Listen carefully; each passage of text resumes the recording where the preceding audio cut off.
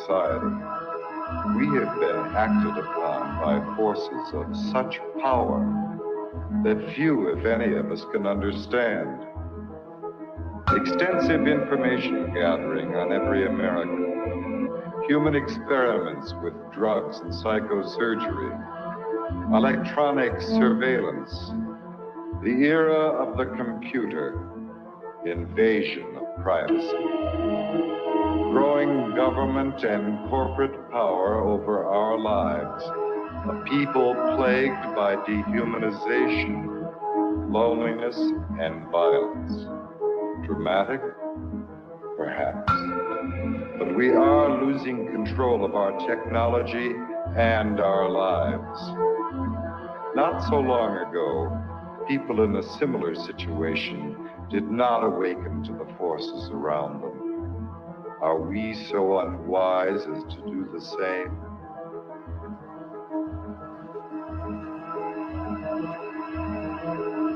Behavior control. And then you change it up every beautifully. Yeah.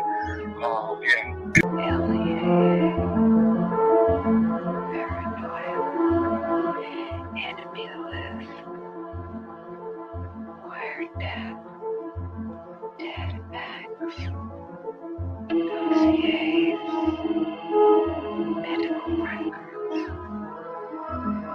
Social security number. Credit record. National security. That was with another agent, Pat Webb. Pat was an explosives agent. So we kind of opened the door just a bit to the cabin. And as we opened the door, we were both pretty much overcome as we looked across the cabin at the shelves that were built on the other side of the door. We could see coffee cans and bottles and jars, and they all had labels on them, and they were very meticulously done. You could see that some were labeled with the name of certain chemicals. One of the things we saw was a hooded sweatshirt, that was hanging up there. And the cabin smelled as if you might start to think, if you really think about this. This is a person who lived in this cabin. They had a cutaway spot on the floor to go to the bathroom. Internet. The creation of a collective consciousness and the merging of the human mind with the internet is the basis of the aspiration of the transhumanists, known as the singularity. Their dream of creating a global brain came nearer when Tim Berners-Lee, a British computer scientist and former employee of the European Organization for Nuclear Research, CERN, invented the World Wide Web. Berners-Lee's breakthrough was to marry hypertext to the internet. The underlying concept of hypertext originated in previous projects from the 1960s, such as the Hypertext Editing System, HES, at Brown University, Ted Nelson's Project Xanadu, and Douglas Engelbart's Online System, NLS. Both Nelson and Engelbart were in turn inspired by Vannevar Bush's microfilm-based Memex, which was described in the 1945 essay As We May Think. Berners-Lee founded the World Wide Web Consortium, W3C, after he left CERN in 1994. It was founded at the MIT's Laboratory for Computer Science, MIT LCS, with support from the Defense Advanced Research Projects Agency, DARPA, which had pioneered the Internet. The transhumanists' idea of mind uploading is reminiscent of that expressed by Allen Ginsberg following his LSD experiments at Stanford with Gregory Bateson. While under the influence of LSD, the doctors hooked him up to an EEG machine, and following the suggestion of his friend and lover William S. Burroughs, connected a stroboscope blinking in synchronization with his alpha rhythms. Describing his experience, Ginsberg recounted, "There was no distinction between inner and outer. Suddenly, I got this uncanny sense that I was really no different than all of this mechanical machinery around me. I began thinking that if I let this go on, something awful would happen. I would be absorbed into the electrical network grid of the entire nation. Then I began feeling a slight crackling along the hemispheres of my skull. I felt my soul being sucked out through the light into the wall socket and going out point one." During the final years before his death in 2000, Terence McKenna became an early proponent of technological singularity and called the internet the birth of the global mind, believing it to be a place where psychedelic culture could flourish. Point two, however, as Derry clarifies in Escape Velocity, cyberculture at the end of the century. 327. 328. Transhumanism. But as Thomas Hein reminds us in Facing Tomorrow, what the future has been. What the future can be, Futures like McKenna's are stories we tell ourselves. About the present, an attempt to invest our lives with a meaning and a drama that transcend the inevitable decay and death of the individual. We want our stories to lead us somewhere and come to a satisfying conclusion, even though not all do so. 1264 Placing our faith in an end-of-the-century Deus Ex Machina that will obviate the need to confront the social, political, economic, and ecological problems clamoring for solutions is a risky endgame. The metaphysical glow that increasingly halos the high-tech tomorrows of cyberdelic philosophers, corporate futurologists, pop science programs such as the Discovery Channel's Beyond 2000, or even ads such as AT&TSU will campaign, blinds us to the pressing concerns all around us. Point 3. As Eric Davis remarked in Technosis, some Christians, especially those with a brute Protestant conviction in the rock-solid inerrancy of the biblical word, would concur with Teilhard that our headlong flight toward planetization is part of a master plan. 4. Davis was commenting on Marshall McLuhan's 1969 interview in Playboy, where McLuhan mentioned that computer networks hold out the promise of creating a technologically engendered state of universal understanding and unity, a state of absorption in the logos that could knit mankind into one family and create a perpetuity of collective harmony and peace. McLuhan clarified, in a Christian sense, this is merely a new interpretation of the mystical body of Christ, and Christ, after all, is the ultimate extension of man. 5. However, as Davis pointed out, in a letter to the Thomist philosopher Jacques Maritain, McLuhan flip-flopped on the idealism he had earlier expressed. Electric information environments being utterly ethereal foster the illusion of the world as spiritual substance.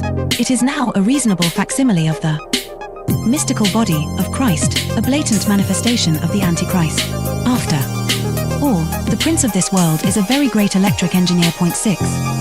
However, for the transhumanists, the internet is not just an agglomeration of inert information, but poses the possibility of humanity creating a collective consciousness of the mystics. Effectively, transhumanism is the hallucination arrived at by computer scientists on drugs. As psychedelic drugs impede the ability to discern reality from imagination, they often lead to the mistaken attribution of life, or even divinity, to inanimate objects, like a computer program. The ultimate foolish dream of the transhumanists is that with the creation of cyberspace, we'll be able to enter the pleroma, the mystical realm of the ancient Gnostics, by uploading our minds to the internet. Thus, the internet will have come to serve as a totality of human knowledge, the omniscient collective consciousness of Teilhard de Chardin, also known as the global brain. Global brain. The relationship between the global brain and the internet, and its connection to the thought of Teilhard de Chardin, is explained in The Lost Symbol by Da Vinci Code author Dan Brown, a fellow alumnus of Exeter with Stuart Brand and Facebook. The Singularity. 329. Founder Mark Zuckerberg. There is an important section from the novel, which is based on revealing the secret of Freemasonry, where Willis Harman's Institute for Newtic Sciences, IONS, named after the noosphere of Teilhard, plays a central role. Here the character Catherine Solomon explains the significance of Newtics. 2 heads are better than 1, and yet 2 heads are not twice better. They are many, many times better. Multiple minds working in unison magnify a thought's effect exponentially. This is the inherent power of prayer. Groups, healing circles, singing in unison, and worshipping en masse. The idea of universal consciousness is no ethereal New Age concept. It's a hard core scientific reality, and harnessing it has the potential to transform our world. This is the underlying discovery of Newtic science. What's more, it's happening right now. You can feel it all around you. Technology is linking us in ways we never imagined possible. Twitter, Google, Wikipedia, and others all blend to create a web of interconnected minds. God is found in the collection of many, rather than in the one. In Darwin Among the Machines, The Evolution of Global Intelligence, George Dyson, who was director's visitor at the Institute for Advanced Study in Princeton, expands upon the premise of ex-club member Samuel Butler's 1863 article of the same name, and suggests that the internet is a living, sentient being.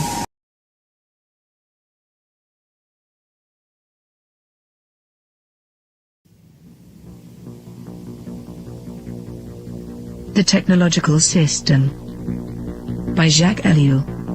1. People are not machines, but in every opportunity where they are allowed to behave like machines, they will so behave. 2. 25 years ago, I arrived at the notion of the technological society, but now, that stage is past. 3. The industrial society. This term is very widespread, but I find it inadequate. 4. Present-day society is still industrial. but that is not its essence. 5. At one time, technology and machine industry were connected, but for more than half a century now, a gap has widened between them. Industrialism developed a centralized, hierarchical system, with a linear growth, a division of labor, and a separation between the means and the ends.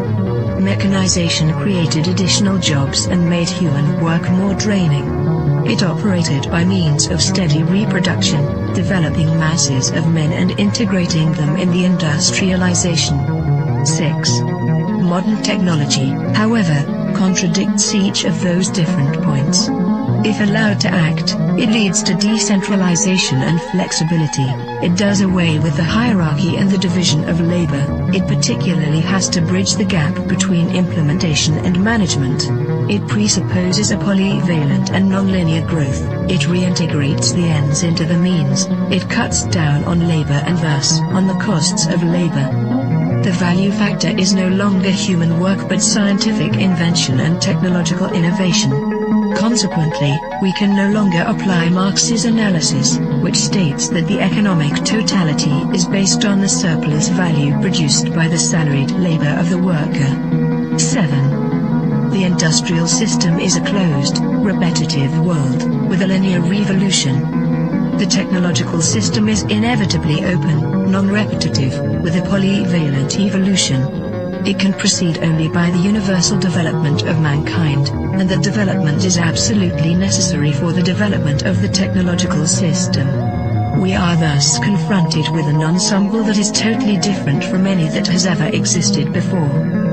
8. Technology, conceived in terms of its automation, its chemical transformation of the world, its economy of energy, its cybernation, its data processing, its biological intervention, and its indefinite output of nuclear energy, has little to do with the old industrial mechanization. 9. Technology is power, made up of instruments of power, hence producing phenomena and structures of power, that is of domination. 10. Terrain, in contrast to Bell, hesitates about a qualifying term. Thus, he speaks of a programmed society. In this case, I am far more in agreement. For he thereby joins the overall outlook of those people for whom the new thing about our society is the organization. He sharply distinguishes between the primary, capitalist, era of industrialization and our era. He qualifies this new society in terms of 3 features. 1. The emergence of new social classes, technicians, bureaucrats, efficiency experts. 2. The new trend of business, which is now based on organization and no longer on the relationship between economic power and productive labor. 3. Spare time activities. All 3 characteristics boil down to a reduction and to the necessities of the technological system, which, as Terrain realizes, transforms the social struggles themselves. They are becoming more technological and are no longer subject to a takeover by the proletariat. Turin adds one more essential feature of post-industrial society: the importance of the student movement with its deep contestation, its challenge, and its political weakness. But, as I have tried to show in my studies on revolution, I regard this feature as episodic and contingent. 11. What triggers consumption? Advertising, that is to say, the technologies of advertising. What is it that demands greater consumption? Mass production, which is possible only because of technology. What are we given to consume? Technological objects, because they are the things that are produced most. Hence, the consumer society, in all its aspects, is primarily characterized by various technologies. 12. Spectacle is a complete way of life. Consumption is a spectacle, so are political activity and leisure and work and family life and revolution. Modern man watches everything as a spectator. Everything is supplied to him as a spectacle, including the things he believes he is most deeply contributing to or participating in. 13. Technological activity is, by nature, spectacular, excluding all internal reality. Technological activity is what waters down all serious things, since no action can be performed any longer unless by way of technologies. 14. Z. Brzezinski, Between Two Ages, America's Role in the Technotronic Era, 1970, also figured he could add something absolutely new by coining the term, technotronic. He lists a number of differences between industrial and technotronic society.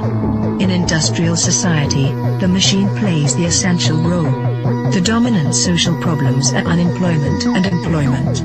Teaching is done through human relations. The ruling class is plutocratic. The university is an ivory tower isolated from reality. Reading favors a conceptual thinking proper to ideologies. Political conflicts are intrinsic. The masses are organized into trade unions. Economic power is personalized. Wealth is the object of activity. 15. Technotronic is a portmanteau word combining technical and electronic. Come now. Isn't electronics technological? Does the word add anything to the early definitions of technology? Once again, technology equals the machine plus industry. Fine, then there is something new according to the famous definition. In a machine, there are material parts that move. Electronics operates with no moving material parts. Granted. But if the computer is not a machine in the normal sense, then in what way is it not the product of a certain number of technologies? In what way is it not integrated in a technological system? There is no reason to distinguish between technology and electronics. 16. Man can no longer be a subject. 4. The system implies that, at least in regard to itself, man must always be treated as an object. Today, this phenomenon is far more important than the renowned Marxist interpretation of commodity. 17. Nothing can have an intrinsic sense, it is given meaning only by technological application. Nothing can lay claim to action, it is acted upon by technological process. Nothing can regard itself as autonomous, it is the technological system that is autonomous, as we shall demonstrate.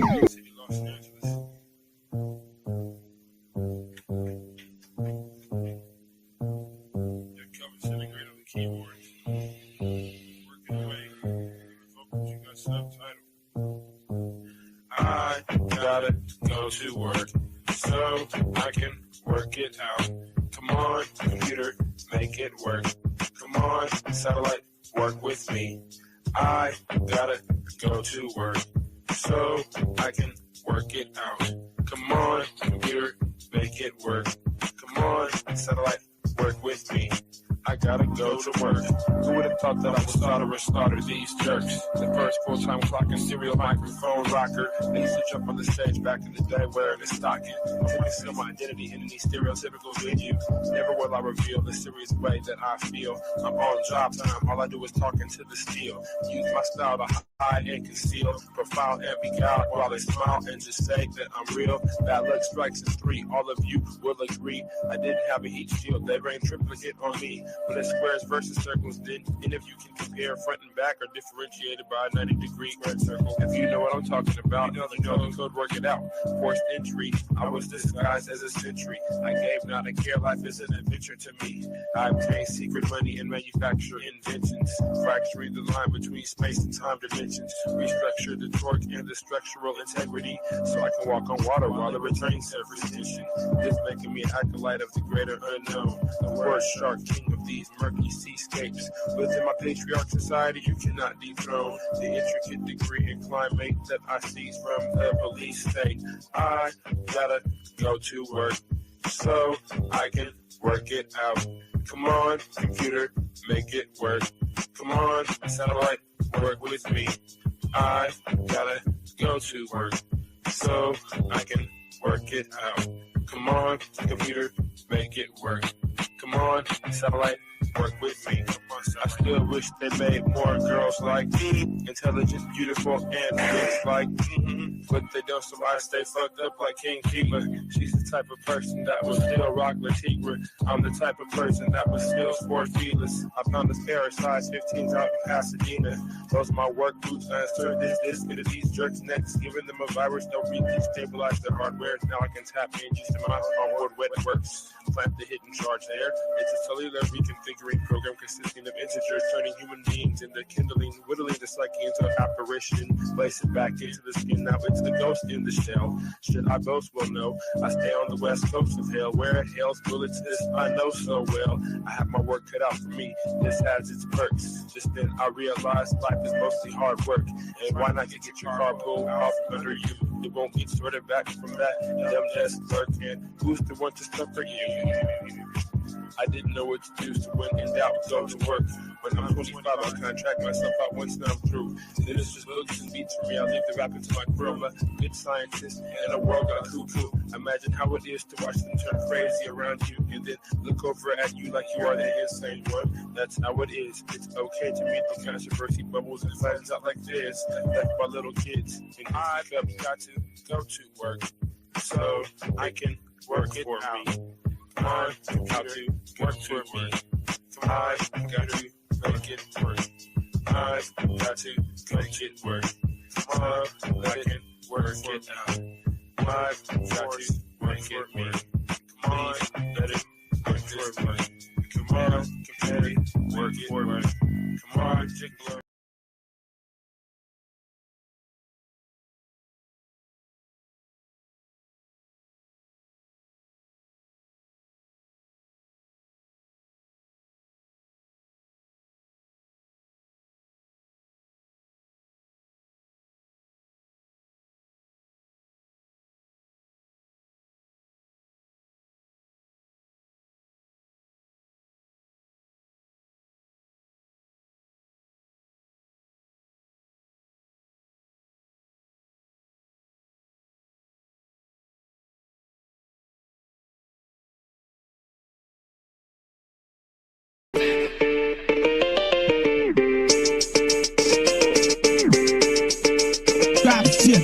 Hegemonic sentences through cavalcades of reminiscence. The dark soul mentions crevices of insight, appendages of tripwire reverence. The gun hill legend brandish your weapons for Armageddon.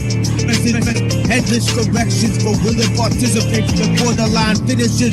I got shadow grimace, the upstream green with human chaos for the pilot smoke screen. Combined with the best wishes, mastering tactics for the advanced craft methods that were highly adapted to the presence, sharpening psyche, which often might be construed as badly used or beautiful looks just like to mirror the schism unseen hidden. The newest eyes cast shadows into the bluest skies until the Tory Alleluia brought to the kings before me as the sacred justice plotted to misinform the whole chorus within construction. Nanonet filaments, hidden secret touch, mystified by the comfortable and united by inner struggle. Hidden a bundle of scar-ridden enigmas. Now the claw is risen. Man is up with cheeky. With this type of disease praying to the east, not to the man-made structures, but to the rising of the sun. A comparison of those diligent millipede legs rushing around in any direction. Misperception and prism seem bad design. And that's the vision from the unlikely incision to the makeshift minions of bad decisions. I'm pressing danger to the head skill, kicking fixes to hidden cages you can't unstage this cause I'm live and in the basement with bones hidden all chrome, hidden with thrones. Like a program metal skull covered in the heart routinely cycled by a metronome. Bones are collected to make me feel like the connection is real. Now only steel can sharpen steel. They hit correct.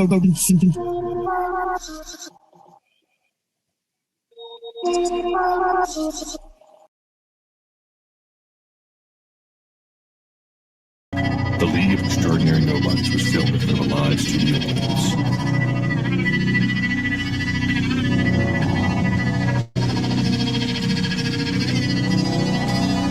I just counted in my head how many people in this room I'm talking to that I would never get a time. But here we all being vain and looking at ourselves in mirrors very closely, nodding straight up at a line. And all the funny little stories that are told are being fueled by what amounts to nothing more than minor crime. But I'm a whore and I'm exploring territory with a party and a pussy, both a number with a dime. I've been thinking that this frozen glow I've chosen is a candidate to lead me to a very sudden end. Another room up in the tombs, a lovely substance with a grave diggers are shoveling that dirt up in their heads. The very fact is I'm sitting here with zombies talking endlessly but couldn't tell you one thing that was said. Again surrounded by the friendliest of strangers who would sooner kill themselves than give a fuck if I were dead. I just realized the tragedy of this is that her hand is on my leg and she so clearly wants to fuck. I know I'm wide and I would certainly oblige. I can't continue getting high and then confusing it for lust. I'm not an angel, but the bag can be unfolded and just split to give a lick is dripping out me colored rust. And you seem nice, but I still hate you for the moment, cause I'm too smart to be open. This is artificial trust. I've been noticing the fact that nothing glorious can happen anymore. We run the gamut of our filth. But here I am again, pretending spontaneity exists with idiots all lifted out their little gills. Aren't you disturbed that everything you did tonight is something else you did already and its meaning is still new? And all the people in your presence are just weapons. It's as simple as the theory that the dying love to kill. Everybody, everybody, everybody, everybody, everybody, everybody here is so alive.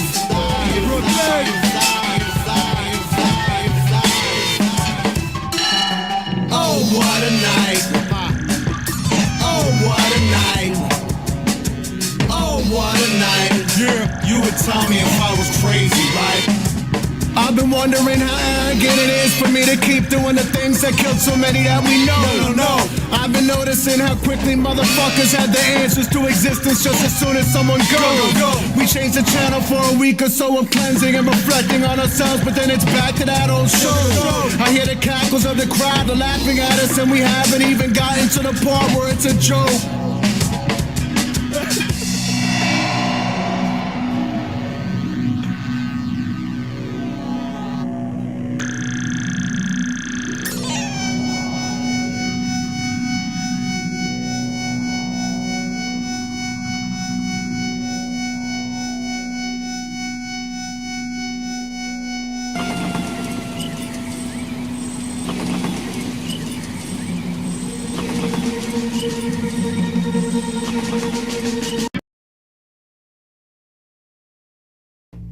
A modern day marvel, but terrible, better horrible. When he grabbed the mic from Sun and crushed up all his metacarpals, he said he ain't mean it, totally by accident. After the show, he didn't follow where y'all taxi went. Will this be available on Wax Axe Max Mill? They all in opposition to his ass whack tax bill, but will it pass the Senate? Slumlord tenant and the super like 1A.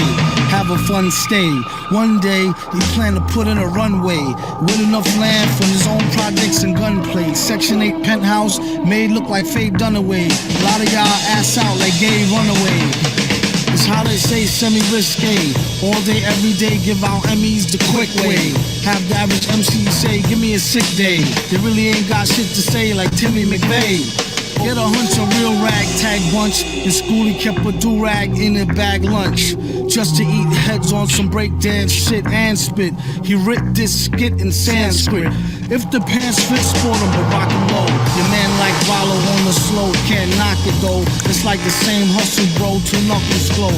Tucked in the Tigre, just let the name buckle show. Good googly moogly, see that loogie? Yeah, keep it on the DL Hughley. You don't watch her, he might house her like Doogie. Just to cut a loosey like Mitsurugi. Gooey gumdrops, who he got his style from his pops. You gotta give the bum some props. Ask his sister, her beatbox is more thicker. Doing that nigga detox with more liquor. Villain for hire, admire the sound. Make sure the price is right before you come on down. Rappers be on some you. Forgot who they talking to. Too much pork stew.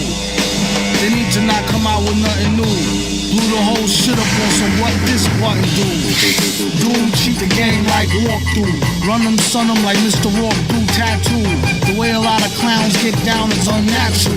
This flow flip like oranges, apples. Rhymes is like limes with a lemonade snapple. Leave it at the chapel, don't eat scrapple. First thing they notice when they come to is they bling is gone. Then they start remembering the Klingon with the rings on. In came the villain with the old gear like hi there. Y'all play the rare, this whole year, my year. Metal face beard like Brillo pad. Y'all know his still old, so don't feel so bad. See, call him old dad, the one the old hoe had. Knew he was a winner since swimmer in the gonads. Okay, pal, pay him like PayPal, so we can be A-OK, not okay corral. I think today I'll make the ladies say ow. And maybe fuck around, take a bow now. Who made his first meal and still carry razor blades? Used to be straight A's and still made the grade. Retarded ass, how you get cash so fast? Yeah, after last, left back in the retarded class. Should've went to Boches, watch him more closely. Who he think he's supposed to be? Villain who always wins, at least stay consistent. Find him where that bitch went, get a room, pitch a tent. Yo, Max, yo, change that beat, yo. You got another one? Nah, yo.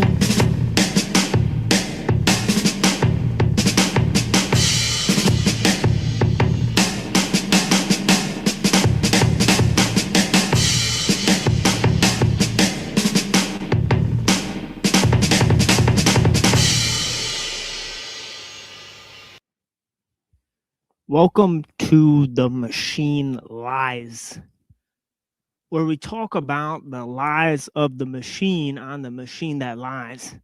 And let me roll through with the chat box here. Look at the few conversations we have here. I'm grabbing some coffee for myself as we start up here. And so blessings to the people, and then we'll get the ball rolling. And it's about to be pretty heavy today, right? As a continuation of the last stream, right? So I greatly appreciate the correspondence from people like Lorp. Greatly appreciate you, man. Yeah, exactly, man. You know, we're not giving up on anything. We're doubling down. We doubling down. You know what I mean? Round 2, motherfucker. Let's go. So I appreciate you guys, man. We got US Ape. I appreciate you, brother. Bear Jew. Man, did Bear Jew get doxxed? Is he trying to like hide from people? I don't want to say if it's, you know what I mean, right? If he's trying to hide out. But yeah, I appreciate you, sir. Thank you so much for watching. Emily, back in the day. Cool. Yeah, we got banned in Japan. We did a music show. We got banned in Japan. Right? You know that song Banned in the USA by 2 Live Crew? Banned in the USA. Right? I think they're copying Bruce Springfield. Right, but we need like a screamo song called Banned in Japan, right? It's like banned in Japan, banned in Japan, banned in Japan. Right? Some shit like that. Banned in Japan. Right, like some shit like where it goes hard. But yeah, I appreciate you guys. Blessings TML. Yeah, I appreciate you, brother. You know, we got GRV Productions. Uh-oh, we got Ezra Cohen possibly on the tail end of that. Oh boy, oh boy, oh boy. We got the NSA on our tail now. Just by putting one comment up. You see how that works, folks? Crystal Sean, blessings. Rachel Zinger, blessings. Yeah, thank you, brother. I appreciate you guys. Rachel, what's going on? Yeah, we got Rachel up in the house. We got Sleeper Cell Girl. Yeah, thank you. Yeah, we got the homies. I love you too, for sure. Yeah, I love it. We got I love you. I love it. It is what it is. There's a lot of love going on. I appreciate you guys, right? Yeah, we got this dogma free out here. Blessings. Yeah, thank you, sir. I appreciate you. 2 of them now. Yeah. Okay, banned in the USA. Exactly. Okay, give me a second. I'll be right back. Let me grab this coffee You know, let me put a little song on for you guys. I'll be right back in a second here. What should I go with? Let's go with this here. And we'll be right back in about 2 minutes here. I appreciate you guys, man. You know what I mean? Spooky Saturday, you know?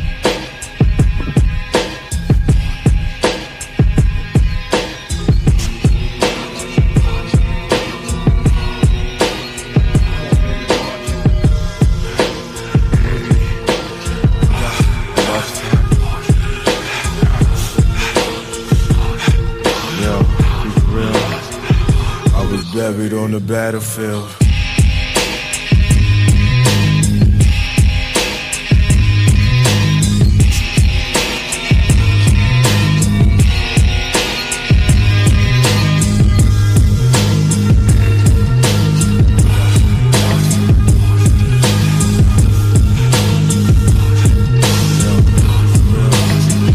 I was buried on the battlefield, located near Israel. The rest of my platoon was trapped upon a hill. I heard mega real, he's real. I was buried on the battlefield. I heard mega bombs, firearms, and more alarms, hand grenades, man rage and evil waves. My destination was to seek life. I mean, stars were so low, they appeared as street lights. I was shown the crucifixion by 2 Egyptians with war in heaven. I saw Christ with a Mac 11, so I joined his army.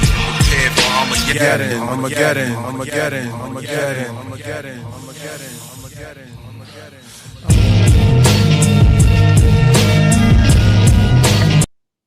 All right, I appreciate you guys a lot. And yeah, let's move on to the things here. I appreciate you guys, man. Running around a little bit, right? A little bit unprepared for the show in terms of just my usual setup, right? We usually got like coffee poured out and all this stuff. We usually got 1 or 2 people on the stage already, right? To help me out with this. But yeah, nonetheless, I appreciate you guys. I appreciate the people that are watching this. And let's get up in the ideas, right? So I was talking to Sam earlier, right? And we were talking about sort of a lot of different concepts, like where do ideas come from, right? That's one of the primary moves that we're sort of going with, is where do ideas come from, right? And, you know, there's different options in terms of the way mind functions, right? And you can sort of think of, you know, a sort of universal mind, right? Where maybe all ideas are sort of contained, right? And within that option, there's sort of an idea where, you know, you could say that there is sort of no sort of universal mind, right? But there's instead a sort of temporal plane, right? Where all ideas exist. See, if time is sort of like a linear, right, movement, right? And everything can be placed within that movement. So it's all deterministic. There's only one time, right, that persists throughout, right?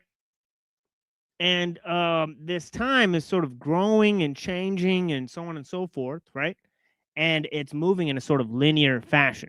So you could say that whatever is going to unfold is already contained within the present moment, right?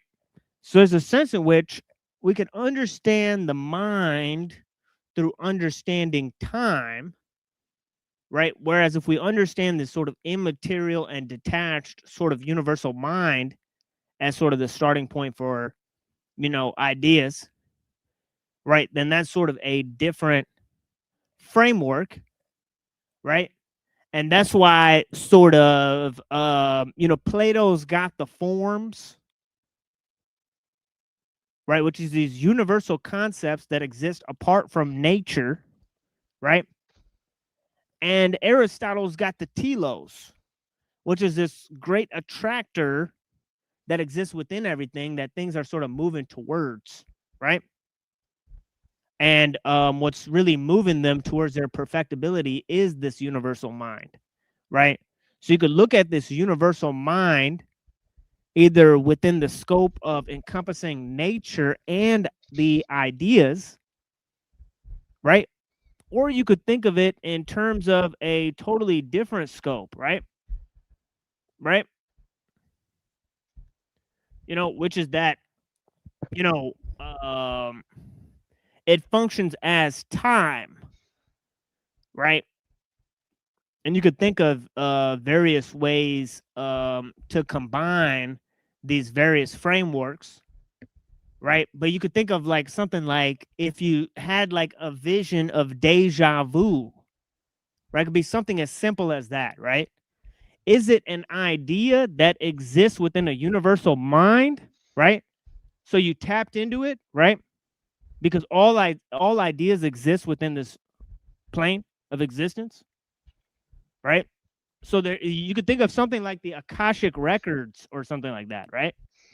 Where all of these ideas exist, right? You've heard that sort of thing be, mentioned before, right? There's a sort of similar concept within Islam of this tablet of destiny, right? So you could think of like there's a preserved tablet, right? Where like everything that is going to happen is already set forth, right? And so you could think of that in terms of the universal mind or nature, as I was saying before, right? Right. You could think of it in terms of that you saw something that happened before it happened, right? Because time is all on one line, right? So you'd be tapping into something, right? Because time is just one body, right? As I said, whatever that's going to be developed into something that exists here now, right? Therefore, you can tap into it, right? You could see into the future, right? Or it could be sort of telepathy, right? In terms of the information exists somewhere, right? And you simply channel the information, right? So either way, there's a lessening input from this sort of universal mind or sort of detached realm of ideas, right? And similarly, when you perceive something in a dream, right, there's pretty much three options, right? One is that you constructed it with your own mind out of whole cloth, right? That means that you imagine something, right? And it's hard to do that with sort of hallucinations and dreams, right? Because certain hallucinations and dreams, they seem very complex, almost too complex to imagine, right?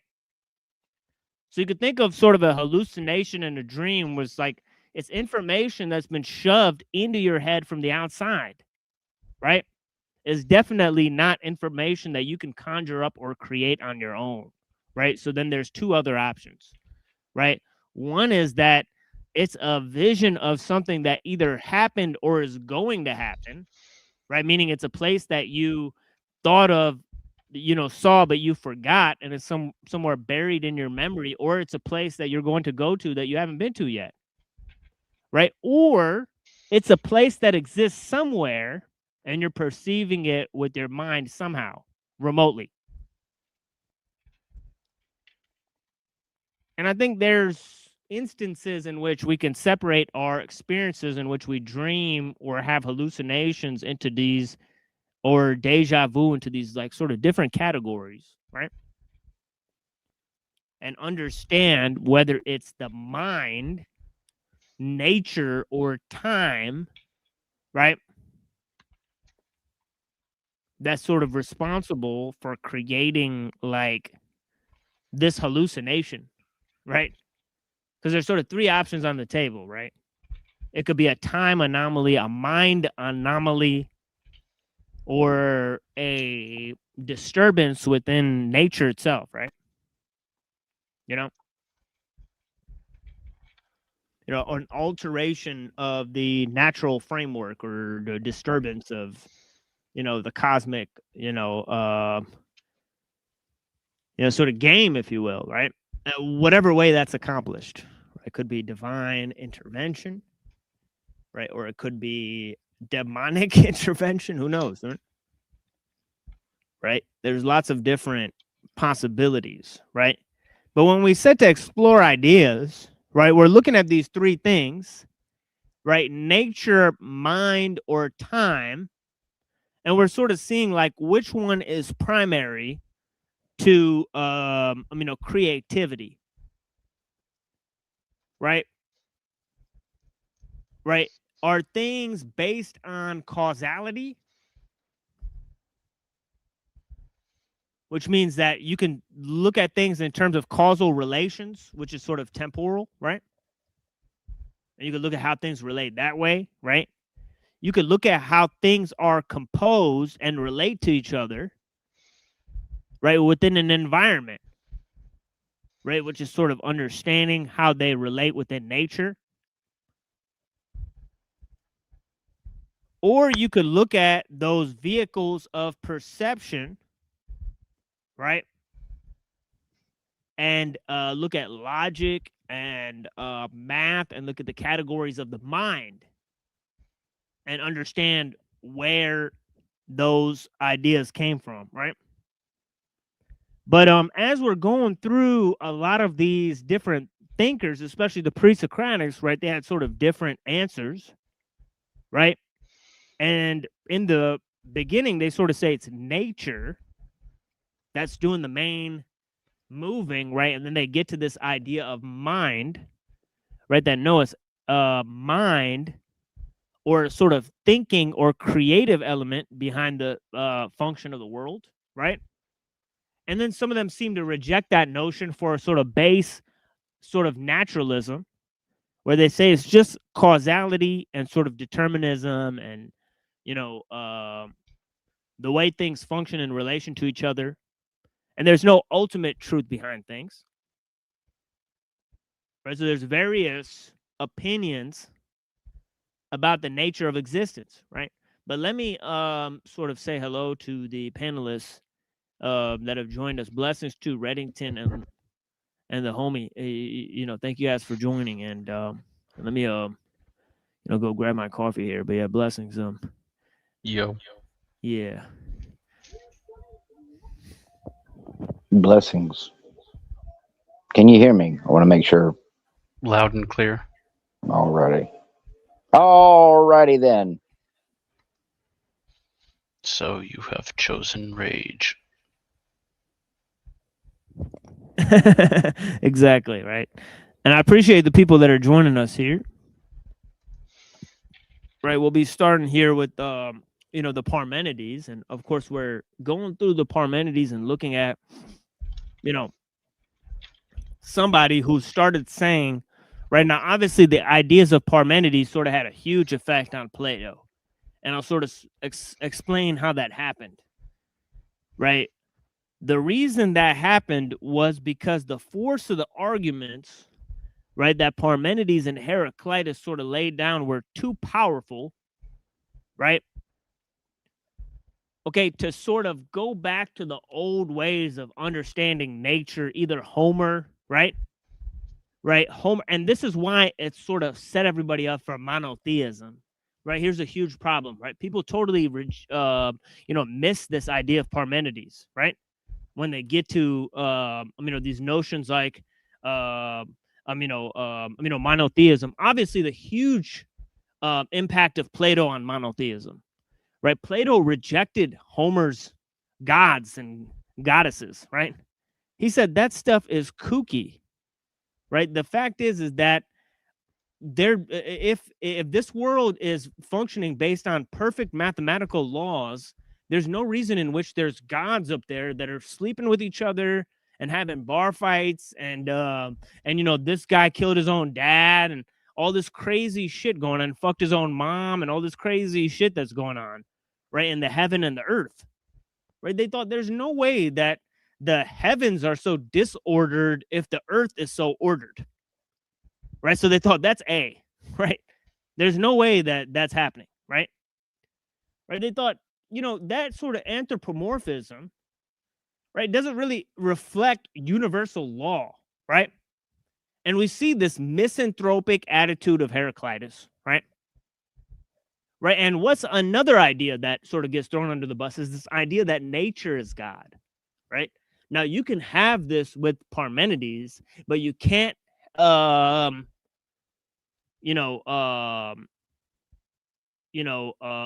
really have it with Plato, right? We talked about that, right?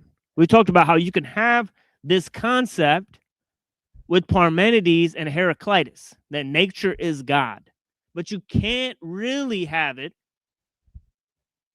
with Plato. So there's different changes that add to the scope, right, of monotheism. It was pretty natural that this idea sort of blossomed up in time, right? Because they first laid down the idea that there's a total being, right? So they first came up with the idea that, there's no such thing as pure becoming in nature, right? Nature abhors a vacuum, right? There's no sort of emptiness or place where this, becoming could sort of be on its own, right? So they said, look, the nature of existence is that, being with a capital B is, right? So they said existence is, right? So they said that you can't deny that there's a such thing as reality, there's a such thing as nature, there's a such thing as the universe, right? Whether it's nature or time that's primary in this, right? We can all agree that nature exists, time exists, right? That one of these things exists, right? So that we can look at what is, right? We could study what is, right? Now, Plato came to a different idea. He said, not only is there being, that means there's a true nature, ultimate nature of reality and existence that is here now. It's not in some other realm of being, right? But it's here now. That means the truth is a living truth that exists here with us now, right? So we could study it, we can understand things, we can comprehend nature, right? And we can know the true nature of existence, right? Right? They thought that because there's change that exists within nature, right? They said there has to be a sort of changeless nature to things. And this changeless nature is actually within the ideas and not the things themselves, right? So they thought, well, not only is existence real, right? And there's people that denied this idea, right? They said, look, there's no such thing as true nature of existence, right? They said you can't define anything. Things are constantly changing, right? And Parmenides sort of rejected that, right? So he came up with this idea that from nothing, nothing comes, right? From nothing, nothing comes, right? And that everything that's in existence is something that is real, right? Now, Plato said that's only partly true, right? So he rejected part of that. He said there are real things, right? But reality is based on those real things. It's not real in and of itself. Whereas Parmenides would disagree. He'd say it's all real. Right? Plato said, look, reality isn't real in and of itself. It's based on ideas that are real, but it is not real. Right? Because nature is it's becoming. Right? Nature is subject to change and becoming. It's made of parts. Right? Everything in nature withers or dies away. So nature is not in a state of being. It's in a state of becoming. You can observe the changes in nature.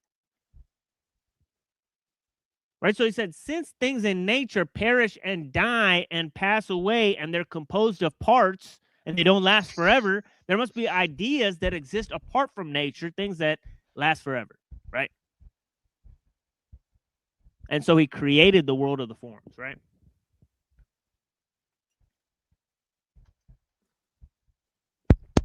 And he said that this world is actually virtual, right? It's kind of like, you know, a hologram, an emanation of real ideas, right? So here you have this term emanation. You know this term of the universal mind, right? Right, and you also have some other key ideas, right?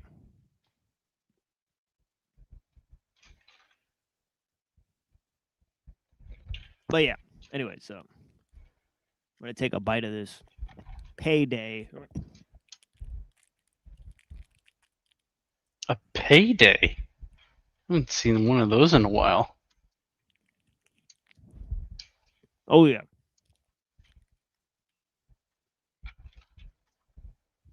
Yeah, I bought a bag of them the other day. Nice. I only got 2 left. There are 16 in the bag. It was like $4. Dang. Yeah, I know. It's like $2 for a chocolate bar. It's insane. Like $2 for a chocolate bar or a bag of chips. It's insanity.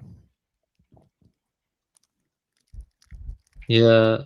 Yeah, recently, well, not recently, but there is something, you know, in Indian Buddhism, there's something called nimitta, and it's like a sign or mark by which objects are recognized. And, Nagarjuna and others say by appropriating the signs, and then, you treat them in an instrumental way or in a way to guide oneself for progress or whatever, for like guiding things. That would be like the root of the, Aristotelian or instrumental way of thinking, the appropriation of the science. And, Nagarjuna also said prior to enlightenment or the experience of suchness, one sees the signlessness, which is called anamita. That one's called anamita. Yeah, again, yeah, that's what I was mentioning. I can share that picture. This is more like, yeah, this is more like Buddhist philosophy, but I wanted to just say that because, I don't know if, let me think, yeah. Oh, what's that? Yeah. Oh, whoops. Huh. All right. What the hell? All right, give me a second. There we go. Yeah. The realization of emptiness in Madhyamaka is connected to the meditational state of the signless, anamita, and that the Buddha says immediately precedes the attainment of nirvana. And I was thinking, is there, because in Parmenides, what is and what is not, the being and Parmenides is still a kind of can be discussed in terms of sign. Like the being and Parmenides, or what is not signless, I think. Am I right about that, or is it signless? Or because I know Parmenides, I read the fragment. He says ungenerated and imperishable, but it doesn't seem like he frames it in terms of being signless, or it cannot be, because it still has attributes, at least to Parmenides. Or you get what I'm trying to say? That's my question. Yeah. Yeah, I mean, in terms of the nature of existence, it's one, right? So can it be signified, right? Because who's seeing the totality of things, right? Yeah, 100%. That's what I was asking. Nobody, right? Yeah. So I mean, unless all of the universe or nature is a symbol for something that points outside of nature, right? So, but I would think maybe language may be part of the way of seeming, whereas in Heraclitus, it takes a central importance, as we said. You cannot define anything, right? Because things are and are not. But of course, Parmenides would not accept that, right? He would say all definitions are part of the way of seeming, right? So I'm wondering about that.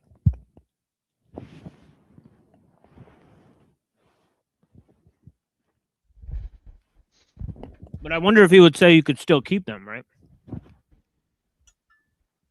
Yeah, it's like I think it's like a con in my view, because when one tries to intellectualize it, there are limitations. At least the way I see it, because there are certain paradoxes involved and such. So yeah, but I do think ultimately that there is a kind of ultimate that is it cannot really be. It's like incognizable. So at least that's how I would see it. But yeah, I would say Parmenides comes close to it, but yeah, but not.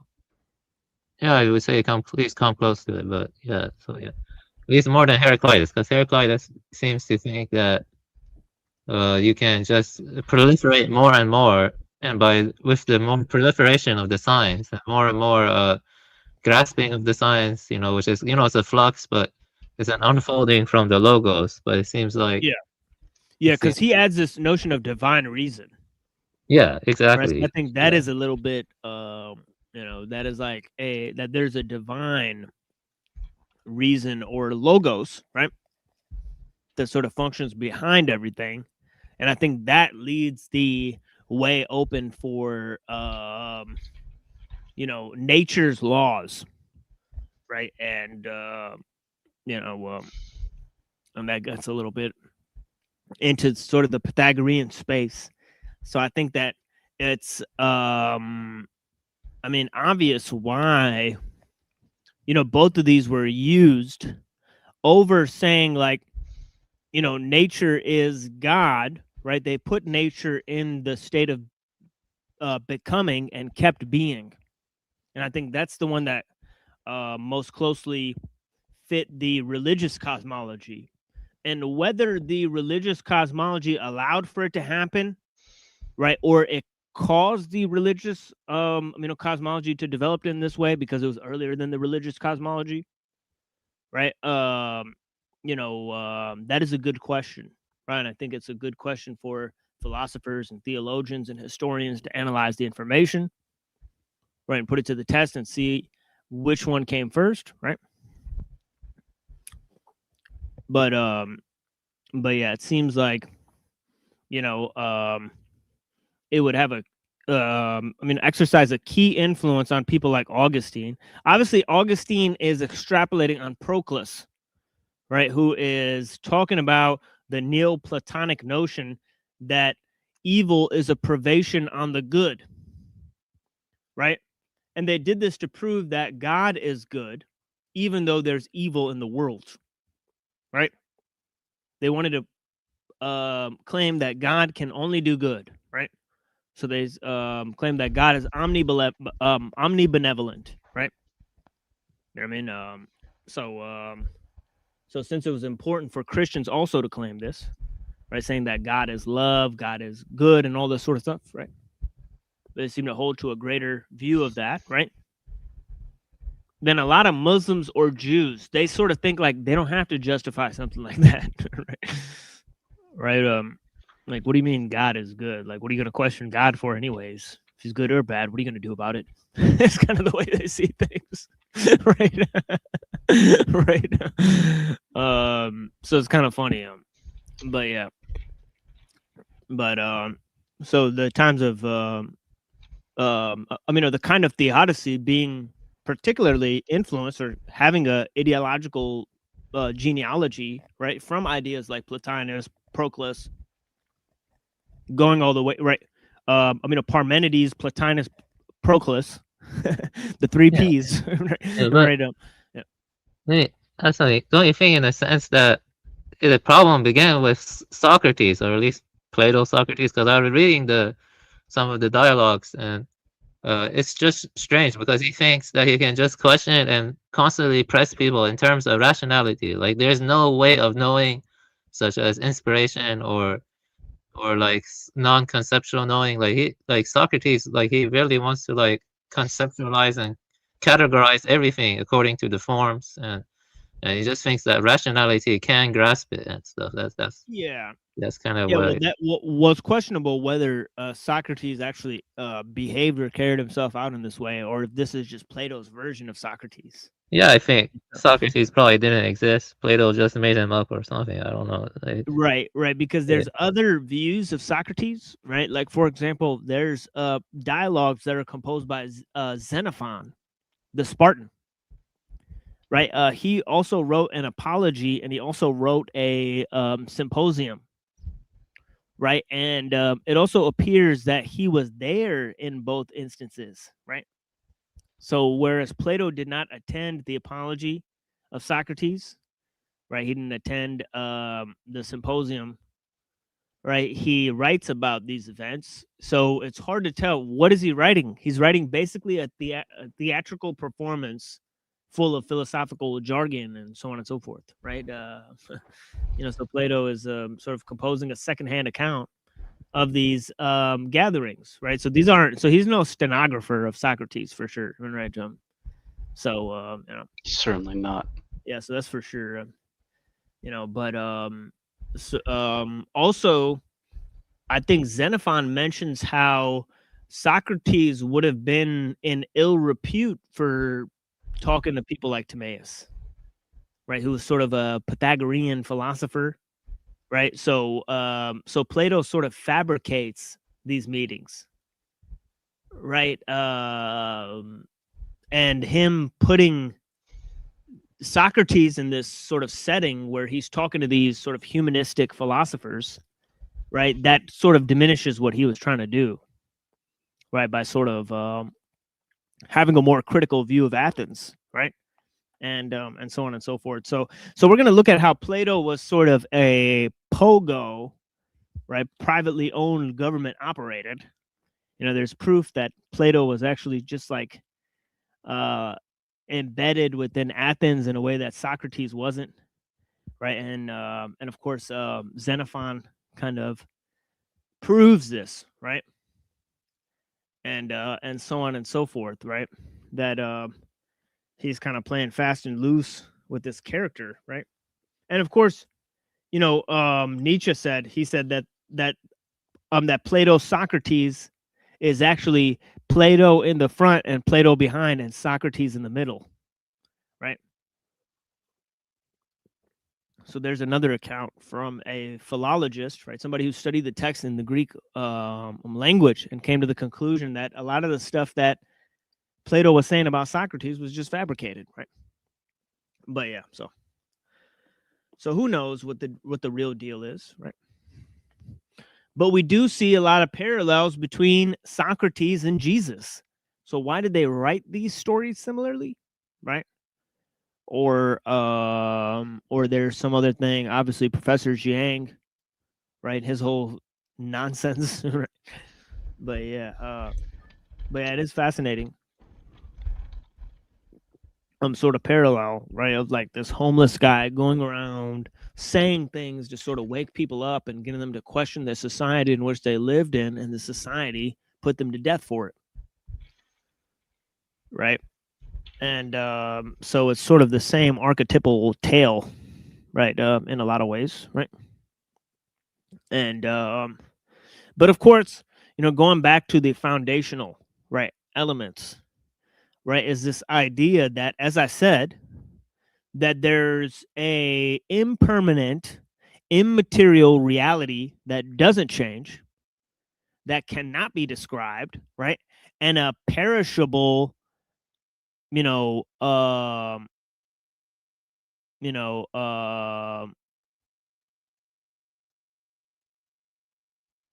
perishable worlds, right, composed of parts, right, that can be defined, right, and that's the world of becoming, right? So how they got the world of being to function with the world of becoming, and sort of make a whole mess of things, form all these categories of existence, where you got the you got spirit on the top, then mind and spirit mixed in the intermediary realm, then just mind, then just mind and matter mix than just matter, right? Then and it is just and then there you got 16 categories to go with each one of them, and then those also count as the anatomy of the soul. So this is also how you reach spiritual ascension, and it's not for the best, right? That we've invented this idea of transcending nature through spiritual alchemy and leave this so it's a fundamental way in which they cause people to create a false map of reality, right? And try to engineer the world how God made it, but it's really just a false representation of the way God made it, to try to change nature and reality, right? Try to falsify it, try to obfuscate what is real, right? So this is the huge issue, right? We have a bunch of people that have falsified truth or creation to create a map that is now bigger than the real world, right? Right, and it's falsified real life, right? Our thoughts have imaginations of their own, right? And our creations, right? We don't own our creations, right? They come from nature, right? And sort of the world of ideas, right? And when we create something, right? It sort of creates. And we can't control what it creates, right? We're entitled to our actions and not the fruit of them, right? So this is a problem, is that we're using things that we don't understand to create a world that, we're not sure if we want to live in, right? And so on and so forth, right? So, so all this is a sort of false engineering, false scope, right? And yeah, so how we can sort of get out of this matrix of control, right, is sort of to go back to first principles, to analyze first principles, right? Reanalyze, to sort of go back to the drawing board, as they say, right? Understand these three concepts, as I said, right? Nature, time, and mind. And what's primary about these concepts, right? So that we can analyze, right, and not have a sort of falsified view, right, of what is the nature of change, right? Or where do ideas come from? Okay, because that is a dangerous place to either think that we're creating our own reality, right, or that the ideas that we make are sort of part of a framework that is outside of our understanding, that we can't control, that we're sort of bringing it into this world, right?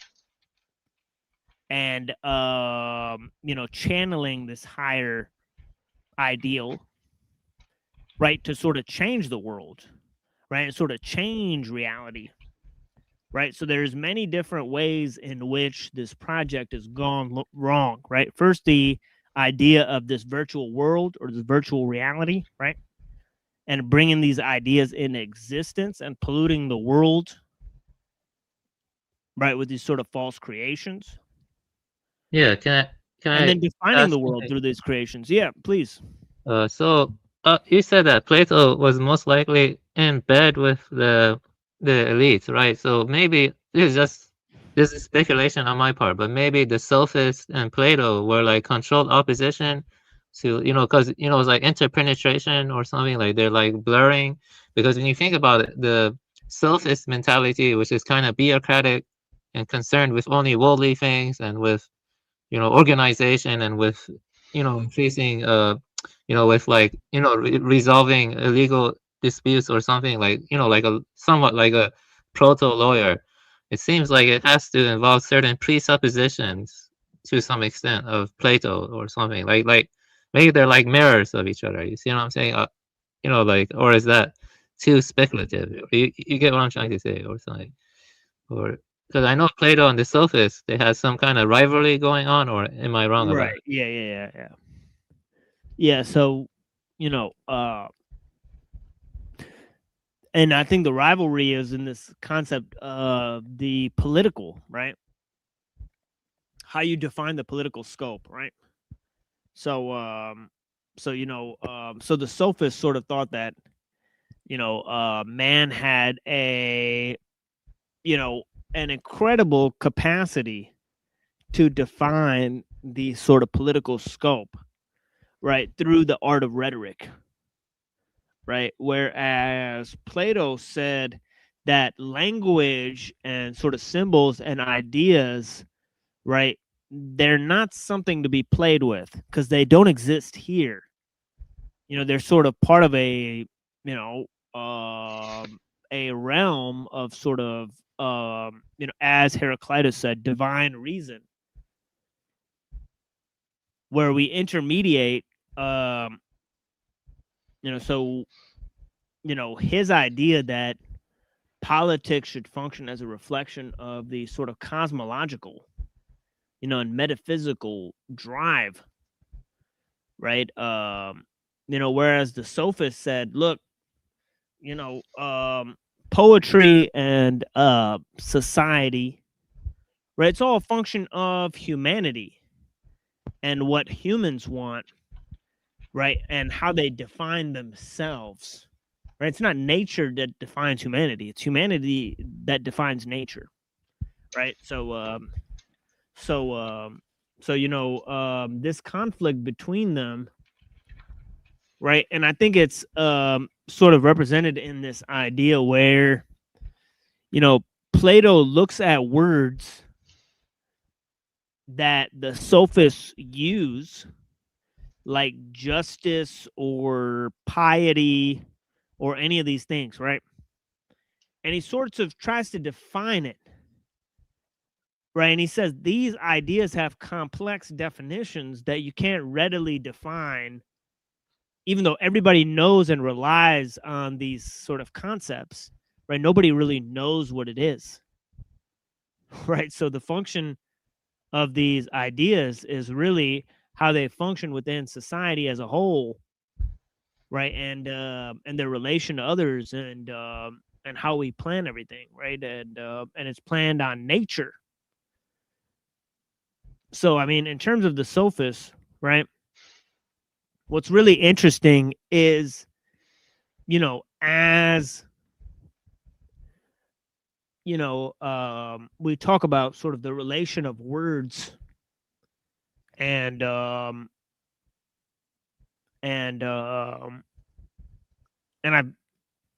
would have to say that maybe the Pythagoreans were not seen as,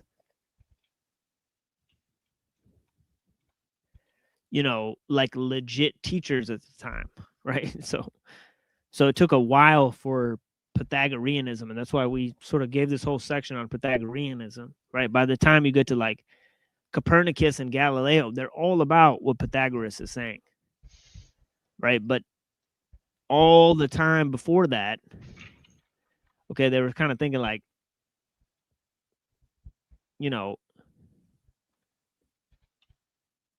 is it really,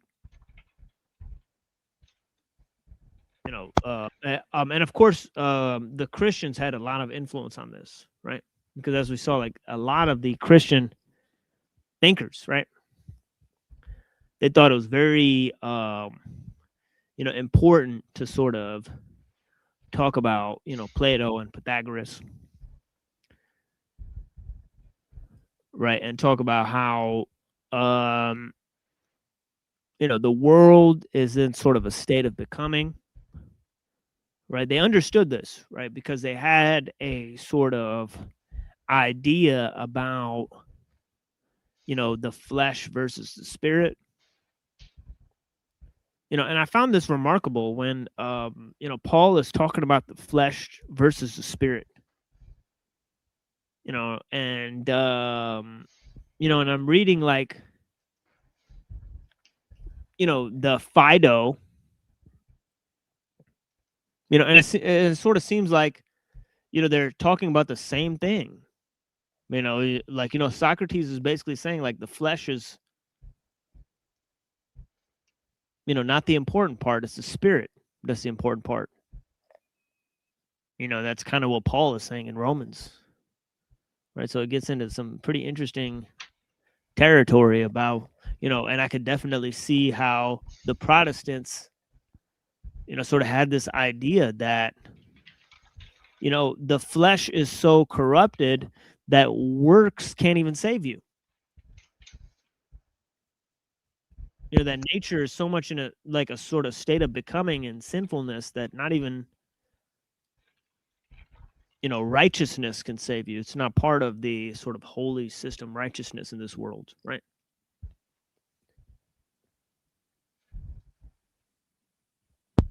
Right. Or the idea that evil has no existence except for a privation on the good, right?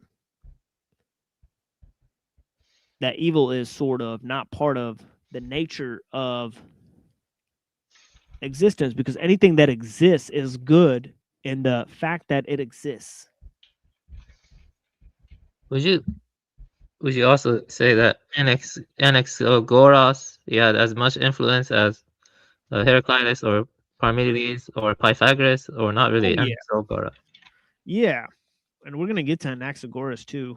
Yeah, Anaxagoras, yeah. Yeah, he's going to come up soon. Yeah, his stuff seems kind of like Leibniz, actually, when I look at it. Kind of like the windowless monads, when I look at his idea of seats and stuff. Yeah, yeah. Yeah, I think that influenced Plato a lot, Anaxagoras.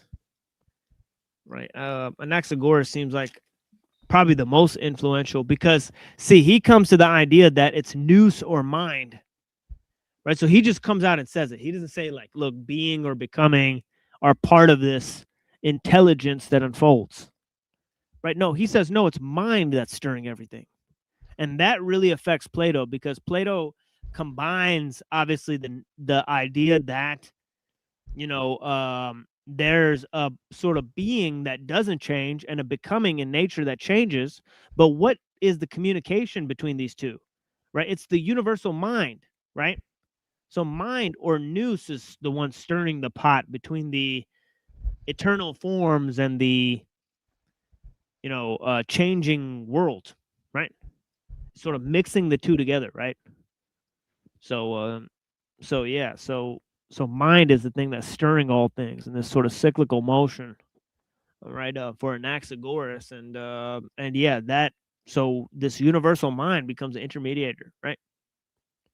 So yeah, that's a very important concept. Yeah, and it's of course also we'll get, yeah. it's also like Empedocles to some extent, yeah. Right, yeah. Yeah, and because he talks about emanations, right? So Empedocles is the guy who comes up with this concept of emanations. He calls them effluences, right? So it's interesting, right? It's like these like emotional states of the world, right?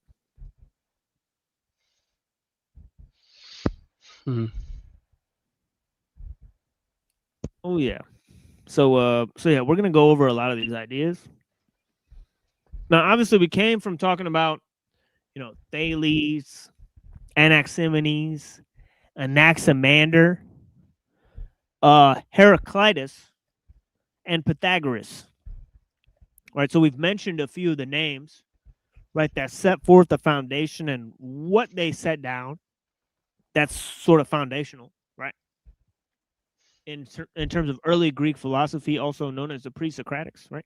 It used to be called early Greek philosophy, but then they changed it to calling it pre-Socratic philosophy.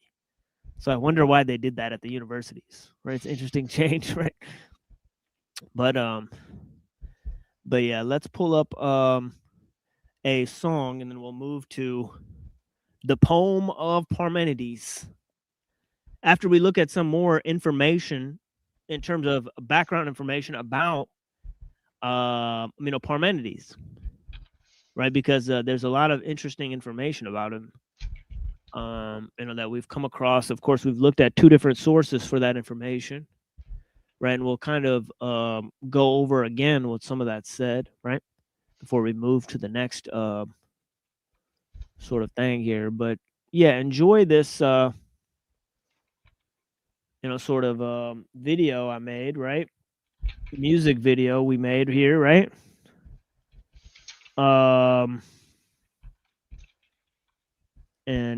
Yeah. So yeah, let's see if you guys like this.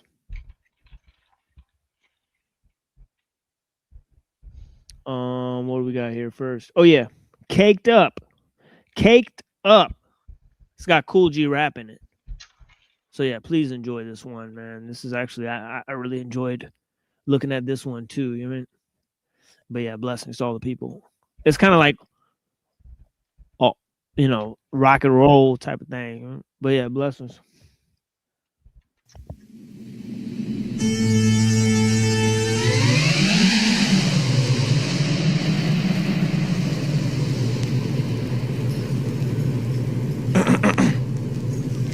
Yeah. There he goes with his guinea charm and olive oil voice. Wrecking machine and I'm hungry to pot or boil twice. Not a royal life, so I rip on feds. Since the days of jumpsuits with the slip-on kids. And with that said, when Vic's on edge, I need a second to manage, weapon to brandish. Step and threaten to man, it's like your head's a paintbrush. How it's next to the canvas. This is action, not words. Def Leppard advantage, you lack the minerals and vitamins. Syllable Leviathan Vic. Playing rappers as if the fiddles are violins. I am ready. Who said he ain't? Plenty of penny lanes. When you're almost famous, your brain is like the stainless with steady aim. And I know many came and went acting like escorts. The next boss, all the previous leaders are X'd off. And the best part about kids, they know they ain't gotta pay Kareem to see a big KO. But hey yo, it's Giancarlo Costello, something to be a part of. Hire a psychic and still ain't gonna see tomorrow. Yeah. Cool G rap.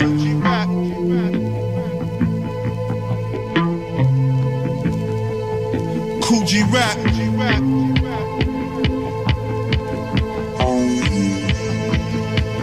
Cool G rap.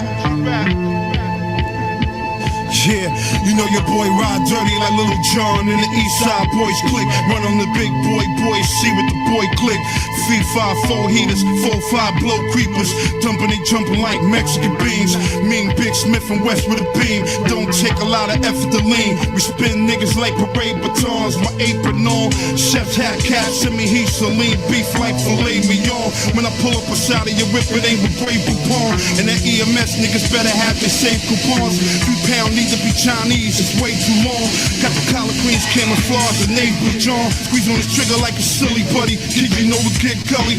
Front on my click, a little Vic, catch a clip, buddy. Niggas party round down, bitches shit bubbly. Nigga clown around the click, I put your click in huggies.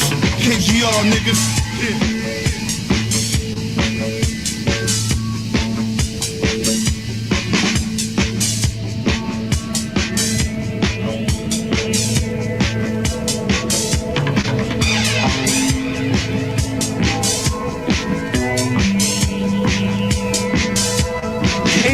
I see a change, it be the same, I'm so ready to blow.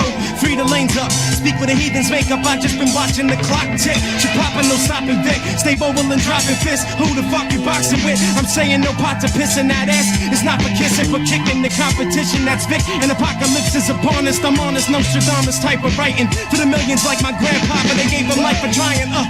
Pop Prozac for the shit I might write. Don't hold back when I make my own tracks, like Excite Bike. So run your mouth and meet the next Clint. Catch a living street dreams and wake up when they get pinched. Think of Vic if a king exists. Peasants biting on my lyrics like dead skin on their fingertips. Bring a wrist to slit or sing a quick verse, whistling past the cemetery, little Vic curse.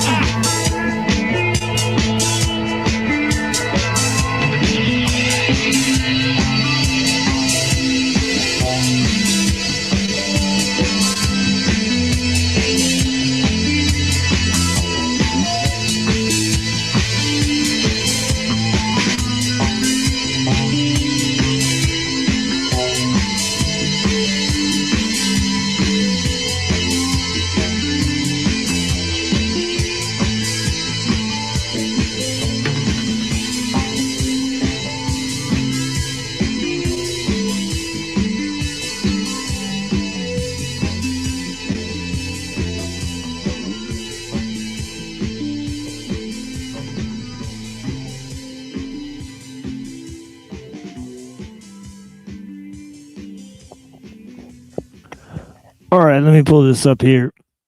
We got 3 different sources here. As I was sort of laying it out here for you guys. And in the first one, we sort of talked about different things. We talked about the different interpretations of his sort of doctrines, right? Whether or not he's a sort of a monist,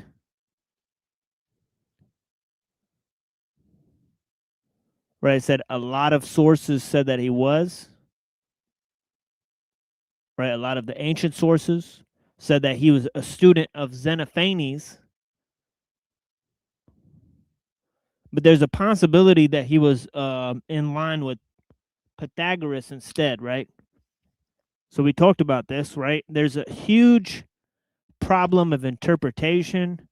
There's a sort of nod to the Homeric style of poetry, right? Dactylic hexameters is the relevant style that we're referring to, right? And there's obviously the claim that sort of, Parmenides is sort of the inventor of metaphysics.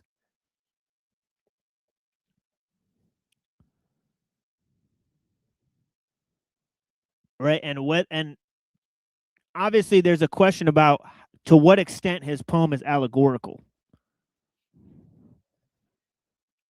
Right? And in another source that we sort of looked at, right, we found out that he was born in 515 BCE, that he wrote the legal code of Aleia, and they followed it for 500 years. He was well known among the other Eleatic people, that he was a person who taught Zeno philosophy. So Zeno, right, of Aleia, not Zeno of Citium, right, to be confused with Zeno of Citium. Zeno of Citium was a Stoic philosopher. Right, so if you want to know a primary source for Stoic philosophy, you go to Zeno of Citium, not Marcus Aurelius, as most people have. Right, they think like he was the top Stoic philosopher of all time. That's far from the truth. It was probably Epictetus or Zeno of Citium that was the greatest Stoic philosophers that ever lived. Right, so if you want to read some real Stoic philosophy, you go to those guys, right? Not to Marcus Aurelius. I'm not saying that, Marcus Aurelius isn't great writing, or, I'm just saying, like, but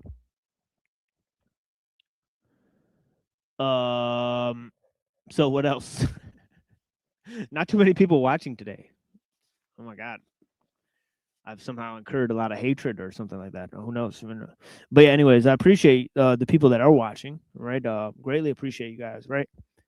And yeah, like this other shit about, it says ancient biographies report that Parmenides studied with Xenophanes, right? So that his monistic style may have been influenced by that teacher's account of one supreme God. Another possible might be that he's connected with the Pythagoreans. Now, what are the connections with Xenophanes? Well, Xenophanes sort of says Homer is ridiculous because there's only one God, and all of him thinks, all of him sees, all of him hears. Right? So he sort of said, like, look, God is this unique being that exists as part of the world and is sort of everywhere at the same time, right? So it's sort of a lot like, like sort of like Allah, right? Honestly, right? So, so it's interesting that he come up with this concept, right? But what's fascinating about it is that this concept applied to nature, right? With this idea that nature doesn't change, that it's one being, right? As then Zeno goes on to prove, right? That there's no, that there's not separate things that are, right? You know, that there's only one nature of all things.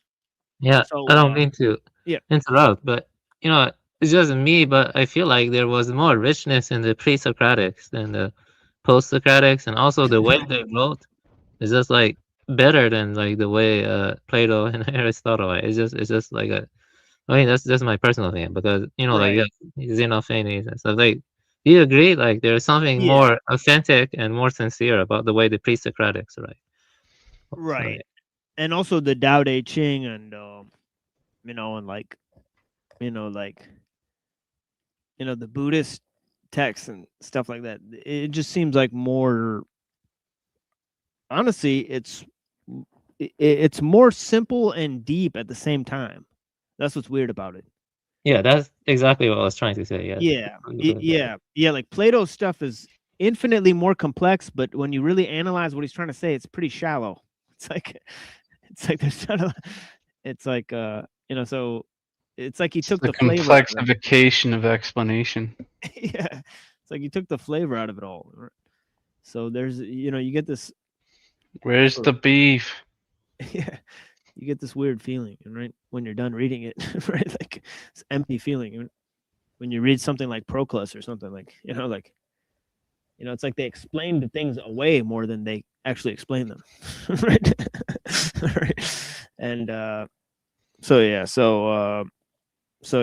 says here, right, in the other text, right, that that the Eleatic successors defended and elaborated his arguments, and the so-called pluralists Anaxagoras, Empedocles, and Adamus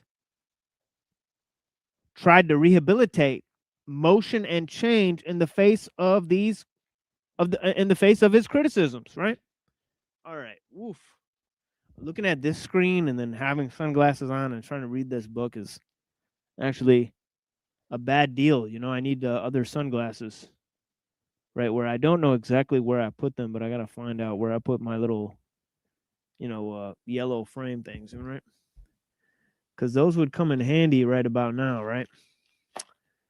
But yeah, I got to refine those. But yeah, I appreciate you guys. And, but yeah, let me move to the text, right, that we're reading of Parmenides, right, by John Burnett. John Burnett.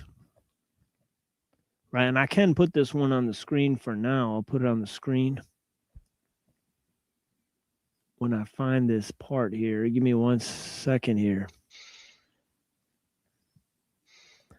And let me find the part about Parmenides.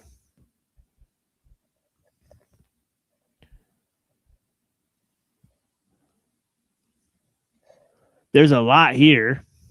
And I got to send this to Hyperborean, because I'm sure he'll get a kick out of this. You know, because he's interested in these types of resources as well. But let's go to the ideas, what John Burnett says about Parmenides and what we can glean from his explanations, right, of the text. He says Parmenides, son of Pyrrhus. Whoa, so he knows who his daddy was. That's a little strange, I'm going to admit, right? Was a citizen of Hyele. Hyele, Alia, or Velia, Velia, a colony founded in Oinotria. Fuck, man. I'll just put this on the screen so you guys can see why I'm struggling here. Because mother fudge.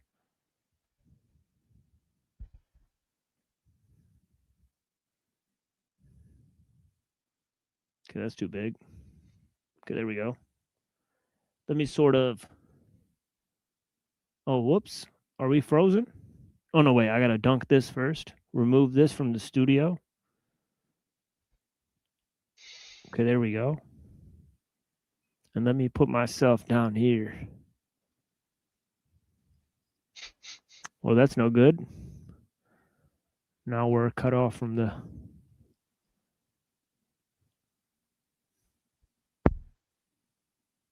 Don't worry, folks.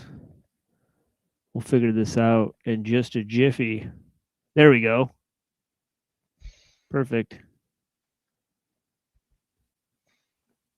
So let me actually go up here. So as you can see here, we're right here. Oinotria is what I was attempting to say. Oinotria. Right. Okay. By refugees from Phocaea in 536 BC, right? His date is not so easily fixed with certainty. Diogenes, that's probably Diogenes Laertius, right? Laertius, right? Tells us that he, quote unquote, flourished in 504 to 501 BC. And that's also the time when Pythagoras lived and taught, right? In that sort of 100-year span, right? In the 500s, right? I guess we'll see it, of BC era, right? Right. So we're putting this sort of time into context, right? It says, on the other hand, Plato says quite distinctly that Parmenides came to Athens in 65th year. The fuck does that mean? In his 65th year. Oh, sorry. 65th year, accompanied by Zeno, right? And conversed with Socrates. Whoa! Who was then quite young. Right, that's the dialogue, right? So I think he's referring to the dialogue, Parmenides, right? Now, Socrates was just over 70 when he was put to death in 399 BC. Therefore, if we suppose him to have been an ephebos, that is, I don't know what that means. Right, that is from 18 to 20 years old at the time of his interview with Parmenides. We get 451 to 449 BC as the date of that event. Yeah, I mean, Plato made so much shit up, as we were saying. It's foolish to corroborate events this way, right? I would say, right? But yeah, I do not hesitate to accept this. What?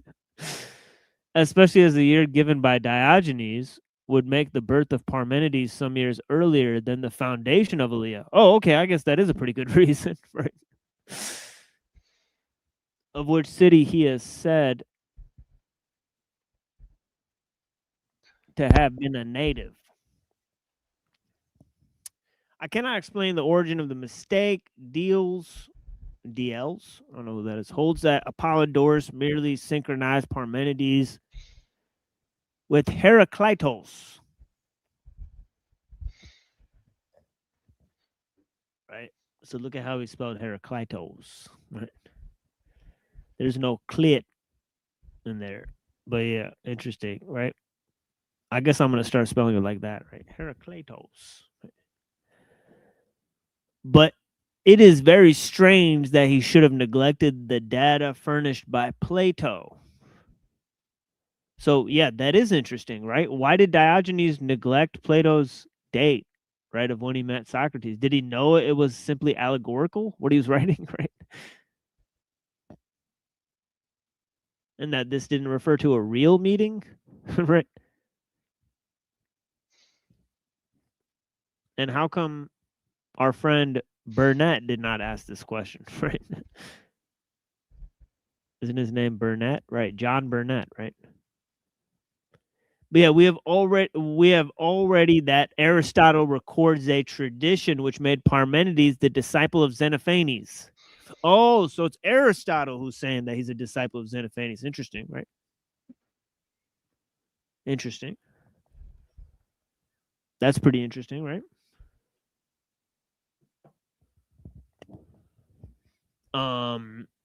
Let me see how far we've gotten into the show. We're almost 2 hours into the show already. What? What's going on out there? Is there a fucking solar event? Like, what is happening, dude? A lot of states are getting winter storm. Yeah, yeah, this is wild. Like, Winter storm. it's pretty dead out there right now. Like, is this thing on? Right? Holy Is smokes! there anybody out there? Yeah, right. Well, at least I grabbed a bunch of music before. But yeah, Yeah, I'll ask some friends if they're interested. Maybe some friends. yeah, I would liven things up. But yeah, who knows? But yeah, I know people are a little shy too. But yeah, let's see what happens.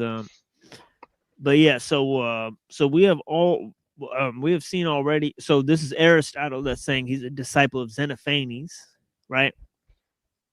And that would, as we said, it's interesting because wait, what? What, Dom? Have I been muted this whole time? What is going on? But yeah, I don't know, man. I don't think you've been muted. Let me. Yeah, I don't think I've been muted. But yeah, this thing here. I think Dom is saying he just got here, maybe. Oh, okay, yeah. Because that second comment, because he said I just turned it on, me, and then the second comment, I don't know what that means. Me set all. So yeah, I think he accidentally. Maybe he meant to say blessings all or something. Yeah, blessings, brother. Yeah, of course. Yeah, that does make sense. He might But be yeah. trying to type on his phone and it just came out goofy. Right. So we got Dom out here. Blessings. He said it is clear that he had no authentic information on the point. Huh. He said, which made Parmenides the disciples, but the value of this testimony is diminished by the doubtful way he speaks. It is clear that he had no authentic information on this point. It is, we also saw, very unlikely that Xenophanes actually founded the school of Alea, though it is quite possible he visited that city. He tells us himself that in his 92nd year, he was still wandering up and down.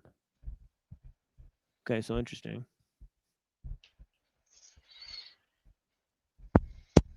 At that time, Parmenides would be well advanced in his life, nor was Xenophanes at all the sort of man who we should expect to find gathering disciples round him and establishing a school. Interesting.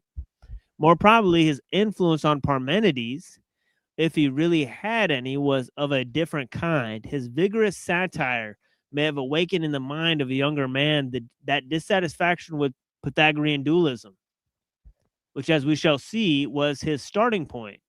Interesting.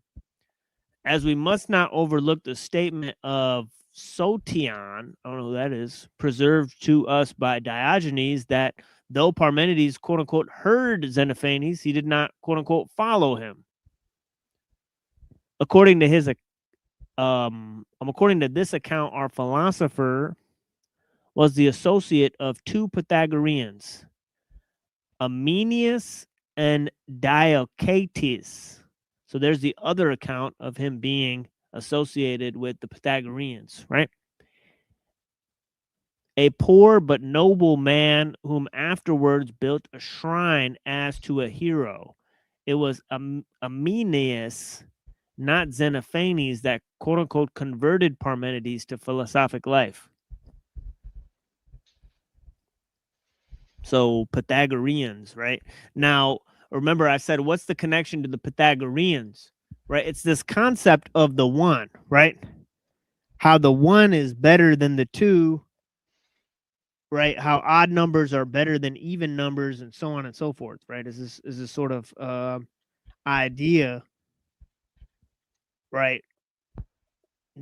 By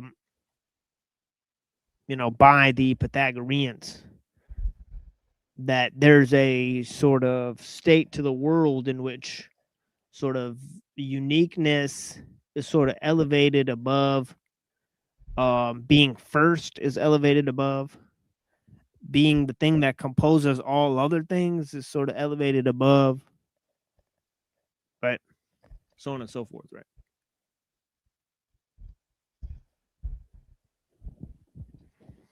All right. I appreciate you guys. Right. It should be mentioned that Strabo describes Parmenides and Zeno as Pythagoreans, and that Kebs talks of a Parmenidean and Pythagorean way of life. Zeller explains all this by supposing that, like Empedocles, Parmenides approved of and followed Pythagorean mode of life without adopting the Pythagorean system. It is possibly true that Parmenides believed a philosophic life, quote unquote, and that he got the idea from the Pythagoreans, but there is absolutely no trace either in his writings or in what we're told about him having been affected permanently by the superstitious elements in Pythagoreanism. The writing of Empedocles is obviously modeled upon that of Parmenides, and yet there is an impassable gulf between the two. The touch of charlatanism, which is such an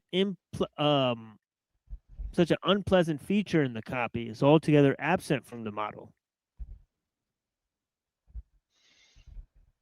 I don't know what he's talking about. It's a very old style of writing, but I don't know what he's saying in that last thing. It is true, no doubt, as O. Kern has pointed out, that there are traces of Orphic ideas in the poem of Parmenides. Right. This might be attached to the pagan elements, the goddesses, and so on and so forth, right? But they are all to be found either in the allegorical introduction, right, that's what I said, or in the second part of the poem, and we need not therefore believe that we're taken seriously, that they were taken very seriously. Now, Parmenides was a Western Hellene and had probably been a Pythagorean. I don't know why he assumes that, right? But yeah, especially when there's no reflection of that in his philosophy, as you mentioned, right? But yeah, it is therefore not a little remarkable that he should be so free from the common faults of his age and country as regards the relation of Parmenides to the Pythagorean system. Okay, he just keeps going back to that for some reason. But yeah, present we need to know only further that, like most of the oldest philosophers, he took part in politics. Right, this was actually a very interesting element of the last thing I read, right? The Speusippos, what the fuck is that? Recorded that the magistrates of Aelia made the citizens swear every year to abide the laws which Parmenides had given them. So there's a second source for the fact that Parmenides created the laws of Aelia. This is very strange, right? I'd like to see what some of those laws prescribed. Honestly, it would be fascinating. Sure. Yeah, it'd be fascinating to figure it out. Yeah, I can look for it while you read. Like maybe I can find a document and share it. Yeah, like what? Like this is actually really, yeah. If something like that is out there, that would be fascinating. Honestly, I'd be enthralled to hear about his political intrigues. But yeah, and that might give us more information about his, whether he was part of any of these schools. But yeah, it says Parmenides was really the first philosopher to expound his system in metrical language, as there is a good deal of confusion on this subject. It deserves a few words of explanation. In the writing of Empedocles, Mr. J.A. Simons says, quote, the age in which he lived had not yet thrown off the form of poetry and philosophical composition. Even Parmenides had committed his austere theories to hexameter verse. Now, this altogether wrongly put. The earliest philosophers, Anaximander, Anaximenes, and Heraclitus, all wrote in prose, or what they meant for prose. And the only Greeks who ever wrote philosophy in verse at all were just the two, Parmenides and Empedocles. Yeah, but these are the ones that we found, dude. Like, don't you think there's other people there that we don't know about? I don't know, man. Empedocles copied Parmenides, and he no doubt was influenced by the writings of Xenophanes. But the thing was an innovation, and one which luckily did not maintain itself. Did not maintain itself. The fragments of Parmenides are preserved for the most part by Simplicius. Simplicius, who fortunately inserted them in his commentary, because in his time the original work was already rare. I followed the arrangement of Karsten, adopting, however, the improved text of Diels.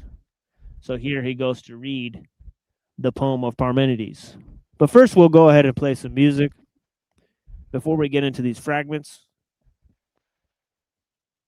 And I think the next hour of the show will easily consist of reading the fragments of Parmenides.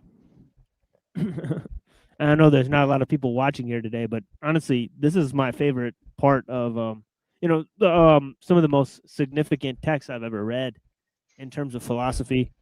They've exercised a huge influence on my understanding of the world.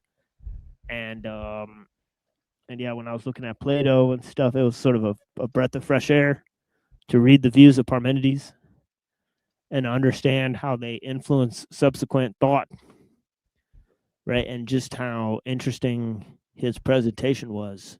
And I rather do appreciate the poetic style as well. Blessings to Mimsy Limbs, to Dom. Thank you for joining, guys. To Leslie, Madam, blessings. And all you guys. Lizard Tree was watching. Crystal Shaman, I think, went to bed. The Freak was here too. Blessings, sir. We had ATL Transparency News. Good to see you. All right. Yeah, it seems that we've lost the laws of Elia. Really, like, but nice. It involves just swearing oaths or loyalty to the laws that Parmenides set down. So they had to do that in Elia. That's dope.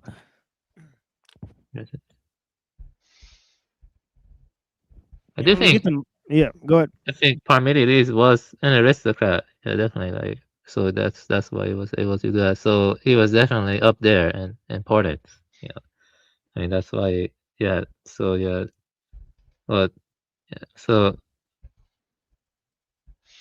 I think we could say he values stability. I think so. I mean that seems to be the case. Yeah.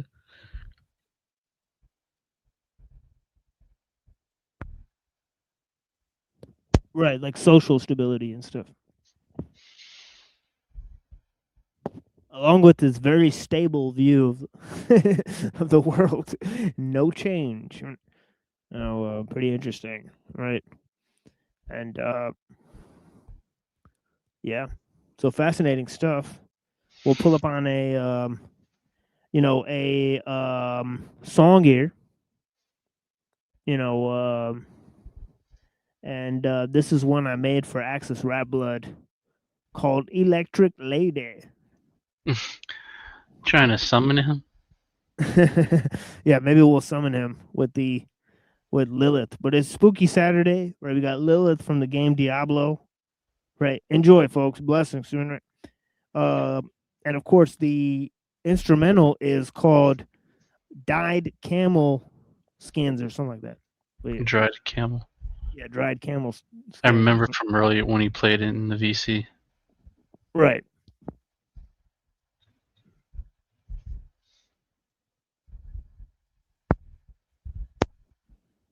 Doom Guy.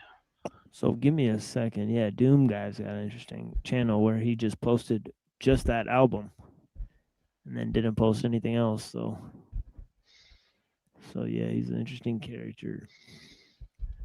But yeah, it kind of sounds like the Fight Club soundtrack, the album, honestly, to me. It sounds like, like that kind of music by the Dust Brothers. But yeah, so enjoy this, folks, and yeah, we'll talk to you guys soon. Blessings.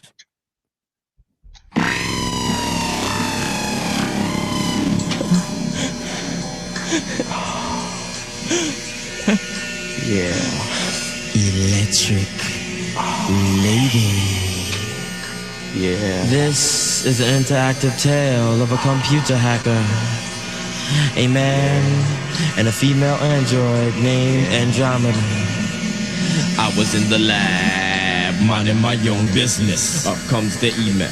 Oh man, what is this? Who is it now? A totally interactive situation. You said you need the alienation information. A computer hacker by the name of Andromeda is carrying the virus that can blow the whole matrix up. I'm Transforming sound waves, metamorphing my secret identity unknown to the public. Cyber Christ 10-12-70, computer cowboy. Act like you heard of me. If not, I'll put the laser beam dot on the right spot. Your brain goes splotch. Codename the Black Crow.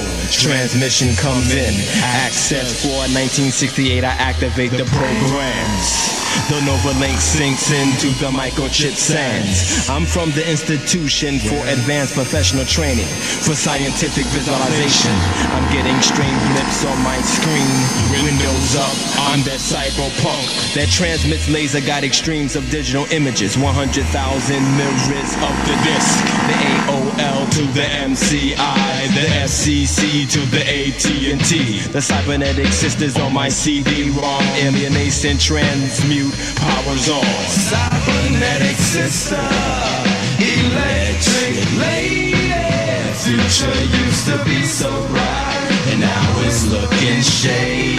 I materialize on the 6th Avenue. That's the way of America. Freaks on West 4th Manhattan.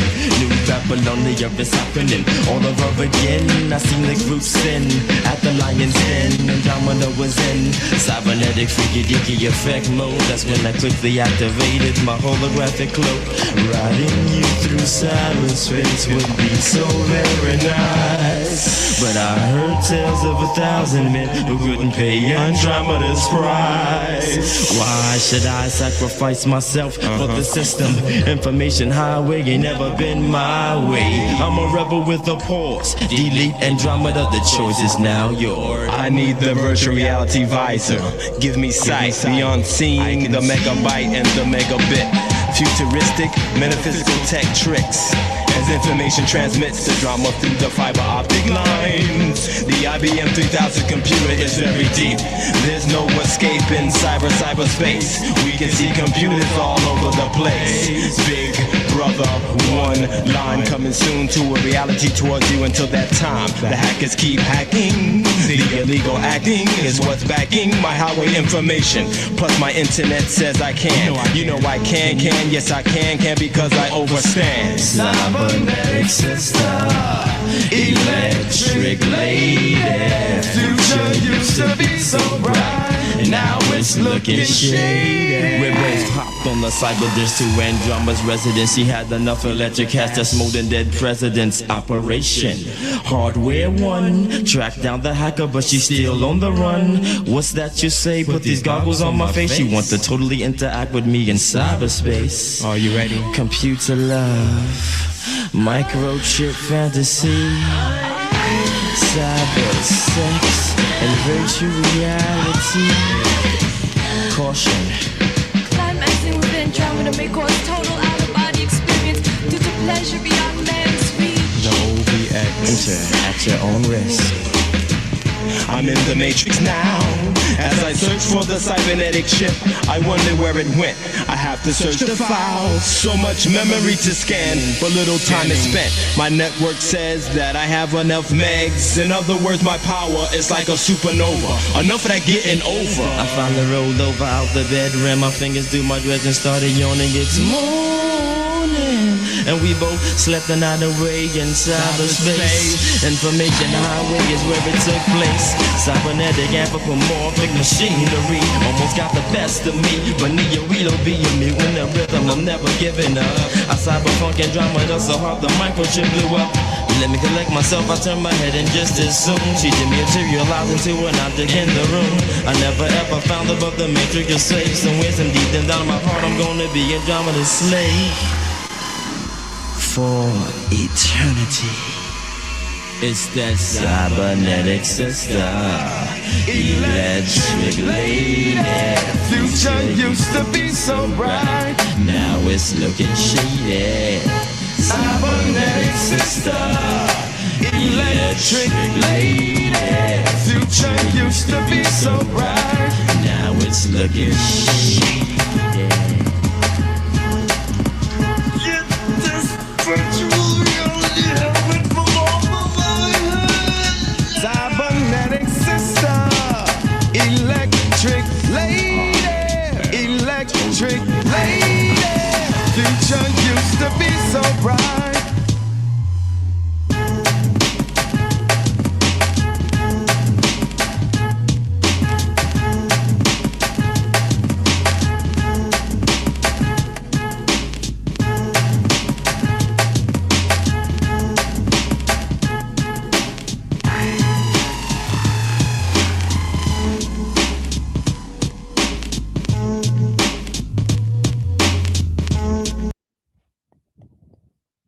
Yeah, so we will be playing the OG version.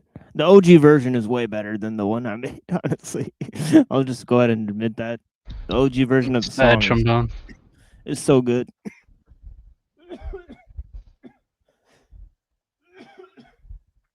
But I'm afraid it doesn't exactly fit the mood of the song. Because it's very like chill. It sounds like jazz hip hop. And it sounds like Diggable Planets or something. So it's too jazzy for today, I mean, for sure. But because it's spooky Saturday. So you know how we do out here. You know, we're doing a lot of weird shit here. And of course, the content is interesting. We're looking at a fundamental aspect of the Matrix itself. Right? The idea that you know, there could be a false reality next to a true reality. Right? I think Dom's having problem connecting there. But yeah, blessings, brother. You know, appreciate you. Oh, there he is. So yeah. So this idea of, you know, false perception of things, right? Falsehood and truth, and of course, you know, as I said, the false reality existing next to the true one and their relationship to each other, and how, you know, truth and falsehood exist, how perception and truth correspond, right? And, you know, what is in the state of being and what is in the state of becoming. Now, obviously, Parmenides comes to the conclusion that truth is in the realm of being and becoming is in the realm of falsehood. Right, so this is a very, very simple way to explain his understanding. Right, and as we said, it's a general principle that is a starting point for all sorts of philosophies. Right, right. You know, and of course, it's persisted from Plato to Descartes to Heidegger. Right, to Bernardo Kastrup and everyone, pretty much. Right, you go into like a whole line of people, but yeah, let's look at some of these fragments, right?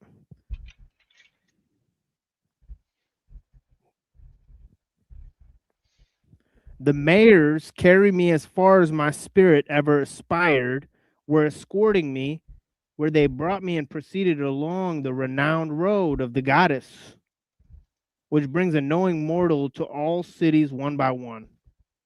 On this path, I was being brought on it. Wise mayors were bringing me, staining the chariot, and maidens were guiding the way. The axle in the center of the wheel was shrilling forth the bright sound of a musical pipe. Ablaze, for it was being driven forward by two rounded wheels at either end, as the daughter of the sun were hastening to escort me after the house of night.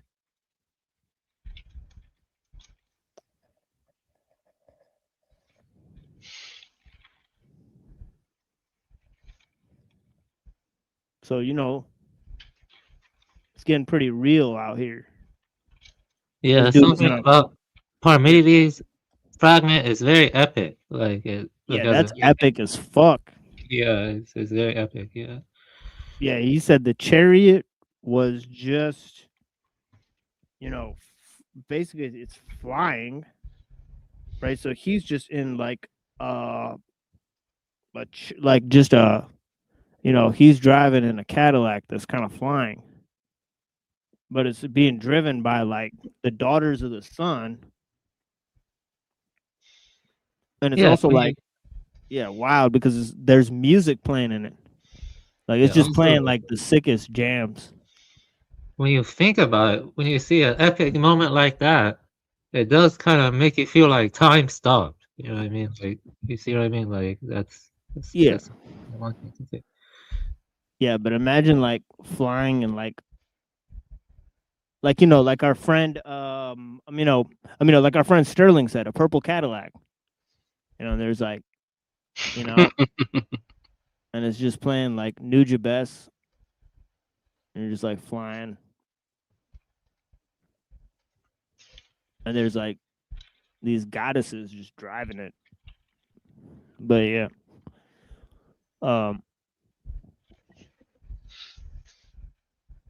Yeah, it's pretty epic. It's pretty cool how the chariot's playing music too. Yeah, To, they're like to me, it kind of sounds like Ra flying around on his bark, except there's no goddesses. right. Were they coming from the sun, or where were they coming from? Flying from? Yeah, he says as the daughters of the sun were hastening to escort me after leaving the house of night for the light. So I don't know what that means, right? He said he says there are the gates of the roads of night and day. So I think he's being allegorical. There are goddesses who protect Ra as his. I think they're his daughters. Right.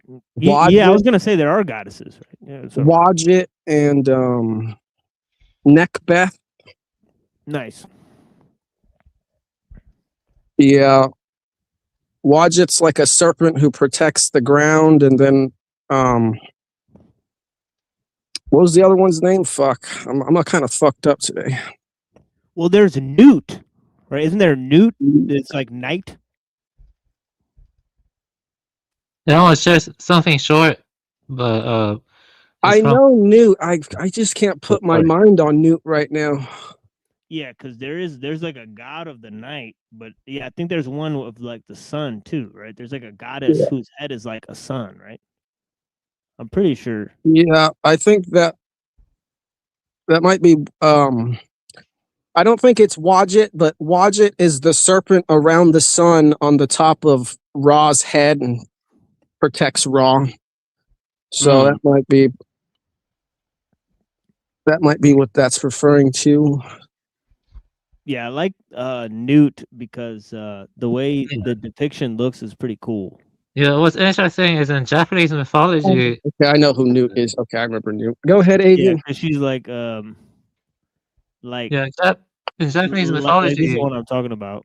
This is pretty goddesses, cool. or rather, I think they're Gandharvas. I have to think, but in the famous myth of Princess Kaguya, they come from the moon, and they take the princess, and when they take the princess from the moon, she loses her memory. So in a way, they get amnesia, and then they go back to the moon. But yeah, I thought that was interesting. Yeah, but in mythology, you do see like a lot of divine beings come from the moon or the sun, like the goddesses associated with that and God. I just want to say that. that was some interesting parallel. Yeah, because I feel like yeah, maybe not really. No, I don't. Yeah. That was just an interesting parallel. Yeah, still, yeah. There's yeah. Some cultures personify the sun as female or male. Other ones personify the moon as male or female. It's interesting. The ancient Greeks, I think they personified the sun as male, though, right? Or am I wrong? Or wait, Helios. yeah, Helios. And Dionysus. and I think there's another one, Apollo or Apollonius, or not Apollonius, Apollyon. Yeah, they personify the ancient Celts and the Germanic people personified the sun as female, though the sun is female. Yeah, I'd say they're more correct because the sun is, they say, where the energy for life even comes from. That's more of a feminine type of thing, the force that generates life. And then the moon is following the sun. You know, men follow women around and basically do whatever because they think that if they conform to the woman's standard, they could have sex. And, you know, that's pretty much the dynamic of, or what I think was the dynamic of the sun and moon and how the ancients saw it. Yeah, there are many ancients they saw it differently. Like like the Greeks saw it as male. So yeah, I mean, yeah, there are different ways, but yeah, it does seem interesting. You see, the sun is, the book I'm reading right now. I'm 1/3 into it. The sun is a big ball of plasma, and there are like lines that are like spiraling lines. I forgot what you call it. Yes, sir. That and they're like sending solar winds to the earth. So in a way, our breath is connected to the sun too. So I mean, the Upanishads say our breath is connected to the sun. Yeah, but what was that? Oh yeah, Birkeland current. Yeah, Birkeland current which is like a stream of either negatively charged particles or positively charged particles, protons and positive ions, that can travel for immense distances through space and along a twisted rope, not made of dense matter at all. The rope is made entirely of charged particles themselves, and the magnetic fields generated by those stream of currents. But basically, it's like ether. You know what I mean? The plasma is like ether, and it's like a kind of weird kind of circular thing. Like scientists are like, oh, blah blah, the superstitious ancient people. But now we're seeing that the ancient people knew more than most scientists. But now it's like, but. Yeah, they need to synthesize the modern scientific information with the ancient wisdom. Well, they that is just throw happening. it out. Yeah, that's happening. Yeah. So. Well, they are. You said they are doing that now. Yes, with books like A New Science of Heaven by Robert Temple. It's a very good book. I'm only 1/3 into it though. It also sounds like what's that guy? Capra, right? Friedjof. Actually, he references Pirgarnot. You know that guy who talked about dissipative structures. Like that one. Prigozhin. Oh yeah, Prigozhin. Excuse me.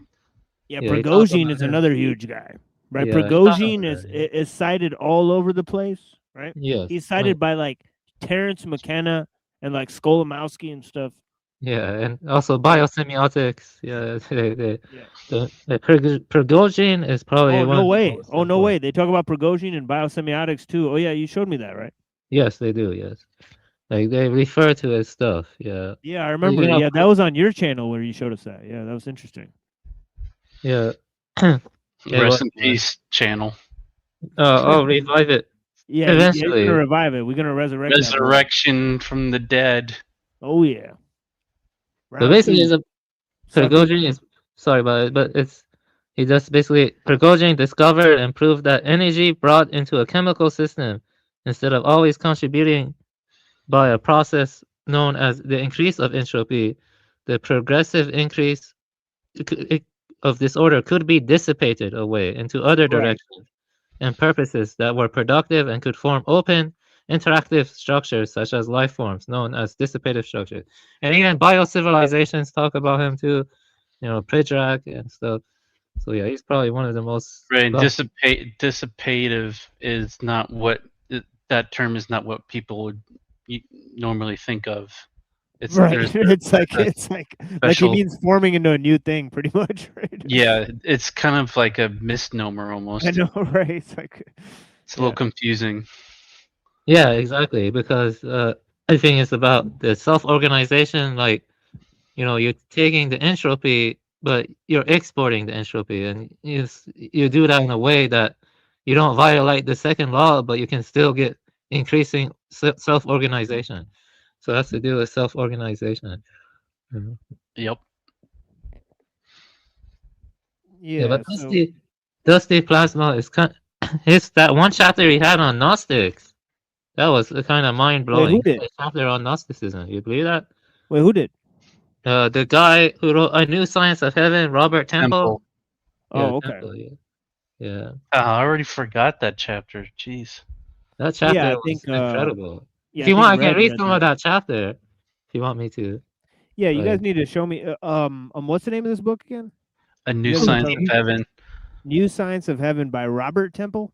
Yeah. Yeah, Robert Okay, Temple. yeah. You guys have been talking about this. I'm not too familiar with this work, but yeah, I'll look into it for you guys for sure. But yeah, I think I quoted from it before a few months ago. But yeah, the thing I'm thinking of is like Tao of Physics. Very popular work. You guys know about that one, right? yeah, I know about it, but I haven't read it though. But I know about it. Yeah, I haven't Right. read it. I can send you the PDF. Yeah, I should probably read that one too. So, that's by Capra, right? Right. I've not looked into it. I've not looked into that one either. But yeah, it looks kind of like the same project that Dom is talking about, like combining the science with the ancient. It's going slow.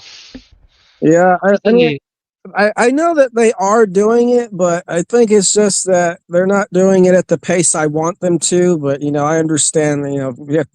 They have to take baby steps. It's a slow process, but yeah, I see they are doing that. Say some interesting things though. So basically, this Robert Temple, his thing is a kind of, so far as I infer it, it's a kind of panpsychism, because he claims that the dusty plasma, around the moon, they have this big cloud, kind of, that's like, it has a lot of dust particles and dusty plasma, and it's self-organized. 2 clouds. Yeah, 2 clouds, beside the moon. And in the Lagrange points. Yeah, the Lagrange points, yes. And, he argues that, also he talk about plasma balls. I'm not sure if you guys have ever heard of lightning balls. Like, lightning balls, like... Oh, lightning, yeah. There's a phenomenon where lightning balls can, like, literally go through the wall or go through solid objects. You can even go through people. Like, a lot of people, they claim to see balls floating, and that's suggested real.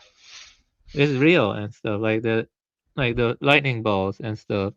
And, the reason I'm talking about that is that he, in his chapter of, the Gnosticism, he talk about how a lot of discussions in Gnostic texts, they resemble plasma phenomenon, like dusty plasma.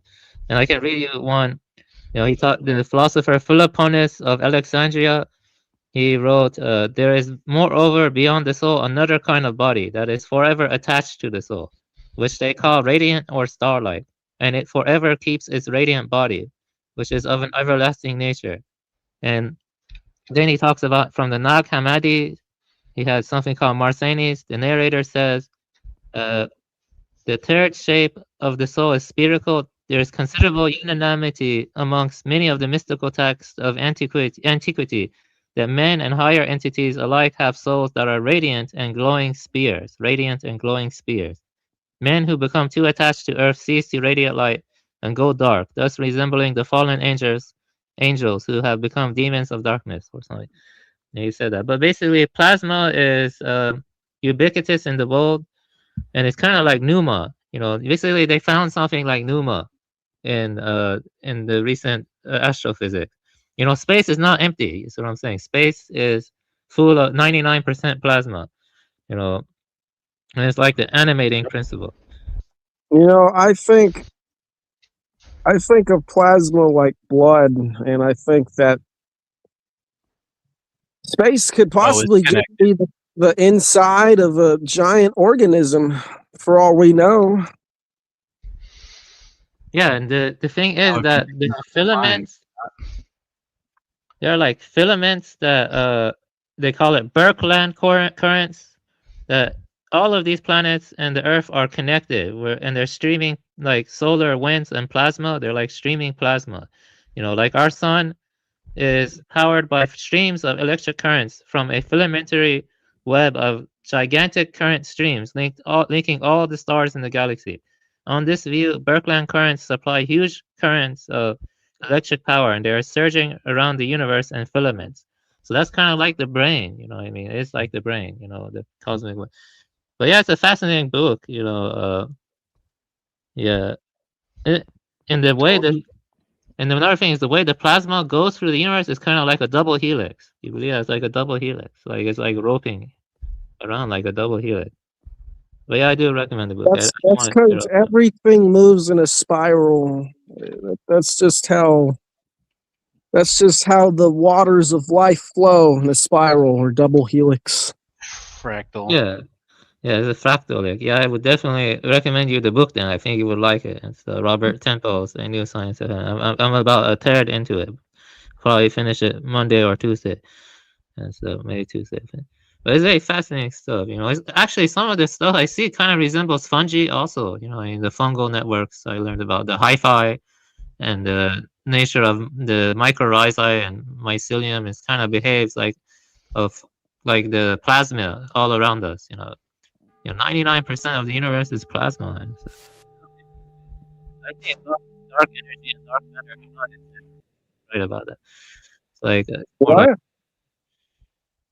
Did your mic just cut out, or was that me? No, I think T-Mel was starting to play music in the background, so it Yeah, I affected don't know how the that quality happens, of the audio for I think I Baby. need to put automatically adjust my volume and then do it. So I think that'll.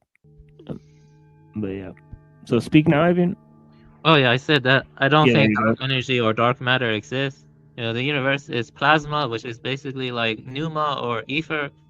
You know, and you know, and there's a lot of like ancient wisdom is being seen in this scientific discoveries. But the thing is, they have been trying to hide this stuff because, you know, defense contractors and, you know, other people at DARPA, they try to like take this plasma. Because it ultimately leads to 0-point energy, would it not?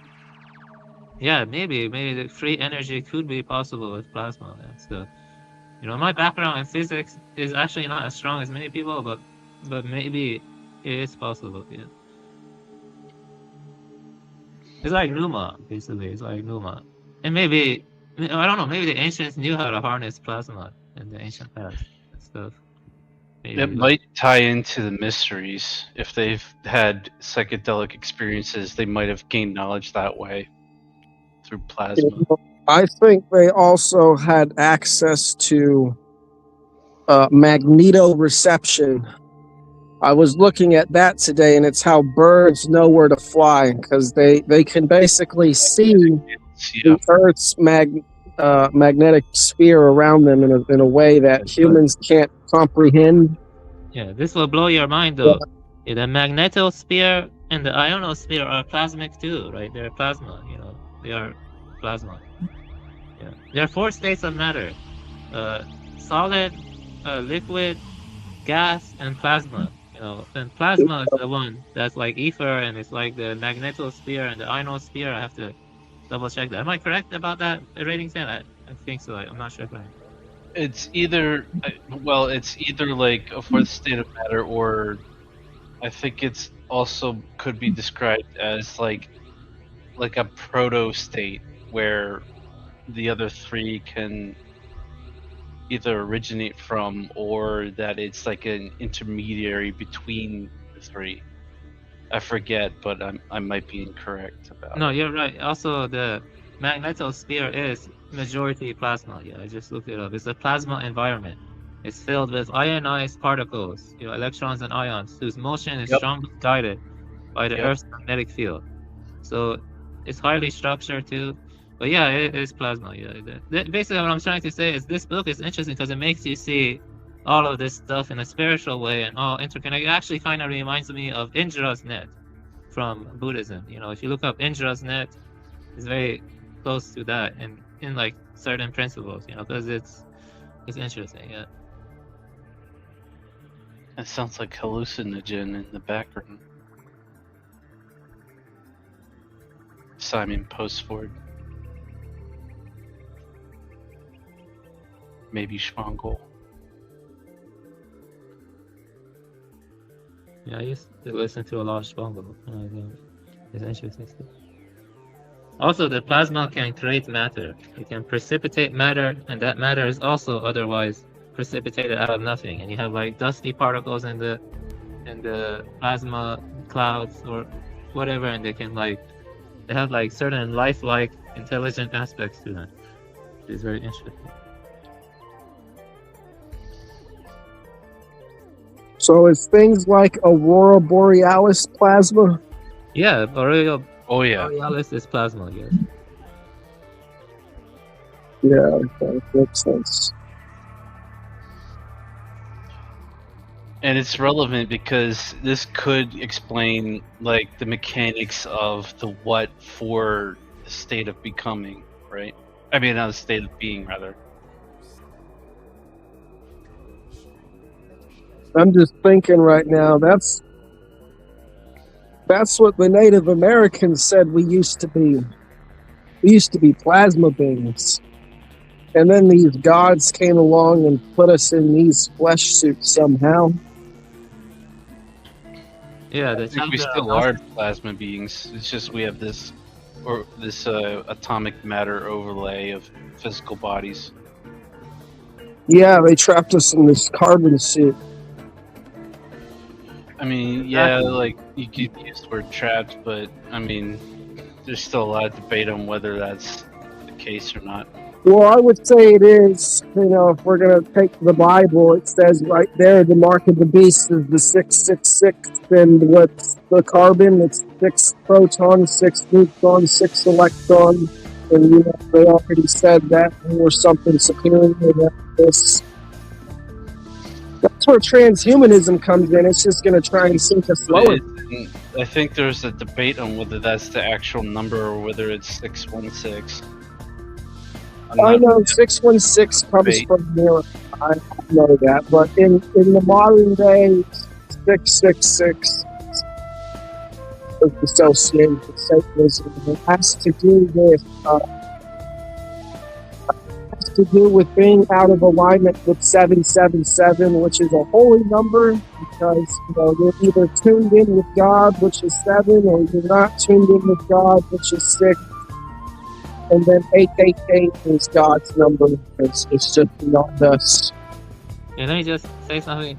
I'll say that the capacity for natural self-organization, based on my research in biosemiotics and also the third way, like various thinkers, I think it has to evolve some kind of intelligence, some kind of mind, mindedness, and that's why, I think panpsychism is most certainly better than physicalism.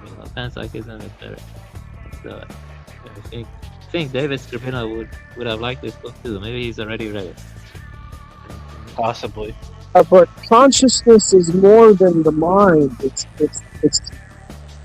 the force which allows being to exist. Most force. Not like thinking, creating things, and then they just appear.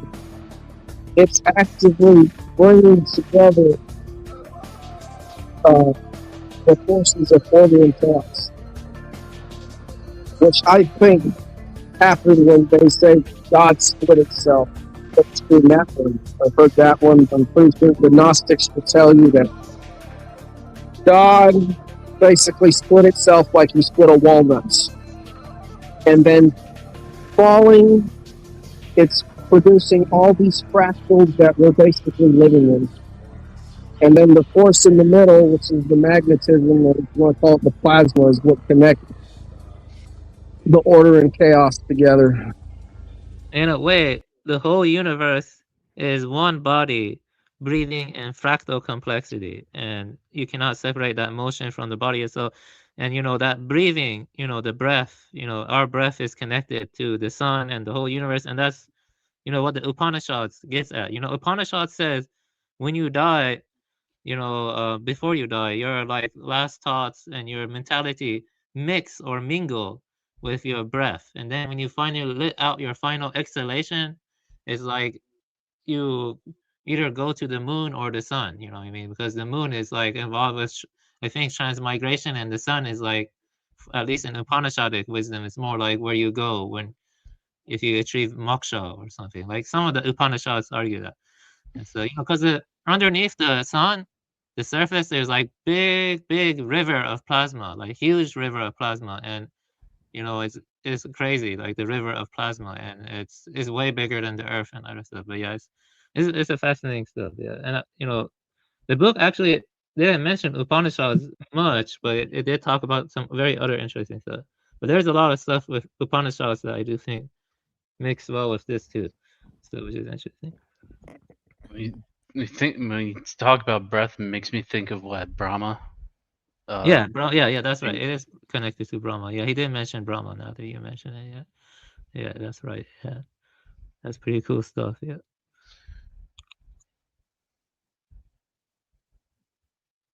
Yeah, thank you for watching, Sophia. Blessings. And yeah, so maybe I should proceed with this poem. What do you guys think? What do you guys say? Yeah. It's pretty interesting. It gets pretty weird, for sure. We were talking about sort of a bunch of stuff there. Yeah, maybe I'll just play this again. Yeah, you guys were right. This is Splongle. And so it is what it is. Maybe I'll turn it up a little bit. But yeah, so we'll read some of this. We'll let that sort of get back to the beginning of the show.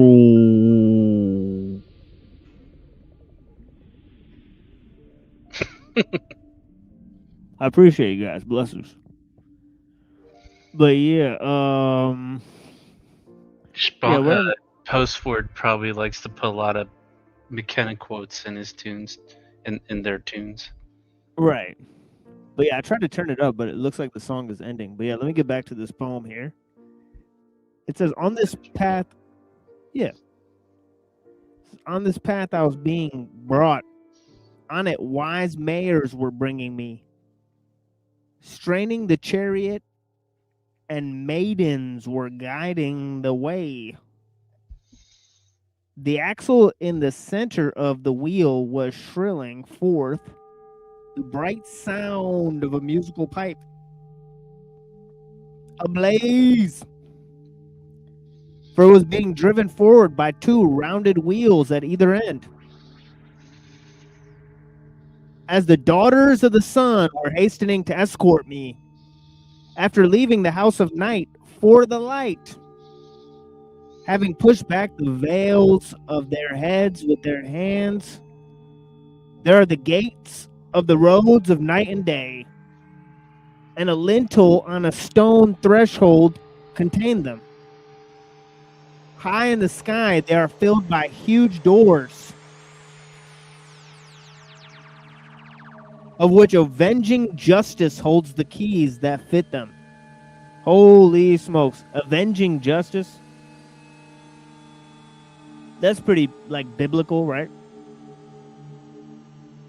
The maidens, he says, beguiled her with soft words and skillfully persuaded her to push back the bar for them quickly from the gates. They made a gaping gap of the doors when they opened them, swinging in turn their sockets the bronze posts fastened with bolts and rivets. There, straight through them, the maidens held the chariot, and horses on the broad road. As the goddess received me kindly, took my right hand in hers, and addressed me with these words.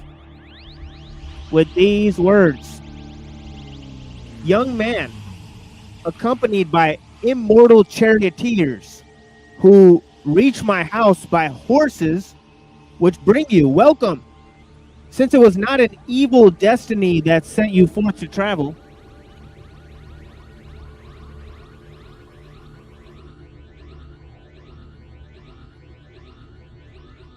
The road, for indeed it is from the beaten path of humans, but right and justice there is need for you to learn all things. both the unshaken heart of well-persuasive truth and the opinions of mortals, in which there is no true reliance. But nevertheless, you will learn these too, that the things that appear must genuinely be, being always, indeed, all things. Come now, I will tell you, and bring away my story safely when you have heard it. The only ways of inquiry there are for thinking, the one, that it is not possible for it not to be, is the path of persuasion.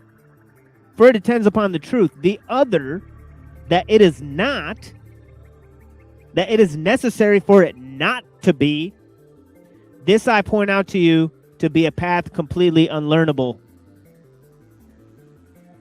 For neither may you know that which is not, for it is not to be accomplished, nor may you declare it. Thinking and being are the same, and it is all common to me from where I am to begin. For to there shall I come back again. That which is there to be spoken and thought of must be, for it is possible for it to be, but not possible for nothing to be. I bid you to consider this. For I bar you from this first way of inquiry, but next from the way on which mortals, knowing nothing, two-headed wander. For helpless in their breasts guides their wandering mind, but they are carried on, equally deaf and blind, amazed hordes without judgment, for whom both to be and not to be are judged the same and not the same, and the path of all is backward turning. For in no way may this prevail, that things that are not are. But you bar your thought from this way of inquiry, and do not let habit, born from much experience, compel you along this way, to direct your sightless eye and sounding ear and tongue, but judge by reason and heavily contested testing spoken by me. There is still left a single story of a way that it is. On this way there are signs, exceedingly many, that being ungenerated, it is also imperishable, whole, and of a single and unshaken complete. Nor was it ever, nor will it be, since it is now, altogether, one continuous. For what birth, will you seek it? How and from where did it grow? I will not permit you to say or think that it grew from what is not. For it is not to be said or thought that it is not. What necessity would have stirred it up to grow later rather than earlier, beginning from nothing? Thus it must either fully be or not. Now will the force of conviction ever permit anything to come to be from what is not beside it? For this reason justice has permitted it, neither to come to be nor to perish. Relaxing her shackles beholds fast. But the decision about these matters lies in this: it is or it is not. But it has been decided, as is necessary, to let go of the way that is unthinkable and nameless. For if it is not the true way, that the other is and is real, how could what is be in the future? How could it come to be? For if it came into being, it is not, nor if it is ever going to be. In this way, coming to be has been extinguished, and destruction is unheard of, nor is it divided, since it is all alike. Nor is it any more in any way which would keep it from holding together, or any less, but is all full of what is. Therefore it is all continuous, for what is draws near to what is, but unchanging in the limits of great bonds. It is without start or finish, since coming to be and destruction were banished Far away, and true conviction drove them off. Remaining the same and in the same, and by itself it lies. And so stays there fixed, for mighty necessity holds it in the bonds of a limit, which pens it all around, since it is right for what is to be not incomplete. For it is not lacking. If it were, it would lack everything. Thinking and the thought that is are the same. For not without what is, in which it is expressed, will you find thinking. For nothing else is or will be.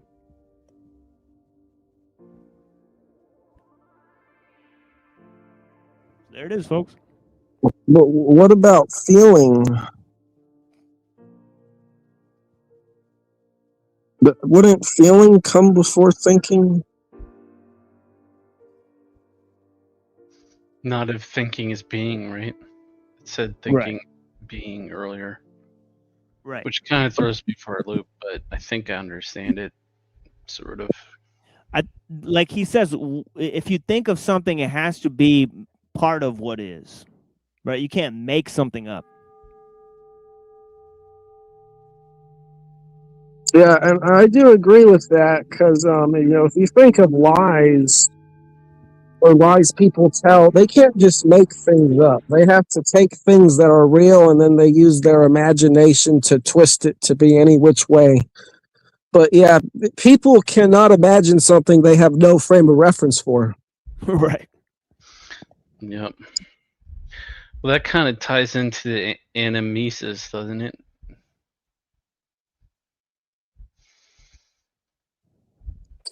What was that? Yeah, definitely. But yeah, because see, anamnesis functions in the way because on the level of thinking, there's nothing that isn't eternal. Right? So he's saying like yeah, you can remember everything, or know everything by remembering, right? Because what is part of an eternal framework, right? It doesn't change. So when I think of an animal that perfectly emulates being in the material world, I think of like jellyfish, because all they do is they're in the ocean, they go with the flow, and whatever comes to them, they take as their food. And, they're the ultimate beings. And as far as I know, they don't have thoughts. Just feel. What about coral reef? Coral reef. Those think. Coral reef are pretty incredible too. Coral reef live for millions of years. So. Yeah, I haven't looked into coral reefs specifically, but I'm sure they are incredible. Yeah, they are. Yeah, a lot of the animal kingdom has so many incredible stuff. Like birds can see ultraviolet light. We cannot. Like a crow doesn't see another crow as being black. There's a different color. Like they're kind of purple from the perspective or first person perspective. They're unwell, and Nice. they can sense electrical fields. Like they can actually throw it and they can sense the electrical field. Like yeah, and they're I remember reading somewhere they can do something where you can like I forgot like with your eye or something where you can see impossible colors sometimes because there are some colors that you don't see and they that they can do something where you can like temporarily see like impossible colors and stuff. But I remember reading that somewhere. Have you heard of impossible colors? No, but I mean it sounds real to me because we can only see so much on the visible. Yeah. So there's absolutely impossible colors to us. Unless you mean impossible colors as in science can't possibly explain how it would exist at all, which I would just say is pointless to do so in the first place. Yeah, this is like, yeah. Let me think. What else I was gonna say? Your cat when they see a TV or your computer, they see it as flickering. Because the refresh rate of a computer is calibrated for our visual perception. So we see it as smooth and continuous on the screen. But cats or dogs, I think, not sure about dogs, but they see it as like distorted image, like it's not connected in sequence. It doesn't seem seamless to them because they can see with more acuity. This is interesting. Like owls or eagles, they also can like zoom in. Not owls, but eagles, they have like a kind of vision where they can zoom in onto prey, like a binocular and stuff, which is kind of interesting. And so I remember reading about that about eagles, like the way their eyes work and stuff. It's just very interesting. Yeah, but unwelton of other animals is just something we can only like try to imagine or infer, but we can never know what it's like. You know what I mean? Like what the actual experience is like. Just like I can't know what your experience of life is like because there's a privacy to the first person perspective. Yeah, That's right. Yeah, that's why I don't think I'm the only one to say it, but all we know is as long as we're alive, at least, from the moment we're born to the moment we die, and a lot of people forget a lot of stuff. But I think when you die and you return back to your higher self or your soul, then I think you probably would have some knowledge, but I can't really say what that would be. Well, personally, I believe in karma, though. Is people do bad things, then they get bad karma, in their repository consciousness, and that prevents them from going to their higher self, maybe in their future incarnations or something. But also, I want to say this too. Did you ever hear about the rubber hand experiment? Did I tell you about it? Because I told this to other people, but I'm not sure if I told you. The rubber hand experiment. Oh, right, that one. No, I didn't tell you, Dominator. Basically, I think so. if you take a hand and you put it, and you take a rubber hand, and then you like cover your real hand, and then you're synchronously rubbing both the rubber hand and the real hand. Eventually, you will start to feel the rubber hand as your own. It's called the rubber hand experiment, and they have done full body versions of this with virtual avatars, where they're like rubbing your whole body, and then you see a virtual avatar being rubbed in front of you too, and your sense of the felt sensation is transposed on either the rubber hand or the virtual avatar. So that's pretty interesting. So yeah. Yeah, now imagine how they could warp your brain even faster in a virtual reality simulator, right? Sheesh. Yeah, I saw something like that. I forgot what it's called, but I'll post it. They have something for prisoners now where instead of going to prison for years, they're just going to hook them up to this machine, which is going to subject their mind to their own personal prison. And they can serve out their prison sentences in like days or something. Jeez, that sounds like a Black Mirror episode. Yeah, and then they'll be let loose on society where they're like totally deranged. Yeah. Yeah, I mean they've done psychedelics in MK Ultra. They use psychedelics, to reprogram people and other crap like that. Yeah, that's not a conspiracy. I mean that's definitely they've done a lot of crazy shit, like MK Ultra and stuff. And Timothy Leary was a part of CIA, I think, right? Like, yeah.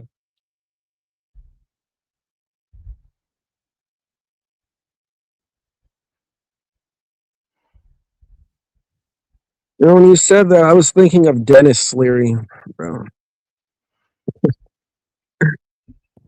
Yeah, Timothy Leary absolutely was. And there's some evidence that Terrence McKenna was like some sort of FBI guy.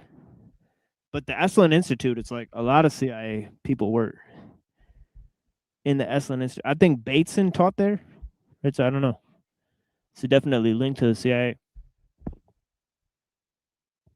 Gordon Wasson and Timothy Leary were like CIA agents. Definitely.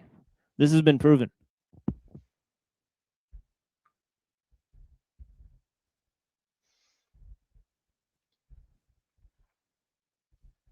So where do we go from here is the question. Oh, I'm gonna try and find what that thing's called. What thing? That device I told you about. They want to hook the prisoners up to. Oh yeah. Yeah, it's like in a Black Mirror episode. I think it's called White Rabbit or something like that, where this lady has to relive her. Or this guy has to like relive his sentence of his prison. I don't know what he's, or like the circumstances that made him go into prison. He has to like relive them and on loop for like 20 or 30 years or something. I don't know. But yeah, it's I don't know. It seemed like they're gonna subject them to whatever the hell they wanted to subject them to. right. I don't know what criteria they have.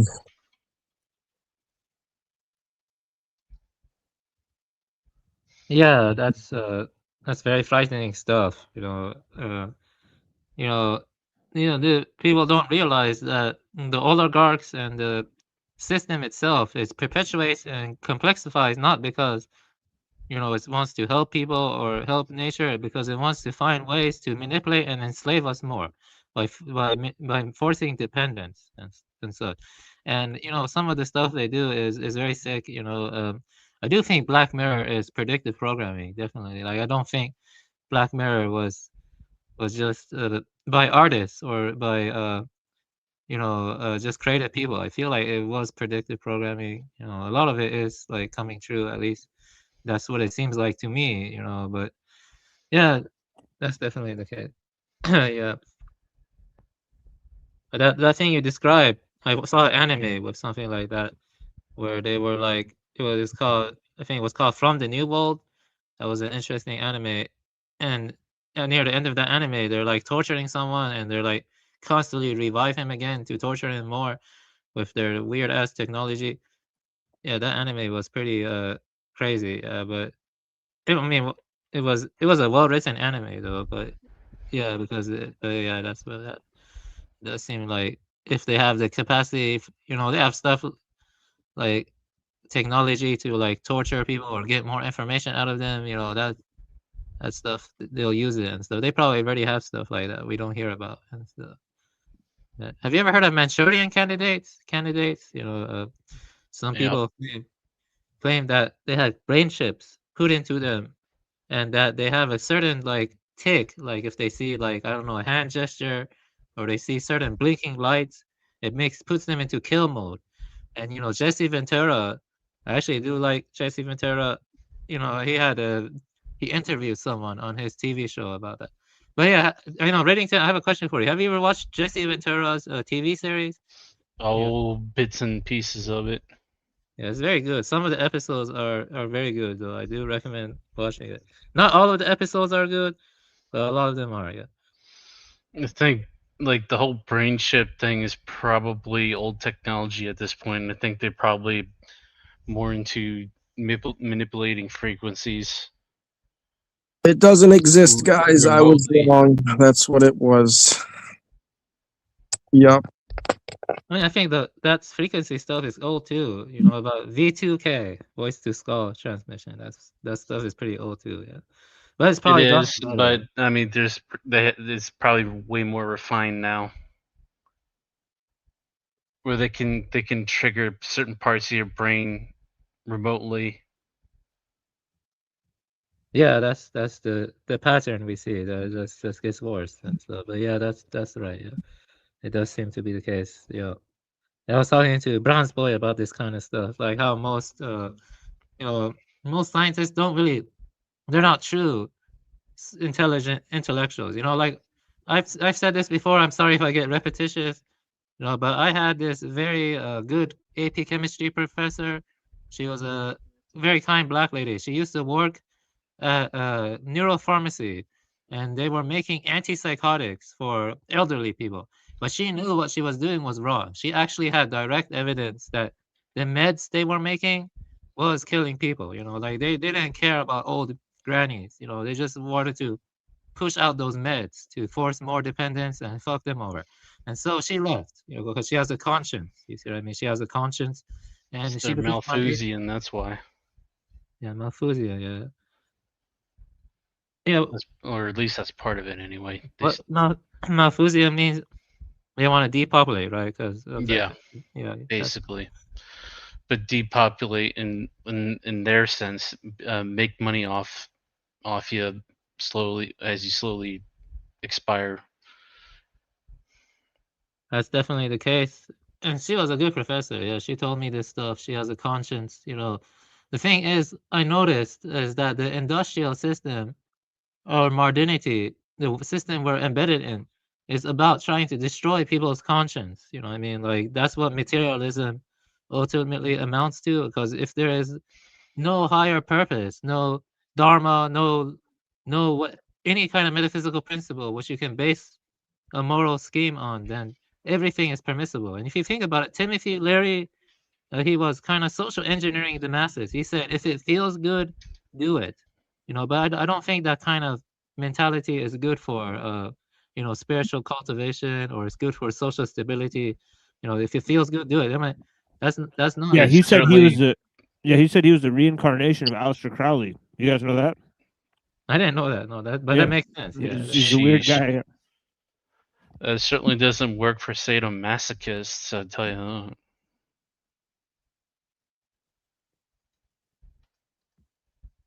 But if everyone were to have a conscience, if everyone were to be encouraged to cultivate their conscience, or to look within or something, in Zoroastrianism, it's called Soros. Sorasha is one of my favorite yasatas. What I think it comes down to is people need to develop principles instead of letting the state be their principle for them.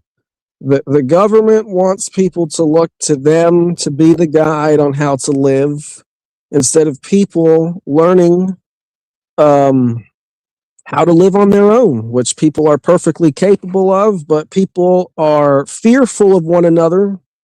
And because of this, we've basically put these huge restraints on ourselves, which fantasizes the whole species, because you got this entity known as the government, and even the priests too, who act like these gatekeeping teachers or these parent figures who just basically keep adults like children and dependent on them, because they don't know. Because they don't know how to develop their own principles, and they don't know how to live a free life outside of their slavery that they've created for themselves. Yeah, we agree with that. And the thing is, let me think. The whole point is they're trying to the topper echelon, like people like Elon Musk or the technicians or the oligarchs, they're trying to select for psychopaths because the system thrives from having more psychopaths. You know what I mean? That's really a problem. Psychopaths don't have empathy. You know what I mean? Right. They try to create secondary psychopathy, because there's two types of psychopathy. I don't know if you know, but primary psychopathy are the people who are born that way. And then secondary psychopathy are people who, because of the world they live in or the environment they live in, they develop psychopathic traits which they were not born with. Yeah, and that's what they want to make. The second one is due to conditioning. Conditioning, Yeah, I would agree with that. Yeah, I think primary psychopathy is much more rare. Like, I don't think it's as common as the second one. Yeah. Thank God, huh? Then we'd be screwed. Yeah, there's actually a neuroscientist guy. I forgot his name. He was a neuroscientist, okay? And they got, he was raised by by his aunt or something, and he turned out to be a good guy. And so he got a brain scan or CT scan, I forgot. And he was able to tell from the scan that he has the traits of psychopathy. Like, he didn't know he was a psychopath. And then he asked his aunt about his actual lineage, his background, and he learned that he had descended from a bunch of criminals, like literal murderers and criminals. And I can find you his name if you're interested again. I think I've heard of this guy. I don't remember his name either. Yeah, I can get his name though, It's because like I a remember his face. YouTube video, maybe. Yeah, I could give you the video too if you're interested. Yeah, because he actually talked about it in his video. But the thing is, when he learned he was a psychopath, he started to reevaluate himself, and he realized that he did have certain traits of psychopath, but he doesn't like harm people sadistically because he had a good upbringing. But he did say he holds grudges, and that he tries to like if he feels like someone slighted him, then he holds that grudge, and then he waits for the right opportunity to mess that guy over. You see what I mean? So he does retain some of those traits. So he's like a primary psychopath, but turned out good because of good upbringing. Because his aunt was a very good woman. But that's interesting. So that's like a strange exception. You see what I mean to what I'm saying? But I wonder if that is related to maybe like the good social conditioning, like being related to how the genes were expressed during his upbringing. It's something so to the think brain. about. Yeah. Let me say that. Let me respond to that quickly. See, the genes and the neural network, their relationship is so complex, because the brain is plastic, so if your upbringing can kind of override the primary psychopathy to some extent, if you have very good upbringing. So yeah, because the brain is plastic, it changes based on your critical period and your conditioning.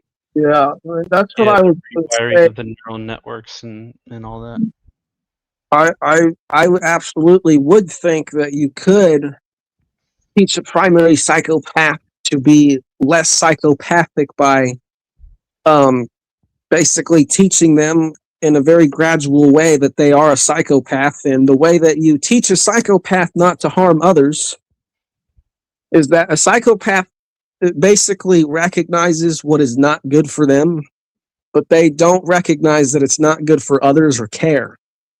So you have to make the psychopath realize that when you're hurting other people, you're hurting yourself. And I think that's part of what happened with that guy. Probably the main battle for that is to somehow be able to get the psychopath to learn how to be empathetic. Yeah, and that's why I was going to say also, like the way they separate special ed kids, they need to be separating potential psychopaths and sociopaths, but they don't do that. They don't seem to. Yeah, I found his name again, and his name was James Fallon. James Fallon. Yeah, he has videos on YouTube where he talks about it and stuff. Well, the education, that's a whole different can of worms. The education system, it's like really extremely outdated, and it's geared to only make, basically drones for work. Yeah, and also destroy. Plus, it's really dumbed down now. Also, it's meant to destroy your enchantment in life. You see what I mean? Like they don't. Oh yeah, your creativity, your imagination, all of that. Yeah. Yeah, sure. exactly. Yeah, because the way they teach everything is based on the paradigm of you can dissect anything, you can break it to components, and you'll learn everything. That's reductionism. You know what I mean? It's very reductionist and it's very soulless, basically. And that's they just want to make you a drone, like you said. So you're right about that. The Prussian model and the outcome-based education system at work. This is why I like Winston A. Price. I mentioned him before. Winston A. Price was a diet and nutritionist. He went to Africa and he was looking at the tribal people, their teeth. And, they didn't have like dental hygiene. They didn't brush their teeth, but their teeth were healthier than people in like modernized Western countries. He knows that. He's like, why is that? Because they ate whole foods. No sugar. Yeah. No sugar, no processed carbs. And their teeth was so clean. And yeah, he realized the best approach to diet and nutrition, Winston A. Price, is, your ancestral diet, like the way that people ate whole foods, the way they ate, good quality sourced meat, because, most of the meat we eat now is grain fed and it's from factory farm animals. And that's a very toxic stuff, because it's not real meat, and, but yeah, that's the thing is that a lot of the problems brought by in the modern world is self-inflicted. Yeah, it's like like glyphosates and all of that. Glyphosates, and like, and I heard they spray at something like, I think it was ammonia or anomia on the food now in supermarkets. Like they actually spray it on like your fruits and vegetables. Like they spray it. So even I'm after they surprised. I'm sure they're gearing up for large scale distribution of synthetic meat. Yeah, they're planning a lot of stuff. Yeah, they are doing that kind of crazy stuff. Yeah. Because some of the stuff like get like already pre-made meatballs from like the grocery store. Like those don't taste like meat to me anymore. There's something about them that isn't right. So I don't know if it's fully synthetic or if it's like a mixture or whatever it is. Yeah, local food. I actually have interacted with local farmers. His name is Carlton Farms. He was a good guy, and the thing is, the people like Bill Gates and many others, they're buying up the local farms, and they're just trying to monopolize everything. You see what I mean? That's like, I used to be a pet food salesman, and I noticed that the smaller local businesses, they actually sell better brands and better food than the big ones like Petco and PetSmart. Okay, so it's a kind of pattern. You see it like as something grows bigger, it becomes more concerned with profit, and so they lower the quality, and so that way they can increase their their margin. And that pattern exists in everything. Like like industrial farming, big pharma. Oh, you should probably put that warning now. It exists in pretty much any industrial complex, even in war. Like military industrial complex. Everyone knows that. Yeah, Gates wants to technicize farming, I believe. Yeah, he wants to technicize it. And I mean, more than it already is. I mean, like really technicize it. And I think that's going to be really bad. I think this could have really bad consequences, in my opinion. Well, he acts like a demon disguised with human skin because he wants to block the sun. He wants to technicize farming more. He wants to. I mean, I guess I can't say he turned into like an evil villain. He probably always was one. Now it's just really obvious. Are you talking about Bill Gates?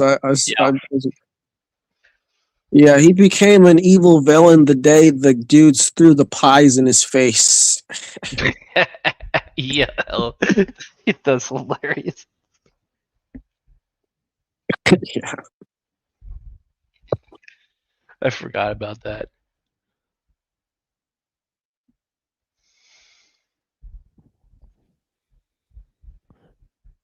Well, I'm gonna get off. I'm already tired. Yeah, blessings, Dom. Yeah, I appreciate you joining. It's nice talking to you. All right. Good night. Good night. Yeah, peace, bro.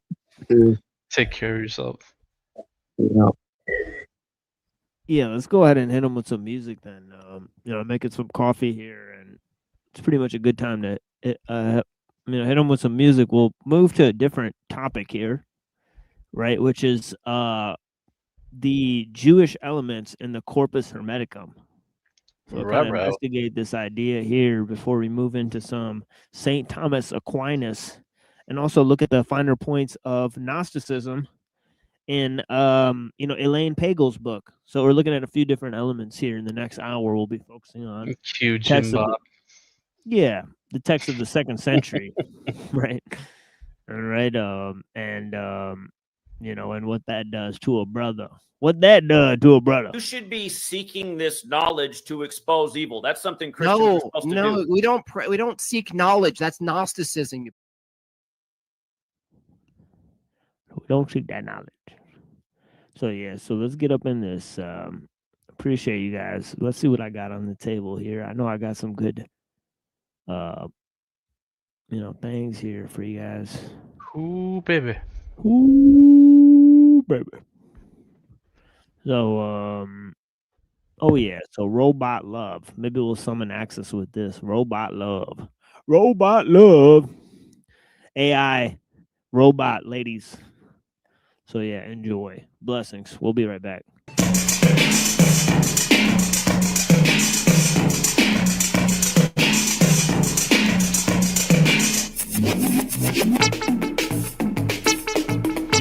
Yeah.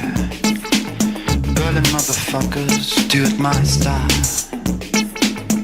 Berlin motherfuckers go my way all the time. It's that beat.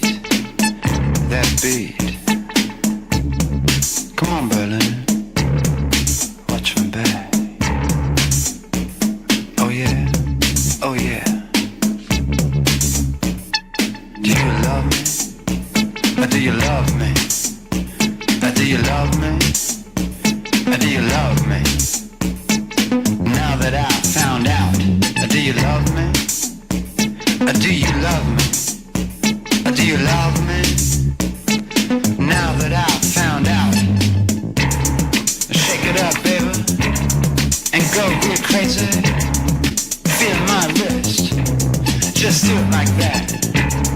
Like a tornado, I'm in that mood. Who girls like my style when we do it real good? But there's a girl that I don't feel. She's a machine trapped in a woman's body. Robot love, robot love, robot love. I don't feel a thing. Robot love, robot love, robot love.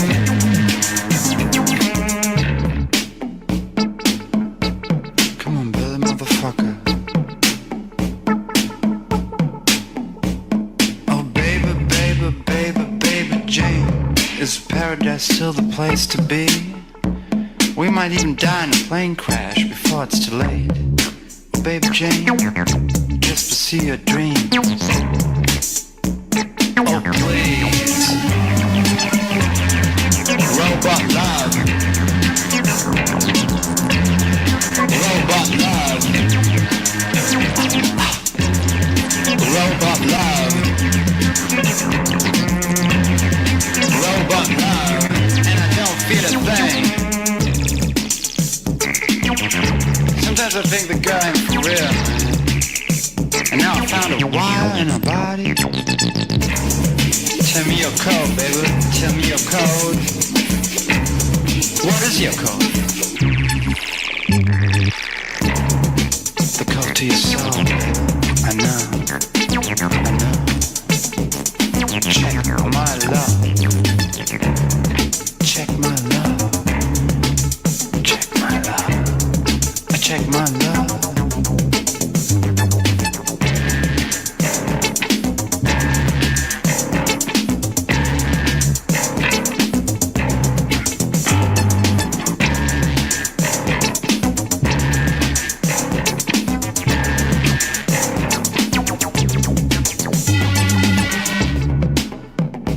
Do you love me? Do you love me? Do you love me? Now that I found out. Do you love me? I mean, do you love me? Now that I found out.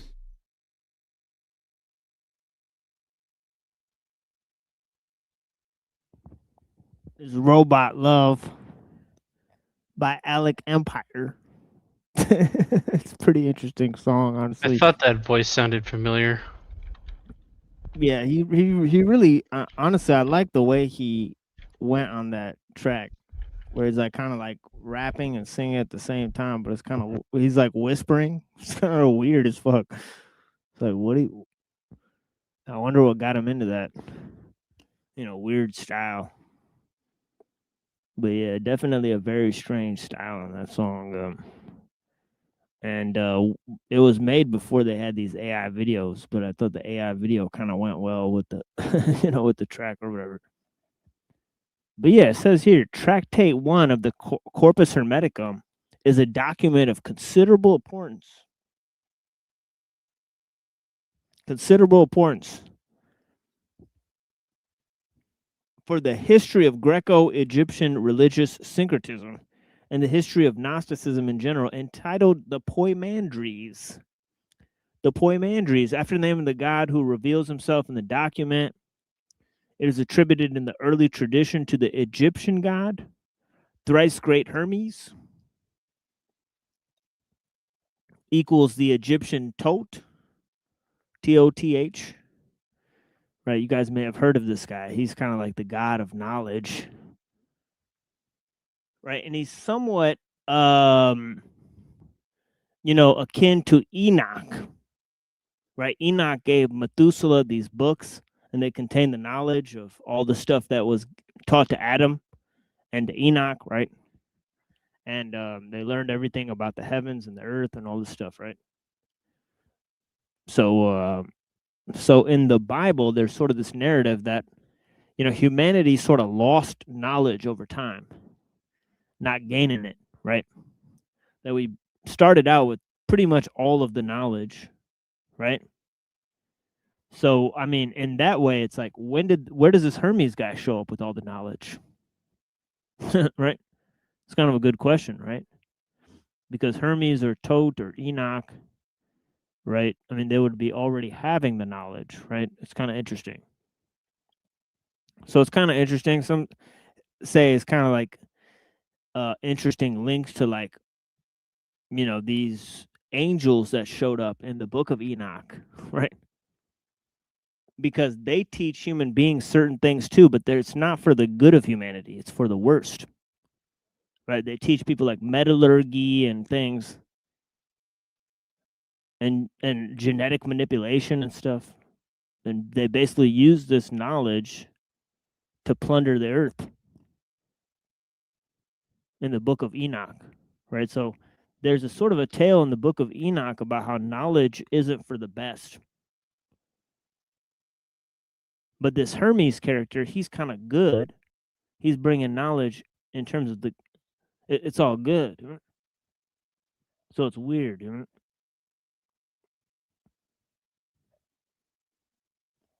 But yeah, he's the one who reveals stuff, right? Probably the earliest document in the Hermetic corpus. It consists of a number of elements that apparently served as a sort of canonical basis for subsequent development of the Hermetic religion. As a reference, and allusions to the Poimandres in later Hermetic texts would tend to suggest. The tractate consists of the following elements: an introduction depicting the epiphany of the god Poimandres, or mind, the highest god, to the prophetic visionary unnamed, whom the tradition identifies as Hermes Trismegistus. A revelation consisting of a cosmogony, an anthropological section including an anthropogony. What the fuck is that?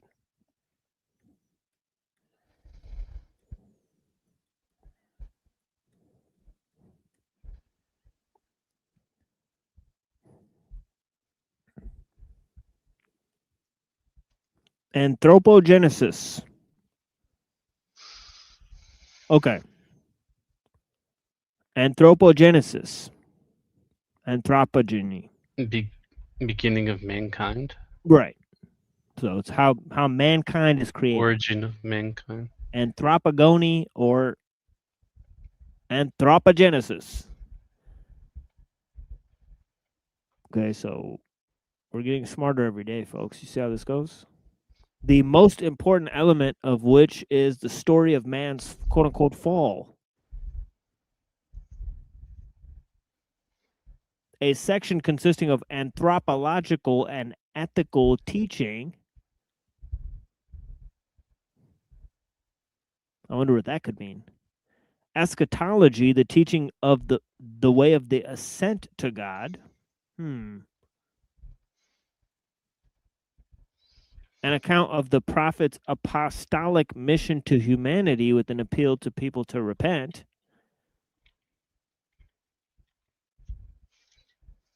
So it says it's consistent with the fall. It has an eschatological scope, right? It has a prophetic and apostolic mission to humanity in which people ought to repent.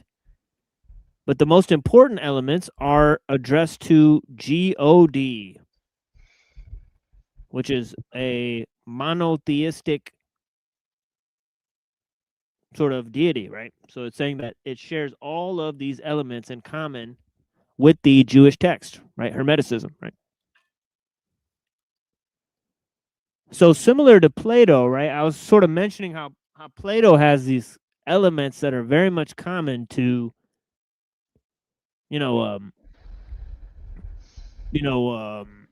that certain elements sort of, related heavily with the monotheistic concept, right?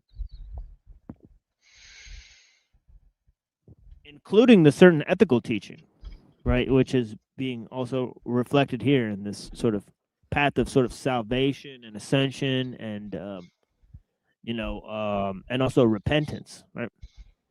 So it says, it has been long noted that at least from the time of the Byzantine scholiast, I don't know what that means, Michael Psellos in the 10th century, that is, the document is replete with Jewish elements and even contains extensive scripture, quotations, and allusions.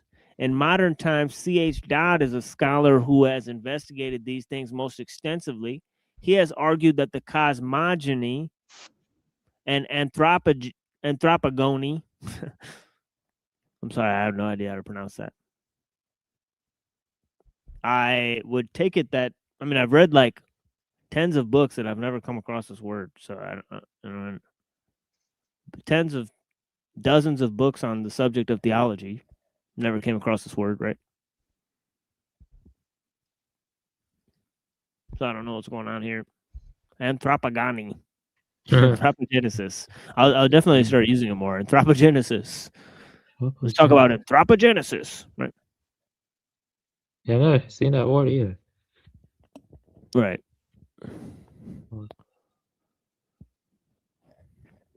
But yeah, the anthropogony of Poimandres is based on large measure on the Genesis account of creation, says Dodd. Dodd has also noted the extensive influences from portions of Greek Bible other than Genesis, and refers to influences from the kind of Hellenistic Jewish literature represented especially by Philo of Alexandria.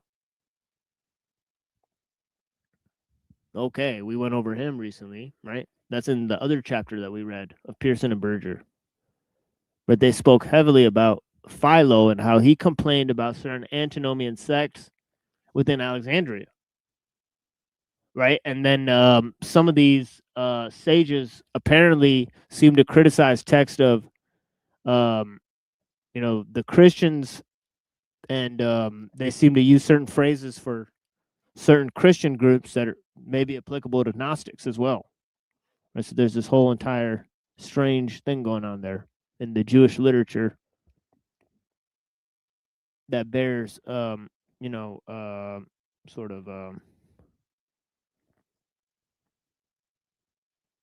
of panning out there. But yeah, give me a minute. Let me walk over to the other side of this room and grab this coffee here, as I said I was going to do.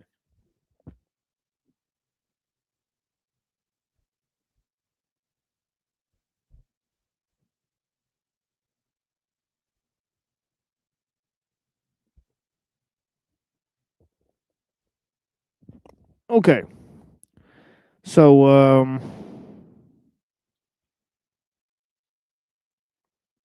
so where are we now? It says, of course, it may well be the case that Dodd saw some allusions to Genesis that really turned out to be illusory. Upon closer inspection of the text, Ernst Heinchen, I don't know how to pronounce that, has argued this rather forcefully. The latter is perspicacious analysis of the structure of theology of the Poimandres. Has also shown that the author of the tractate has utilized a number of sources from which contradict one another. In any case, it is possible that both Jewish and Gnostic elements in the cosmogony and anthropogony are attributable to one or more Jewish Gnostic sources. Okay, so I wish I could show you guys this. They do like this thing where they do a side-by-side comparison.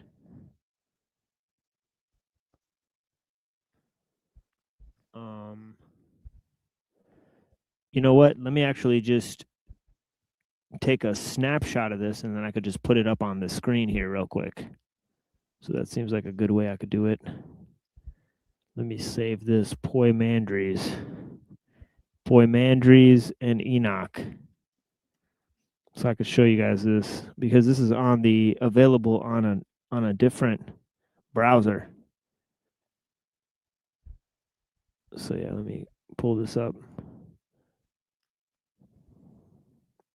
Because maybe it's better to just have this up while we read this.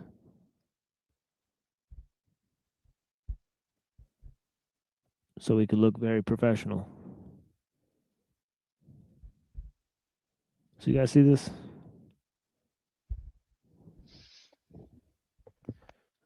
Side-by-side comparison of verses of the Poimandres with the second Enoch. From this book that I'm looking at, right? So anyways, let's get into where they're at here, and then we'll get back into this. He says, yeah, quick question. Yeah. I haven't looked into Hermeticism deeply, but in Hermeticism, is the world created by the word of the one, or like a breath, or like a word, or not? Like, or it doesn't mention that. Like, I'm just curious. I'm not sure, but there is a sense in which God created the world, and also like that God is like sort of like figuring out like what this creation is going to be, because it says the two are all there is, what comes to be and what creates it. So it's almost like this becoming exists alongside this unchanging mind, right? Hermeticism would say all is mental. Right. Yeah, this is interesting. So, so it seems real to us, but for the all, it's mental for the all. So it's what the all creates. Yeah, I looked into it. It said in Hermeticism, the creation is often described as arising through nous, divine mind, and logos, word, reason, but not as a single spoken command like in Genesis. In the Corpus Hermeticum, the divine mind emanates the logos, which orders pre-existing chaos rather than creating ex nihilo. So it's closer to intelligible ordering through taught word rather than a one-time verbal fiat. So I don't think it's tied to words. I believe Hyperborean would say it's demiurge. What's he called? Demiurge, or whatever, the plasmate or plasmating. Demiurgos. Yeah, I feel his view is a little is kind of closer to Hermeticism, but in the sense of the Itziliki and being enchained to the material world of becoming, but the origin would be beyond all change. So, but that one, yeah. So yeah, it's yeah. It would be like the Hermetic. It would be like the Hermeticism is evil. You have to escape the Hermetic world or something. He might be lurking around. I don't know. What? Hyperborean, I mean.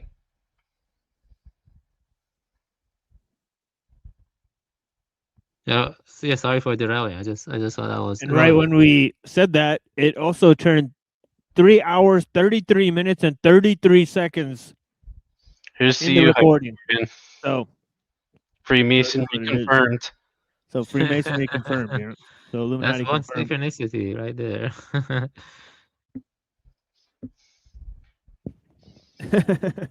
So yeah. So yeah, blessings to Hopefully Hyperborean. I'll watch it. Hopefully I'll watch this later. Right. Because that was actually funny as hell. Because you can confirm it if you go back.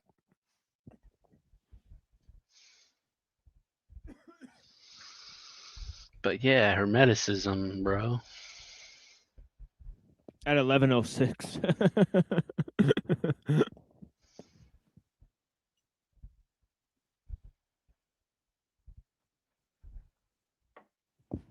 Alrighty. Let's move right along here, folks.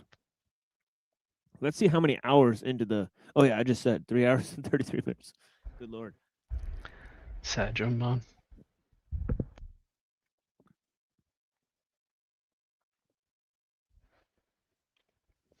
But yeah, let's get up in this.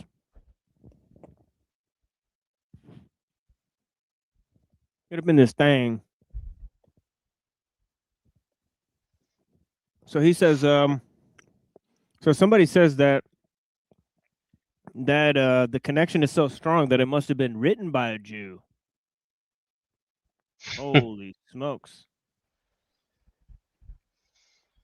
H. Luden Jensen, in a very interesting article, has argued that the Old Testament Jewish emphasis in the Poimandres is so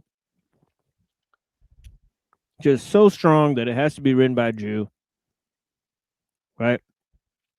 Who had personally lived through all the mystical experiences described in the autobiographical sections.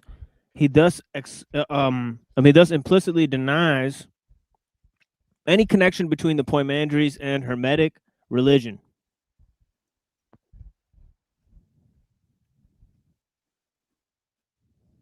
Though he does see it as a Gnostic document. Interesting. Its author must therefore have been a Jewish Gnostic, he says.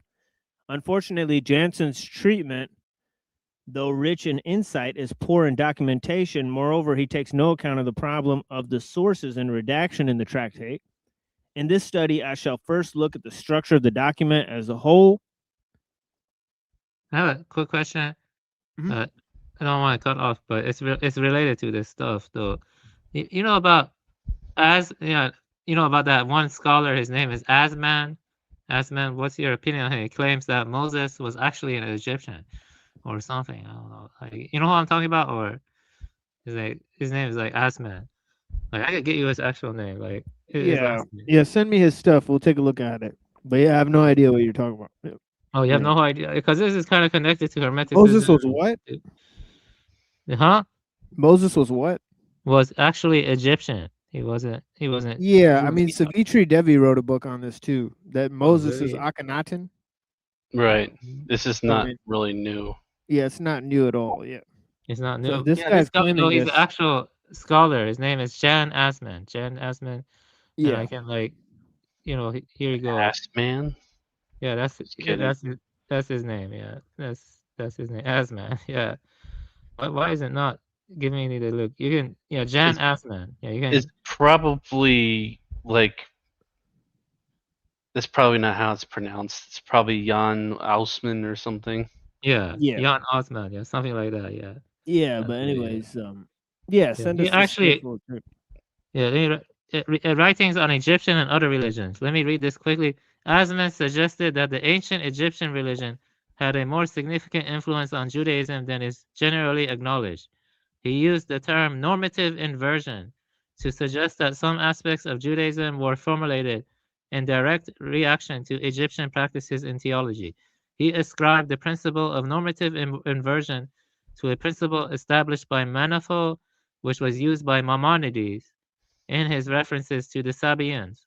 His book, The Price of Monotheism, received some criticism for his notion of the Mosaic distinction. He no longer holds that idea, though, but he actually wrote a lot of stuff. Like, he does talk about Atlanism, cosmotheism, exodus from Egypt, and the Israelites. He does talk about he's like similar things to Savitri Devi, but he is like an academic, though. So that's kind of strange. Like, Yeah, I'd say so. I never read his stuff. I just always thought it was strange. Yeah. Yeah, check it out. We'll check it out soon.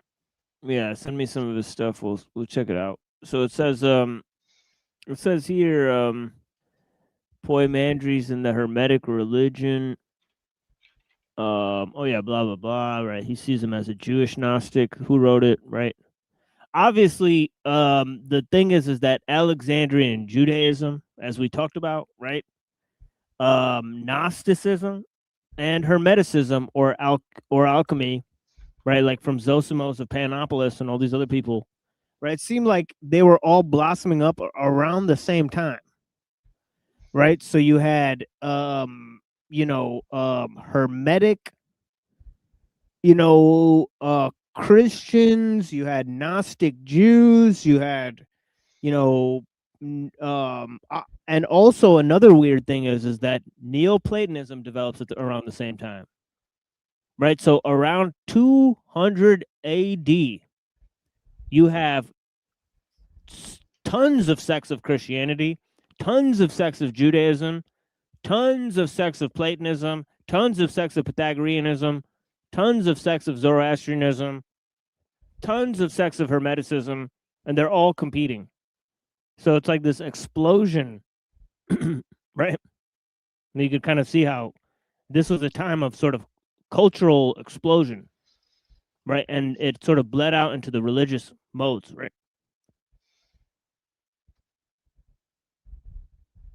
Yeah. Yeah. I mean, I don't know if this is relevant. I do think it's somewhat relevant, but maybe the time period.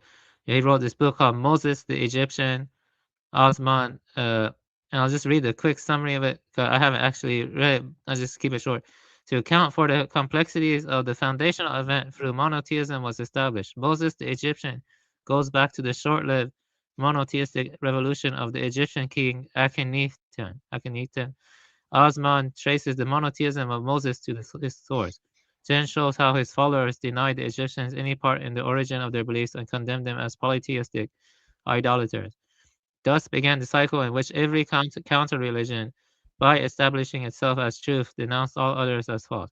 Osman reconstructs this cycle as a part of historical abuse and tracks its permutations from ancient sources, including the Bible, through Renaissance debates over the basis of religion to Freud's Moses and monotheism. One of the great It's just really interesting that he came to a conclusion that's just the same exact thing that the Freemasons have said for 400 years. It's just like through scholarship, through intense scholarship, he came to the same conclusion. Who would have thought? Who would have thought? Who would have thunk it? Maybe a lot of academia is Freemasonic. He's one of those brick boys. Yeah, it's possible. Yeah, it wouldn't surprise me. I actually was just wondering what you thought about it. It is Freemasonic. Yeah, maybe he's a Freemason. Yeah, I don't know. I think, bro. Yeah, I mean, there's similarities in Hinduism too. So it's just kind of odd, if you read the Upanishads, there's similarities. If you read, Shang Di, right, there's like the Chinese believed in a creator deity for a very long time, right? So there's creator deities popping up all over the place, right? So I don't know why anyone would just focus on Egypt, right? Probably because it's just really close to where the Jews started out, right? So that you could like pin it on that, right? But I don't know. I'm not sure about that. But yeah, it is interesting that during the time of the Egyptians. See, the problem is that we don't really know when the Egyptians were, and I think that this whole idea that, I think like this whole idea that like, that I think Moses was a lot earlier than 2000 BC or something like that. I don't think they existed in the time of Ramses. I think there's important reasons to think like that's a false. Ramses was 1200 BC, I believe. You're saying it'd be earlier, like 1400s. Yeah, I think it'd be way earlier.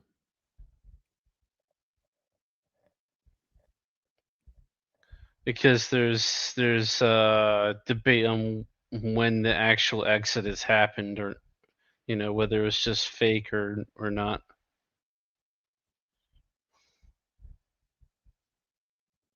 Yeah, I don't know. I think like anything beyond like maybe 2000 BC is like too hazy for us to like understand like what actually happened. All right. But yeah, I mean, there's interesting links between Zoroastrianism and Judaism, right? The Egyptian thing and Judaism, right? So why would it be just coming from one source, right? It's more than likely that the Jews absorbed a bunch of stuff from all of these people, right? They absorbed stuff from the Egyptians, they absorbed stuff from the Persians, and they absorbed stuff from the Greeks, right? That's probably more than likely, right? So, so I mean, they existed for I think for a long time, right? But yeah. And then there's also similar things between the pagan religions, right? There seems to be like the same pagan religion all around the world, where they got the same planets, and what's that all about, right? Who started that thing up? But yeah.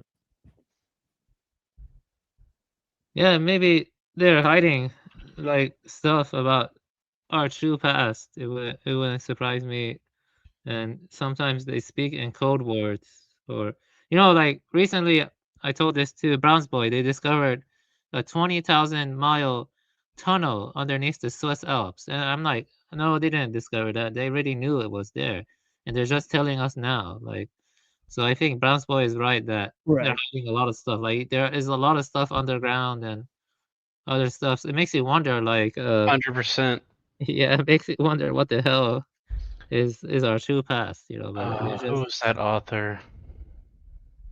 There's an author that wrote a few books about underground tunnels and shit. I can think of his name. Yeah, if you find that, I would actually be interested in reading that too. Yeah, I would be interested in reading that. It's good to know this stuff because I feel like people act like history is perfectly recorded. That's not true. The reality is that history involves a lot of messy stuff. Like this guy said that guy said that. You have to like reconstruct it, and it makes you wonder like who is doing the reconstruction, who is setting the consensus of what is history. What is Richard this Sauder is who I'm thinking of. Sauder. Yeah, how do you spell that? Sauder.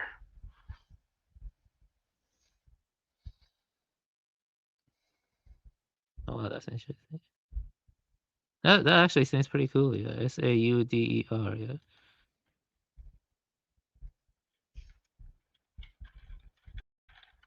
It probably goes even deeper than what our government made. Maybe it goes to like because in Irish Celtic mythology, I mentioned this before.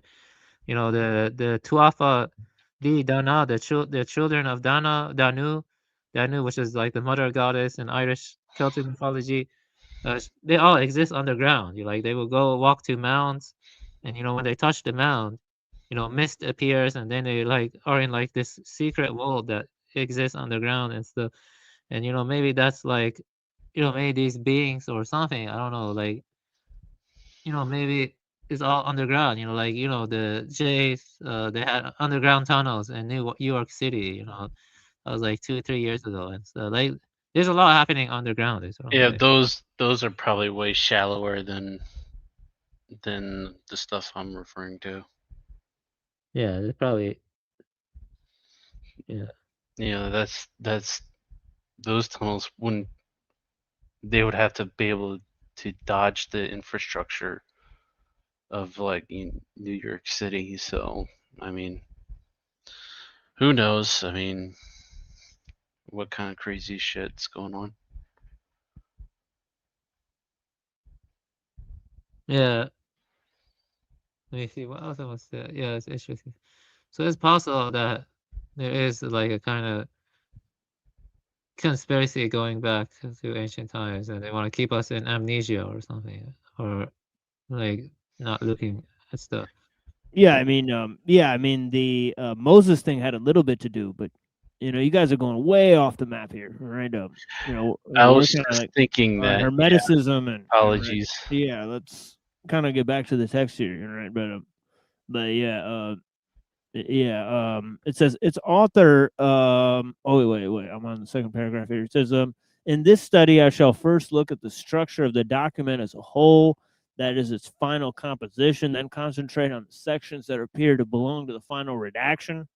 At the same time, show features that are most characteristically Jewish. Then a tentative thesis will be proposed to account historically both for the Jewishness of the document as well as its pagan, yes, Hermetic thrust.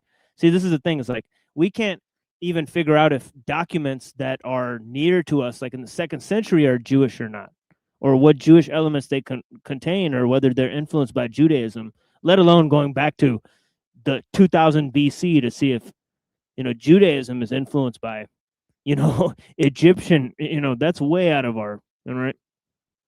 That might be way, in another, focus. But the thing is that this is what the Hermetic texts are claiming. They're claiming that this knowledge came from ancient Egypt, right? Namely from Tot, right? Which is actually pretty interesting, right? So they would be possibly one of the first to claim this, right? And then obviously the Freemasons had picked this up, right? So as we discussed, right? They sort of, formulated a similar idea. Right, so it says, then a tentative thesis will be proposed to account historically both for the Jewishness, as well as its pagan Hermetic thrust, right? In looking at the form and the structure of the Poimandres, one is struck by the similarity of the tractate to certain Jewish apocalypses, most notably to Slavonic Enoch, a document that probably emanates in its earliest form from the 1st century Egypt. Indeed, 2 of the documents show a remarkable degree of similarity, not only in structure, but also in the specific content. Here are some examples. And of course, we have it up here. Poimandres, Hermes, almost asleep, receives a vision, chapter 1.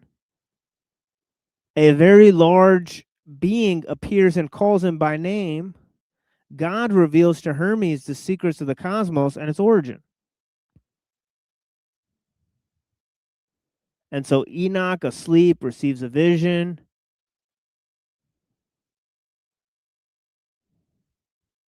He gets called by name. And then God reveals the secrets. So indeed, it's very similar document here. Surprising.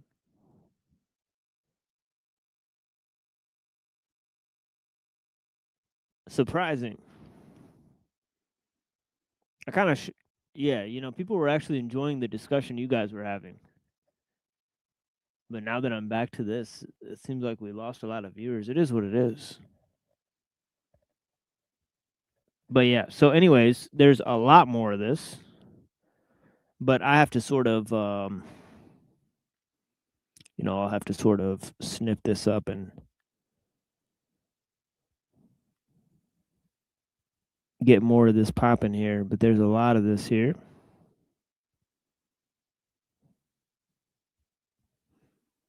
Poimandres and Enoch 2.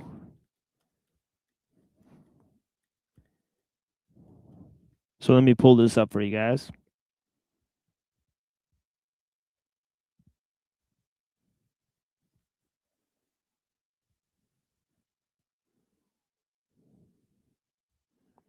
And then there's one that gets cut off, but it just says, Hermes is sent to preach errant to errant humans.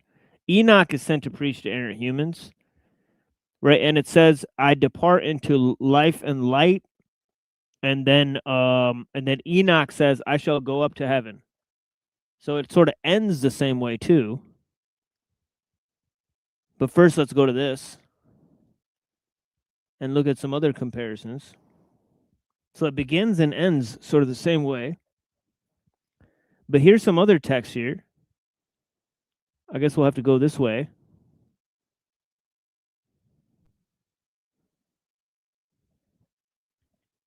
So it says God reveals Hermes the creation of living things. God reveals to Enoch the creation of living things. The creation of man sevenfold. The creation of man sevenfold. Now that's pretty shocking.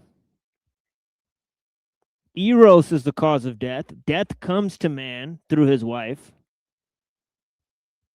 Huh. Two ways, possibilities for man, life and death, light, darkness. Two ways for man, light and darkness in the Enoch as well. Blessings and curses. That's kind of too general. But it's just interesting Yeah, that's what I was thinking. Yeah. But it's still interesting that the Hermetic text sort of refers to like salvation and blessings and curses and stuff, right? You know, and like that Right. people are like have to be saved somehow, right? And like people got to be preached to about Hermeticism. You know, it's kind of strange, right? I never thought that her like Hermeticists really saw things that way, right? That they're more like closed off, cloistered and whatnot. Cloistered monks. That's interesting because I see some Zoroastrian parallels too here, like Right. Yeah. Interesting. Yeah, way of ascent. Enoch ascends to heaven. Now this is really weird, that this idea about the seventh heaven.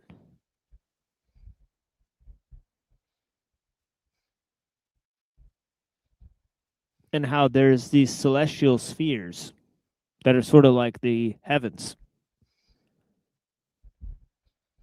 What's really weird is that it says that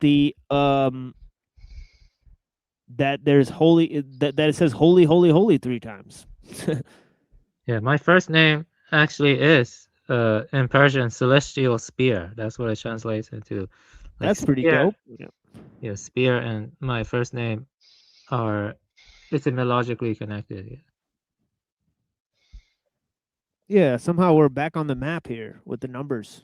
What is going on here with these numbers? Did we say like, you know, did we talk about Jews too many times or what happened? This is so weird.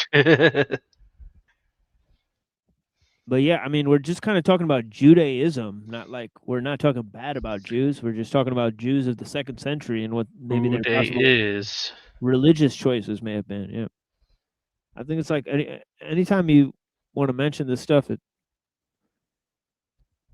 fucks with you. But yeah, holy, holy, holy. It's really weird. The powers sing to the Father in the 8th sphere and in the 9th. Holy, holy, holy. The powers.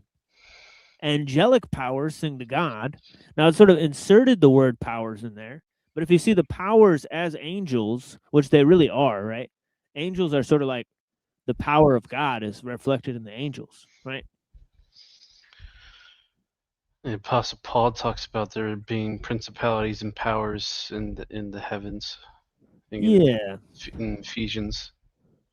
Yeah, God is above the 8th sphere. God dwells in the 10th heaven.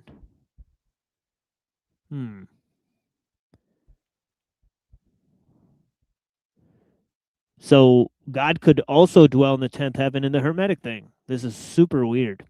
How many connections there are, right? So actually, I'm actually blown away by the connections, folks. I got to put this away for a second because, god damn. Holy smokes. Holy shit, man. And Valentinus and fucking Marcus are basically like talking about Christ Jesus, man. They're talking about Christ Jesus, man. They're talking about Christ Jesus, man. So yeah, I feel like the 2nd century is fucked, dude. It's like Hermeticism, all these things, Hermeticism, Neoplatonism, Judaism, Gnosticism had already combined in the 2nd century, folks. And then we fell asleep for 2,000 years. Kind of goofy. And they didn't go away. You same thing because is Saint Augustine was a Manichaean Gnostic, so these things did not go away. But yeah, go ahead, Avian. What are you saying? I was gonna say the same thing is happening again. I think so. Like a big, Right. yeah. It's similar to the Library of Alexandria. Right. It's like the internet is the digital Library of Alexandria. Isn't there something called that? Digital Library of Alexandria. Probably. Yeah. Wait, now that I think about that, your avatar kind of relates to that. Do you know what anime your avatar is from? Cause No, I don't. Yeah. No. Please inform me. Yeah, I actually don't know what it's from. Maybe I can try to find it. Oh, I thought you were gonna tell us. Yeah. Yeah, I don't know. Sad trombone. Yeah, interesting. So yeah, so this is actually quite wild. And then of course we saw that, Enoch says, I shall go up to heaven, and Hermes says, I depart into life and light. And they just peace out after they preach to the humans. So they both did the same thing too. So it's kind of weird how it ends the same way as well, right? And then he goes on to say, now there is no solid evidence for the mingling of the Hermetic and Enochic traditions before the 4th century. It is not out of the question that the author of the what? It is not out of the question that the author of the Poemandries was familiar with one or more apocalypses in the Enoch tradition of the sort represented by 2 Enoch, perhaps even 2 Enoch itself.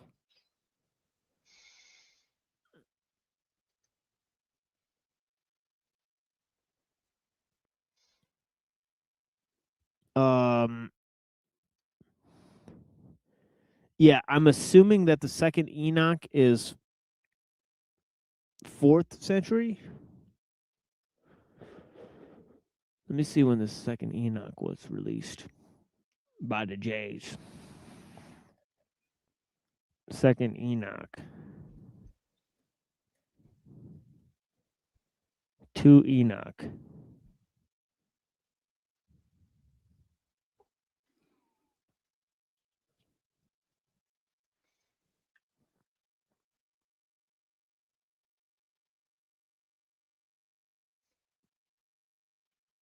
Hmm.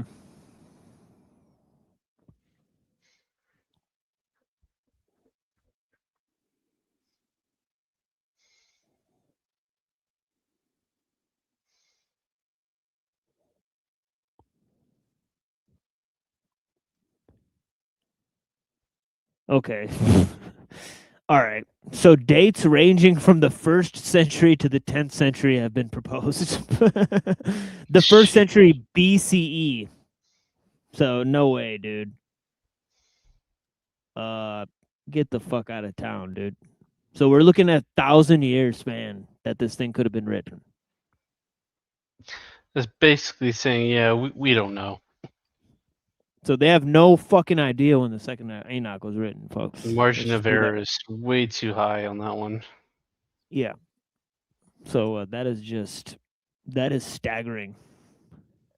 It said anywhere from the 1st century BCE to the 10th century. I'm not making this up, folks. Let me read this to you guys. Like, this is what it says. Like, this is insanity. So there's no way we're knowing when this thing was written.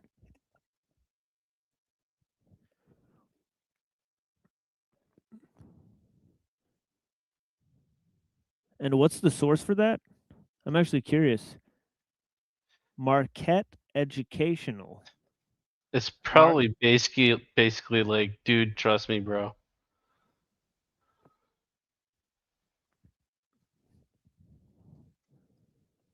With the late 1st century often preferred.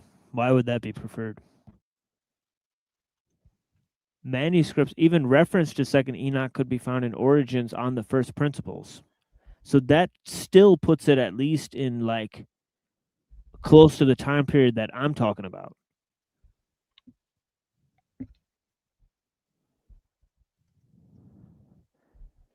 Affirmations of the value of animal sacrifice and Enoch's halakhic instructions to Enoch 59 also appear to be fashioned with preservationist Mishnaic style.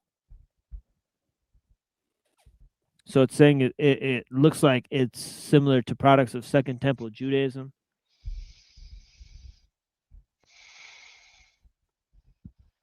All of the evidence, I mean, for me, sort of suggests that it's like 2nd century document. But yeah, anyways. In any case, as all earmarks of the Jewish apocalypse, says this guy. Right. Here, hold on, let me see this. Oh, look at this.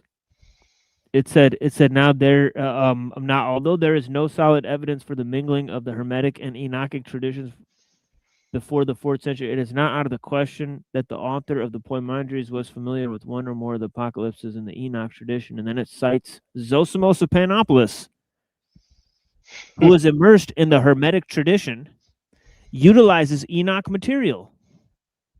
So yeah, so there's a good point, right? Zosimos, obviously he utilizes Gnostic, Jewish, and Hermetic material. So Zosimos is a good link to show like how like Plato and Neoplatonism and Gnosticism and Hermeticism, and there's guys who followed all of that stuff, right? Together. So yeah, so there's our boy. Right, according to Muslim tradition, Enoch Idris is equated with Hermes and is credited with building the pyramids. The churches and monasteries of Egypt by Abu Saleh. So that's very interesting, folks. So I have heard that before as well.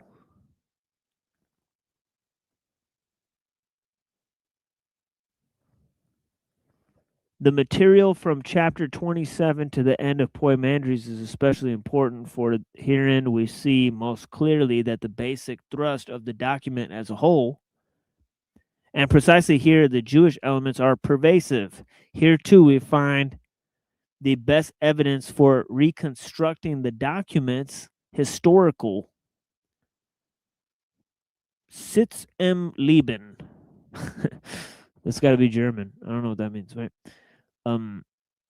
Looking first at apostolic preaching section, especially chapters 27 and 28, we see the number of elements reminiscent both of scriptures and such Hellenistic Jewish literature, and is preserved in the writings of Philo. For example, the use of the term power as a designation for angelic beings is common in Philo.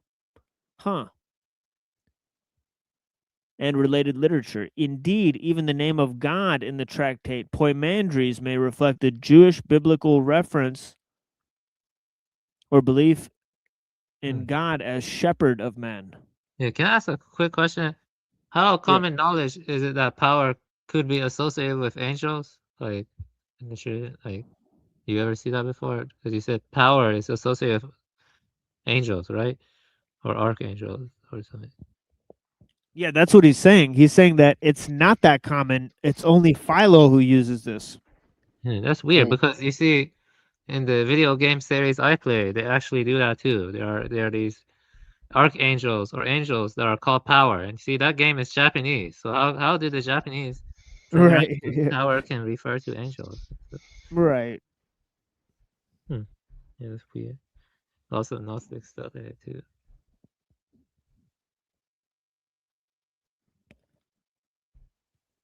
Yeah, that's interesting.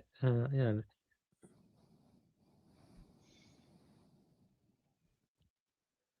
And it says also that he is called the Father of the All. And this is a designation for God that occurs very often in the Philo. Father of the All. That's interesting phrasing for sure, for Philo for sure. And this is a designation for God when Hermes addresses mankind as earthborn men. Earthborn men. Interesting. He is using a term that reflects Hellenistic Jewish interpretations in Genesis 2:7.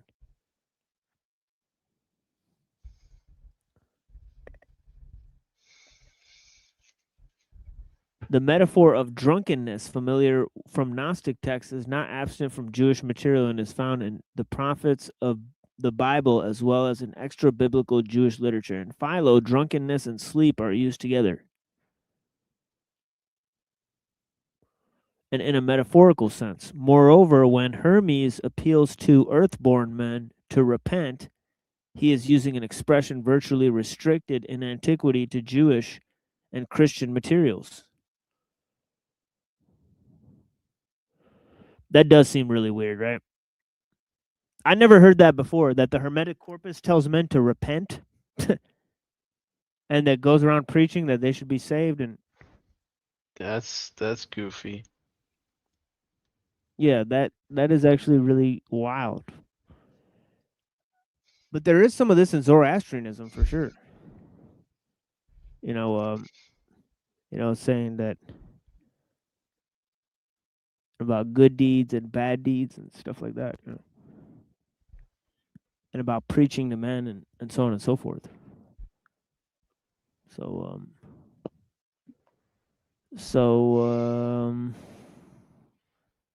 Okay, so how much more of this shall we go into? Let me see what time it is. 4:10? Man, we're getting our ass whooped today. I wonder what's going on out there, like in the YouTube streets. Because, it's like desolation and tumbleweeds. Yeah. It could be like a lot of people on or something like that. Who knows?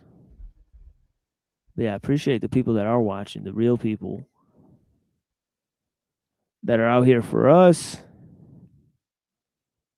And yeah, we'll see what we can get into, honestly.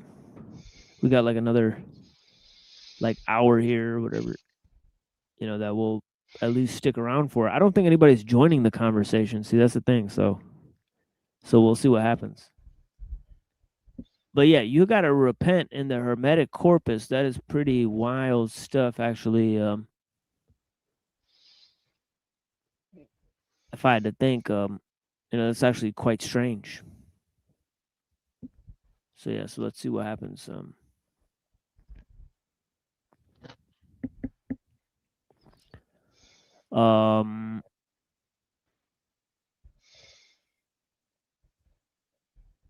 Okay, so the results of Hermes' preaching are summarized in chapter 29. Some of the hearers reject the message, thereby choose the way of death.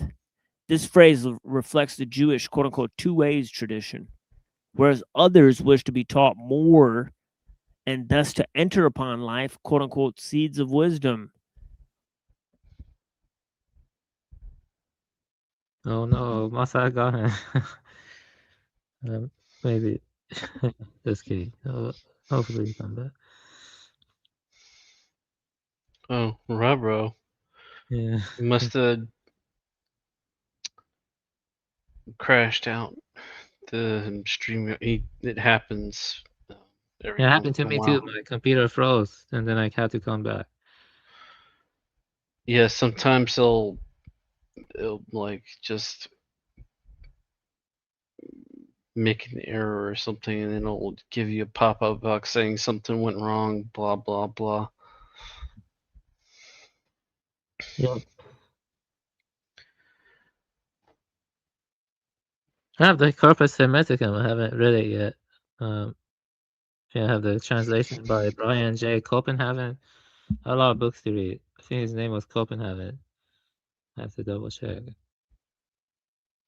a lot to read, but yeah, Copenhagen. Yeah, I have that translation.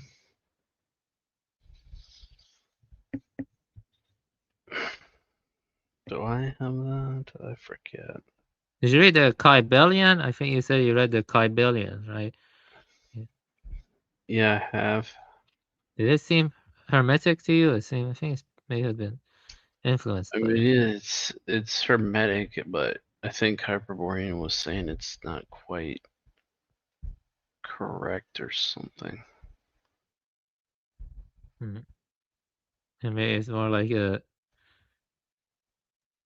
repackaging of it to the point where it's no longer.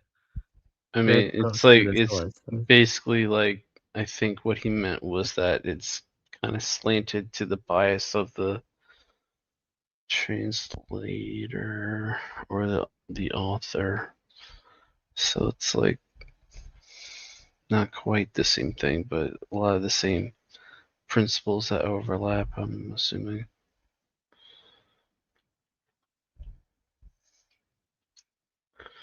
Yeah.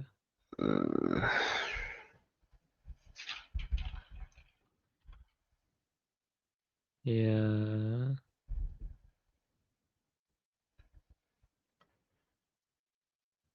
Yep.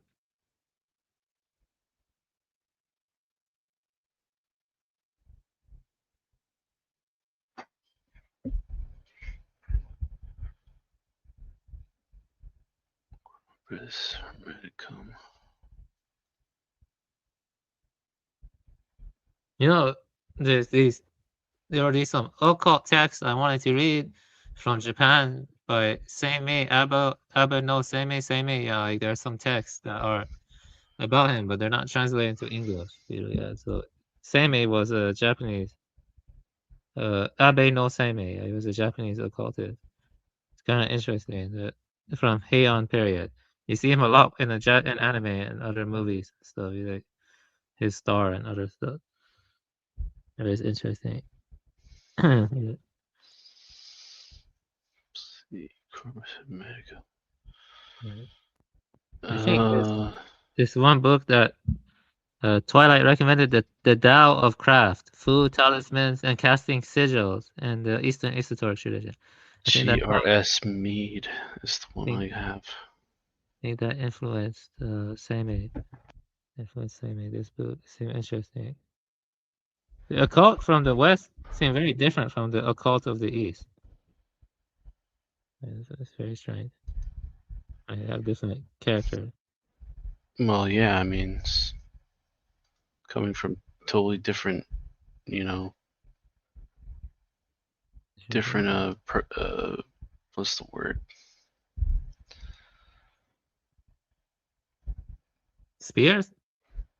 Spheres, the influences. There's another word, but I'm having like a senior moment right now. Different angles, different backgrounds, etc. Man, usually he's back by now. I hope he didn't lose power or something. Yeah, that would suck. Yeah.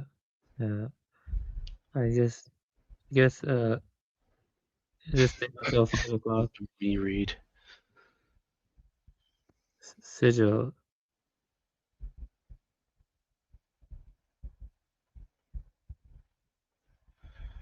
What the hell? What in Sam Hale? So when did it kick me out? Like 5 minutes ago. Was I in the middle of reading the hymn? I think so. So I was reading this hymn. It says hymn in chapter 3. It says, "Holy is God, the Father of all. Holy is God, whose will is accomplished by his own powers. Holy is God." Yeah, I don't remember you saying that part. Okay, so goddamn, dude. Here, let me go back and see in the episode. What's the last thing I said? This is actually pretty crazy. I don't know when it kicked me out. See, this is the problem I'm having. Sad Shimon. Yeah, so I have too many things open here. And the computer's like sort of crashing out here. Yeah, fuck it. Let me just go back. But how long was I gone? Like 5 minutes, 2 minutes? Like it was at least 5 minutes. It was longer than usual. Okay, let me go back then. So I was reading a bunch of stuff from the Poimandres and how it was talking about how, in chapter 29 through chapter 32, there's fragments of a Jewish liturgy that seem to be coming from the Shema, right? And it sort of talks about how this whole idea of blessing and catechesis and sort of seeds of wisdom and this whole thanksgiving and offering that's being offered. right? And it says that, you know, in the Shema, it says, you shall love the Lord God with your whole soul and your whole power, right? And it says in the chapter 30, with my whole soul and strength, right? And it also calls God the Father of all. So there's all these elements, you know, that are really strangely similar to Jewish liturgical prayers. And then it says the hymn in chapter 31 reads, holy is God, the Father of all. Holy is God whose will is accomplished by his own powers. Holy is God who wishes to be known and who is known to his own. Holy are you, who by your word have established all that exists. Holy are you, of whom all of nature became an image. Holy are you, whom nature has not formed. Holy are you, who are stronger than every power. Holy are you, who are greater than every supremacy. Holy are you, who exceed all praises, except pure spiritual and sacrifices from the soul and heart that is stretched out to you. So it says, blessed are you, O Father, in chapter 32 as well. So it's saying that it really seems to echo parts from Isaiah 6:3 and a bunch of other prayers, especially saying that, you know, God is sort of the Father of all.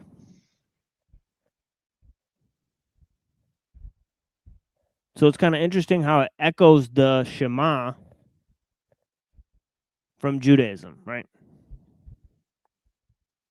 And the powers in heaven who constantly sing the praises of God, right? And how God exists in the 10th heaven. I mean, it's all just really strange how much it lines up. I mean, I didn't think it was going to line up this much, honestly. Yeah. Very strange. Yeah, I mean, I've seen some pretty like occult shows and stuff, but this is just a scholarly work. Right? Like, none of the occult shows I watched went this deep into similarities between Jews and Gnosticism and Hermeticism. Really, Yeah, really. what book is that again? I forgot. What book? do you It's read? Pearson and Berger. Here, hold on. Let me look this up. Gnosticism, Judaism, and Christianity by Berger A. Pearson.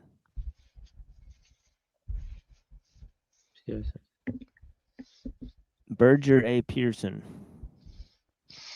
Yeah, yeah, guy. Pearson Yeah, A. guy. Berger. Yeah. Yeah, this book isn't even popular. It seems pretty good. It has few reviews though. Yeah, that's an interesting book. Yeah, Where it did is you find the weird. book? Where did you find it? It's interesting. I was looking up this information about if Gnosticism is sort of how many Jewish elements it has in it. And so I was trying to see if there's any elements in Gnosticism that are pre-Christian. So, you know, as research for the second edition of Christ's Protagonist, right? Because they need to update a lot of the information that's in the book. So, so I found tons of interesting material to bolster my findings. You know, I find tons of stuff that agrees with my initial reflections. Yeah, it's interesting how not many people look into this stuff besides you and some other people. Not many people though. So, yeah, that's interesting. Right.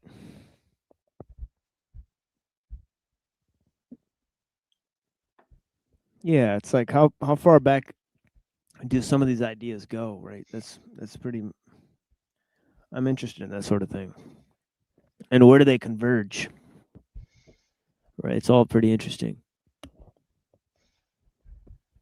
Yeah, not a coincidence. Yeah, it seemed like not a coincidence for sure. Talismans are real. The real occult is purely science, quote unquote, and academic through methodological understanding, maybe even as an application. Yeah, it's funny. Like when we have the lowest viewers, we get into the highest level shit, and that just goes to show you, like, the people that stuck out for that, they got a real treat, and the people that sort of come in when everybody else is watching, you know, they get a real trash show, right? Where people are sort of yelling and You know, it's sort of not a lot of deep stuff going on, right? But if you come to a show like this, it's sort of all me talking about a bunch of different ideas, and yeah, we get to some serious reflections, and yeah, I'm kind of like, yeah, I'm really proud of this show, honestly. Quick question. When do you think the second edition of Christ Protagonist Logos Dethroned will Oh be? my God, maybe 4 or 5 years from now. Well, 4 or 5 years. Yeah, there's Maybe I no should way. just read the cause I'll probably just read the first edition then. 'Cause, Oh yeah, that'll give a strong foundation for a lot of the things. I think there's only like 200 or so pages I could possibly add. You know, with the material that I found, but there's significant amount of material that I want to add in there. Stuff about King Herod, stuff about the developments with the people that are coming up with the theories, and there's been some new people that came out with some research that really agrees with what I said. So yeah, and for a quick remember, you said you recommend reading chapter 4 before the rest of the book. If you don't have strong foundation in Abrahamic theology, read chapter 4. Right, yeah. I just wanted to see if I remembered correctly. Yeah, because it's like some of those ideas that Paul talks about, they're really strange if you don't have a conceptualization or contextualization of like how he talks about sin or other things, or really what Jesus really represents, right? Because like there's a lot of people who don't have a concept of what Jesus represents in the teaching. Right? Like I had to talk to a lot of Christians for a long period of time to like understand from their perspective, what does Jesus really mean to them, right? So yeah. And I highly respect their beliefs for sure. And but it's more about the history of, like I think it's about the history of so many other things that are related to that. Like, for example, like we just looked at in the 2nd century, right? Zosimos was reading Gnostic scriptures, and he was an alchemist who was a proponent of Hermeticism, obviously, but he was also sort of incorporating Neoplatonic elements. So he's like all into like all different sort of ideas. So when we're looking at sort of the foundation for a lot of this knowledge, right? Yeah. We're looking at different streams of thought that don't always converge. Yeah, well, just say something. Yeah, I think what you're doing is very important, but when at this level, I really don't have much expertise, so sometimes some stuff I'm not able to retain it as well, but other stuff I do retain. Like yeah, there's a lot of information. Like this stuff is very important. So yeah, I think people should just do it. So yeah, like Zosimos. Yeah, I forgot about him. It's very interesting. Yeah. Yeah, I mean, Maimonides was heavily, influenced by Aristotle, right? I think so. Am I correct? Maimonides. Or was it Plato? Or, Yeah, definitely Aristotle. Yeah, I remember. Yeah, I think Maimonides and Aquinas hugely influenced by Aristotle. That's right. Yeah, Aquinas is like, he's basically just Aristotle. Like even according to the Catholics. Isn't this antiquity, right? This is like the religious development during antiquity, because 200 AD is considered antiquity, right? Right. Yeah, I believe so. Yeah. I have a book on that too. Actually, I did flip through that book a bit, and I do recommend that book because it has like Manichaeist stuff and it has a lot of like crazy Platonic stuff and Jewish stuff. It's like a hodgepodge of so many things. And maybe that's related to your interest. I could recommend that book too. I actually read parts of that book because I was studying Manichaeism, and there was a lot of stuff in it, even Hermetic stuff, even Mithraistic stuff. I was like, what the that book, yeah, maybe it's good to check that out for you too. I think so. Let me see here. Let me see here. It's that book is yeah, Religions of Late Antiquity and Practice, by Richard Valentesis. You know, here you go. You can look at it a bit. And so it like has magic stuff, it has Greek stuff. It's like a lot of stuff. Like it's weird. Like I did read a lot of it and stuff, but quite a bit. But yeah, here you go. But here, yeah, that book, if you want, you can. Yeah, it's by Richard Valentesis. Yeah, it says here, religious life and performance during this period comprised diverse, of often unusual practices: philosophical assent, magic, legal pronouncement, hymnography, dietary and sexual restriction, and rhetoric were all part of this deeply fascinating world. Religious and political identity often intertwined, as reflected in the Roman persecution of Christians, and a fluid boundary between religion and superstition was contested in daily life. Many practices, including ascetic training, crossed religious boundaries. Often others, such as incubation at specific temples and certain divination rites, were distinctive practices of individual groups and order. And there's like a lot of mixing with Neoplatonism too, and rabbinic Judaism. Yeah, that book was I read. That was the book I was reading about Manichaeism too, but it has a lot of other stuff in it too. And but yeah, I think it's like early and late antiquity. That's right. Interesting.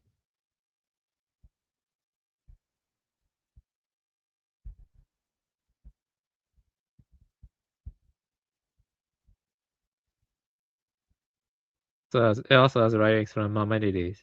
Yeah, I'm pretty sure.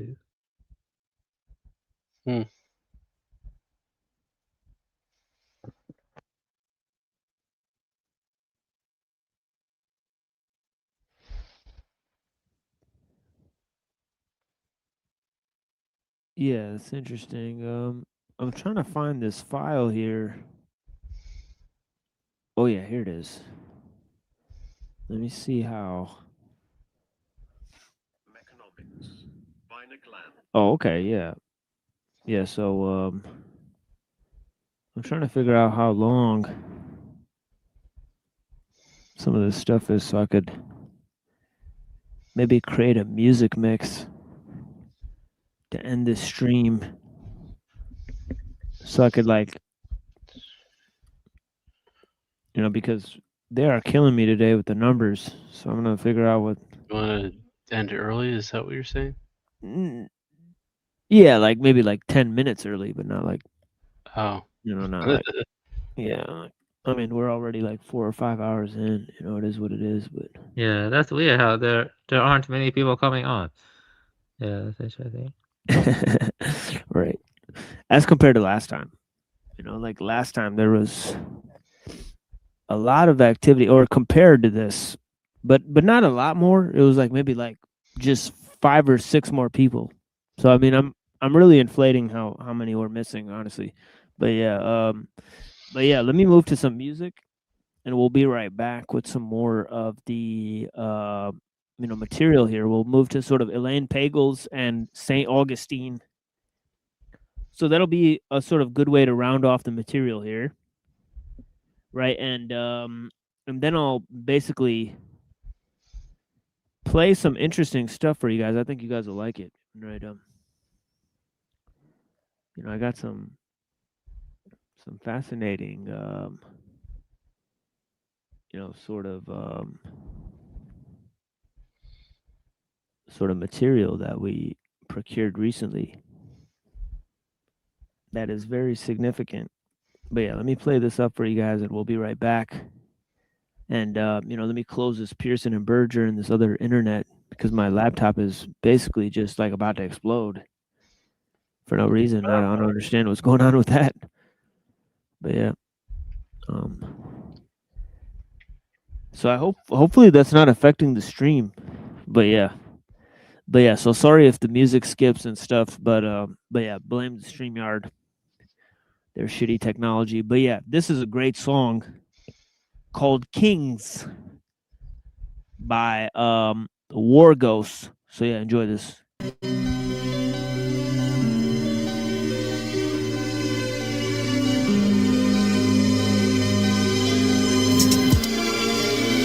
Voltron, Robotech, Megatron, Slash, Biomechanic, Disaster, Blast, Wreck, Devil's Playgrounds, where magnetic disturbances wreak havoc and people feel called to their depths. When he assigned some of his crew to an archive where relics note, and his men return to the main ship to fetch a telescope, then notice approach the ghost in the walls. 3 doors fall, and each door contains slowly a dying crawl.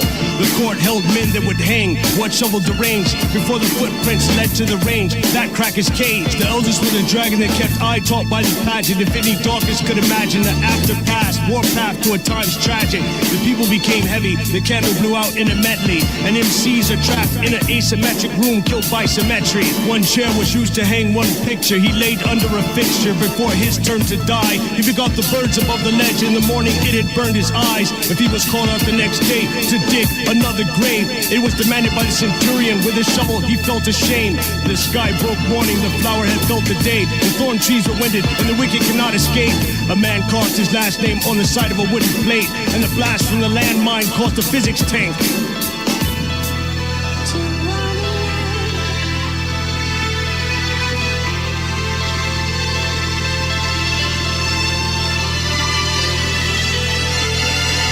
They burned my skin so bad, it became sensitive to light. Now wear a porcelain mask and only come out at night.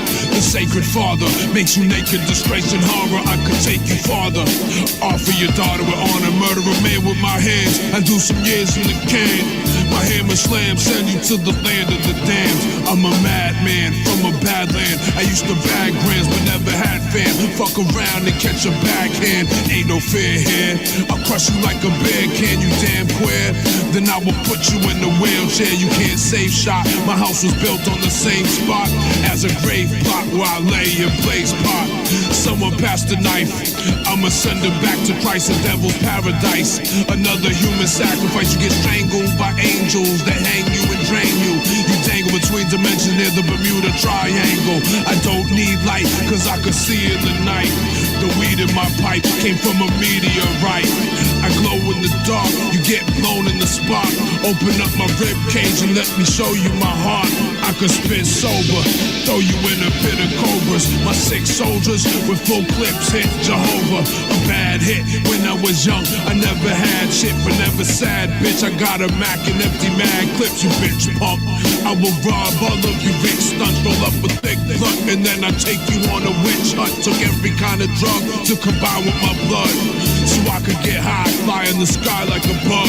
You can't fathom, I smash and split atoms. My mind emits photons of light beyond imagine. I spread like disease, I'm deeply rooted like trees. I blow like the breeze and conquer the 7 seas. If you get lost, I chop your motherfucking head off. Ground up your body up in my meat to make a red sauce from heaven and hell. I summons thunder and hail. They need to throw away the key and lock me under the jail.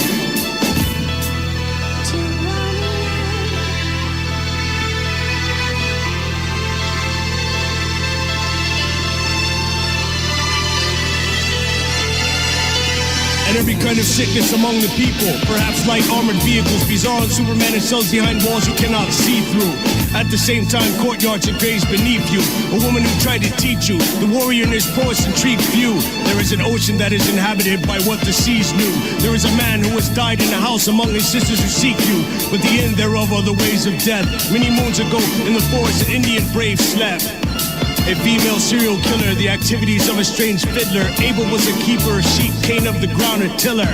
A man has become stolen from at the market. Hawaii is home to a volcano goddess. Such violent things were given to a swamp tar pit.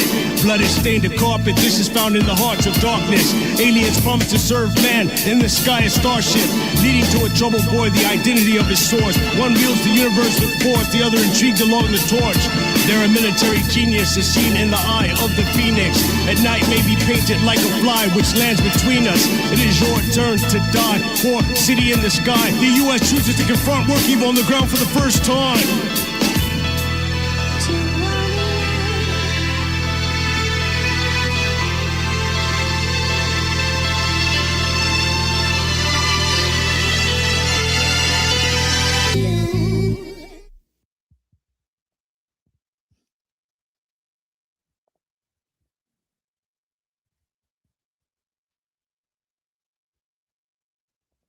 Yeah.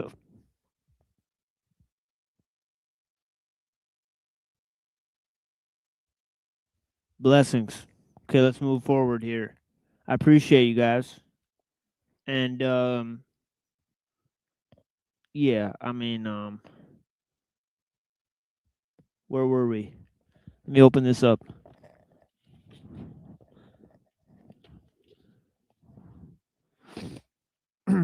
Marcus claimed the divine truth revealed itself to him in feminine form. Right, so that has certain elements to it.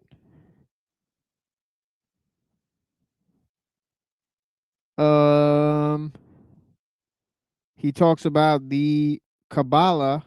I mean, she talks about the Kabbalah, right? And she says the late Gershom Scholem, professor of Jewish mysticism at Hebrew University at Jerusalem, far more sympathetic to Marcus than Irenaeus was, explained that those who take the path of the Kabbalah seek to know God, quote, not through dogmatic theology, but through a living experience and intuition, unquote. Like other Jews, Kabbalists interpret the scriptures. Remember, she's talking about this idea of divine visions and how the Montanists sort of talked about how they had received the gift of the Holy Spirit so they can prophecy and speak about visions. Right? So this is the main aspect of why Marcus is sort of expanding on this whole idea. And also, there's another concept that's ancillary to this. It's the idea of this divine speech. Right? This divine speech, right? Which is sort of like this divine speech is akin to what we were reading in the Haggadah, right? Okay, about how it's sort of talking about how the letters accord this divine relationship with God, right? Remember, it said that, and I was talking about how it's sort of similar to Pythagoreans, right? How it's saying that 1 and 2, or Aleph and Beit, right, are sort of like the beginning of the universe, right? That God used one to compose the Decalogue, and he used another one to create the universe, right?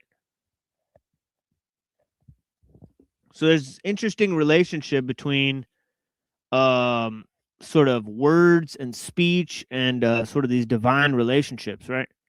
So it says here, how can the invisible and comprehensible God become manifest? Marcus' vision tells us that the whole alphabet, all of human speech, can become a mystical form of divine truth, a conviction that many Kabbalists would share. Like many others, Marcus was fascinated with Genesis, right? And we just saw another sort of tradition that was fascinated with Genesis, right? Which is the Hermetic tradition, right? And I think sort of Valentinus actually rewrote Genesis to a certain extent, right? Let me actually pull up on this.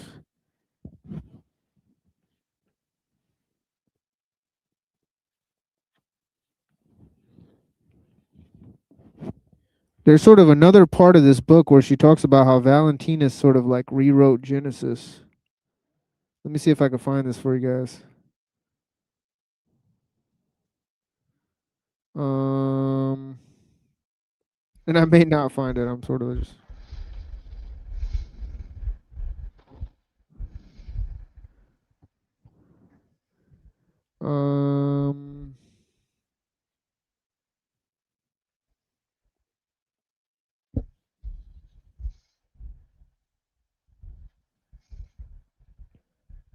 Oh yeah, whoops. Oh yeah, me and Twilight, or actually I was trying to tell Twilight where this was from the other day, the Gospel of Truth.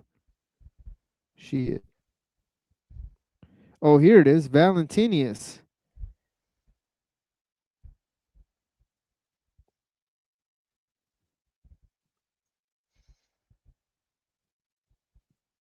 It may be written by Valentinus, it says. Depicts a world devoid of God as a nightmare, a world Okay, so it says the world which seemed to lie before us like a land of dreams, so various, so beautiful, so new, hath really neither joy nor love nor light nor certitude nor peace nor help for pain, and we are here in a darkling plain, swept with confused alarms of struggle and flight, where ignorant armies clash by night.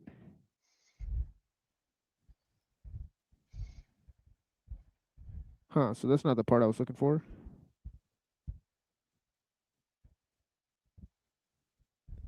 Oh, here it is.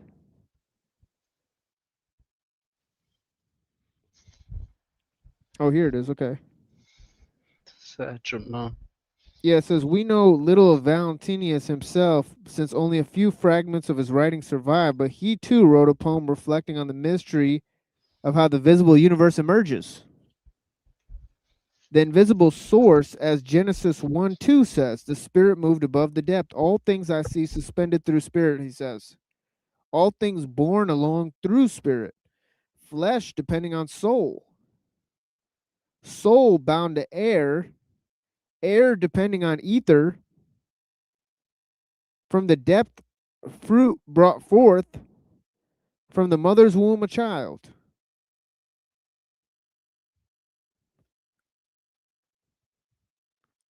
So that's interesting, huh? It says, all things I see suspended through spirit. All things born along through spirit. Flesh depending on soul. Soul bound to air. Air depending on ether. From the depth, fruit brought forth. From the mother's womb, a child.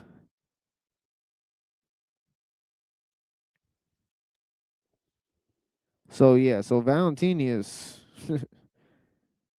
whatever he was teaching his followers, he definitely was no dummy. He was like trying to sum up a bunch of weird shit of what he knew about, right? Just to give you guys a taste of what this dude was saying. And of course, we looked at some of the fragments of Valentinus about creativity and man's creativity, and how man's creativity sort of enslaves him through this power of speech and words. So it's kind of interesting how he sort of thought this, right? So we have this idea of the divine logos being embedded within this thing, speech, which if man misuses, he could sort of imprison himself. Right? So it's sort of the misuse and the good use of speech, where we either transcend nature or get, sort of guided by our own creations, right? Our own miscreations, misinventions, right? So yeah, so it's a fascinating idea. Obviously, I sympathize with this concept.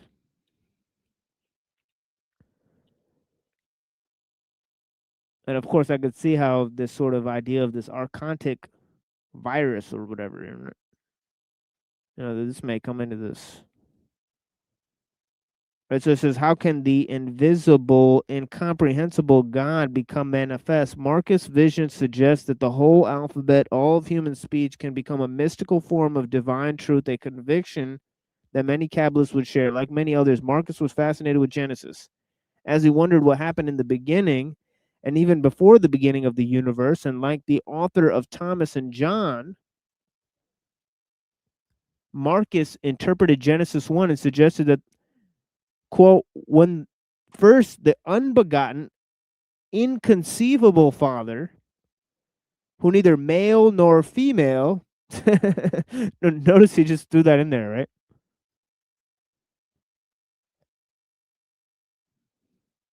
So God is androgynous.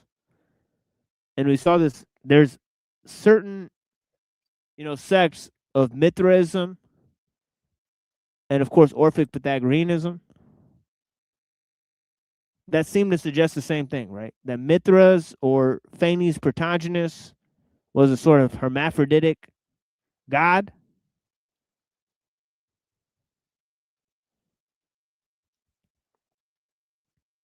And of course, remember he said earlier that the that the truth had revealed himself to him as a goddess. And of course, we've been hearing this all day, right? Isn't that what Parmenides said? So maybe he stole this from the Parmenides, right? He also says, for the world could not have borne the truth coming in masculine form. So maybe he's thinking like the male truth is like higher than the female truth. I don't know.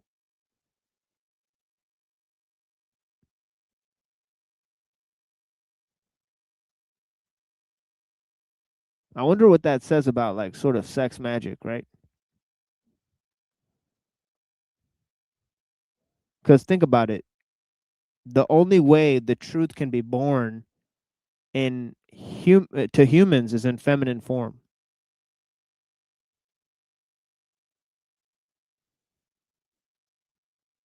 So doesn't that say something very interesting about the nature of our existence?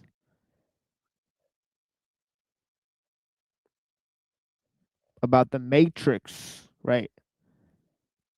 Which comes from the word mother, right? So it's like interesting, right? But yeah, so he says the divine truth revealed itself to him naked in feminine form with the Greek letters, 24 Greek letters, adorned on her body, and she spoke the mystical name Christ Jesus. So there's a lot going on there. There's the divine language. Secondly, it's the Greek language. Thirdly, it's a female. Fourthly, it represents how truth comes into the world via the feminine, the divine feminine, so to speak. And then lastly, it's appearing to understand and speak about Christ Jesus. So this is Marcus, a student of Valentinus the Gnostic.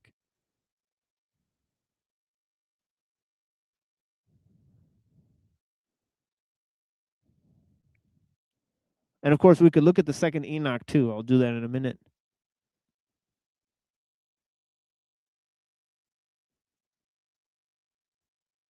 Because of course, we were looking at the second Enoch or earlier, right?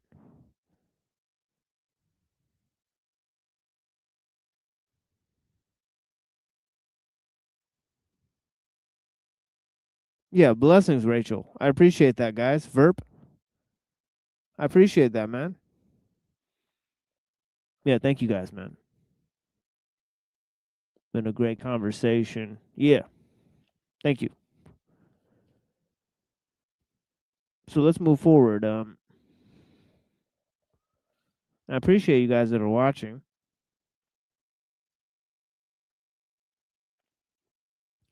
So he says, when the unbegotten, inconceivable Father, who is neither male nor female, willed to bring forth, he opened his mouth. Wait, why does he say his then? Whoops.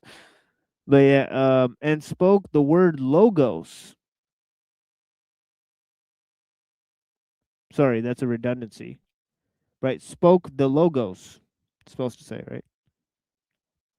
Marcus explained that as he revisioned this process, each separate letter that God spoke at first recognized neither its own nature nor that of the others.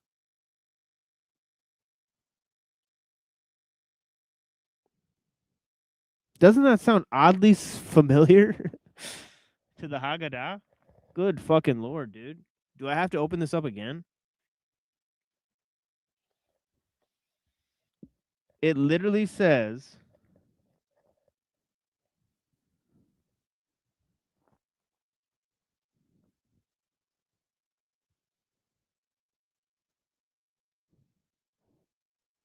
"22 letters of the alphabet descended from terrible and august crown of God, whereupon they were engraved on a pen of flaming fire.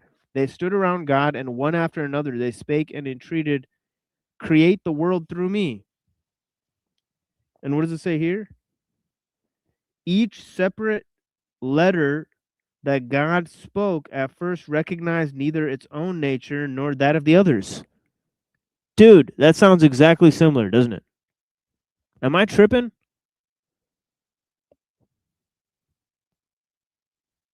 Because if every letter is like, no, God, me first, me first, me first, and then it's they're basically not recognizing each other. What the fuck?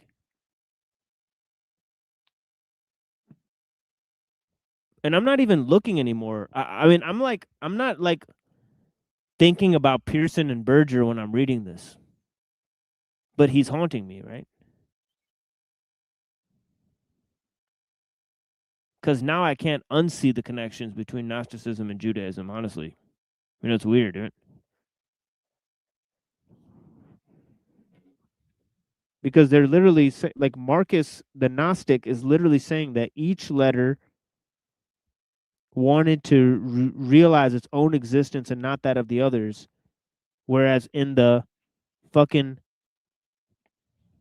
Haggadah, it says, each letter stood around God and said, create the world through me.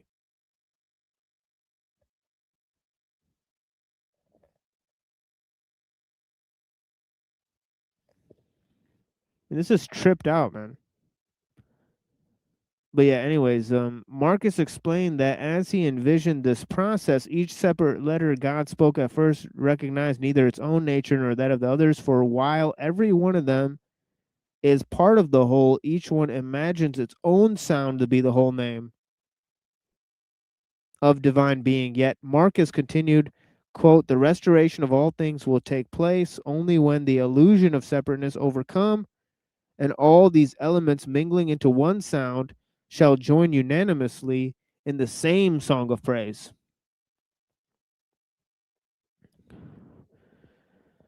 In the same song of praise. Yo, what's going on?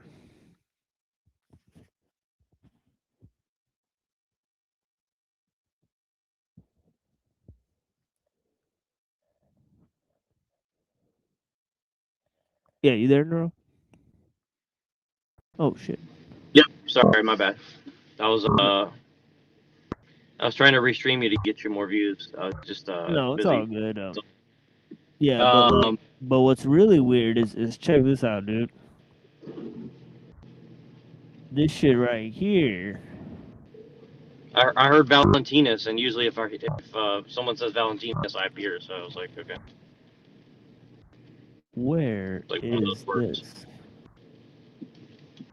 Oh yeah, whoops. I'm trying to share a video instead. Let me share an image. And I'll show you guys this quote I have by Valentinus. And then I'll reread this quote by Marcus, and then I'll reread this quote by the Haggadah, because this is actually really crazy stuff. Yeah, it's talking about this divine language. Right? So this is Valentinus on technology. Oh, whoops. Right here. And it says, something like fear overcame the angels in the presence of that modeled form, i.e. Adam, because he uttered things that were superior to what his origin justified. Owing to the agents who had invisibly deposited a seed of higher essence and who spoke freely, so too the races of worldly people, human artifacts become objects of fear for their creators. For example, statues and images and everything that is made by human hands as representing a god. For Adam, modeled as representing humanity, made them stand in fear of the pre-existent humanity. So he's kind of talking about Adam Kadmon there. For precisely the latter stood in him, right? Adam reflects the Adam Kadmon, right? The universal man. And they were stricken with terror and quickly concealed his works. So there's that. Now here's Marcus. He says that, oh, whoops. He says each letter thinks its own sound to be the whole name.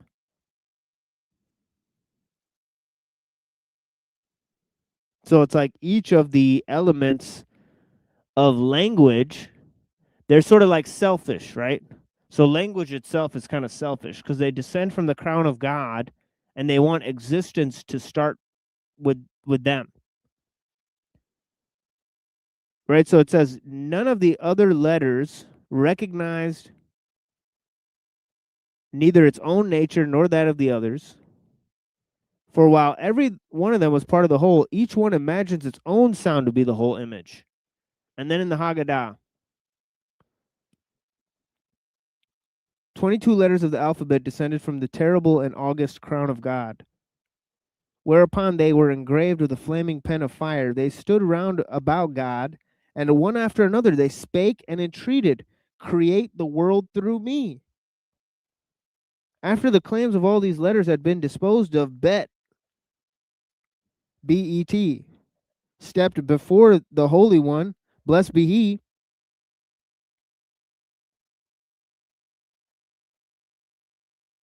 pleaded before him, O Lord of the world, may it be your will to create the world through me.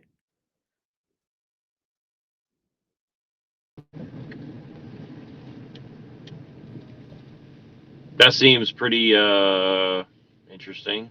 So what's the Haggadah exactly?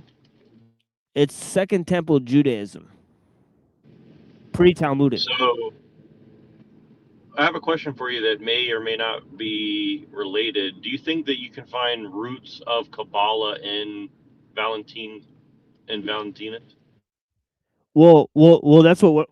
Well, that's what I was just proving, right? Because it says here that that here she says the late Gershom Scholem, professor of Jewish mysticism at the Hebrew University of Jerusalem, far more sympathetic to Marcus than Irenaeus was, explained that those who take the path of Kabbalah seek to know God not through dogmatic theology, but through the living experience and intuition. Like other Jews, Kabbalists interpret the scriptures, but in their hands, the scriptures become like a language of spiritual exploration. Like Kabbalists, and here's the key part, more than 1,000 years later, Marcus asked, how can we speak what is ineffable? How can the invisible, incomprehensible God become manifest? Marcus' vision suggests that the whole alphabet, all of human speech, can become a mystical form of divine truth. Yeah, it's so funny you say that because I had a TikTok thing I did yesterday, and I was talking to like a gay guy, atheist, and then like another guy who just hates all of existence, and then a Catholic.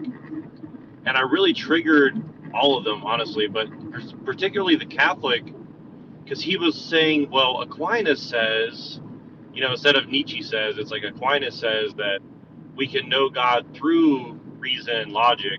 And I was like, well, I mean, you can know aspects of him maybe, but you're definitely not going to know him directly, right? Like, I don't know that Aquinas is saying that particularly, right? Like, it's a very strange thing. And then it kind of dawned on me, it's like, this is kind of why I reject Catholicism, is because they kind of run with that and say, well, I mean, there's no problem with, you know, mixing all these things together and kind of worshiping the Kabbalistic language of all this stuff. You know, again, I think it's like what you seem to be saying is kind of what I've assumed, you know, since I was probably like 16, which is that the English language is basically a Kabbalistic invention. I didn't know it was Kabbalistic at the time, but I could figure that it was basically like a way to like universalize Kabbalistic incantations to everyone. If that makes any sense. I know that sounds totally insane, but it seems that what you're pointing to is that there is a case to be made that this kind of goes back pretty far as like a way to look at language as a technology, as like an actual like hardcore technology, essentially.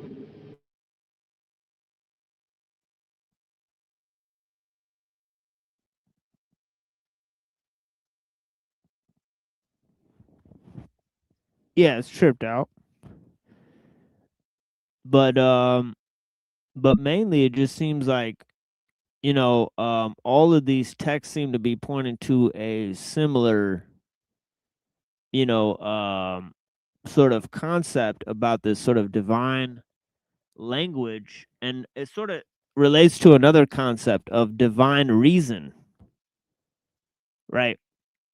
So, Well, that's what I told the Catholic and the atheist and the guy who's just like doesn't believe in anything. I was like, your God is reason, right? And I think a lot of people, and they were like, that's not a God. I don't worship him. And I'm like, you do. Performatively, you do worship reason, right? Like you just said, well, there's no God, but I do believe in this thing called reason, and I put it above all else. And you basically like don't question it, right?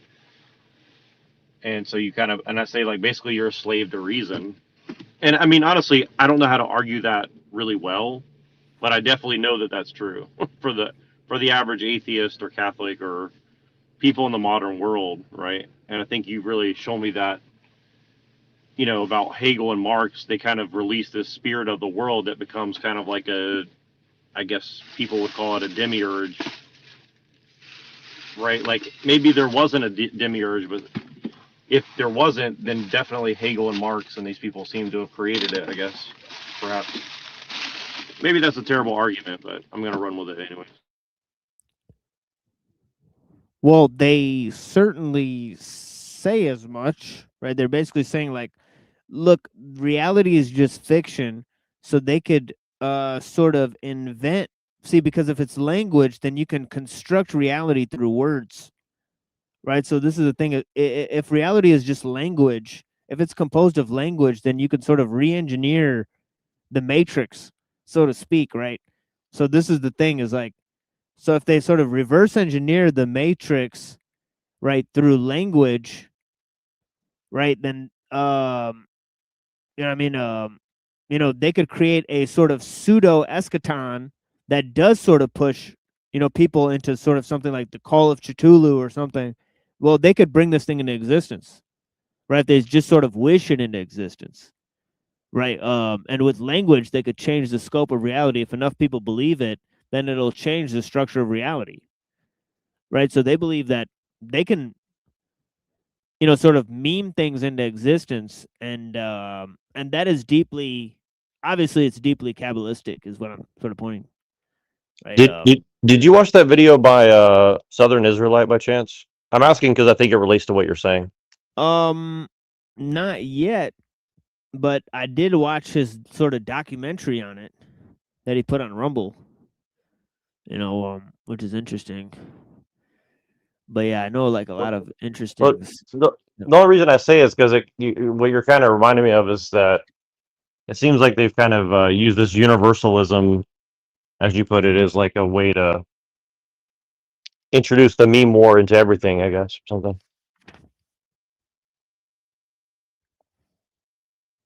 Yeah. Yeah. And it's kind of interesting how he says all the elements mingling into one sound shall join unanimously in the same song of praise. So that sort of sounds like universalism right there. Right? Like all the languages will combine, all the words will combine, they'll all sing the same song of praise. Right? So that sort of sounds like, so Marcus the magician, Marcus the Magi, he sort of laid this all out in the 2nd century, right? He says, for the universe itself came forth from the glory of that sound of praise. Marcus believed that this is something everyone knows intuitively and acknowledges from the first cry a newborn utters, emerging from the womb, to the moments of anguish when a person's moans cry out in difficulty and distress, saying, oh, such sounds, Marcus said, echo the divine name. And there's another huge concept in Kabbalah that Marcus is sort of echoing here, right? So the Gnostics are sharing this concept of the divine name of God, right? Because language itself is divine, right? So you could have a divine name, right?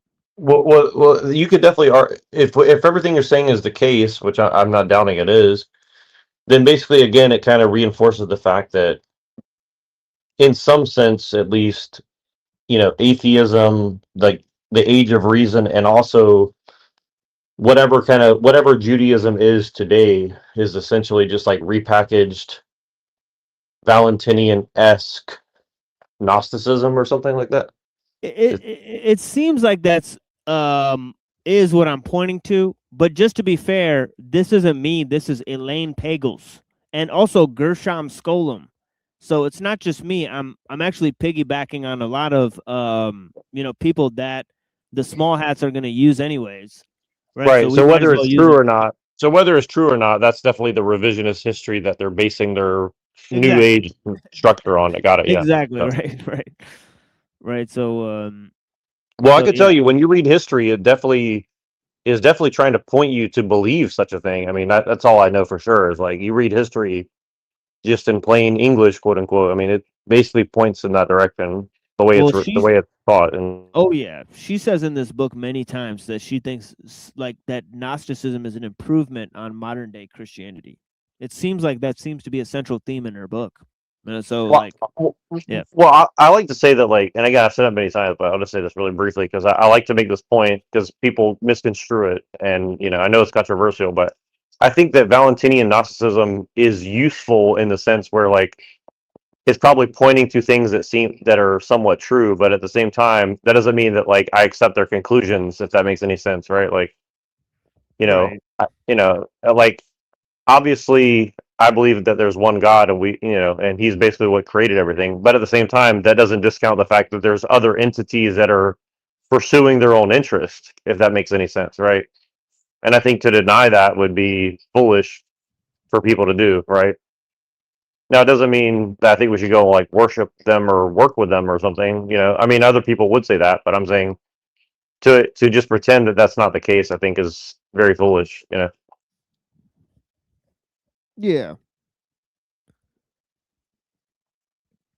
Yeah, definitely.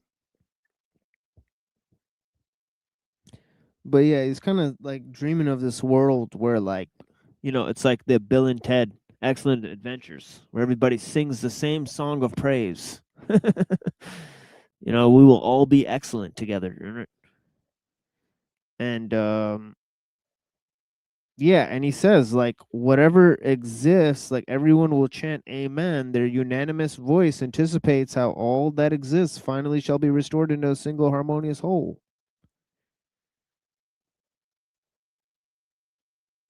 Do you think that's kind of what the Catholic Church and all these other churches are trying to do with the one world religion? Is basically just try to find some way to merge them for some like Matrix meme war magic or something? No, but I'm kind of understanding how sometimes Twilight says like the point of Gnosticism is not to destroy the world. Well, yeah, that's exactly what Marcus is saying here. It's like going to become one unified whole. Right? So it's not going to be destroyed. It's going to be like fixed in a way. So it's kind of like more going towards like a world where everything's going to be perfect. Well, that's kind of what Christianity thinks ultimately is going to happen. It's just that we don't. I think at least my understanding is that we don't try to like accelerate that or participate in that. Like we just see it as something that's kind of inevitable, and we try to do our part to like correct ourselves. However much we can. Well, it's interesting you say that because here comes Irenaeus, right? So so it says here, Irenaeus says that he tried hard at a friend's request to investigate Marcus' teachings in order to expose him as an interloper and a fraud. For by attracting disciples, performing initiations, and offering special teachings to spiritual Christians, Marcus' activity threatened Irenaeus' effort to unify all Christians in the area into a homogeneous church. Irenaeus charged that Marcus was a magician, the herald of Antichrist, quote unquote. Nice. A man whose sheesh. Well, he was probably just trying to bring in the dark logos. Right. So he says a man whose Okay, so he calls him the herald of Antichrist, a man who's made up visions and pretense to spiritual power masked his true identity as Satan's own apostle. He ridiculed Marcus' claims to investigate, quote, the deeper things of God, unquote, and mocked him for urging initiates to seek revelations of their own. And this is what he says. He says, while they say such things as these about the creation, every one of them generates something new every day. According to his ability, for no one is considered quote unquote mature or initiated among them who does not develop some enormous lies.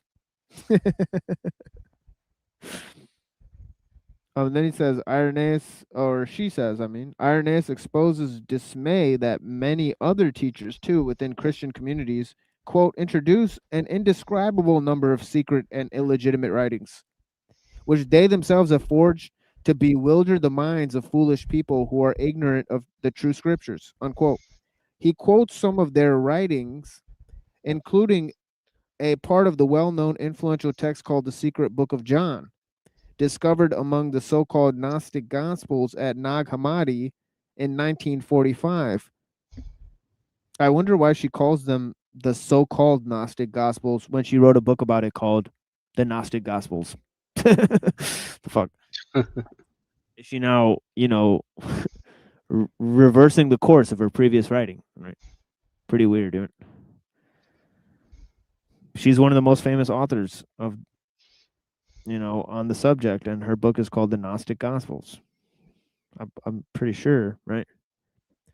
So yeah, so she says here that so the Secret Book of John, he refers to many others, including the Gospel of Truth, perhaps the one discovered at Nag Hammadi, which he attributes to Marcus' teacher Valentinius, and even a Gospel of Judas.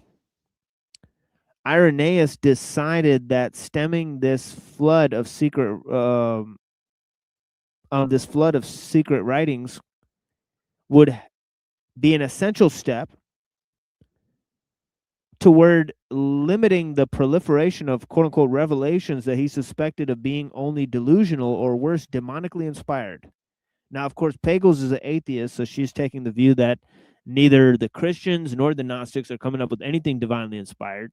So she thinks you might as well just qualitatively look at it all and see which ones you agree with and which ones are more feminist. And since the Gnostics have prophetesses, she just picks them, right? so that's essentially her, the depth that she goes through, to come to her conclusion, apparently, right? But it says, yet the discovery at Nag Hammadi show how widespread was the attempt, quote unquote, to seek God, not only among those who wrote such secret writings, but among the many men who read, copied, and revered them, including the Egyptian monks who treasured them in their monastery library, even 200 years after Irenaeus had denounced them. But in 367 CE, Athanasius, the zealous bishop of Alexandria and an admirer of Irenaeus, issued an Easter letter in which he demanded that the Egyptian monks destroy all such writings, except for those he specifically listed as quote-unquote acceptable, even canonical, a list that constitutes virtually all of our present New Testament, quote-unquote. But someone, perhaps monks at the monastery of St.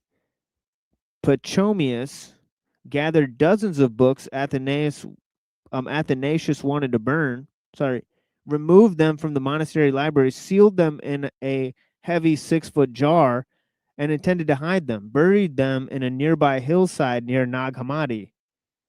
There, an Egyptian villager named Muhammad Ali stumbled upon them 1,600 years later. And him and his brother discovered the clay pots. They fought over them. I think one of them killed the other one. And their mom burned some of the fragments, apparently, which is really weird, right? So some of the writing may have been lost to history.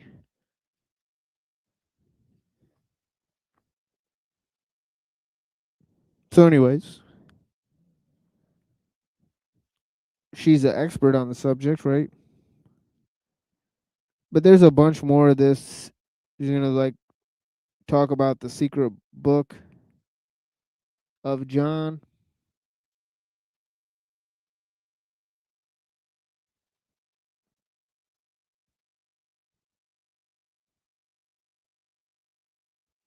And yeah. So anyways. So what else, guys?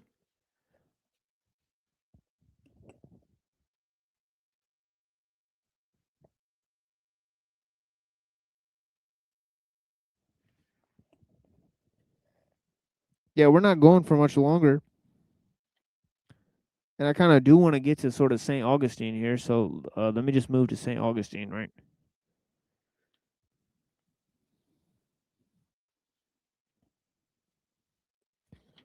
Because I know me and Neuro were talking about this earlier too. About his view on evil. So I think this will be either, you know, pretty interesting for Neuro too. If I had to guess. But yeah. Let me move over here and grab this for a second.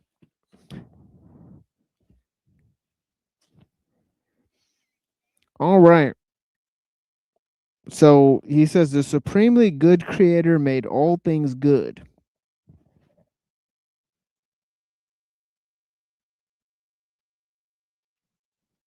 So he does some interesting things, right? He says evil doesn't exist. Right? He said God is completely good.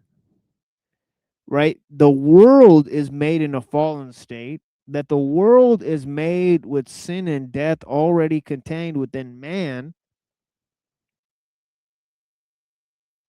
But man has free will to overcome this. Right? So God does not cause all the evil. Right? You Who can said that? escape it. This is St. Augustine, right? His view, right? Yeah. I mean, I pretty much agree with that point personally. Yeah, he's got some strong arguments for it. He says the supremely good creator made all things good. Says by the Trinity, thus supremely and equally and unchangeably good, all things were created. And these are not supremely and equally and unchangeably good, but yet they are good, even taken separately. Taken as a whole, however, they are very good.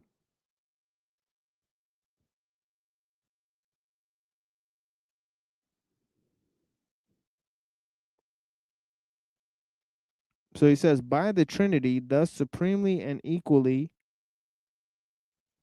and unchangeably good, all things were created.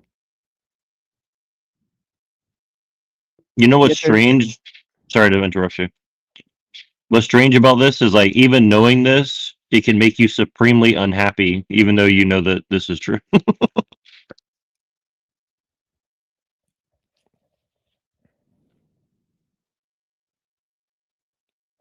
Yeah, and he says he's not saying that they're all supremely and equally and unchangeably good, but they are good. Separately, they're good, but taken as a whole, they're very good.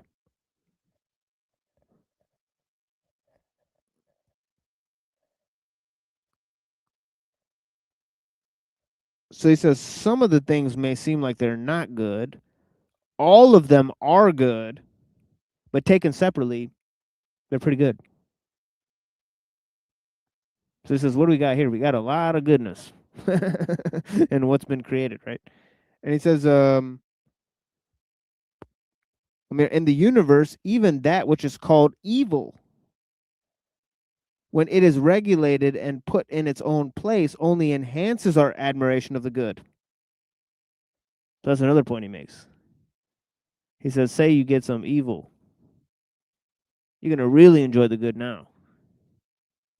So I said, not only is most of it good, but the little bit of bad stuff that does happen makes us really enjoy all of it, which is good.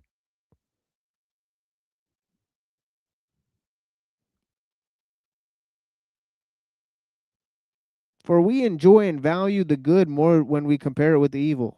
For the Almighty God, who as even the heathen acknowledge, has supreme power over all things, being himself supremely good, would never permit the existence of anything evil among his works, if he were not so omnipotent and good that he could bring good even out of evil. For what is that which we call evil but the absence of good? Now, here's the main thing. For what is that which we call evil but the absence of the good? It says, in the bodies of animals, disease and wounds means nothing but the absence of health. For when a cure is effected and does not mean that the evils which were present, namely the disease and wounds, go away from the body and dwell elsewhere, they altogether cease to exist. For the wound or disease is not a substance, but the defect in a fleshly substance.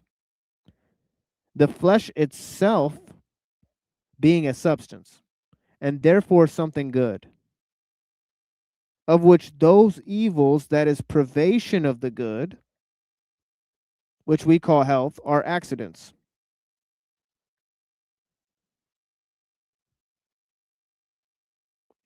Just in the same way, what we call vices in the soul are nothing but privations of natural good. When they are cured, they are not transferred elsewhere. When they cease to exist in the healthy soul, they cannot exist anywhere else.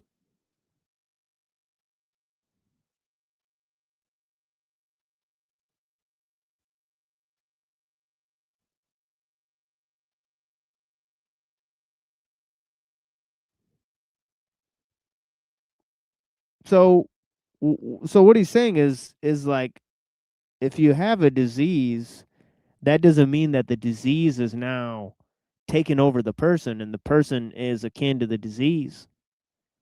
Right, but a disease reflects a malady of the whole, which is actually good, and that, you know, such natural evils are pretty much just random,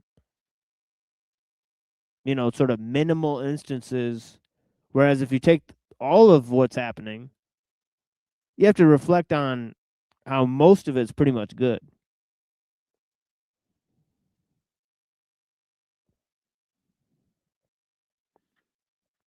So that's his view so far, right? So he says that he's describing evil in the same way, right? He's saying that when evil pops up in the world, right, it just means that there's no good there, right? It doesn't mean that there's something such as evil. No, it's all good. It's just a lack of something good within the good, which causes us to perceive evil. So it's kind of like the evil is an illusion, and it exists because of the good. It's kind of like how we were saying earlier, that falsehood exists because of the truth. It's almost like a self-fulfilling prophecy in a way too, even though that's probably not a good analogy, but Yeah. Yeah, it's like the truth can't be based on falsehood, but falsehood has to be based on some sort of truth.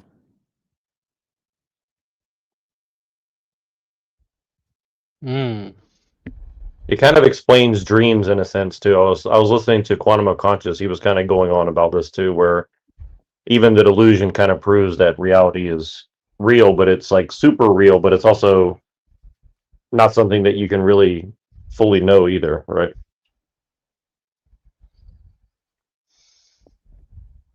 Right. I'm going to wrap it up soon here, but let me just read his next point, and we'll come back to this next time.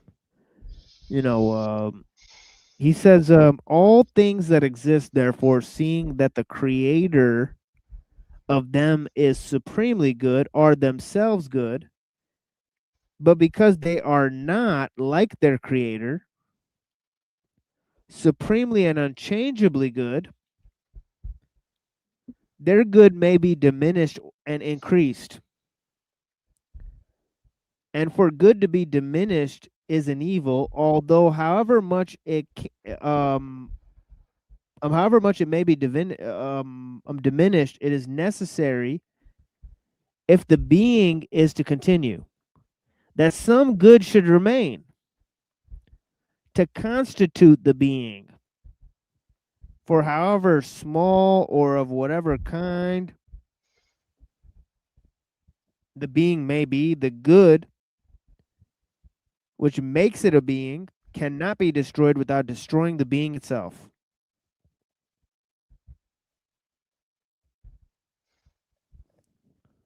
So he's saying everything has a part of good, which is part of its indestructible nature, so to speak. So the thing that's sustaining it is the good.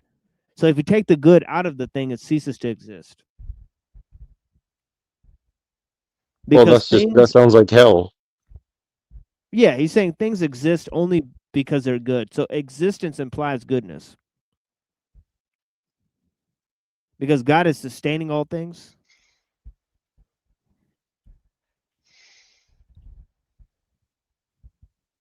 So he's saying the fact that something exists entails that it's good. You know, and the good is also what sustains the thing. So take the good out of it, there's nothing there. Interesting thought. He says that some good should remain to constitute the being, for however small or of whatever kind the being may be, the good which makes up it which makes it a being cannot be destroyed without destroying the being itself. An uncorrupted nature is justly held in esteem. But if still further it be incorruptible, it is undoubtedly considered of still high value. When it is corrupted, however, its corruption is an evil because it is deprived of some good.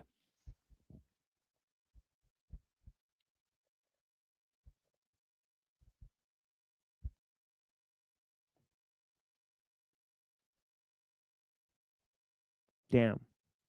I lost my place because Neuro hopped out there. Oh, okay. Here it is. Oh, Avian's still here. Blessings. Okay, so yeah, so we're about to end this soon on our end. Let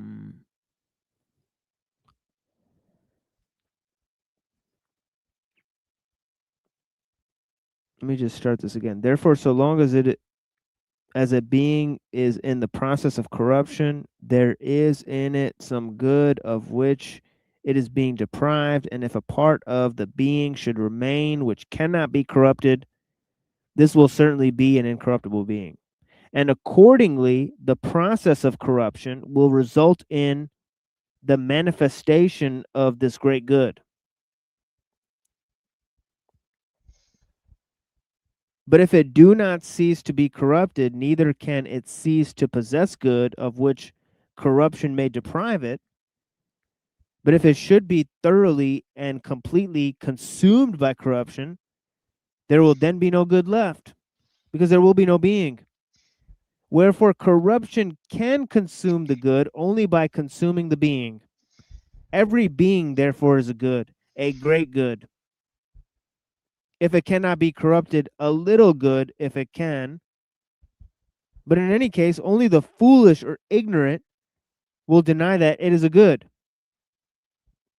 And if it be wholly consumed by corruption, then the corruption itself must cease to exist, as there is no being left in which it can dwell.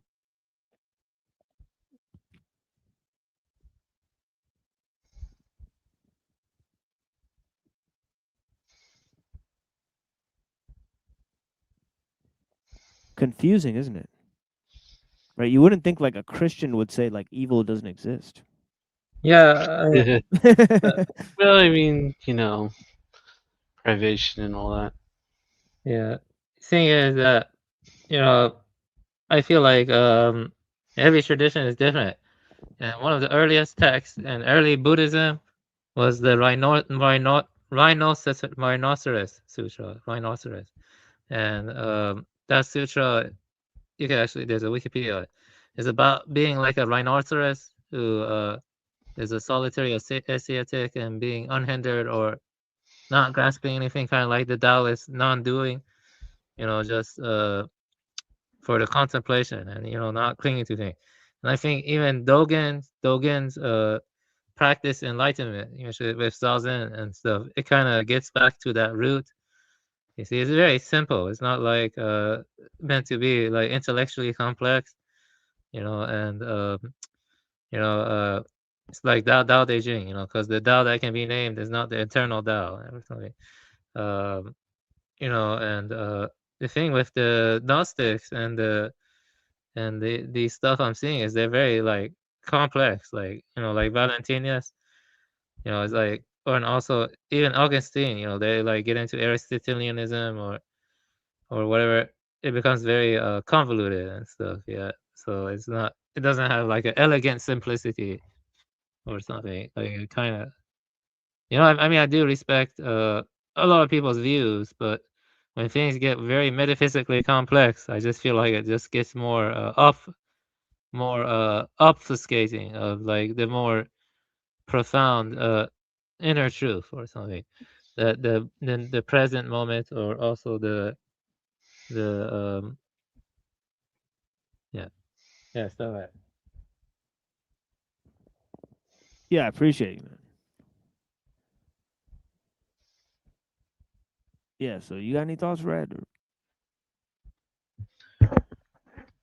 Do not seek the treasure. Precisely. Well, I greatly appreciate you two gentlemen for being on the stage with me. We held the title pretty much, and Dom, shout out to Dom and Neurojack. They were also, and also Lorp, of course. The people that joined, I greatly appreciate you. The people who participated and sort of, rocked out with us in terms of the conversation. Even more so, thank you, Verp, and Heavy the Crown. Blessings to the homies that are out here. And I greatly appreciate you guys for watching. But yeah, we're gonna end up and play some music here for you guys. And of course, we have a lot of material that we're gonna play here. So if you guys are looking for some interesting conversations that are pretty much not that much available or seen or viewed on the interwebs, right? This would be the primary spot for that, right? For a little while. And of course, we'll play some music and we'll have the manifesto as always. We, past the 12-hour mark, we just play the manifesto and play music and stuff. And usually that works out fine, right? So we've been sort of, getting into that. It's been pretty fun. And so yeah, so enjoy this music, and we appreciate you guys. We got tons of more material for you guys. I wanted to lay out some of the more deeper topics today because I noticed that not many people are watching. So on the sort of sly tip, where we don't get to have conversations, we'll sort of, lay down some heavy material that we can repurpose later, right, in our sort of explanations. Of very condensed material, right? Yeah. Can I know people here, I want to recommend a movie. This is my closing remark. Everyone should watch. It's an underappreciated movie, but it's an art house film. It's Die Wand, The Wall from 2012. I recommend everyone watch that. That movie is very spiritual. It has Taoist themes and even Buddhist themes, And I feel like when you get solitude and stuff, that's when what matters manifests itself or becomes apparent. What matters. When you truly have solitude, and it's like a cleaning of the window to see the mirror was always shining when you clean. It's always been shining when you clean, and it's not. Yeah, that's everyone has different approach and angle of things. Though, but my approach is to be like the Taoists, keep things simple and such, but that's a good movie. Definitely check out that movie. I recommend it. Die Wand, it's Austrian. Yeah. It's in English. It's The Wall. The Wall. Yeah, it's a very good movie. Yeah. Thank you. That's yeah, my we'll be closing doing. remark. Yeah, for sure. Yeah, blessings to all the people, and yeah, pretty much. We'll be doing another show tomorrow on Truther Cop.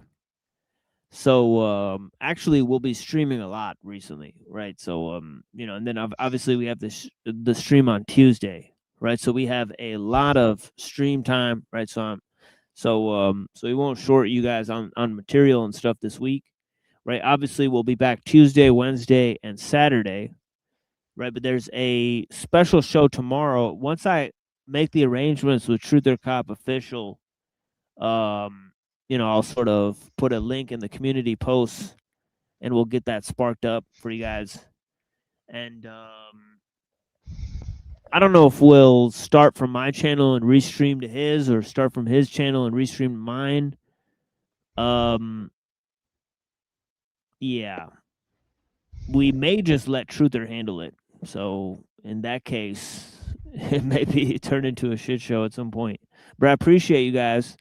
Thank you for joining us. I appreciate you guys reflecting on the various themes that we have. And of course, we're given a complex history of transhumanism, right? And if you guys observe the opening remarks from the past few shows, you'll really be able to contextualize the issues here, right? And of course, we'll be bringing back the Shang-Zu and Ellul, this upcoming week. And I'm excited to get into some new works as well. But yeah, thank you for joining us here on The Machine Lies, where we talk about the lies of the machine on the machine that lies, and enjoy the replays and the music. And yeah, we'll definitely be back tomorrow.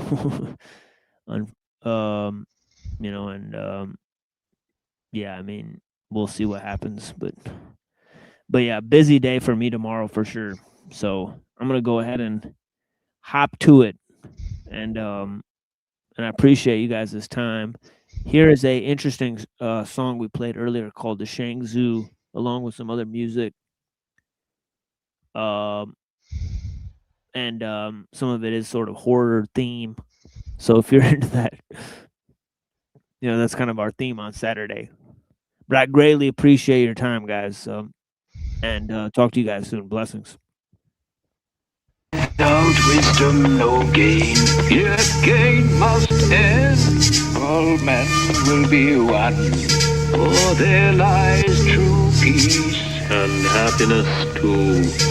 It is invisible and inaudible and quite infinite.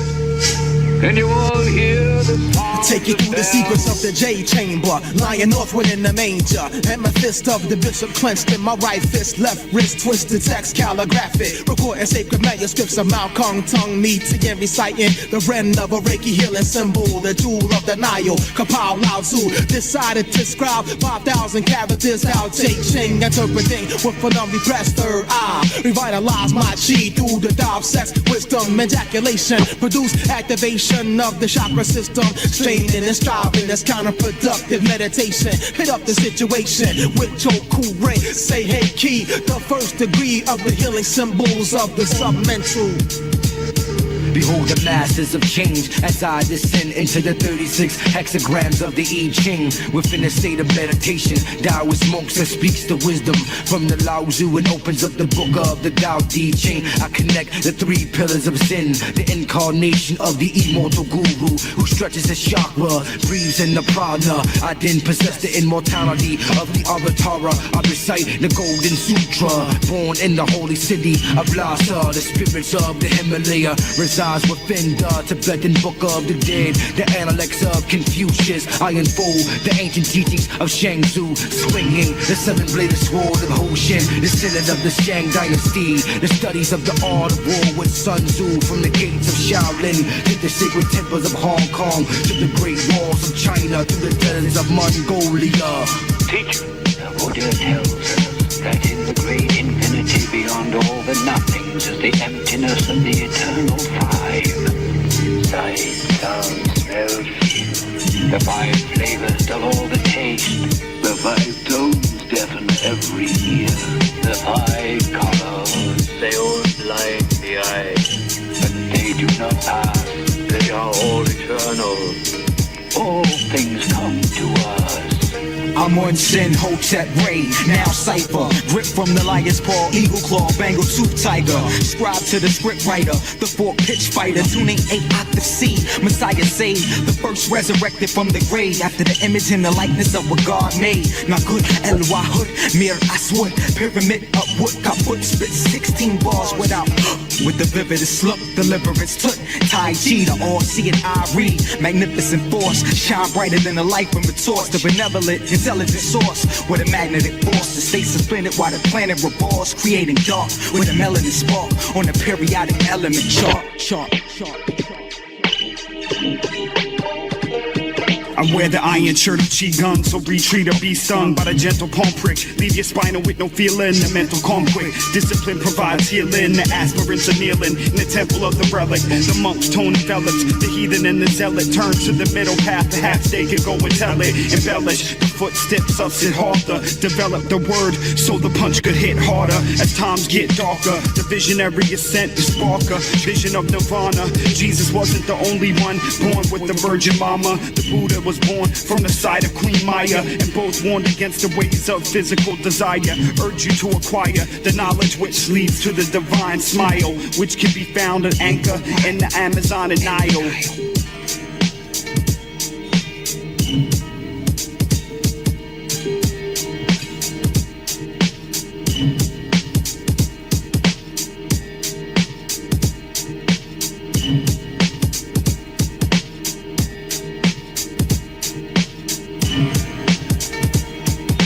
Universal order can be seen as the lattice which guides the growth of the vine, as an archetype that guides and supports life on the material plane. While many agents can be introduced into this machine and undergo the archetypal steps to its perfection, the one to which the most closely guarded alchemical allegory and occult law is addressed is consciousness itself. This is the essence of the great work. The application of this special key to this mysterious universal formula. The key directs the alchemical process to the materia prima of our very consciousness, our awareness, ourselves, our mental selves, or spiritual selves. Consciousness is the materia prima. Attention soldiers! Kill everyone! Ha ha! Another fucking live-ass track from the Temple of Shaolin. What, nigga? Hold up. Yeah, what? Real. The Killer Priest. You know what I'm saying? The Prodigal Son. Sons of Man. Madman representing for the Killer Army. The Killer Sin.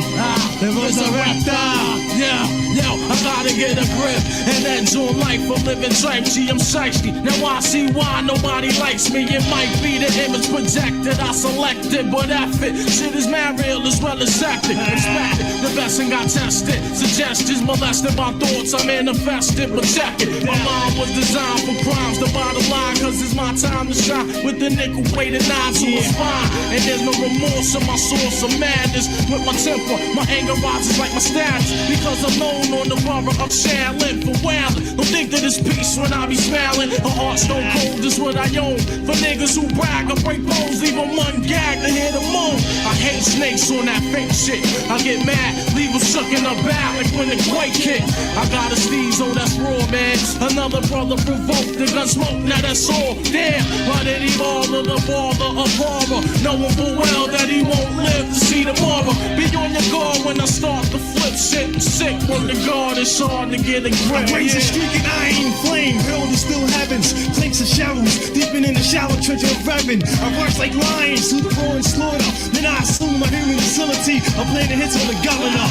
Open, behold the gift designed to kill many men. I stick them for brilliant pens and carry some world in. Flashing death like lightning from the heavens, leaving rappers suffering the thirst of a silent curse that came from the earth when the planet was reversed. Here are the needles, see that he dies, while the effect of a drug come bleeding out of his eyes. I chop off his feet so he can't walk the talk that he claimed to stalk. I shine my pitchfork and stack up dead corpse. A soldier of the darkness, kidnap an MC for hostage, then break loose on the stage, trading places like slaves being trained. I'm under pressure, thoughts reacting wild like a child molester. Bad man terrorism, today's journalism. Going to war across the country with another organism. Kill all you madness It's out to kill them. The calculation of time of vocal life would help the date of exploration, steady creation, mental consumptions of the abomination. I emerge from the house of bondage, the rebellious one, alias son of man, no longer deceived by Satan's plan. Here's a ministry fighting wars of demonology, soldiers of idolatry, writing the sins of reality. Going through space, the black meteorite, burning satellite. I should jump deep beyond the depths of my inner sight. Visions of me on the night of a solar eclipse, aborting the mothership, taking my last whip from this polluted myth. Another soul vibrates, escapes his cold tunnel with fire, show a liar, excruciating rain from the born sire. I tie your fucking brain out with barbed wire. Confused or slap your bruise, unable to talk, condemned in the rims of hell, afraid to walk. Reaction, slow motion, and shock for the explosion. Symptoms of death, left you choking on your own breath. You better study your literature to seek the scriptures, biblical folds and scrolls, laced in below robes. Killer priest, precise the lessons in 60 seconds. Erase the blessings, overcome the oppression. Hearken as the night darkens. You've been warned that the priest will soon swarm. Now you'll be done away like the unicorn, with nighttime as my uniform and death as my sword. The universal warlord, son of man, came together for one accord. You can't read about it, it's not a myth. Here's a puncture to your ribs for a gift. And the only present I'm dealing with is now the supreme slayer. I wrote the book of Isaiah, laying these bodies down by the layer. Burn them before the assembly and watch his ashes go up through the chimney. May the skies be as brass before his prayers, and though his words be lost in the air. The reason you felt shame is because I've been ordained. I'll tie you up and throw you off a fucking plane and fill up your parachute with more dead bodies. Don't ask me why, it's a fucking hobby. Burn them like the fuel, put down your tool. I laugh at you because MCs are my footstool. You enter the hocus pocus, perhaps the dopest. Talk this, but don't overdose it. Focus, a bloodshot killer bitch with ferocious side effects, brings the glycosis. Insanity into humanity's like an enemy. Invade your central nervous system. Mathematically schematic, trauma panic, couldn't hold a tablet. Somatic, rude to your system like an avid. Bump piston, watch for the blow. High deliberate, fast and slow. The road, minute, barrier, delinquent, grabs your soul. Magnetic flux beyond control. I believe in beats in the cabal, selling soul to the toilet bowl.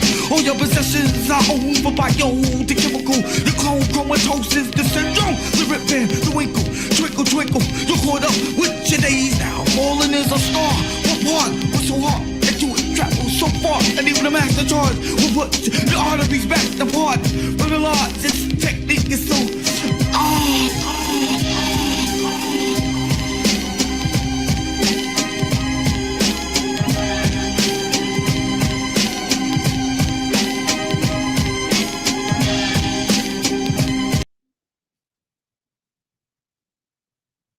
The horror began in June 1984. Los Angeles was under siege. Death waited in the dark at the hands of a man they called the Night Stalker.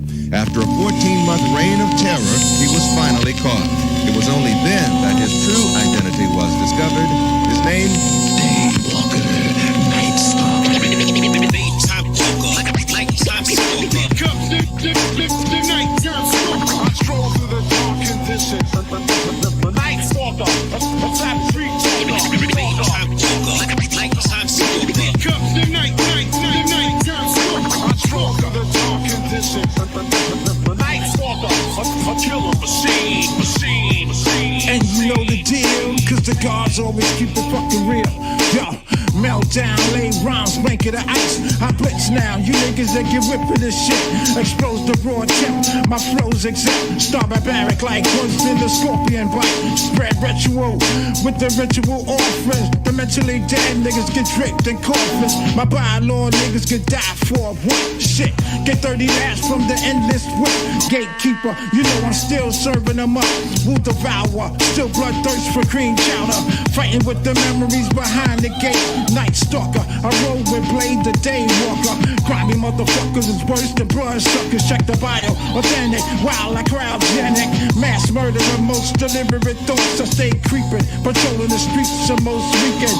Hunger for war, want more to bring the rebel. Gatekeep, always hold down the pick, sick and shovel.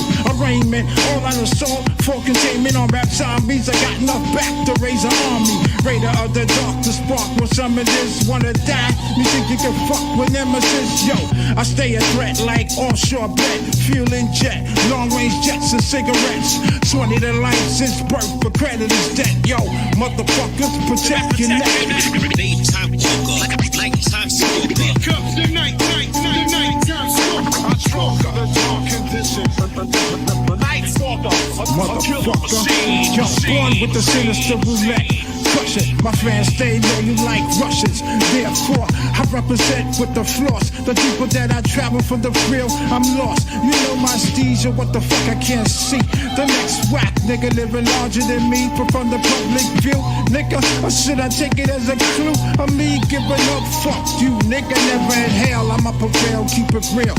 Even if I never make a meal, I'm a bill. I keep a level-headed, prevent ignorance from spreading. In my nature, original grave digger, my nigga.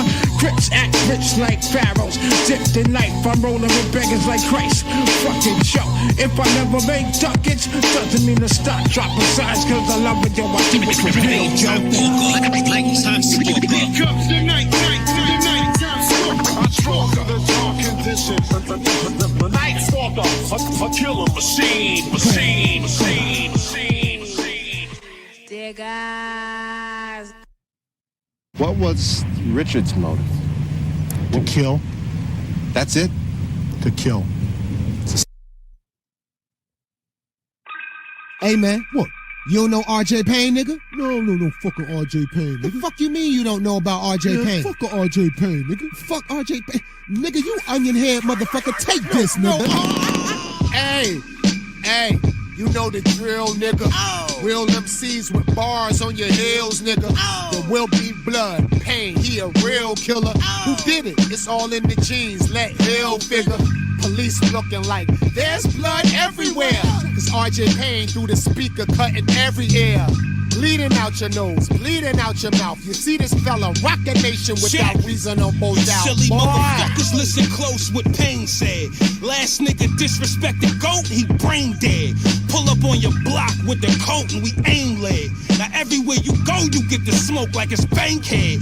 Trap ridiculous, gat conspicuous, rap ridiculous. I'm on fire like a bad batch of syphilis. Snatch back my privileges, back smack the witnesses. Duffel bag boy, bitch, trash bag solicitous. Steady mobbing, Freddy's watching, machete chopping. So much blood it look like confetti dropping. I'm Fetty whopping, eye closed, hand on the metal, hit every option. Cherry blossom niggas weak as watching Holly Berry boxing. Pussy, still irrelevant, real intelligence. Chopper long enough to kill an elephant and peel your skeleton. Suckers like to talk like they fly, I'm still a pelican.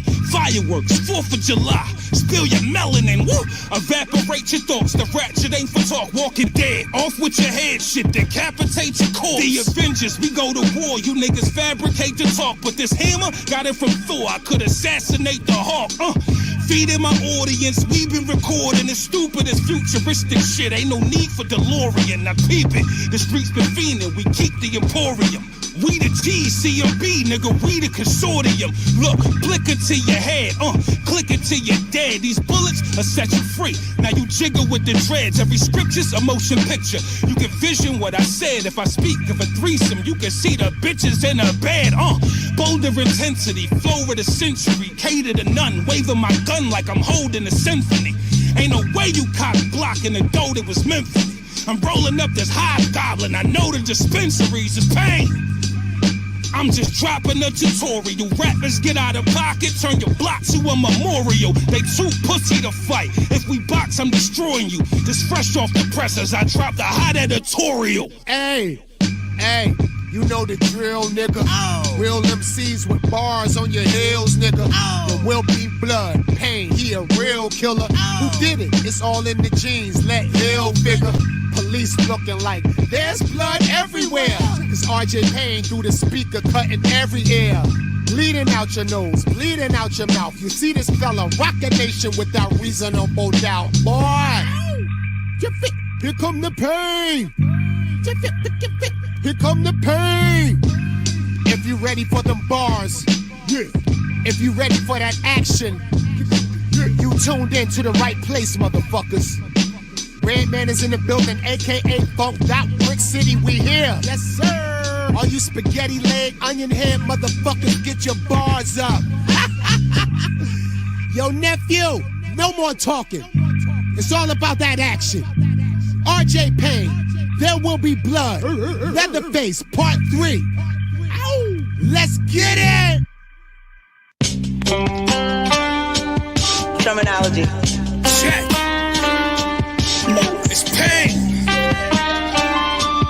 Now smoke this motherfucker. Check. Back on my shit like I never left. Rappers are bitches, I never rest. Package a piff in the Everfresh. Mac with the clip in the leather vest. Stacking my chicken and cheddar necks. My come at the window, that's the letter X. Bullets airborne, bitch.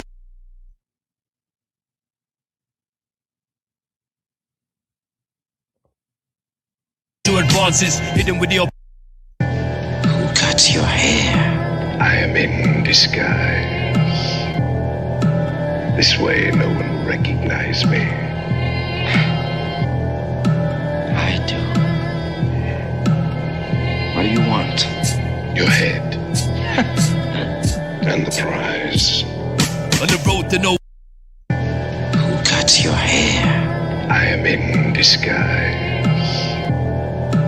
This way no one will recognize me. I do. What do you want? Your head. And the prize. On the road to nowhere, I was uncovered waiting there. Say a prayer for all those trapped inside my glare. Unaware of your chances, my whole style enhances. Casting envious glances to see head. And the prize. On the road to nowhere, I was uncovered waiting there. Say a prayer for all those trapped inside my glare. Unaware of your chances, my whole style enhances. Casting envious glances to see past your advances. Hidden with the opposition, I rose from the collision. Dripping in confliction and placed down in position. Got adrift, decomposing under oceans just roaming. I'm out past the hour of your own fear and loathing. Frozen in that moment, stripped of all components. Left groaning in condolence, steadily unloading. Shape shifting, out drifting, I'm barely existing. Still persisting, asking is there anybody listening? As the moon briefly stops and glistens on the scene. Any signs we do conquer and rule, all supreme. A fellow at tavern and brothel, I was setting many novels. The lost apostle looking on, all the more watchful. As I placed my hand against the stark freezing darkness. You fell apart there, waiting on the heartless. My forearms extending endless as I pen this. Won't you come step forth and try to apprehend this? Cast out with the enemy, the most unfriendly. My brush strokes evoke a shark, feeding frenzy. No credence placed in amongst your wretched destiny.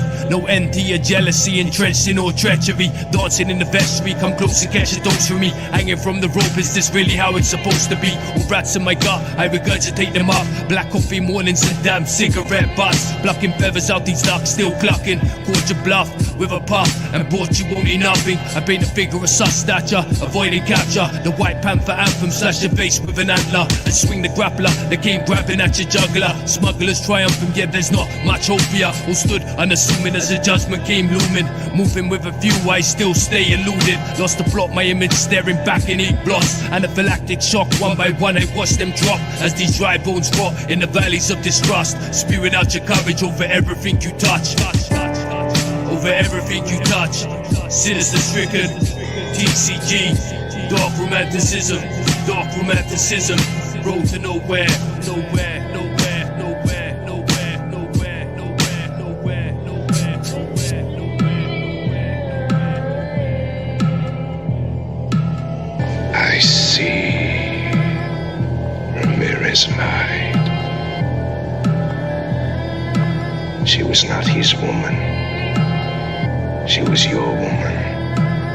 And she never told him.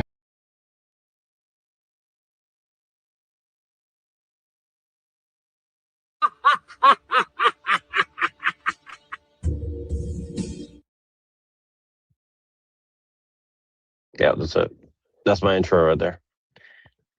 Nice. I am Adolf Nigler, breaker of bucks, shaker of thugs.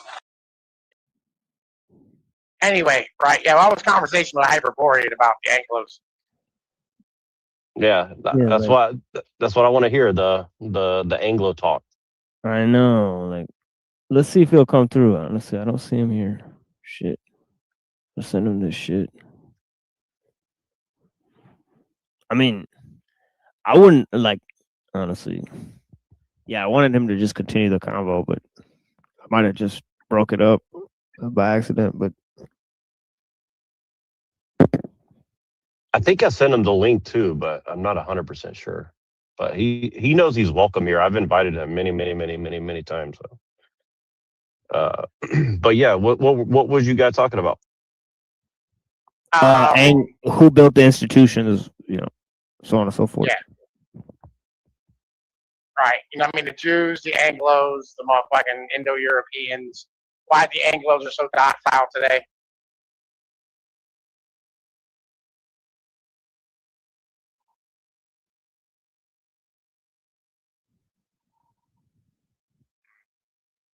I wanted to get into like why, like, you know, the whole like you have to have a culture to protect, you know, that type of shit.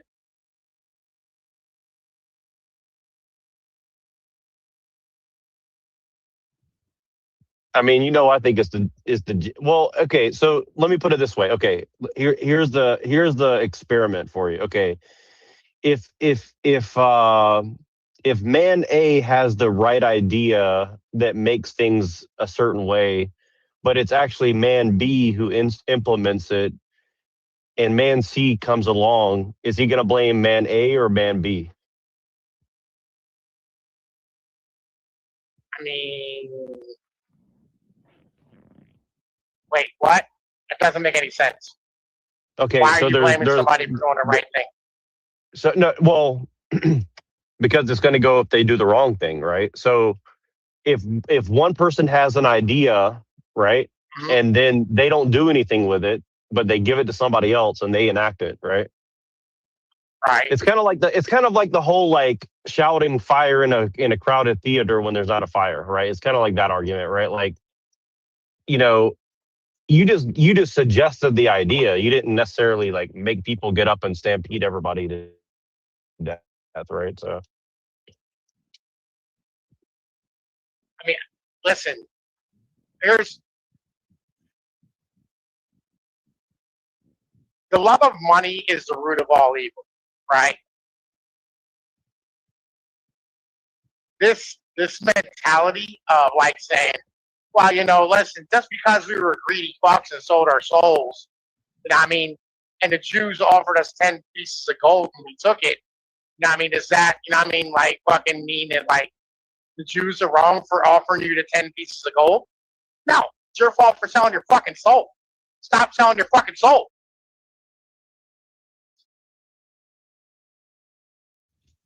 That's the fucking point. You know what I mean? So if somebody comes and offers you a trafficked person for sex and you buy it, it's your fault for taking the offer, not the person who, you know, brought the slave to you or something? Yes. Of course. Of course, nigga. Like, what? Yes. Bro, listen, okay, like, all right, so, like, if a 15-year-old girl hits on you, bro, like, and, like, you know, you fuck her, it's still your fault. You shouldn't fuck 15-year-olds. Now, I'm like, what are you talking about? Yes. The answer should be no, I'm not fucking you, you're 15. Go on about business. Like, no. Right. But if that person has a pimp and that person, like, groomed this person into this lifestyle, do they hold any responsibility as well, or? Again, your job is just not to fuck them. Okay. So like let's use the Italian you know, immigrant example as this, right? Like, shouldn't you guys just not have come and engaged in capitalism? Because now you're blaming capitalism when you as well engaged in it, right? You were literally firebombing our country when we came here.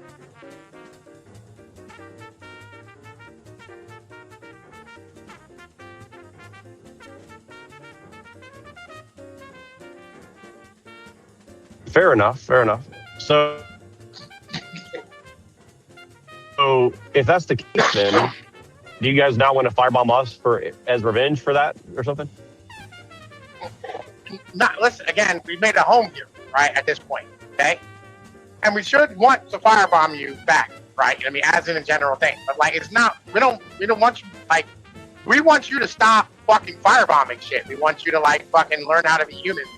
And go, yeah, listen, you know what I mean? Like, fucking, let's not bring in all the brown hordes, right, to replace everybody and then, like, build fucking supercomputers that can, like, take away everybody's jobs, right? Just so that you can be a little more profitable. Do you think that China and Russia are not going to do that as well, though?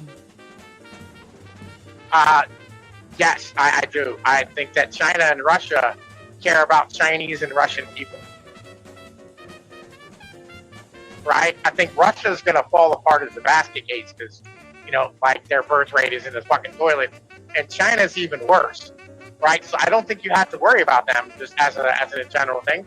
Right? It's even gotten to the point where mainstream, like, fucking geopolitics guys are now recognizing that they might be short 500,000 or 500 million people. Yeah, exactly. Well, I agree with you on that point. I mean, I think that, you know, really Africa is the biggest danger as far as I can tell. I mean, because they're not going to have any food or water pretty much. Africa, I mean, yeah, no one cares. Fuck them. I don't care about them. Us, nigga, us. You need to worry about us, right? And I mean, like, we refuse to worry about us. This is again. Right. Well, my point is, when they're starving to death, they're going to come to your country. Is my point, right? Like, no, when they're starving, not. They can't escape. Only if you let them come. Don't let them come. What are you talking about? Well, how are they getting here then? I mean, obviously somebody's letting them come. The government is, because you don't care about your own people. You would rather bring in brown hordes to motherfucking do the jobs, right? To keep the motherfucking GDP going up and keep the motherfucking pay low and then keep the fucking loans going and keep the entire system, like, operating that would fucking keep building up your fucking wealth rather than feeding your fucking people and caring about your own children and building your own country up. What was Hyperborean's position on all this? I mean, like, you know, he was explaining that, like, I don't know, we were just getting into the conversation, really, right? You know what I mean? We were talking about, like, the Europeans always infighting and everything, right? You know what I mean? Because I was blaming, like, you know, the fucking, the Britons, or the Brits, because, like, they fucking are fucking retarded, right? And fucking they're so worried about getting conquered that that's all they can think of. Right? And he said, well, like, you know, fucking Indo-Europeans have always been conquering each other. I was like, yeah, but nobody else does this retarded shit but them.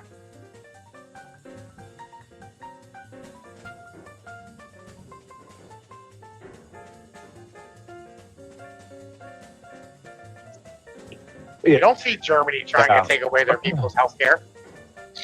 You know what I mean? Like, what? You don't see Germany not trying to, like, make sure their people have homes. Have you ever seen this guy named Basil the Great on Twitter? No, I don't really go on Twitter much, to be honest with you. Well, he's some guy who allegedly perhaps works. Well, actually, I'm sorry, I have it the wrong. It's a different guy. It's not Basil, but you don't go on Twitter, so you won't know who it is, anyways. But he's a guy who allegedly works for Peter Thiel. And he said, well, if it wasn't for Peter Thiel, you would have never heard of Curtis Yarvin, because Peter Thiel's the one who paid to make sure all his stuff was published, or something to that effect. So if that's true, does that change your opinion about Yarvin or anything like that? Or okay, so Peter Thiel was not the one who paid for Yarvin to publish his stuff. Fucking Yarvin published most of his shit back in, like, 2006, right? Long before Peter Thiel, picked anything up. And by the way, the only reason Peter Thiel picked up on Yarvin's stuff, in particular, like, you know, I mean, like, the later stuff, right? You know, like, he got, Yarvin had an opportunity to do, like, a bunch of podcasts and interviews with bigger guys because Thiel paid for, like, the fucking articles that he wrote. You know what I mean? Not Yarvin, you know what I mean, like, fucking writing articles, but people writing pieces about Yarvin. and putting him on bigger podcasts. Fucking that shit there, you know what I mean? Fucking the only reason that happened is because he wrote his initial shit, right? He was a poster like Thomas 777 or trying to think of like other guys from like back in that time period. There was a bunch of dudes back in the day who wrote original web articles, right, that are kind of popular right now.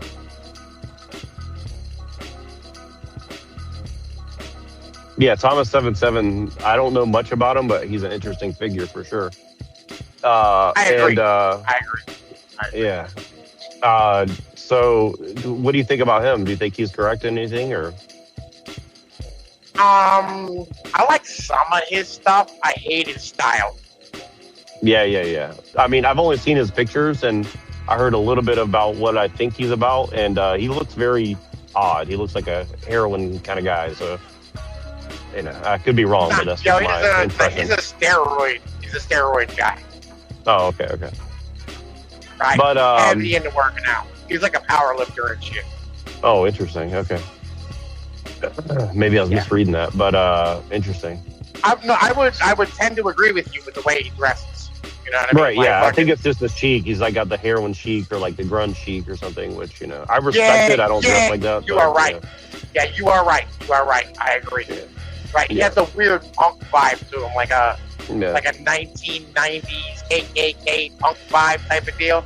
Right. Yeah, exactly. Yeah, which is kind of interesting to me because, like, I get it, right? But it's kind of like it's kind of out of place in a way because that doesn't really exist. Although, like, I do get it, right? Like, because my theory is like grunge was actually like kind of like proto alt-right, although it tried to pretend to be liberal. But that's just my theory. But you know, I know that's kind of weird, but you know, I've looked into it, so that's just my kind of kick. But yeah, could be wrong.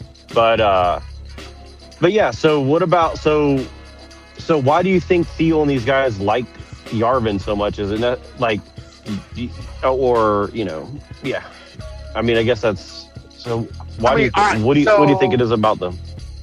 Okay, so Yarvin is a systems guy, right? In particular, he's a systems analyst.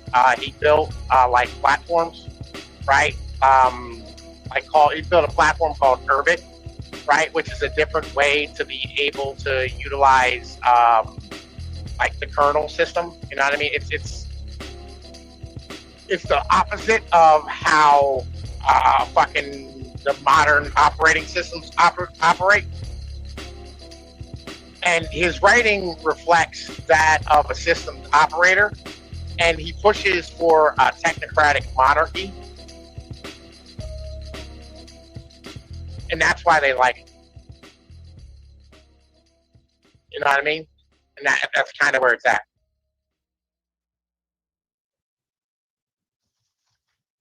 Yeah, no, I know what you mean. And I mean, I think that, I mean, I said this the other day, but I think like my general thing is like, I'm ambivalent about a lot of this only because like, I look at it as like, a lot of this, in my opinion, is kind of ex post facto, meaning like, I think they already knew that we were headed in this direction somewhat, but I think like where we're at now, it's hard to predict what's going to happen, right? And I think that's kind of where they're at, right? I think that's why there's like, suddenly there's like more reasonable discussions suddenly happening all of a sudden, right? Because I think they realize like they need people to actually have reasonable discussions about like how fucking fucked up things are about to get, right? So I think that's kind of my assumption about it. So, you know, maybe that doesn't seem like I'm saying much, but I guess what I'm trying to get at is that like with the Thiels and the Yarvins and the Anglos versus this and that, it's like ultimately like we're all going to be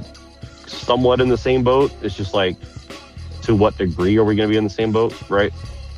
And what I mean by that is like there's going to be a lot of opportunity to make money and live a certain lifestyle, but ultimately the quality of life for everybody is probably going to either raise significantly as the population goes down, or it's going to get significantly more fucked up, right? I don't think there's going to be like a lot of in between. I mean, you know, there'll be some in between, but like I think they're going to pretty much pay, like you said, pay people to stay in their pod and just kind of like disappear from society, because it's just like it's going to be too expensive to keep moving people around and shuffling people around from like house to house and job to job and shit like that. Like the energy demands of the AI and the robots are going to be too high for them to want to do that. I think that's just my opinion. You know what? All right, listen. So they started this thing called I heard it's a term today called luxury poverty, right? And it's the opposite of what it used to be, where luxuries were very expensive in like the 1950s, 60s, 70s, and the essentials were really fucking cheap.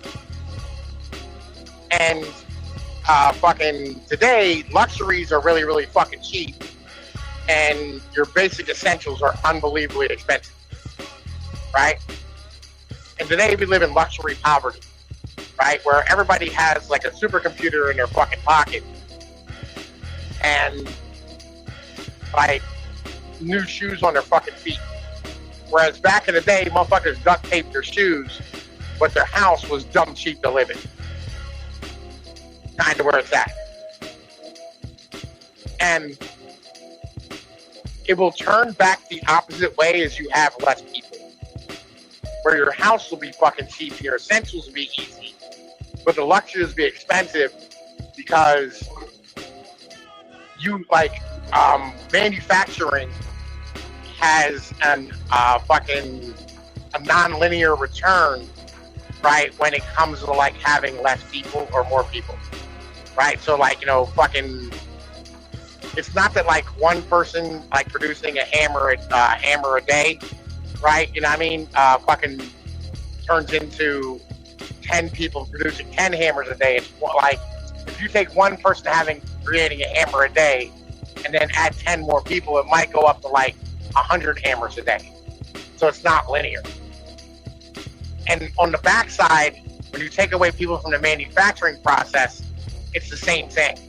Where if you take away, you know what I mean, 10 people from an operation, you're not going to lose, you know what I mean, like 10 out of 100. You're not going to lose 10%. You might lose 40 or 50. That's the issue. So goods might be way more expensive.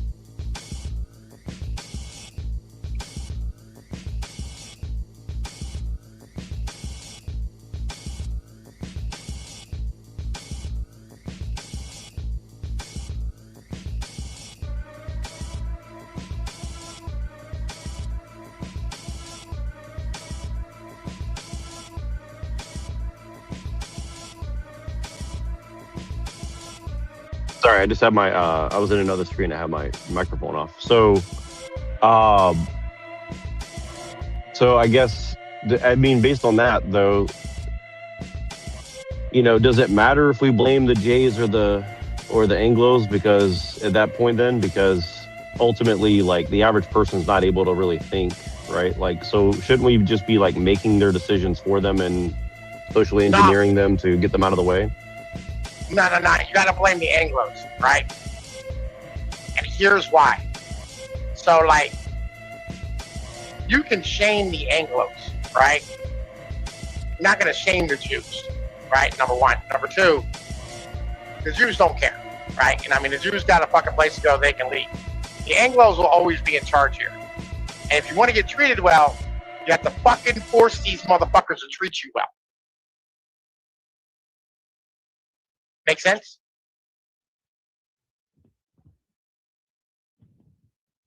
Or overthrow them, one of the two.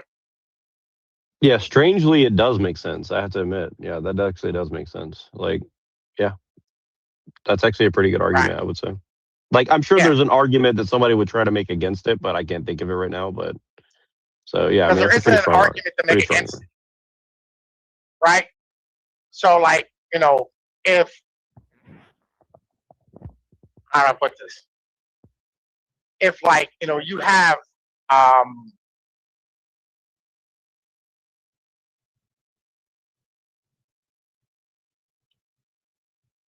your like boss and your manager, you know what I mean? You have like your manager and the owner of the company, right? And you don't want to leave the fucking company, right? Because leaving the company means, like, you know, you had to like lose everything you had, like fucking start over from scratch, right? And your boss is being like a pain in the fucking dick, right? and just being extracurricular, right? You go to the fucking owner. You don't go to the boss, right? Like, fuck the boss. Like, he's not going to solve his own problems, right? You go to the owner, right? And you make the owner, like, fucking deal with the bullshit. And the Anglos are the owner.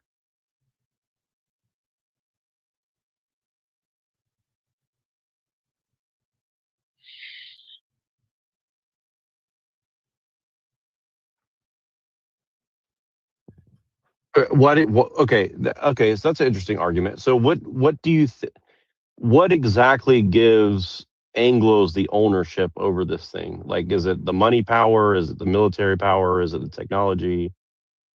Is it just like the English language, or all of it's theirs?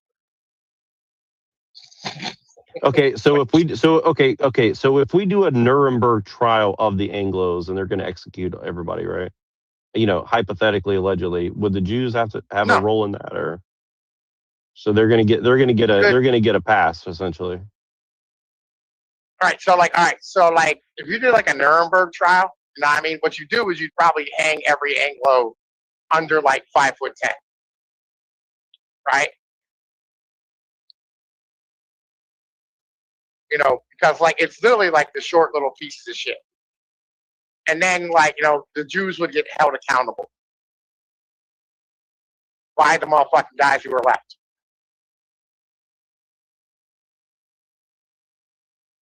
And not even like the like, all right, and this is the thing.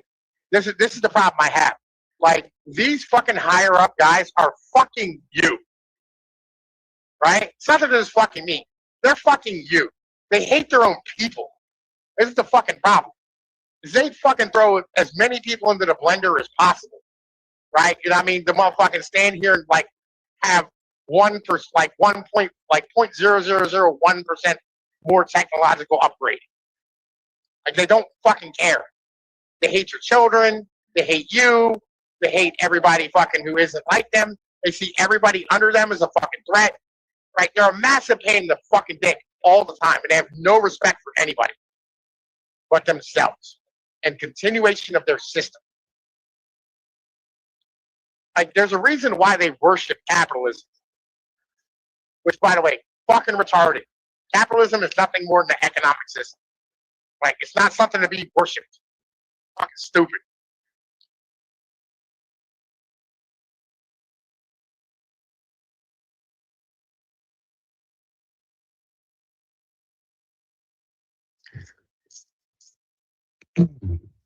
Right. So if they do, so do you think that socialism?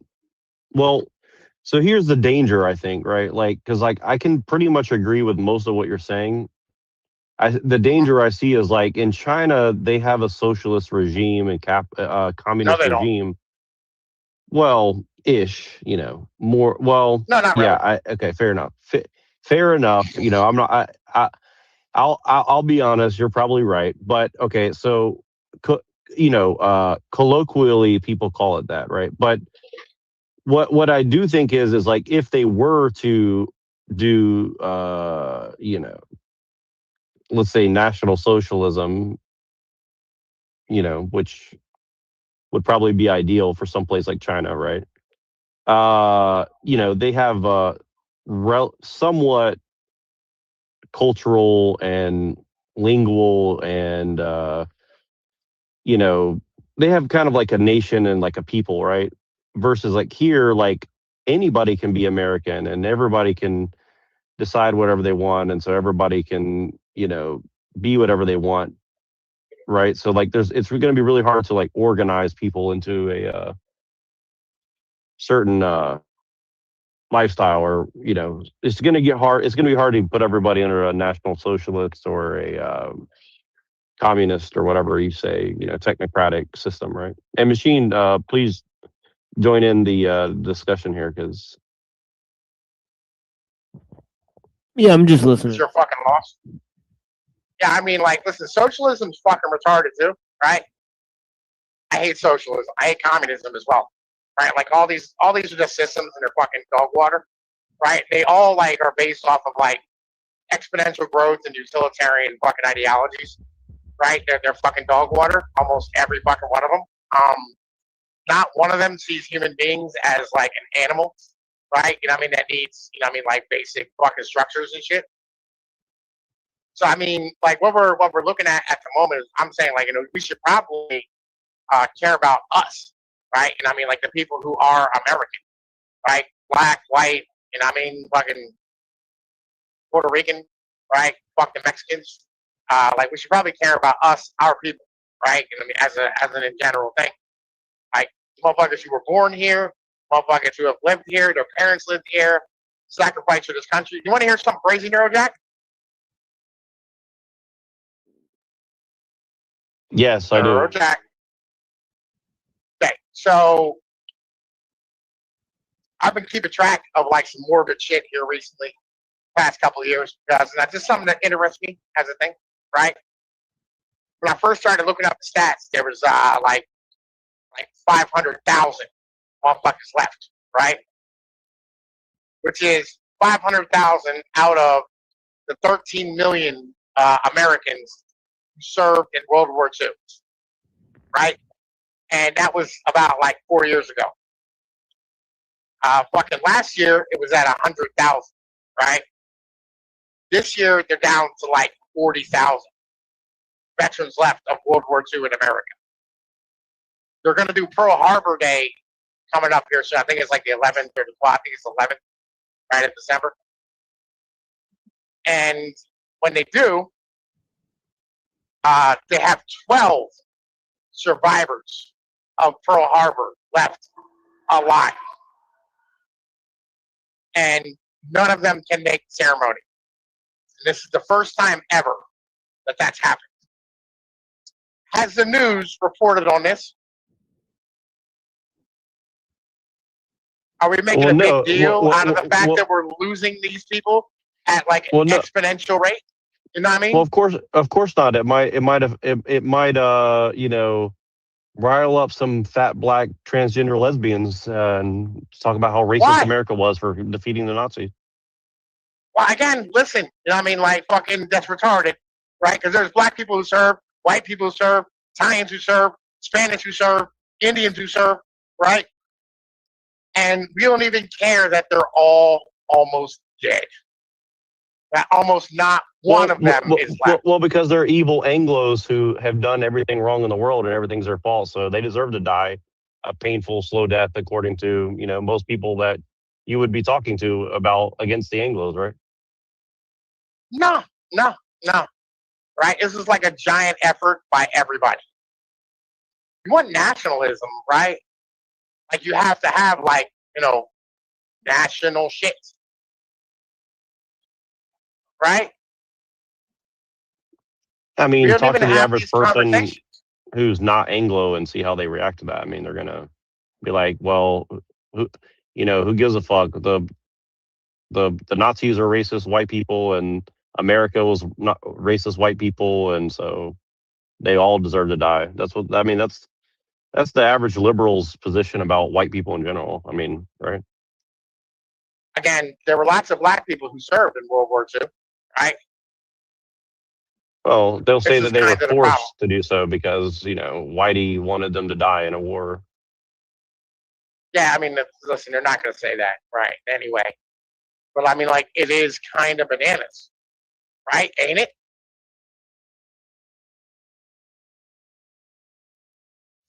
Well, I mean, you know, I mean, there's also a lot of veterans that said maybe we shouldn't have been fighting in that war, but, you know. I mean, but that's why we're here now, right? That's why we're having these conversations. Because the last because are almost gone. Well, the fact that a bunch of Europeans went and genocided each other for 5 or 10 years, I mean, that's why we're in the fucked up position that we're in now. Yeah, I would agree. Way more people died in Asia than fucking Europe.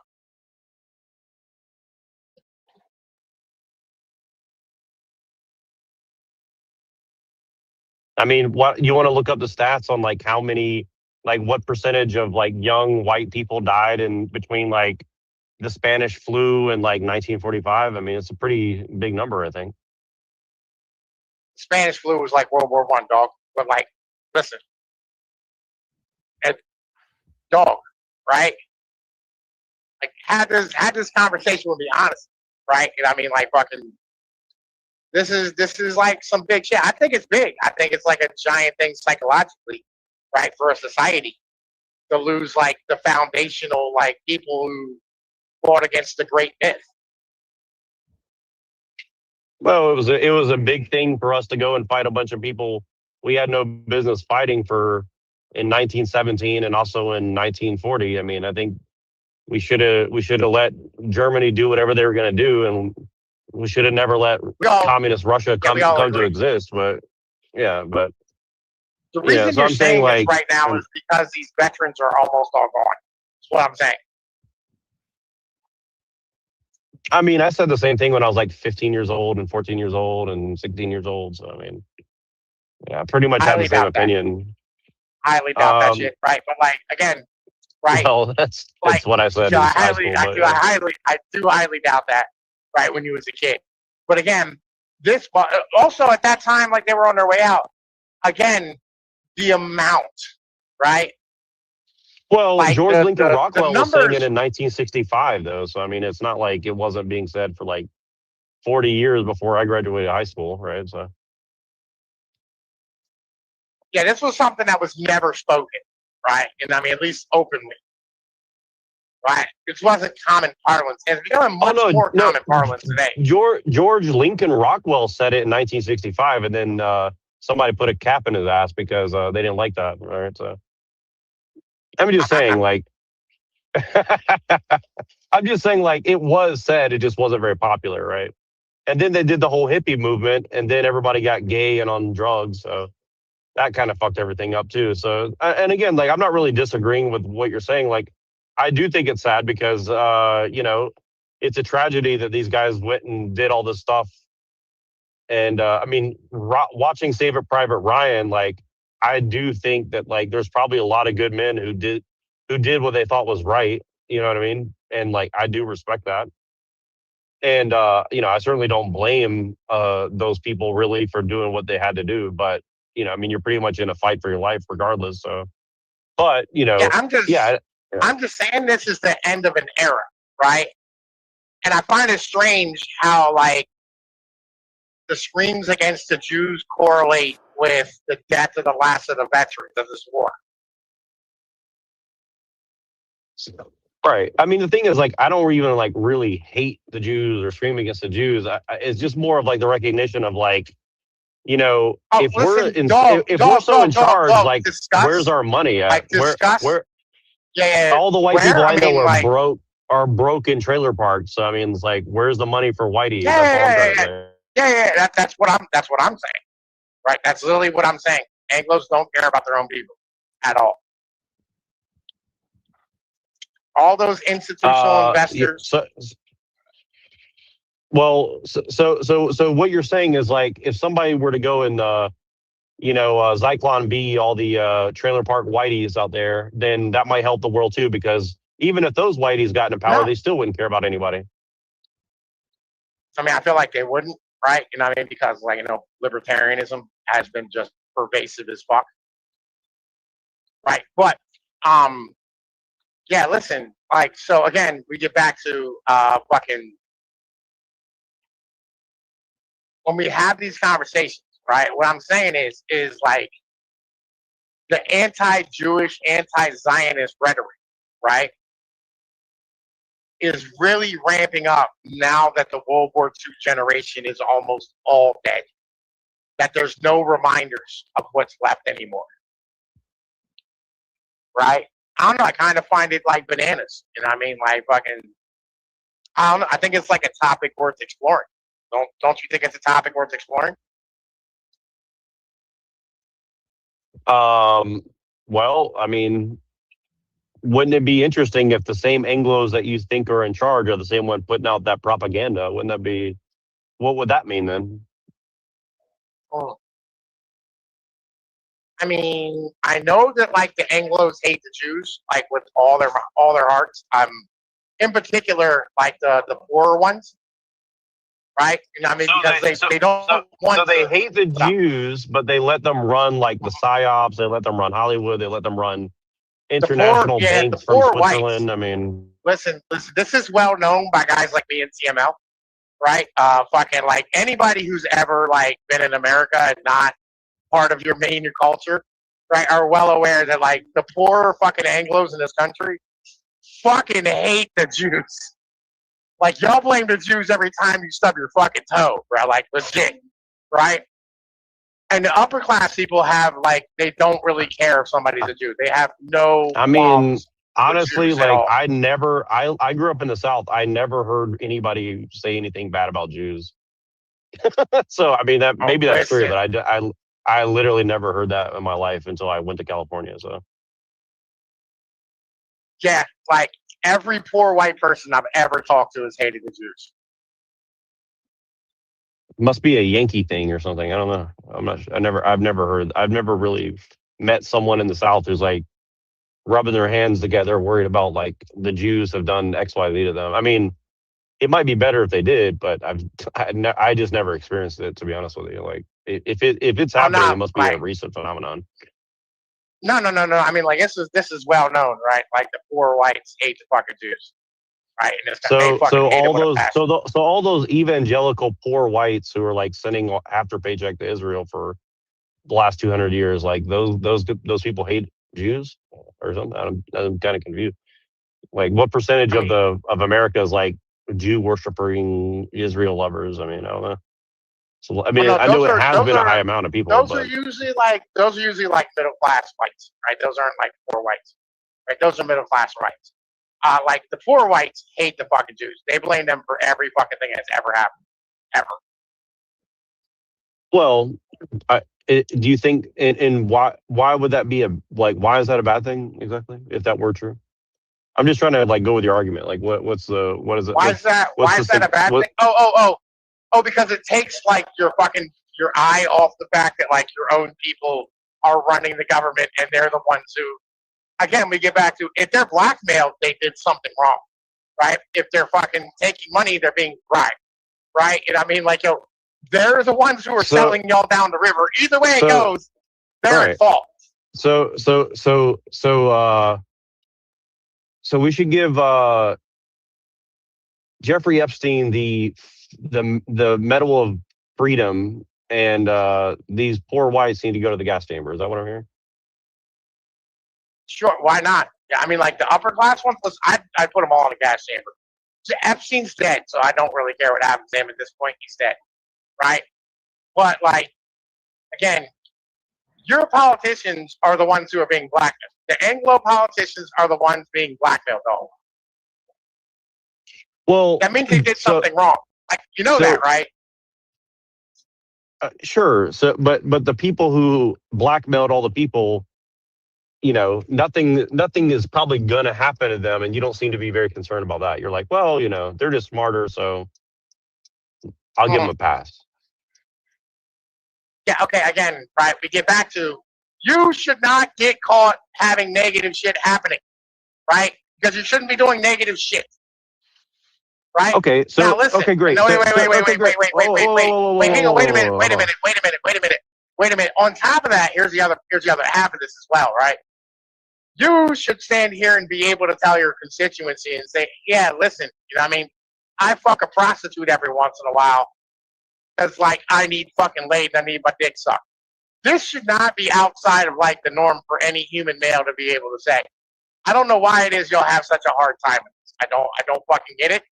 Right? In any other European country, especially like the South, this is just like, you expect a French politician to have like 4 or 5 different fucking mistresses. That's just normal. So what the fuck this shit is here? It's weird. Okay, so here's my proposition for you, hypothetically, allegedly. So let's say that you were let's say that you had a way to get, the Appalachian clan to take power, right? And obviously, in order to do that, you have to overcome all the blackmail from the system or, whatever that is, right? So the people that have collected the blackmail on the people who are currently in charge, they have a lot of leverage, right? Now, let's say that somehow or another you've managed to put your people into power despite all those obstacles of the blackmail and all this, right? And then they want to come and make a deal with you to say, well, let's make a deal, and let's assume they have some sort of leverage that will basically like grant you access to everything you need to secure your thing. Let's just say that they make you an offer you can't refuse, right? Now, would you continue to battle against them and give up the power, or would you make a deal with them? And secondly, if let's say that you got into power and you found that the only way that you could maintain the power that you needed was to do the exact same thing, which is becoming the blackmailer and trafficker and do all these evil things in order to maintain that power, would you do it? Oh. Okay.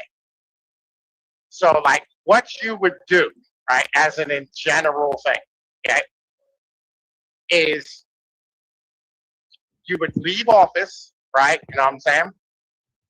Or not get elected, either way it goes, right? And then you'd open your mouth and you'd explain exactly what the fuck happened, right? And you take one for the team and be a fucking man and go to fucking jail for the shit that you did, right? Right, but eat it, right? But you let these niggas know. Wait. You let these niggas know. Listen, when I was running for office, right? These motherfuckers here. Here's their names. Here's their photographs. Here's their goddamn motherfucking date of birth. Here's their passports. Fucking whatever. These are the motherfuckers who fucking did it to me, right? They're the reason I'm not in office. And I'll be honest with you, you know what I mean? Like, listen, I fucked up a long time ago. It's what it is. I bet you, and I'm saying I'm going to end up in jail, and I'm fine with that. But these are the people who fucking did it, right? And I would open my fucking mouth and let them know and take the motherfucking charge, right? For the good of the goddamn country. Right.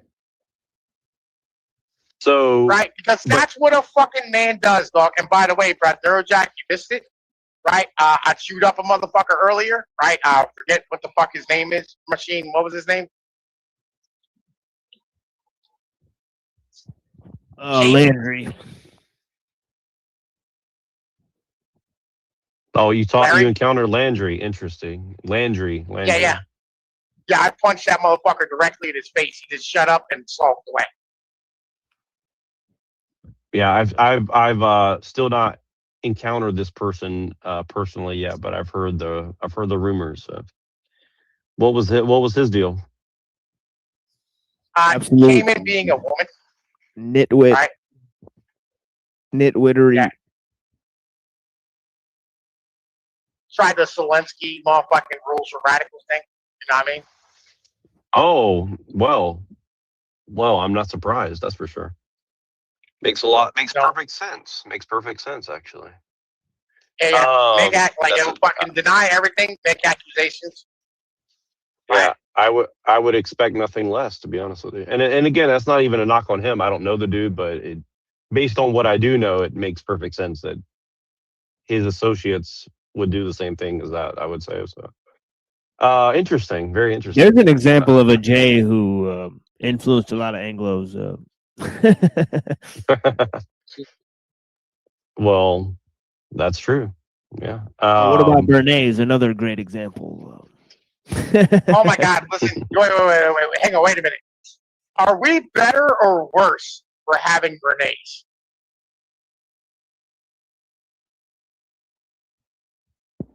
Who's we? Like in that equation. I mean, me and you, machine. I'm worse for Bernays' whole existence. If his existence was obliterated, I would not care. Hang on, though, right? Wait. That knowledge that he dropped on us with propaganda, it's really fucking good. Yeah, I mean, is it really not available in other places? Not the way he fucking broke it down.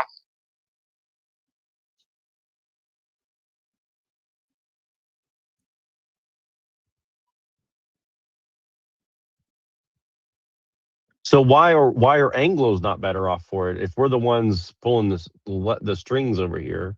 Have you ever read Bernays? Did you ever read Bernays, Neurojack?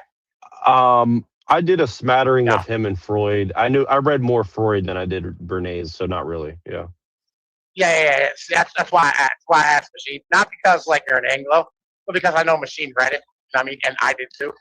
Right? Like me and Machine pull quotes out of fucking Bernays all the time. Right? But You know it's what I like mean? there's Fucking, so many examples of that. Like there's there's ellul, there's Walter Lippmann, right? He actually claimed that Walter Lippmann stole the idea from him, the CFR guy, right? The whole idea of manufacturing consent or whatever. I mean, so that was manufacturing consent was whatchamacallit? Chomsky. Chomsky, yeah. Yeah, but I'm saying if you read Chomsky, he'll cite Walter Lippmann, and Walter Lippmann, he was accused of stealing it from Bernays by Bernays. Right, this is in the Adam Curtis documentary, I believe. So it's interesting. So if you follow the train of thought, it seemed like Bernays was the first one to come up with like the mention of the notion, but like you could look at many different aspects of it. Like, for example, ellul, right? You have agitation, propaganda, integration propaganda, right? How ellul puts it, right? You have the whole other aspect of things. Kaczynski or ellul? You mean Bernays or ellul? No, Kaczynski or ellul, because Kaczynski said agitation and motherfucking integration propaganda too. Right. He took that from ellul. The systems need is correct. Right. That's him copying ellul's ideas from propaganda, right? So okay, gotcha. Yeah, but the idea is that he's sort of expanding on notions and all this stuff. Like, yeah, of course he doesn't say it the same way, but I mean, it seemed like McLuhan said pretty much the same thing. I mean, it's pretty simple, but it works. Medium is the message. It's the same concept. Or I mean, Plato's cave. I mean, Plato said it in the cave, right? I mean, it's it's like it's obvious, right? I mean, Plato literally said, "Look, we could literally from your birth to your death, we can control what you think, all right? And you won't even know who's doing it to you." Well, I guess what Pinoid means is like Bernays was like doing I guess he was doing applied propaganda, meaning like, here's how you go about it. I guess is that correct or no? Yeah, Bernays broke the game down. I'm always appreciative of people who break the game down. You know what I mean? Right, but like, the question is he special, right? Or are we better because he had these ruminations? I mean, are we better because like he broke the game down to us so that we could see it better? I think yes. But he created advertising, right? Didn't he? No, he did not create advertising. No, he did not. Yeah, but he helped create advertising. No, he did not help create advertising. Advertising existed before he was he did. No, he absolutely did. He created. No, advertising existed long before fucking Bernays was born. I understand that advertising exists, but I'm talking about in the sense that they're using symbols and emotional things. This is the whole thing in Century of the Self. What he's saying that Bernays used Freudian psychology in order to create subliminal messaging within TV ads. So yes, modern advertising was in part created by him because he would take the same principles for advertising and use them for propaganda or public relations. This is essentially the same concept, right? So, I mean, you could say it, but he's very innovative in that regard.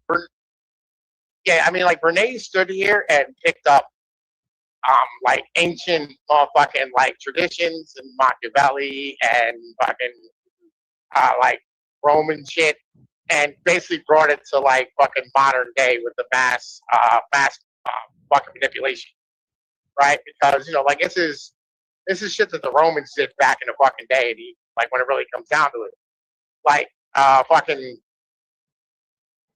the Romans back in the day when they had different bread, different flour, whatever it is, whatever company was doing it, like they would sponsor like the fucking games at the Coliseum and shit, and they'd pay for certain gladiators and spectacles. You know what I mean? That way, like, more people would like recognize their brand and all this type of shit, right? And even Julius Caesar, right, fucking sat here and wrote about his escapades, right? So, like, you know, these escapades that he wrote, most of them were like false. You know, I mean, when it comes down to it, you know, to be technical about things, right? So, I mean, like, this is not new, right? But Bernays took it and applied it to mass media, right? And then he created public relations, which again is nothing more than kind of statecraft in the end of the day, but with the ability to like use the new media that existed at that time. Yeah. So, what about Louis B. Mayer? I mean, Louis B. Mayer. Yet another. like I kind of. They're stacking up, aren't they? We got Louis B. Mayer, we got Saul Alinsky, we got Edward Bernays. A lot of very influential J's at the heart of American politics, isn't it? Oh, listen. I mean, you can also throw on motherfucking. God, who's the guy who wrote the Machiavellians and fucking the Managerial Revolution? Is that Burnham? Rothbard? Burnham, right? You throw him Burnham, Rothbard, motherfucking Iran, Mises, right? Like, listen, fucking Keynes, right? Friedman. I fucking hate Friedman. So much I hate Friedman, right? But like, none of these motherfuckers are a problem because they're Jewish, right? They're a problem because they're a goddamn problem, right? They're a problem because you have this society, right, that is being influenced by like democratic and liberal values. And then you have dudes like Disney and Dr. Seuss selling all this shit to them. These ideologies that are just complete trash and are basically infantilizing the population.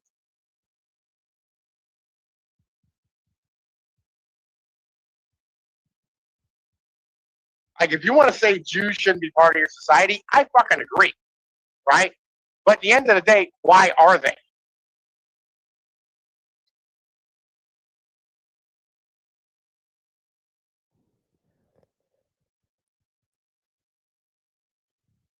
Well, it's either because of the cunningness or the weakness of the Anglos. Now, I think it vacillates between saying that they're incredibly weak, but they're brought themselves in an incredibly dominant position, right? So it's quite a mix, isn't it? Yeah, I mean, like, it's because like they don't know how to say no, right? Whether it's like the good part or like the motherfucking greed part. But they're winning, right? I mean, like, yeah. So why should they care about us? Why should the Anglos care about us? Because eventually they're going to have to. Because as a nation, like, you should care about your people. I mean, they have Israel. They don't need us. I mean, they need us, right? There's only like fucking 5 million people in Israel. Yeah, but they have a lot of Christian Zionists here in America. They're all like fucking 80.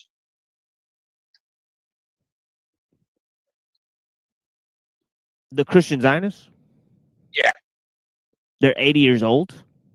Yeah. What about all of the followers of like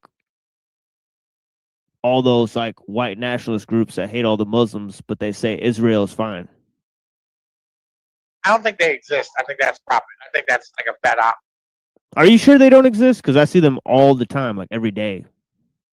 I almost never run into them, and like I think it's a bad op.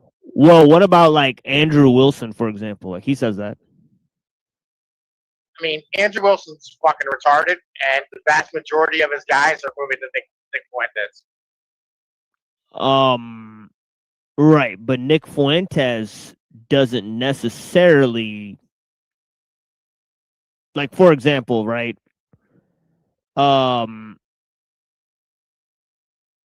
Like, what's his whole like Nick Fuentes ostensibly gets paid by Jays to be an anti-Jayish spokesperson. Am I right about that, or am I wrong about that? I think you're wrong about that. Why am I wrong about that? Because how does he appear on all of these top flight channels and things? If that are literally owned by Jays, and he's literally propped up. I don't understand. I don't think he's appearing on Jewish channels. Like PBD? Is that a Jewish channel? It's totally Jewish. No. It's 100% Jewish. Patrick Bet David? Nah. Yeah. Well, he's like an Armenian Christian. No, he's not. Well, yeah. Well, he says he's a Christian, but he also like had Dennis Prager. So Dennis Prager came on Patrick Bet David's show and said, he's like, if you don't like Jews, that's fine. You remember what happened to the German women when they got raped by the Russians coming in? He's like, that's what's going to happen to you if you don't support us. So go ahead and don't like us. That's what's going to happen. And Patrick Bet David said nothing to him. So I mean, take that for whatever you want it to mean. Yeah, here's the thing. Like I've heard on all of the little channels that like Nick Fuentes shows up on that like Muslims are the scum of the earth, but like they've never said anything about like for example, like here's the thing that Nick Fuentes now says, right? And he's held this position. He says, don't help Palestinians, but don't support Israel. So he says you don't support Islam, and he also says that Muslims got help from the Jews, which is totally just, I mean, I'd like to see him, lay this one out. And he says, actually, the whites are going to defeat the Jews. So, I mean, make it make sense. It's totally stupefying. Okay. All right. So I can actually help you out with that. All right. So. Like, where to begin? All right. Qatar and Saudi Arabia in particular, right? Are those two countries working with the Anglos. Are working Not with the Jews. No, they're working with the Anglos.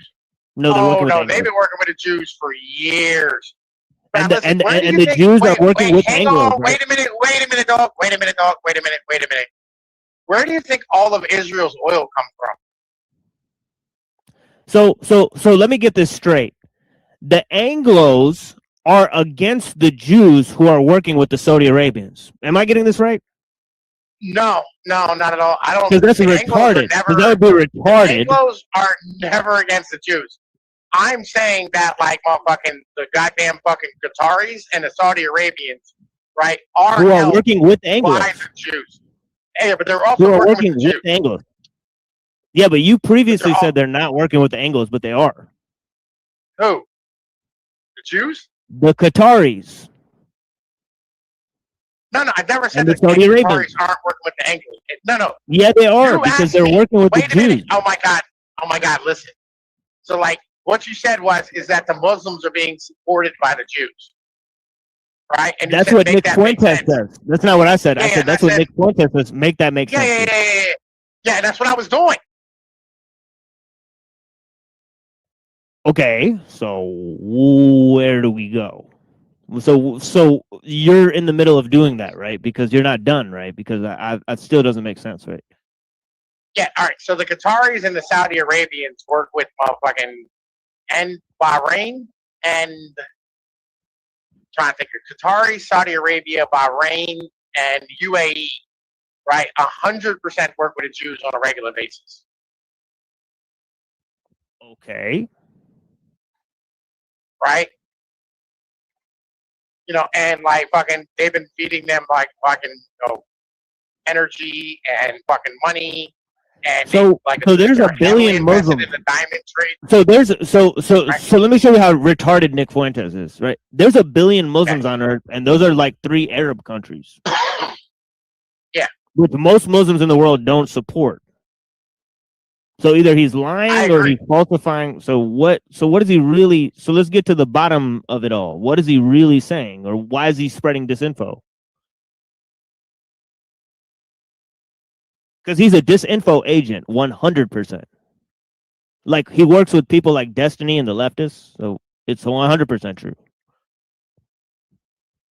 He led people into January 6th with Alex Jones and stuff, so he's a literal Fed.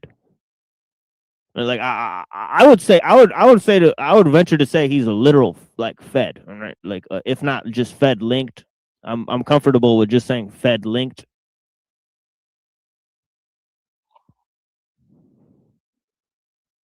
I don't know, right? Like whether or not Nick's a Fed or whether Nick's Fed linked. But wouldn't it be important, like, to determine whether he's a disinfo agent?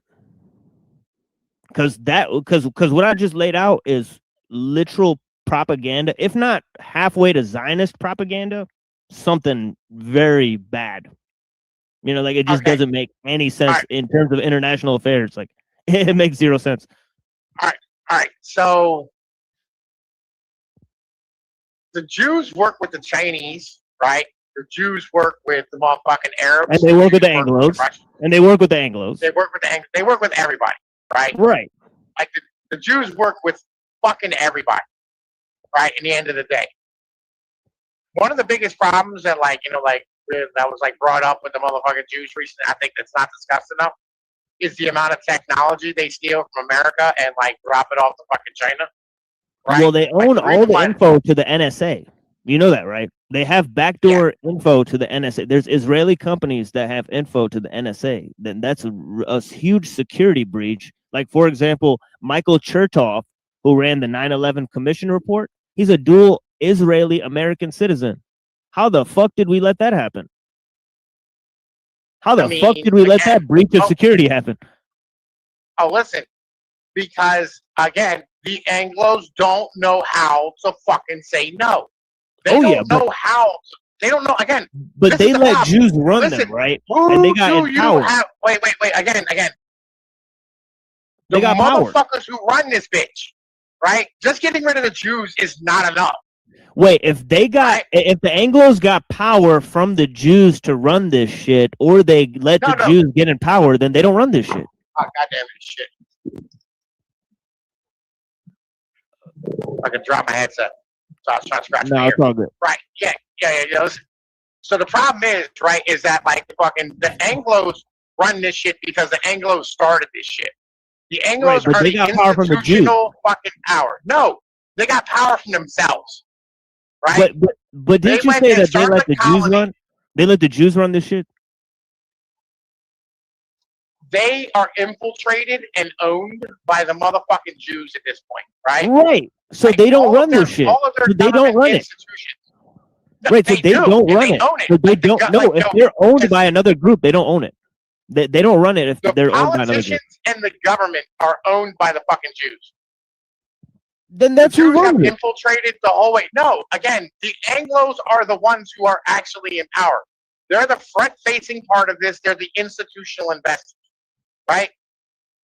The problem that we have is that you have, like, the politicians and most of the bureaucrats are motherfucking either A, dual citizens with Israel, or B, motherfucking heavily bribed or blackmailed by motherfucking, like, Jews. So I agree with that. Now, I agree that they let Jews run them, but the reason they let Jews run them is because of Christian Zionism, right? It's because of the Council for National Policy, the CNP, and the International Christian Jewish Fellowship, blah, blah, blah, you know, that's ran by the ADL and so on and so forth. Wait. Okay, so here's the problem, right? This is my problem with you, with Nick Fuentes. You need to go watch his fucking show that he literally broke down how the Jews took power in America. You need to go watch it. Okay, because, like, legitimately, right? Like, legitimately, it is fucking fire. Right, I will 100% send it to you. I'll send it to you then, right? I can't at the moment because I'm driving up the fucking road. Yeah, But, yeah, like, for sure. Yeah, I'll remind and, you. and if I leave the scene, I'll fucking, you know, what I mean, I'll end up fucking like losing connection and come back and pay me ass, right? But Nick sat here and broke this motherfucker down proper, right? And he started, you know, what I mean, like back in the fucking day to where, like, you know, how the Jews infiltrated fucking everything. Did he start in Rome? No, he didn't start in Rome. Oh well, he missed a lot.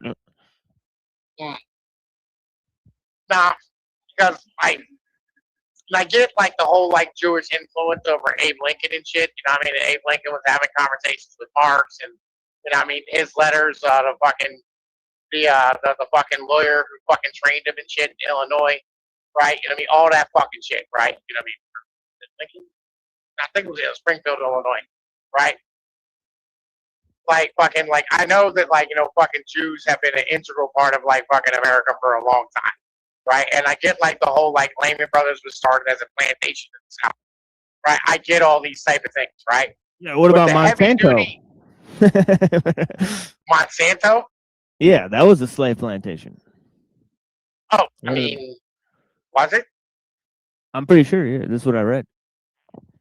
Yeah, I don't know if Monsanto was a slave plantation. I think Monsanto is a newer invention. I think it started off as Bayer. Right. Right, which is German, right, which wasn't Jewish. But Well, like, it started off as IG Farben. Okay. And they were implicated in World War II. This was Prescott Bush. And two of his sons ended up becoming president, even though their the patriarch of their family committed treason against the United States. Prescott Bush also ran the CIA at one point. You know, fucking, right. So is what it is, right? But fucking yeah, he ran it into the ground. Well, I mean, no, like, you know, that's the problem. So like, it started with the OSS. Right, when it really comes down to it, like the heavy-duty Jewish infiltration of the government started with World War II, right? And it started with the OSS, and Nick did a fucking amazing job at breaking all this shit down, right? And breaking down like how all this ended up like being where the fuck it is today, because we sold out our national interest in the name of beating the fucking Soviets, right? And beating the Nazis. That's really what the fuck it was.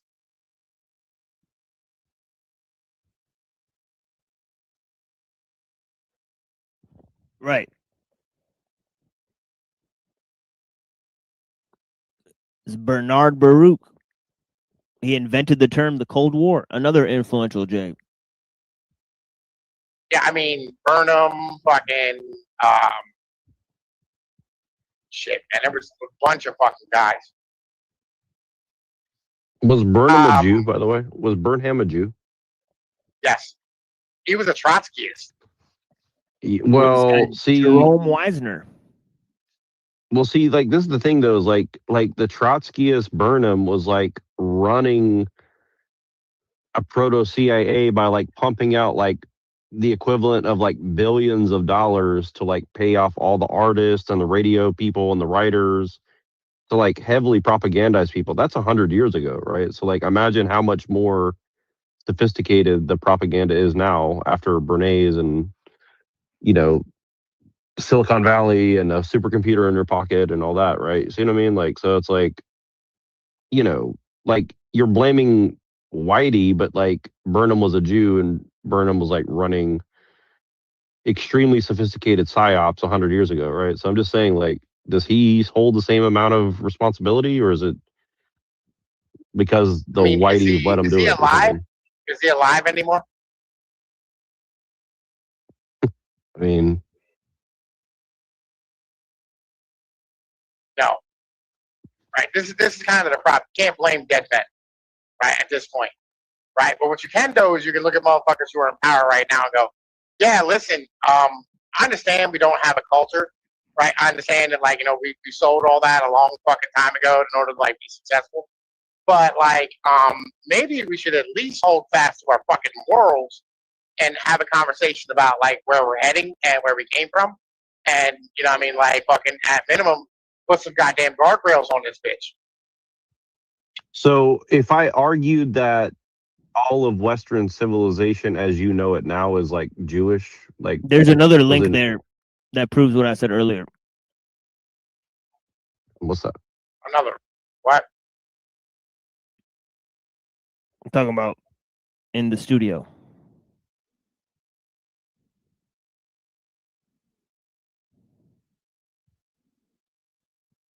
Yeah, it says Monsanto family is a historical Sephardic Jewish merchant and banking business. And it says down there, the family engaged in the Atlantic slave trade and owned African slaves. Okay. Anyways. I mean, there's a lot of these type of things, right? You know, like a lot of these, like, again, this is institutional investors. And you can take this back to like fucking, you know, guys who were in like fucking Puritan in New England, and there's a lot of them fucking guys left, families left, who, you know, have generational wealth and are institutional motherfucking investors in most of these American companies, right? And most of the fucking stock market.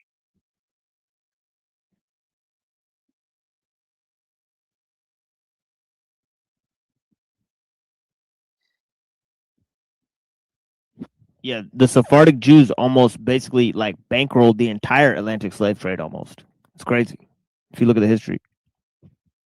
Yeah. Oh, I mean, like, yeah, like, listen, that was the whole, like, fucking Christians couldn't fucking do usury and shit. So they let the fucking Jews do it. And it's the same thing with, you know what I mean, like the insurance contracts, all that type of shit.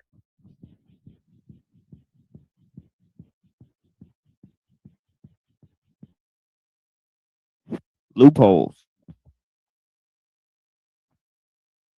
You can share your screen machine so you can just bring up anything you want. You don't. Who's up in here? Who'd that be? Shinrod. It's the Dark Lord himself. What up, Mr. Dark Lord? Nice to meet you. Yeah, he's the dragon can't talk yet. He didn't get his magical gold coins inserted yet. Yeah, we got what do you call it? What do you call that shit? I forgot what I was gonna say.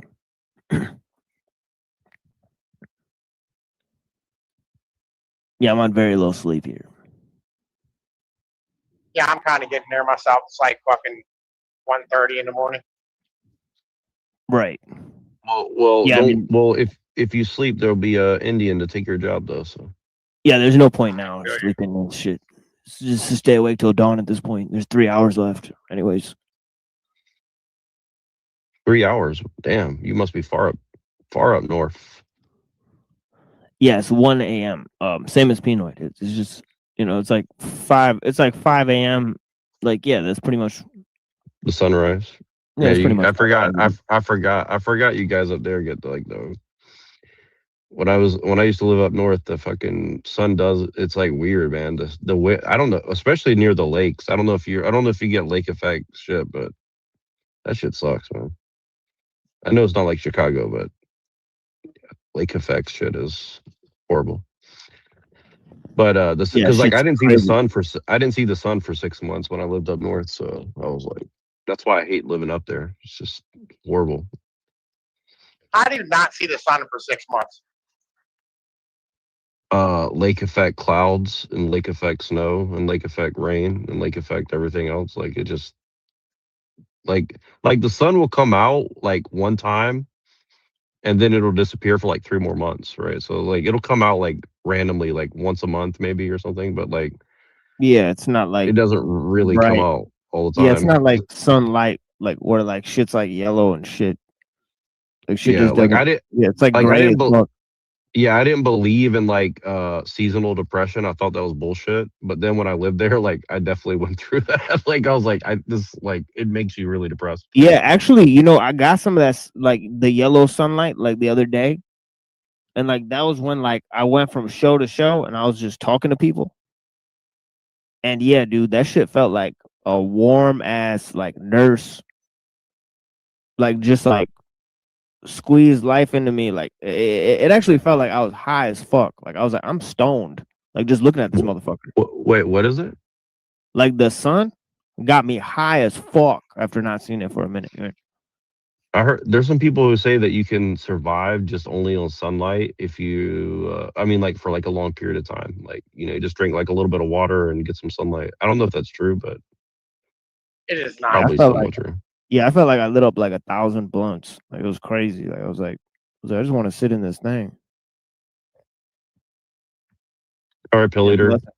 Who's in charge, the gay Jews or the Nazi Nazis. pedophiles? It's a hard one. I mean, if Scott Wiener is saying that basically, these kids out in middle of nowhere, white America, who is in San Francisco, are doing a swastika condemning the Jewish finance, I wouldn't say theory and actual truth to it, then it's weird that he cares about it only to be on X's platform to cater to that National Socialist leaning, and yet at the same time is okay passing bills to legalize a child sex trafficking ring.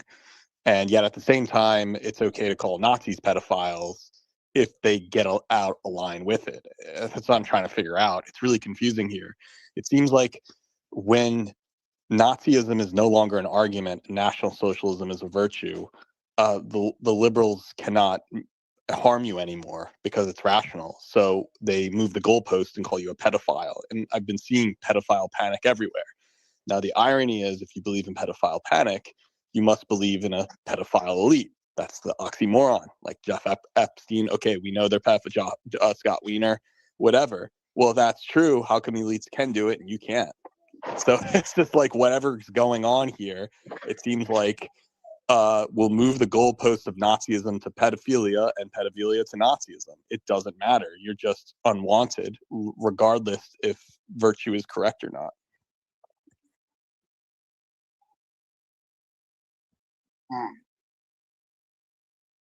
Yeah, I've been saying, the pedophile panic thing is fucking wild. It's just as a whole. But Britain went through this like 5-6 years ago where literally like the government didn't have any power, so they just ran around screaming pedophile at everybody all day long.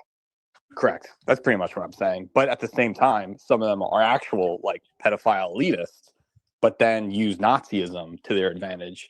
But then the actual Nazis will call, or then the actual liberals will call Nazis pedophiles in return. So it's like sheep onto cattle against the cattle master, but it's like all 40 chess games of sorts.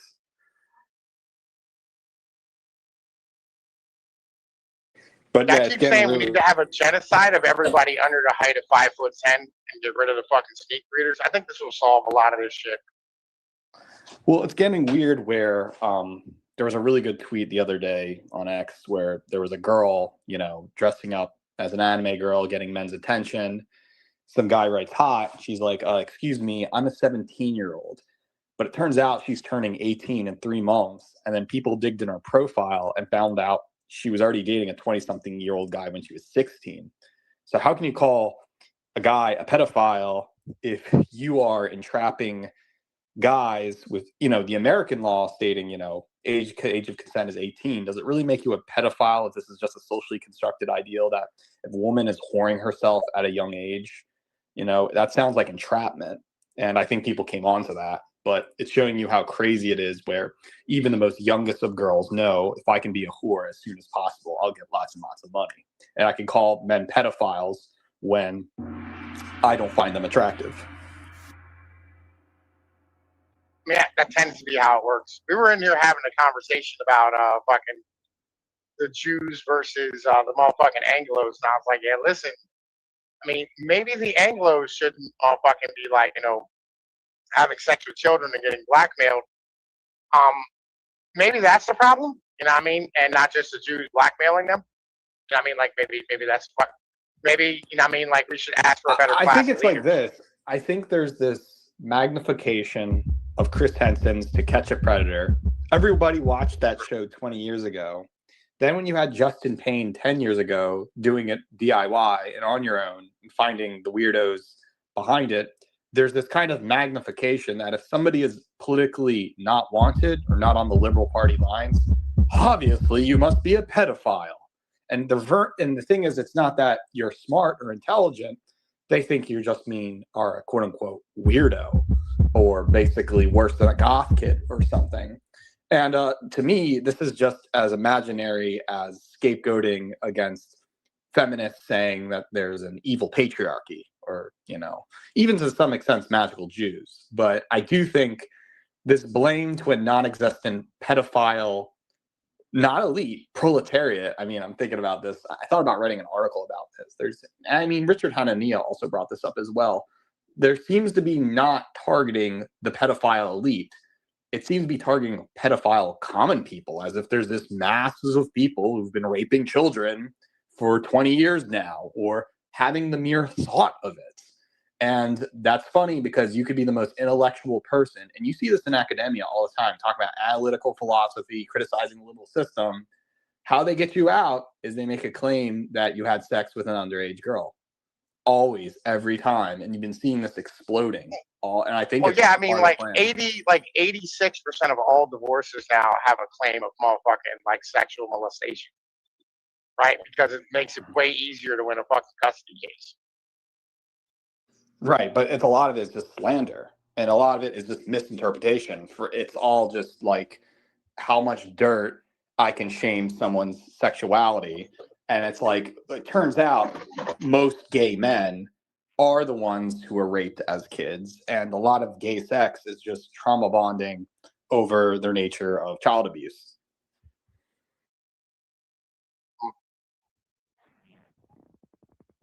That in the news. Well, so what we were talking about earlier, and this kind of reminded me of what you and me were talking about, Pillator, is that you were talking about earlier that like he just said, like, okay, well, it's the people who are doing the abuse that are the problem really more than the blackmailers. But I was saying, like, well, can you really run society without blackmailing? And that's kind of what you were talking about in a weird way, Pillator. So like, how would you introduce that? Because you had a very specific thing. I can't remember exactly what you said, but you said something very specific about that. The problem right now, well, that's what the whole thing is. People, we are in a new Puritanism. The Puritanism almost 30 years ago was Nazism. How could you ever envision a national socialist government against liberal democratic free capitalism that rules the world? Now that's kind of being defeated. As you look at Scott Wiener's tweets, people are literally, whatever you want to say, this Fed posting or not, saying we will burn books, we will get the Jews, all, things that are not even possible. But now, X is allowing it in a weird Fed entrapment platform. But at the same time, I mean, this is like the same thing when Kanye West was selling the swastika t-shirts during the Super Bowl. Why is this being, imposed by the state? Are they collecting tabs on people, finding your IP address, making sure they're not going to arrest you? They'll just create a survey who is sympathetic to National Socialist interest and race realism. So I think now, if you can't defeat an argument like that, they're going to try to say you're either a serial killer, child rapist, whatever, and supposedly that is the same as National Socialism, which is almost like a boogeyman in and of itself. And this is where it's the gay weatherman conundrum. You have a weatherman on TV and he says he's gay. Well, we can't prove he's gay. There's no photo of him putting his penis up another guy's butt, and because that's the only way we can really prove if someone's gay or not. And so we just take it for granted. And now with AI, you could fake that. So right. And the funny part, regardless of William Gibson AI blackmailing, we just took for granted this guy's gay and he's in a position of power and he deserves that because, minority, whatever. But it turns out the weatherman who said that isn't even gay. And then all of a sudden is I got to find this case, but basically is just starting a family, and he just did that to get the job. And so how many other people have been doing that in Machiavellian ways? And I think the same could be said about this horror movie ghost-faced Texas Chainsaw Massacre of a dream called The Child Rapist. There's no way to prove it. You can't take a picture of, people talk about, child pornography and assume that that's like, oh, it's everywhere. It's like, no, because like it's illegal to have or attain, and it's like, it's bad. And so, but it's like assuming that, Mr. John down the street in suburban Pennsylvania has it or something, which is almost like a liberal attack against whites, really. And, the whole Uncle Lester thing. Well, Pinoy was saying that that's a good thing, that whites need to be attacked and basically, gas chambered, essentially. So. Well, I mean, no, listen, again, what I said is that, like, the Anglos are the fucking problem, right? Like, can't keep focusing on, like, the Jews every time you stub your fucking toe, right? And going, oh my God, the Jews made me stub my fucking toe. Like, you have to fucking stand here and go, yeah, listen, these motherfuckers are in charge. You have to hold them accountable. You can't keep screaming, Jew, Jew, Jew, because it gives them a scapegoat. Right. And that's what I was saying about the scapegoat of feminist and, patriarchy, and that, I think, Anglos, the United States of America was for Anglos. It was like Anglo exclusive. And, somehow that just meant of white character. And then that extended to Italian and Polish and unwanted Anglos. And now it means everyone, which is, instead of one citizen, one vote, it became one man, one vote, whatever that means. And I think that's ultimately the end of everything. It's this kind of, you could say, Anglicization that's now bastardized and not even. But yeah, just going back, I mean, to make a long story short, it's like, if you look at the dialogue on X, it's an entire psychological operation. There seems to be this witch hunt puritanism where if you are succeeding with the truth and people do want to hear you, you will be immediately psyoped, blackmailed into not being called a Nazi anymore. That doesn't work because they cater to it. It's now pedophile. And I've been meaning to write an article on this. It's just too busy with normal things, not normal things, but whatever. And it just seems like pedophile panic is the new satanic panic.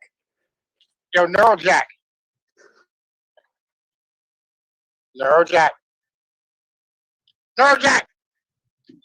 Fucking spread it out, bro. Yo, what's up? Dude. What's up? Yo, can you hop in your Discord DMs and read that that link that I sent you fucking from Substack about like what the fuck that person called me, right? Like after I put out that post about like fucking 10 rules for dealing with women. Oh yeah. Hold on one second. Yo, listen, this comp was fucking. I'm super proud of this. Like, I'll be honest with you, right? I mean, like, I'm really, really fucking proud of being called all these things, right? And by the way, Pill Eater, how often do you post on Substack, bro? I never get notifications of your shit drop.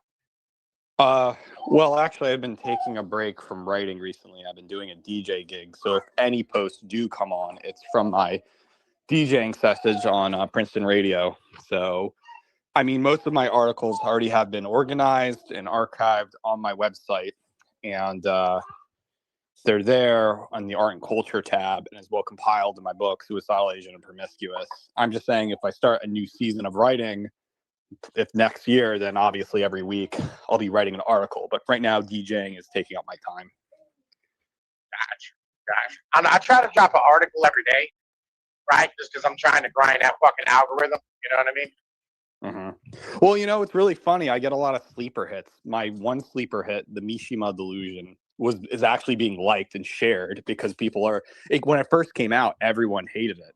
I basically argued that bodybuilding won't make you a good writer. It's true, and people got so ticked off on it that they just threw it away. But it took a year later, and now out of somewhere, people are sharing it and they're liking it. Do you take steroids? No. There we go. But I don't know, like I get listened, so like what I found is that slop hits hard on fucking Substack, which I fucking hate, but on the same level, I get it.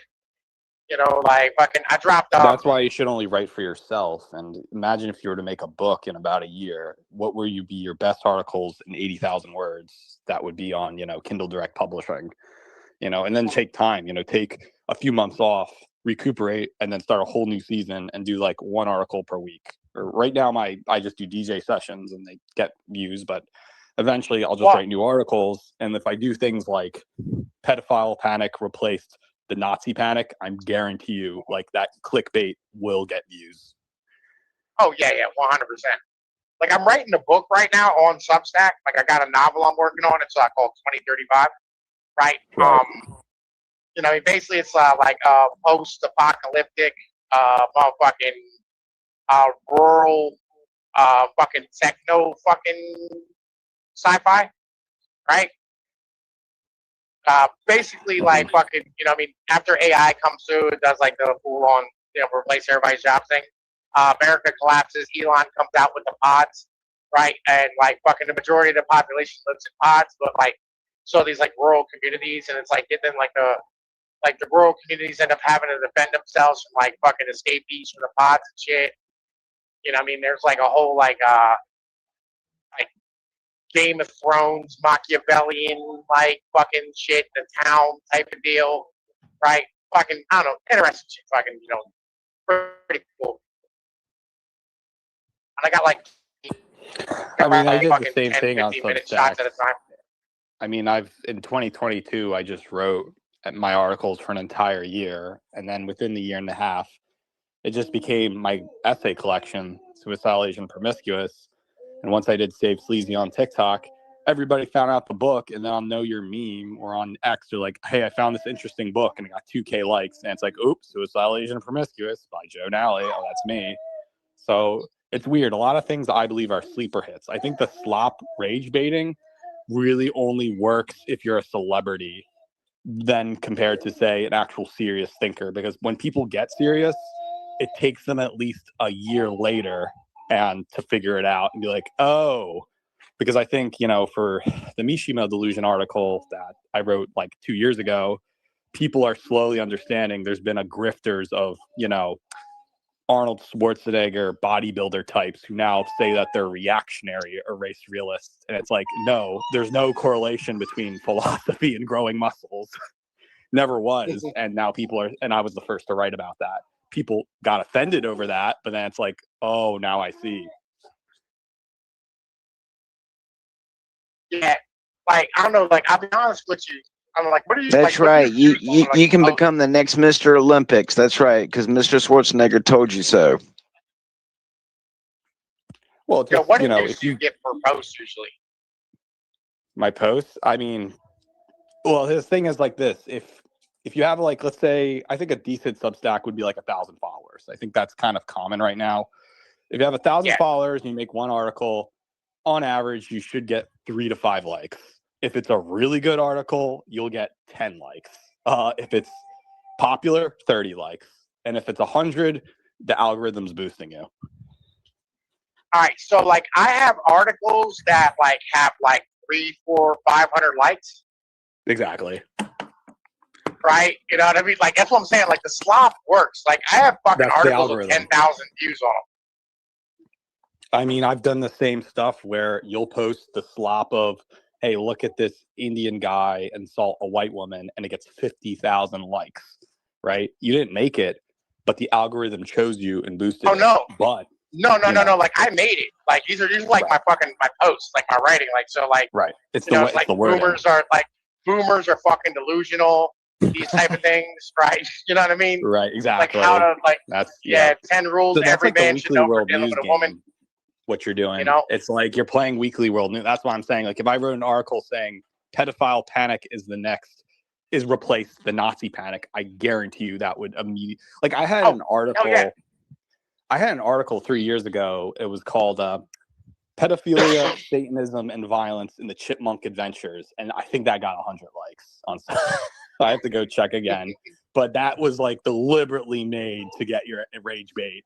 Now, here's the thing. The word rage bait didn't exist 3 years ago, but now people saw how you break the algorithm. They now call it rage baiting when you're deliberate, but it's like, well, it's not really rage baiting when you want to talk about, listen, because under liberalism, we're supposedly are players in a game where we can talk about any serious topic, right? That's not verboten, correct? Well, if it is verboten and they still shame us for even mere speaking of it, then it's like, well, then this must be a setup of sorts, you know? I think that's the problem, is that a lot of people are trying to say we must be a Nazi if we know so much about Nazism. We must do child abuse if we know so much about pedophilia. And it's like it's irrelevant to the actual content or the argument that you're saying, because it's showing people are illiterate. They only care. And so it must be something else. It's not that people are reading these things and actually thinking like academic philosophers. They are regurgitating a silo type of echo chamber of sorts. And we're under that. No, I think it's Pavlovian, right? I think that's what it's just literally Pavlovian fucking training for most people in America, right? And we talked about this earlier, fucking me and Machine, and when we were in Discord. Right, I think there's like a lot of Pavlovian training when it comes to like our society. There's people have like just say something, and then they go, "Oh, blah, blah, blah, blah." Like it's an immediate fucking response. You know what I mean? It's like whatever the fuck it is you're saying, because they already have trained responses put into them. You know what I mean? think So the anytime they Pavlovian hear thing something is outside like, of the norm. I think the point is they Pavlov you into thinking, well, if you don't do this, you'll get a job and money, and you'll be accepted. And that's a very basic, almost animal instinct to be like, we'll give you resources if you do this. But what happens is like, well, what if you don't get the resources for being Pavlov's dog anymore? You're not the mouse that gets the cheese or the dog who gets the biscuit. So then people, I think, start thinking and realizing, well, this was meant for a sheep crowd to evaluate and give more freedom to the people who live in Lake Tahoe. I mean, all right. So like, for instance, that's why I was like having Neurojack pull this shit up, right? Like, so, you know, every once in a while, like I go on like, you know, my red pill, big towel type of fucking shit, which by the way, that does really good on fucking Substack. But like I hop on this shit and I talk about women or whatever it is, you know what I mean? And like, you always get the same 3 fucking Pavlovian responses out of women. It's not all women are like that. You know, who hurt you?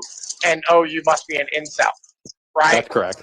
You know, and yeah, right. So it's literally these are Pavlovian responses to like when motherfuckers hear some shit that they don't like, or when they hear some shit, they're taught to say these things, right? Like these are the natural, inculcated motherfucking responses that are put into people, like, you know, from like fucking childhood. And so like anytime, like for instance, I tell Neurojack, like I'm like, listen. Capitalism is just like a fucking economic thing. Like it's just an economic system. It's not something you should worship. Then he goes, yeah, but socialism is fucking bad, right? You know, we should never do socialism, right? That's just a natural Pavlovian thing that's trained into you as a fucking kid. Right, especially National Socialism, which they made Nazism, which must now mean main genocidal maniac, which means serial killer. So you're no different than like Freddy Krueger or something. Yeah. Which is crazy and like complete Hollywood. But no, going on that, it's like that's right. That's right. Everyone complains about the stuff in reality, but we'll go and watch a movie like Freddy Krueger, right? Complain about the pedophiles in real life, but we'll go watch a movie about a magical one. Right. That's the horror movie aspect. I'll go watch a movie about a crazy, depraved, evil person through an exploitative film and enjoy the violence and create a subculture around it. But I would never do those things. I mean, it's just like the Satanist who would never gets offended over being called a Nazi, pretty much. Or, you know, we like these things like Mortal Kombat and violence. But no, I was just saying is that, you know, some of the things that Pinoid is saying, it's like, well, even if you did have a dumb group of masses of people, as I was talking to Neurojack about this, well, why would they all be logged into X, which is a right-leaning platform to push, you know, far right, you know, anti-liberal agendas, which then it must mean that there are gang stalkers and CIA sock puppet accounts that say those 3 responses and they actually don't mean them. Like you look at these accounts, they're under 20 followers, the DMs are closed, the picture looks like a boomer-esque Facebook account, and they are literally speaking NPC lines. So it's like, is this really a real person? Or is this some kid in Mumbai being paid $25 an hour to shut down any opposition against the American empire? So in a very Philip K. Dick way, I don't think these are real people. I'm now starting to believe this is a horde of robots, AI, paid CIA agents, or Indonesian Instagram workshoppers who are trying to stop algorithm boosting.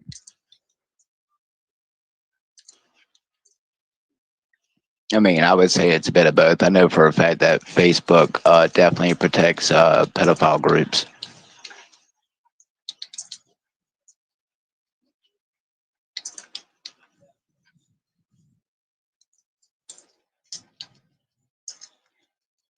Oh, everybody ran away. Yeah, it's great to see that guy. It's always.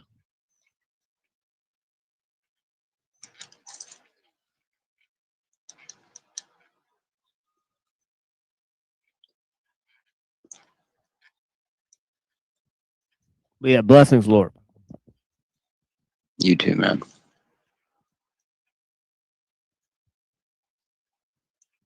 Yeah, I'm experiencing brain death unless Neurojack wants to. Well, what happened? My bad. Shit. Everyone just left. went boop boop. Okay. All right. Sorry, I just had to step away for a second. I can't hear anybody except for you, Shinron. So hold on one second. I had to check and see like where the fuck I was going real quick, and like anytime you leave the fucking screen, like it fucking logs you the fuck out. Right. I was like, am I going to Lockhaven or Backlahat? Like they're on the same road, but I'm not sure like which one I was going to. Right, so I had to check real quick. But like, yeah, man, fucking listen. I always try to pick the brain of motherfuckers. I mean, who've been writing longer than me about how shit works. Yeah, I don't exactly know what I'm looking at here. But what I was thinking of, I was like, dude, how does this dude have only like. Actually, you know, when I first opened this up, there was one participant for a very long time. Like one of his mods or some shit. And I was like, all right, bro. So this 18 people watching this, I don't know. This dude need Alex Stein to promote him or some shit. This is crazy. This shit's crashing out. Yeah, sorry, my shit was fucking up. I couldn't hear anybody for 5 minutes. Okay, so what happened with Pinoid? I mean, what happened with Pillager? He just dropped out. Yeah, Pillager just dropped out. Yeah, he naturally dropped out after Pinoid left. Yeah. Yeah, he does that. He does that all the time. Yeah, I guess he like thought like because he was talking to Pinoid and then Pinoid left and he just like dropped. He's like, all right. Peace. Yeah, I just had to check where the fuck I was going real quick. I was like, God damn it. No, he's all good. He does that a lot. He does that all day. He's got family. I had family shit I had to deal with too. So I was trying to bring up her stuff, but I had to go take care of my son and everybody. So yeah, like IRL shit, which is good. But let me see if we can get him back. I'll be back in a minute. I gotta make a phone call real quick. I'll be right back. All right, you're good. You're good.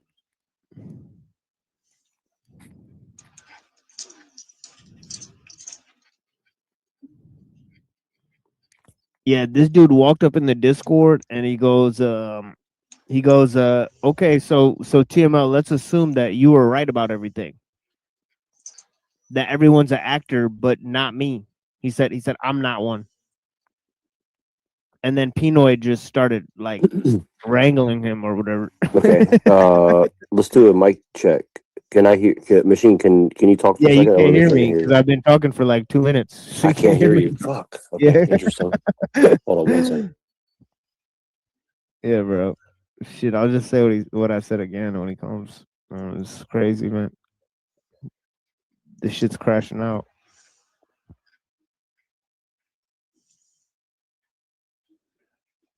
You win some, you lose some.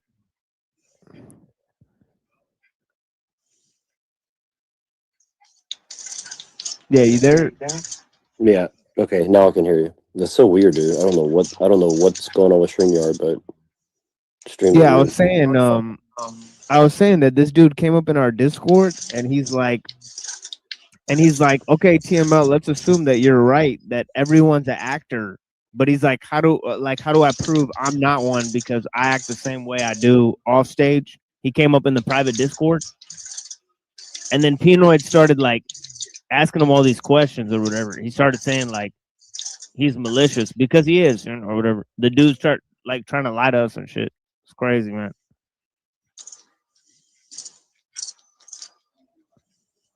LARPing Lion Landry. Wait, so wait, you're talking about Landry? Landry did that? Yeah, he did that today. Yeah. Very weird. Yeah, that's pretty weird.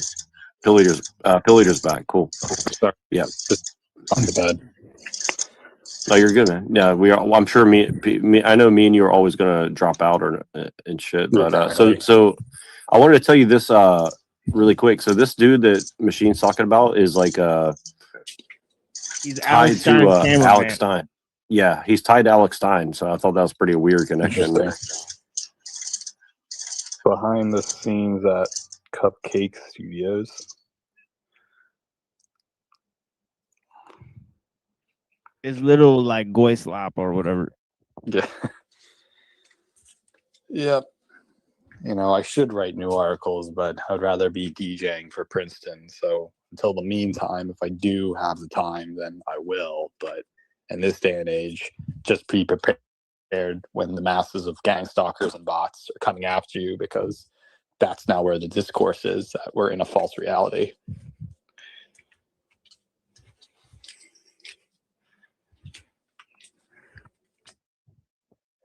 Archontic jihad. Yeah, pretty much. I mean, again, I could just literally take something on TikTok, upload it, literally steal a bot's tweet, a gang stalker's tweet, and then it gets 50,000 likes. So is it really plagiarism, or is this rewarding you for saying the correct party lines and then giving you followers in return? And then you bait and switch these followers to follow your original quote unquote content. And then, so it's like, when is ever art just art and not content? It's very strange. Yeah, well, that's kind of what's interesting is like you get gang stalkers no matter, basically, like if you have any original message or if you steal people's message or what, anything like it's like literally, and then it's like, well, you're paranoid or something. It's like, well, exactly. And then the gaslighting starts. The CIA gaslight, and that's what the Stasi did. Correct. Right. Yeah, and until like you've experienced it, like, you know, you wouldn't think it's real, but it is. Like until you've actually seen it. Then I've been cited by SPLC as for talking to Hank Yu. I had a dossier written against me. I have an Instagram hate page against me, and I have routinely gossiped from, you know, Neurojax did this, from YT Combinator people who are making shit up about me. Now they could go to the primary source and go to my website or email me or DM me. But guess what? None of them do, because it's not about the truth. It's about power. I know it's a very Foucaultian thing, right? But it shows you it's a spirit that I mentioned this in my Dark Data article 4 years ago, that there's no, in a very anti-realist statement, I'm not a real person. I'm an avatar called Pill Eater. There's a human being named Joe Malley that's talking to a smartphone.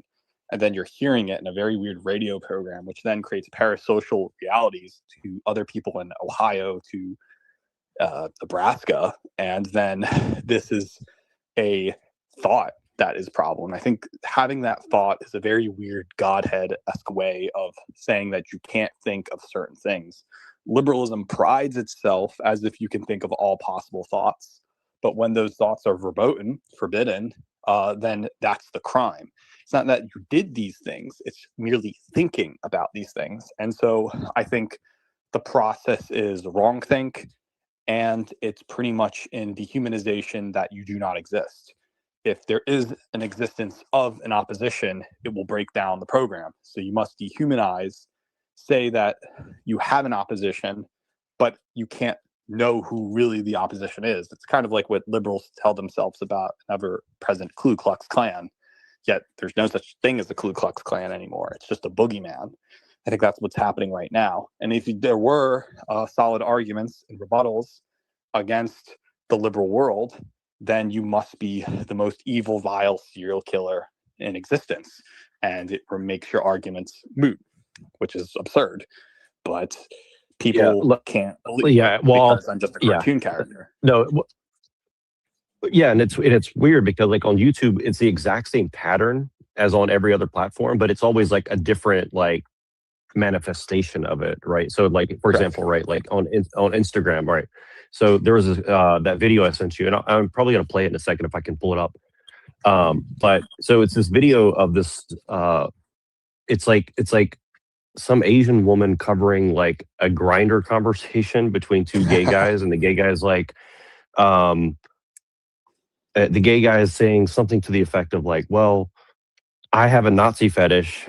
And he's like, and the other person's like, well, that's kind of weird, but can you explain it to me? And he's like, well, here's a hint. I'm Chinese, right? and so and then the Asian, right? And the Asian woman saying like, oh, this is really bad. But see, she never mentions that this is two gay people. She just says, this is two people. So like, she never actually specifies, right? But in the comments, people comment that that's what's going on. Well, it's all about semantics. It's a classic Richard Rorty thing. It's like, well, first of all, what are you doing on Grindr? You're not even gay. Second, the user who says I have a Nazi fetish entraps themselves as the bad guy. That's like literally saying, hey guys, I'm a pedophile. I rape kids. Whoever says that? Nobody. So it's like you use the enemy's words. So by saying, let's break it down, National Socialists bringing to power to something irrationally. Well, do people actually say, hi, I'm Joe Nally, I have an Asian fetish? Nobody does that because it makes you, it's basically like, you wouldn't call Holocaust denial when really what it is Holocaust revisionism. That's what it is. It's just the opponents made up that term. So if you were to reread dialogue properly, and you have to be careful of what English, I mean, this is like what George Orwell says with English and politics, English language and politics. You would rather have to say like, hey, I'm really into the ideal of, racial differences in sexual play and desires. Like I have a desire, I have a white sexual. He could say, I have a desire for someone who's white. It should be more plain and blunt. It should be like the tagline, it's okay to be white. Because white nationalists use that line, it's okay to be white, to, make the opposition upset. But as long as you use enemy semantics, it makes the opposition weird. So it's like for an Asian woman who clearly speaks in English and not presenting this in Chinese, that's a big takeaway because language is a category of the mind. And she's saying, well, this gay Asian guy, I can't believe, well, he doesn't even say it, this person wants to be Asian and does this. Can you believe that they can think these thoughts? That's the crime, which is absurd because that's a self-defeater in liberalism. That means, possible worlds or even rhizome theory. If it's true, it can. So why do you think these rhizomes and possible worlds are bad? But again, it's all fabricated evidence from human lampshades to whatever, landing on the moon. So I'm not surprised by any of this. Well, my comment to them was, so I put a comment that says something to the effect of like, well, are gay people even real people? Exactly. That's fantastic. That's fantastic. Right. Does gay even exist? Right. Well, and then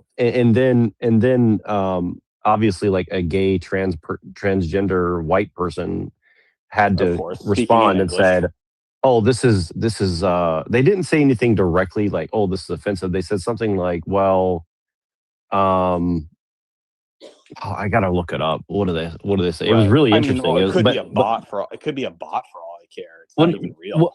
well, no, but I did as an experiment because I was like, let's see how, if you play with the semantics, like how do people react, right? And so let's see, what was it? They said, see if I can find it. I might not be able to find it anymore. It probably deleted my comment or something. But well, TikTok shadow bans when you say certain words too, unless it's upvoted by algorithm. Yeah, that's weird too. Yeah, I'll probably have to go back to where I sent it to you. But I always look at this. Some people say they're musicians, but they really care about performing and looking cool. So is music even real, or is that just an accessory to veneer what they're really doing, which is acting? And that's the same thing over and over again, a dialogue. And a classic one that's been happening recently is gaming culture and video gaming. There's been a school of thought that really enjoys game design and gaming. But over time, technology has advanced so much where video games just become movies that support the liberal regime of transhumanism. And so they use games as these open vessels to then say and promote values of, you know, it's about a narrative. We're telling a story. Well, telling a story and narratives have nothing to do with game design. And yet they change the definitions to assume games are this because they have a poor understanding of games, or that they're stupid and that there never was games. That was just a veneer to justify a Trojan for liberalism. And that's exactly what's happening. If a gay person's really real, then it doesn't exist. And I think that's ultimately the problem with these artist types, is that they think they're saying something more that was never really about art. They are this role-playing as an artist because of the words they're using. Right. Yeah, sorry, I have my thing muted here, but well, where'd everybody go? Yep. Hold on one second. I can't see everybody.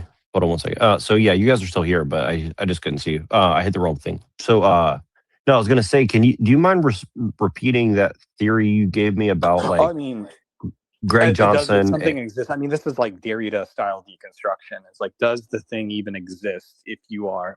So, for example, somebody says, I'm a game designer, but they're not really designing a game. They're telling a story. So they're a novelist role playing as if they're a gamer, or basically this. They're a musician, but they're not. They don't play a single instrument. They don't compose their songs. They just wear gaudy clothing like CTUHLU and get up and say they are a musician. Well, according to Derrida and deconstruction, none of those things are real, because they are conflating terms and tricking you through literal deconstruction that the substance does not exist. And I think the same thing is like, you know, I've even seen this in art school too. They say I'm an artist. I'm like, well, what's your medium? Well, it doesn't matter about my medium. I'm just expressing myself. Well, everybody expresses himself. Are you saying you express yourself by the clothes you wear and the things you do and the Umberto Eco signs you show? And they're like, yeah. Well, that doesn't make you an artist. Then they get upset because it wasn't about art. The substance of art does not exist. It was a vessel to be an expressive consumerist individual under liberalism. And this is why critical art makes you think. And if you're thinking, then you know there's a substance to it. But most of these things, you know, long story short, like you said, how can you be gay? Then there's no substance of being gay. It never existed in the first place. These were just buzzwords to open vessel for another, you know, goal-changing wordplay they're doing here.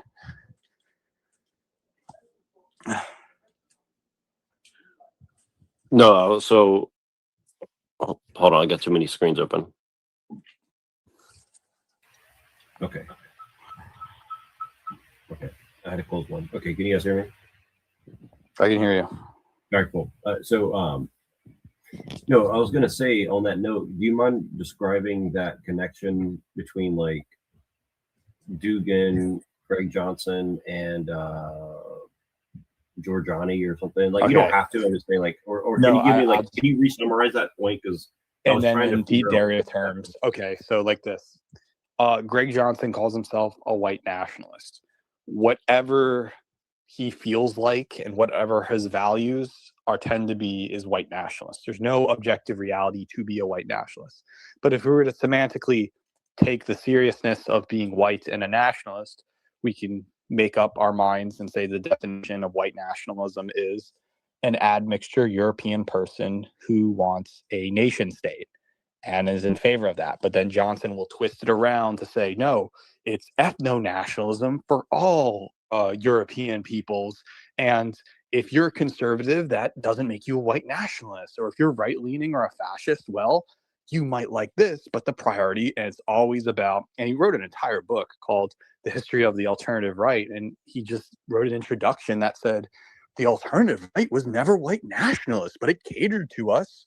Or John Derbyshire with a Chinese wife tried to plead with us white Notice the plural pronouncing constantly. So it's really just a one-man army. It's just like the Church of the Subgeniuses or AXA. this is what I try to prove for my movement. It's a one-man army. It's just me. There's no other people who say AXA, but if other people do say it, that it's like we are anonymous or V for Vendetta. It's like a collective Kilroy was here effort. And that's why meme culture is powerful, is that you can partake in Pepe without, joining anything. It's decentralized. But Johnson clearly says there's no substance of white nationalism unless I make it about what I like. And I think Jason Reza Giorgiani was sympathetic to Johnson's point only in that white nationalism, quote unquote, meant American liberalism in the 1950s way of retro culture life. And I don't think Giorgiani was full-fledged admixture European people supporting a stagnation natalism of sorts. I think Giorgiani wants transhumanism and what he calls Prometheanism, which he will use the terms to say, it's like the Charles Haywood guy says, I'm a foundationalist. Well, it's vague as possible, because to say you're into philosophy is more like something about thinking about new things, which I'm pretty sure Alexander Dugin would be okay with, so as long as these anti-literal, quote-unquote, countercurrents are destroying the liberal democratic capitalist empire. And it's pretty much all one thing, whether it's from Joe Rogan to Doug Stanhope to Adam Carolla or Jimmy Kimmel, they're all in one party, regardless if they're a MGTOW man's world.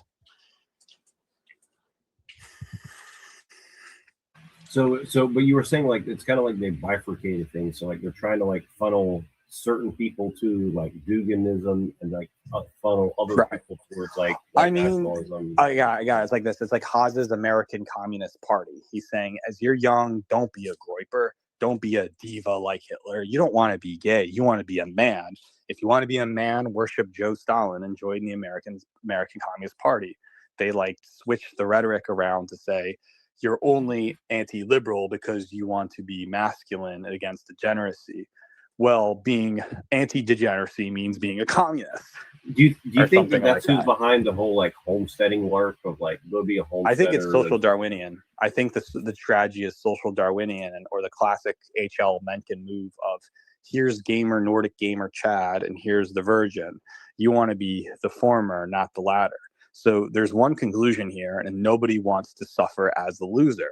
Nobody wants to be like Jesus Christ on a stick suffering here, or Socrates drinking the hemlock. It's pretty much, I want to be this strong Alcibiades warrior killing things, and you cannot be a loser. So it's almost like they're appealing to like white men. So it's almost like they're appealing to like white man's like version of honor that we've been correct, like the stoicism that's been imparted. Because again, like, if you read Diogenes or you're a classic nihilist, none of it matters. I mean, whatever happened to crust punk anarchists who just did not care about winning and losing? We just wanted to exist another day and be as lazy as possible. The Athenian class is lazy and could care less because they have all the money. And so I think everybody. Let me wrap this around. If Haas is in the same room with Patrick Casey and he's having sex with Nikki the Hegelian e-girl and they're all doing cocaine together, that shows you it's one big party and you're not invited. You're just some trans kid in Cleveland working with the gang stalkers in a mirror maze where you're gaslit to do some candidate Oklahoma City bombing. Yeah, and you feel as if you're a part of the party because you like stalk somebody because somebody said, I don't like this person or something. Correct. And it has happened to me. And guess what? They report back to their masters, who are basically white collar entry level working for Frank Hassel, Sam Hyde, Paul Town, back to break the rules. And it's crazy in the network. They might apologize for you doing that, but until you raise the ranks in a white collar way, will you get your own gang stalkers and such? There's been quite evidence that Jim Goad uses gang stalkers against people, and he's directly writing for Countercurrents. Right. And so the point is like, so the main thing you think they're scared of is that if you point out that they're all in one big club, that's what they actually get angry at. They don't get mad if you talk shit about them, right? It's more that you're right. That's normal. But what the problem is, if you figure it out, it's just one big post-capitalist system of we're all post-boomer, beatnik hippies, Gen X, white collar class, and we're all in this together. This is why Zoltanis, the American fascist, supposedly is doing drugs and celebrating it and writing articles on his fascist Substack to celebrate drug dealers who misrepresent National Socialism. They said that, well, being a National Socialist means being the bad guy and being a criminal.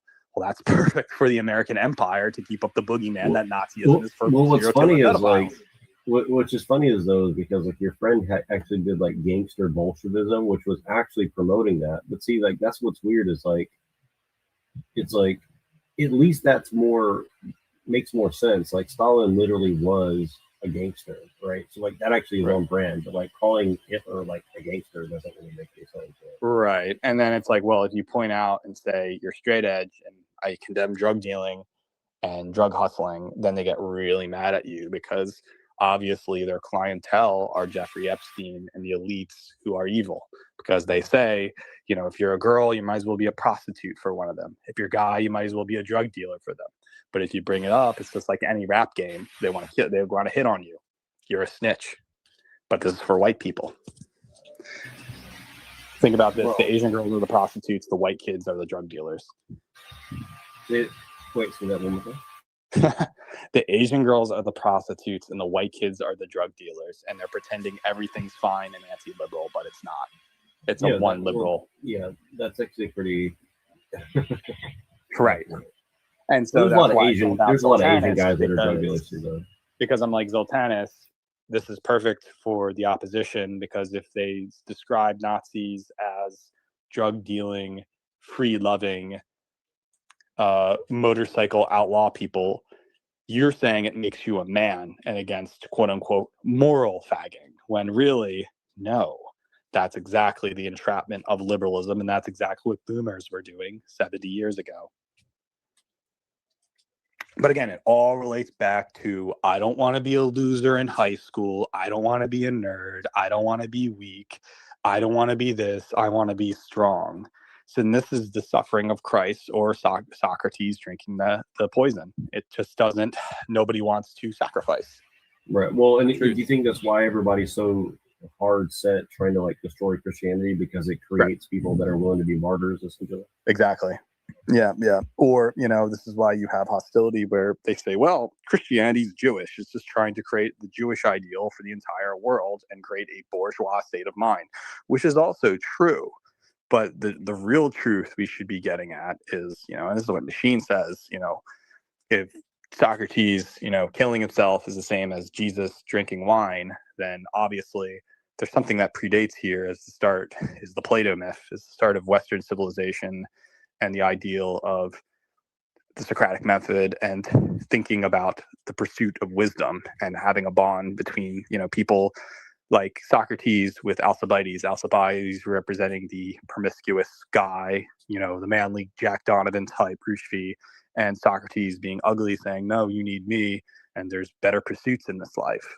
It was written in the first dialogue with Alcibiades. For all I know, this is a fairy tale made up by Plato, but I think this has evolved drastically into the Middle Ages to be like the Cat and Terry Tales by Chaucer, and this ideal that people have become hyper aware of their class and we should ridicule people, and role-playing this ridicule created satire, which started, as Umberto Eco stated, the birth of irony, and we are drenched in irony. And to make a long story short, it's just like what Milo Yiannopoulos said on the Tucker Carlson show with his interview recently, saying, listen, the state doesn't want everyone to be a transhumanist leaving the body. They just want everyone gay, because if you're gay, you are desired. You're not doing the desiring. And if you're gay, you won't have children. You start gossiping. You become hyper aware of things because you want to be desired. And it's the only way a capitalist system could push itself, is that you become the product and not the soul. Well, that's definitely what they're pushing in the whole like tech scene. Like the whole tech scene is literally like trying to make everybody gay.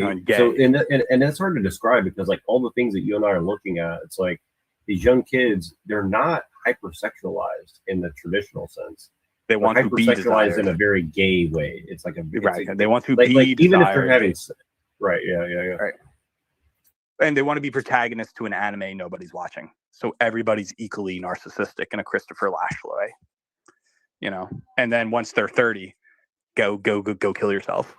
Well, and I think the difference is like I put it like this. It's like I think we've all been in some sort of situation where we've been offered like, well, you do X and you'll get something out of it. And I'm pretty sure everyone on this panel has been like, no, I'm not gonna like do that because I don't want to like play a role that's been given to me where you hold all the cards and all the leverage and I'm just like at your mercy, like a beaten down dog, right? And I think that like these people who they're recruiting are specifically like the type of person who are willing to do it. And again, I think Asian women fit that very well because, and Asian men, frankly, but because they are, like you said, like in a Confucian way, like very willing to take on a duty given to them by their master, not because they're like necessarily subservient, but because they see it as a part of their ethical system.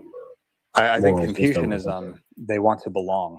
And here's the funny part. If you create a Confucius hybrid liberal system, the Asian girl who's even a 3 out of 10 or Chinese girl is going to be really confused of what is considered popular.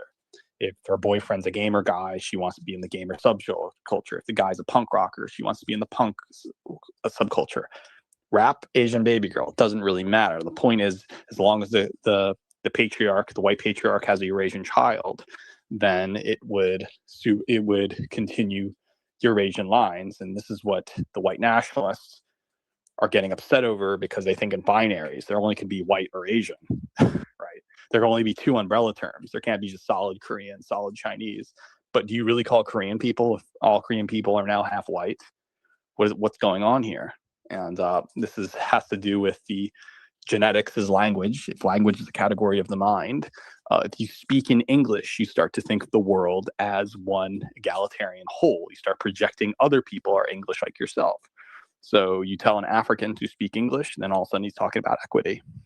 And if you make an Asian speak English, all of a sudden she's talking about getting with the white husband. So give me the like honest definition of equity. Like what is like the definition that most of these people with the quote unquote mind virus, what do they think it means versus what does it actually mean? Like how would you actually? Well, first, mind virus is a term coined by Michel Foucault when he referred to Deleuze and Guattari's work on capitalism and schizophrenia. He said that there was a fascist mind virus, as if fascism was no longer National Socialist and you just picked it up and you couldn't practice Marxism anymore. And that was the definition of being a post-Marxist. But I think, it's not that I think, equity, what it is not equality. Equality means you would have equal access to something. Equity means certain people have certain reparations and abilities over you. If there's a strong person, the strong person shouldn't be in a group full of women. She'd be limited to that. And the weak person should be in a group with more women because he has more access to women. The point of equity is that you level the resources to everyone's advantages. So if someone is born without legs, you give them robotic legs, or that no one should have legs, or you cut off the person with legs. And that's exactly what the American system is. It realizes that even if everything was of equal access, the strong prevail. Strong, and then the stupid suffer. So now you have to harm the smart and give more shit to the stupid. And now we've created an equity state of funneling money, and Republicans are calling that socialism, which is even more funnier. And guess what? The Party of Socialism and Liberation says, why, yes, it is funneled by the CIA. Yeah, and even access it too. You reminded me of what the conversation was. So like I said, like, well, that person's gay. No, I said, like, are gay people even people? And they said something like it was a gay transgender white guy, right? And they said something like won't be having children. Yeah, and they said something like I remember now. They said Nazis are people, and that's a tragedy. And I said, well, I was like, oh yes, you're right, but what's interesting is that I was like, well, first of all, I said, well, I was just joking. Maybe that didn't translate well. But by the way, did you know that the Republicans are actually mostly gay, and that's why they have Nazi tendencies? And they said, that's not true. And I said, oh, that is true. And they said, oh, your mom's hopping up and down on my dick right now on my lap. Right, exactly. Like, wow. Because I know. So it's just like, that's a gang stalker or some like, how can a really smart person, you know, they're doing it to spread disinformation, because it's like this. If let's use that logic around for a second. If it's a tragedy, people can be Nazis. Well, are Korean people a tragedy? Are Manchurian people a tragedy? And that here's a fun one. Are Palestinian people a tragedy? Yes, because they exist through genetic. Are Eurasians a tragedy? So look at this. Part.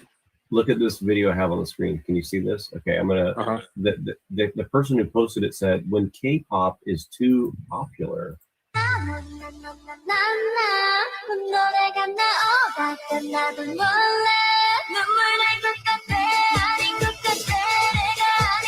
So, hold on a second. I'll tell you this much. Do you know what North Korea says about South Korea?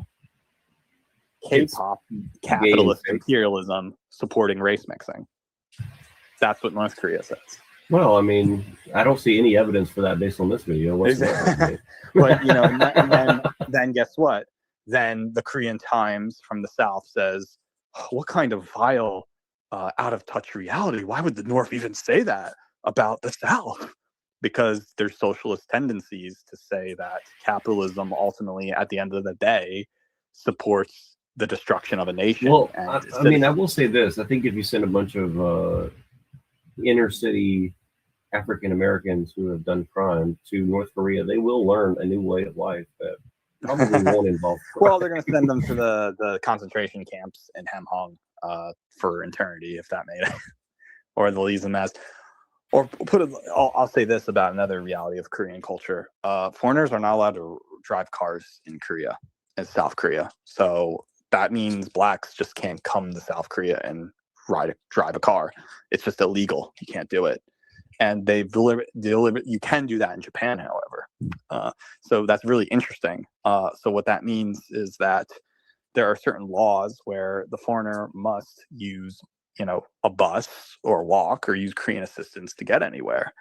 If that's the case, then you just congregate all the unwanted people in Seoul touching the line to North Korea and deliberately attacking them with a gate of Camp of the Saints style ideal. But I would say there's something out of touch where people are listening to K-pop, but most Koreans here, you know, don't take K-pop with, it's just their mainstream music. So why is K-pop being forced into G7?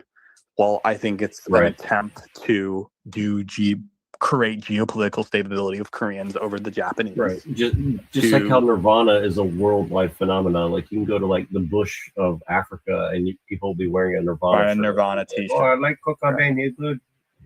Right. The point of exporting K-pop is to show Korean dominance. But the funny part is that might as well be supporting North Korean interests as well, because they're Korean too. And what that entails is that ultimately K-pop is consumed more by non-Koreans than Koreans to support a geopolitical message of stabilizing the peninsula if World War III breaks out. Perfectly. Right. And so, but I'll guarantee you this. It's going to be really difficult to tell whites and blacks to stop watching anime for 50 years and tell them to switch over to Korean media when things don't go their own way. It just doesn't work like that. Right. Well, that's the crazy, and that's why people are getting mad. Well, that's why all these girls are on here saying like, I'm not even Japanese, but every guy I meet says, do you like anime? Are you Japanese? Because that's the G7 standard of the good Asian, right? It never was K-pop. K-pop was only pushed in 2010. That's the funny part. So how can you tell all those people who like sushi, anime, hangtai, pornography, video games, and then say, no, you got to listen to K-pop now? That seems kind of betrayal, you know. Then am I supposed to assume you like K-pop? Right. So it just doesn't make sense on many. And then if you're in Korea, There's no really trace of anime here because that's a Japanese thing. So I wanted to show you this one too. Check this out. So last night I was invited to a YC party by this company Aside, which is a competitor to CTUHLU.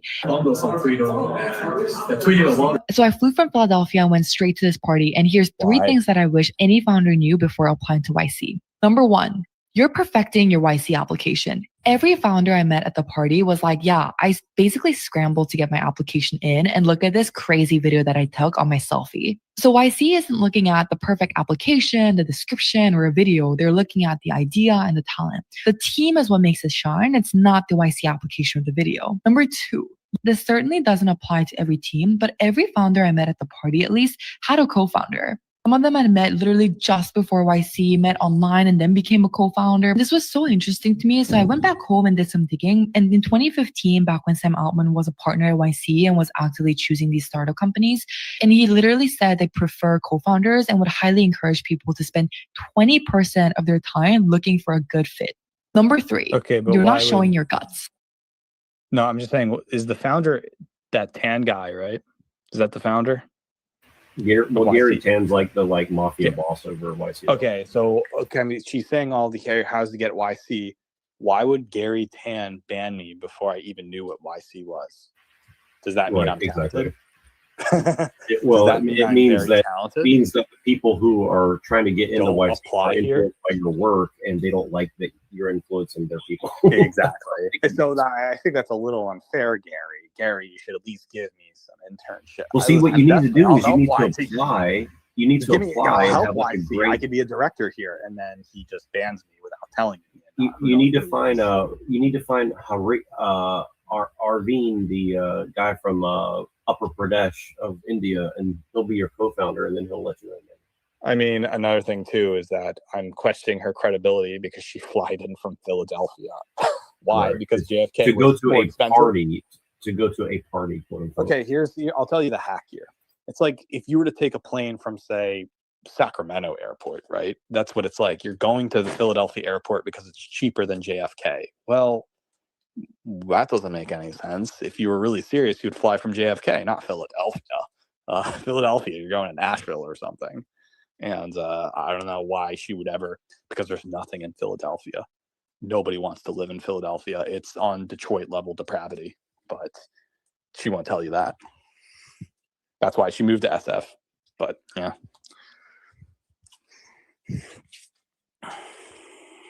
Well, she's trying to move to SF by going to a quote unquote party of YC people. But with all the decadence and depravity and nothing. But like, so how did she get the invite? Did some guy who's like working at YC say like, you're kind of cute, do you want to come to this like exactly they're doing international Tinder dating, and then he's like, I'll pay for your $500 ticket, here you go, come to American Airlines. Don't worry, we got like some cocaine and right, and you don't want to live in Norristown, Pennsylvania, do you? Right, and that shows me like it's sad when you're in Philadelphia because that entire generation was like people in Palo Alto. They were just like white America, and instead of giving their jobs to like a blossoming Philadelphia, it kind of went the way of Detroit, and everyone just moved to New York or DC or just left. Yeah. Philadelphia is a shameful city.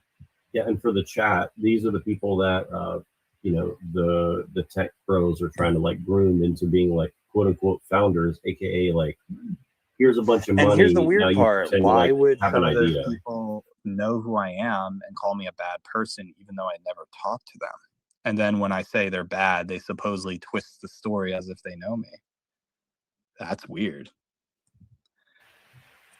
Yeah, well, no, I found that's often the tactics I deal with too, since I've been doing my LARPings.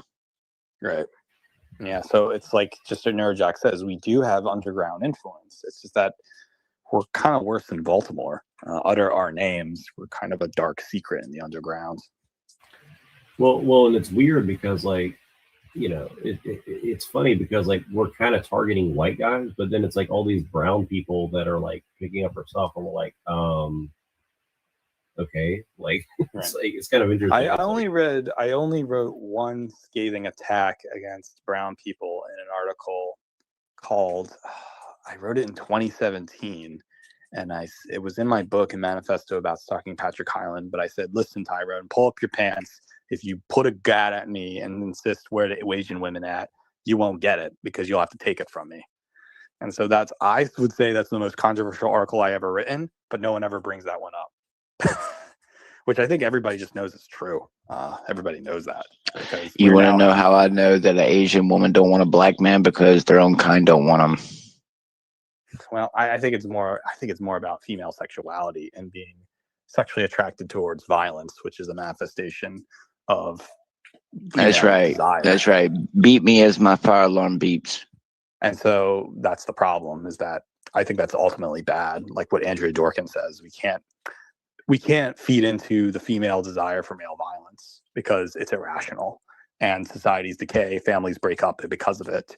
And then we're told, well, if you want a woman, be violent. Well, I don't think it works like that. It forgets why chivalry. Well, I mean, yeah, but you can't deny that, like, not just like regular media, but pornography and shit like that plays a big role. Because, a majority of it teaches men that women like to be, like, spit on and dominated and all that stuff. And, like, reality, I mean, my wife likes it rough during naughty time, but, it's nothing to the effect of what I've met from the majority of male society. So correct. Yeah. I mean, Andrea Dworkin wrote the same thing in pornography, right? And that was her findings, is that the female desire is violence, but when projected, it's not really the case with men or women, either one. Right. But yeah, you can roll the clip. I don't know if the YC commentator Korean American woman is going to say anything original. I think there's a very strong philosophy that to become a really successful startup entrepreneur, you need to be ruthless and risky. And even yesterday, I met a 19-year-old who dropped out of high school, just 4 credits left. Someone that lied to a security guard just to take a picture with Sam Altman. And even the host of the party literally flew from South Korea to San Francisco to just be part of the Silicon Valley ecosystem and meet customers. I mean, these are real entrepreneurial spirits that don't necessarily show up in your application. But if you did a little bit of digging, you would know, oh, these guys are serious. Obviously, there isn't a secret recipe into getting into Y Combinator, but here are 3 things that I would recommend for you to consider before applying. I did a bunch of interviews with YC founders yesterday. I'll be posting them throughout the next couple of days. So follow my account if you want to see more. Well, it's just telling me that if you lie to a security guard to meet a stranger, to shake his hand, and then beg for a job as if you're their friend, the economy is fake.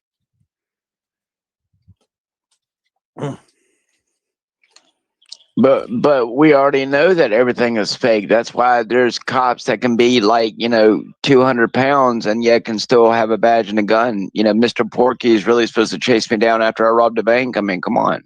Well, they're all stationed in the country. They're not even stationed in the city. That's the funny. They're stationed in Harrisburg, not Philadelphia. That's the funnier part. And they're overstationed in Harrisburg because of property taxes. And a majority of security guards that I've met in the last 15 to 20 years are usually ex-military off-duty police officers, and they abuse their powers severely. Exactly, and then they suffer from trauma of wartime, whatever that means. They're like, I can't do a proper job. I have PTSD flashes. Okay, no, but they have absolutely no problem harassing and abusing the rights of their fellow civilians with a smile on their face. So exactly. Yeah. And I'm protecting this property, and I'm like, well, no, it's just like you're doing nothing. Well, look on this topic. I have the perfect video that it describes. This is the current economy that we're in, and what this lady was just talking about. Are you ready? And guess what? Sure. You're the black guy. Ready? Here we go. Please don't shoot me. I'll give you however much you want. Whoa! You think I want money? A big angry black man comes walking in waving a gun, and you assume he's robbing the place? I'm looking for a motherfucking job, bitch. Excuse me? So quit stalling. Yeah, this video is a psyop for sure. 40-hour-a-week position. Let's go. That's the next motherfucking person in line. I'd like to deposit this check, please, into my savings account, and then I need to withdraw. Yeah. Just shut the fuck up for a minute. What the fuck you doing, Liz Ann? You calling the cops? No. And she actually gives them a job. Who the fuck is this? You a cop? Yeah, well, what I recommend is that you keep at least $500 in your check and just avoid the minimum balance. Right. You have a nice day, sir. Armed gunman. Yep, I wonder how much they paid him for it. Watching you, and I must say, I'm impressed. How'd you like to be our new customer services supervisor? Oh, thank you. Get back. Everybody down now! Get the fuck down, everybody! Ha ha, Give me all hee the money. hee. Hurry up! Hoo hoo. Hurry up, And I bitch. thought my Close the racist bag jokes up. were bad. Close the bag up. You sicken me. Asking for a handout instead of raising yourself up out of your situation through hard work. Why don't you get a job like the rest of us? That's funny. There's your economy. I mean, this is a genius. Right. That's very That's powerful. Dave Very Chappelle powerful. level right there. No, but it's like it shows you like that's their actual economy. Like be ruthless, like you said, like be ruthless, be a fucking, And then worst, liberalism teaches us all throughout middle and high school. Oh, you got to apply yourself. Well, why would I apply? That was a myself? lie. I need the money now. That was the biggest psyop ever. They believe we live in a voluntary society where we pick our slave master. I mean, Richard Wolff put it, but it's like, no, we need the money now just to go buy. And then they justify and say, no, debt's normal. You're supposed to be in debt. This is why you go to college and everything. But like, what if I can't pay it? It's like there's always this target on our head, like the mafia. Nobody can imagine a debt-free society without credit cards.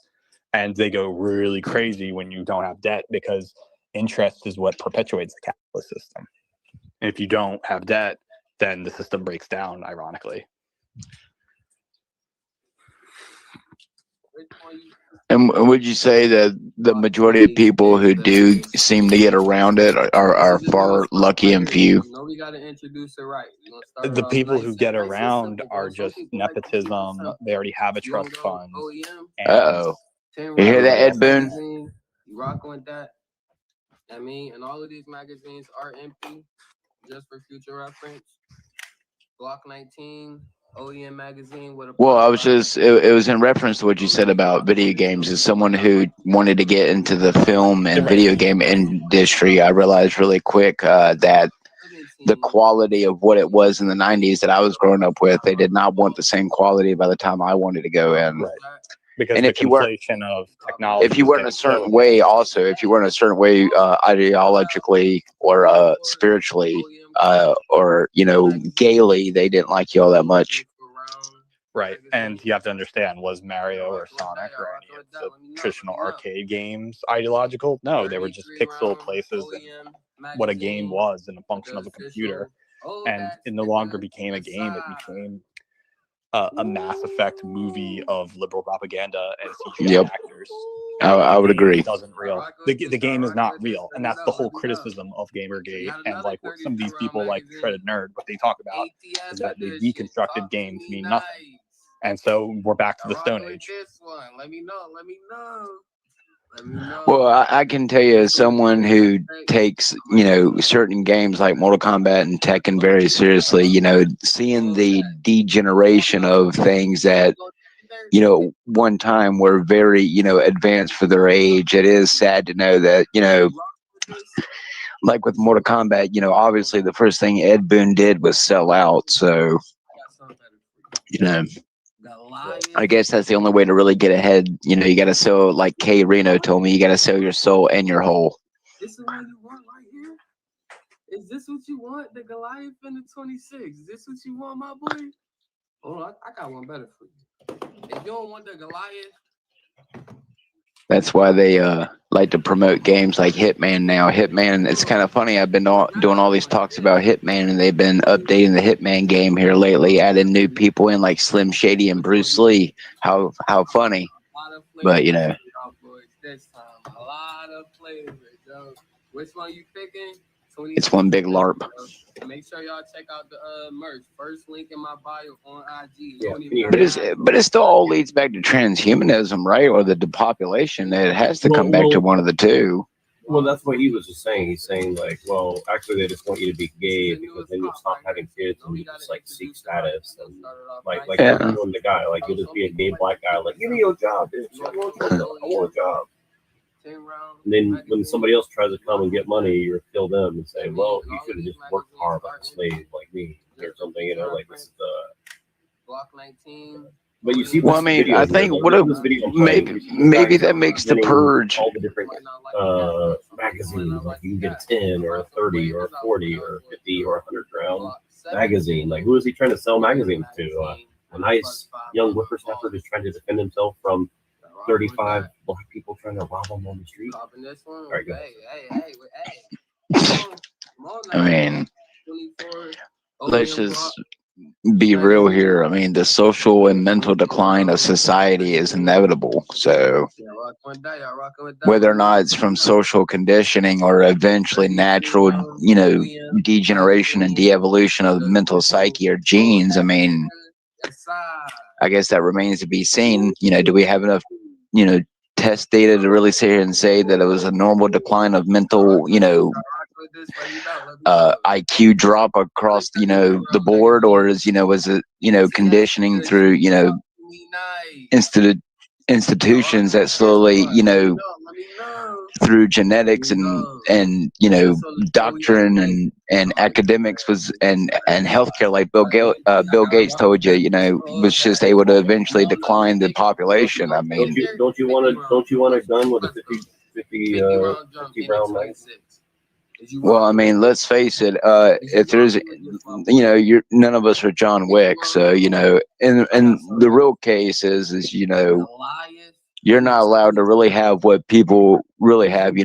Think about what that dude did to John Wick in the movie, where he goes and takes the grenade launcher out of the trunk and just starts shooting up John Wick's house. There are people who had that type of clearance where, I think in reality, I think a lot of the things that you hear about in the news are cover-ups for things that these powerful people do in daily life and get away with, and they just use the news as a cover story and said it was something else. So, Which one you picking? I think that's another thing that a lot of people don't realize. A lot of the things that you hear about in the news is just a cover story for what these rich people are doing. So, what it really comes down to is that, we're never going to have the full story on everything, no matter how much of an insight you have, unless you're, rubbing elbows and masquerade masks, putting Diddy oil on your butthole.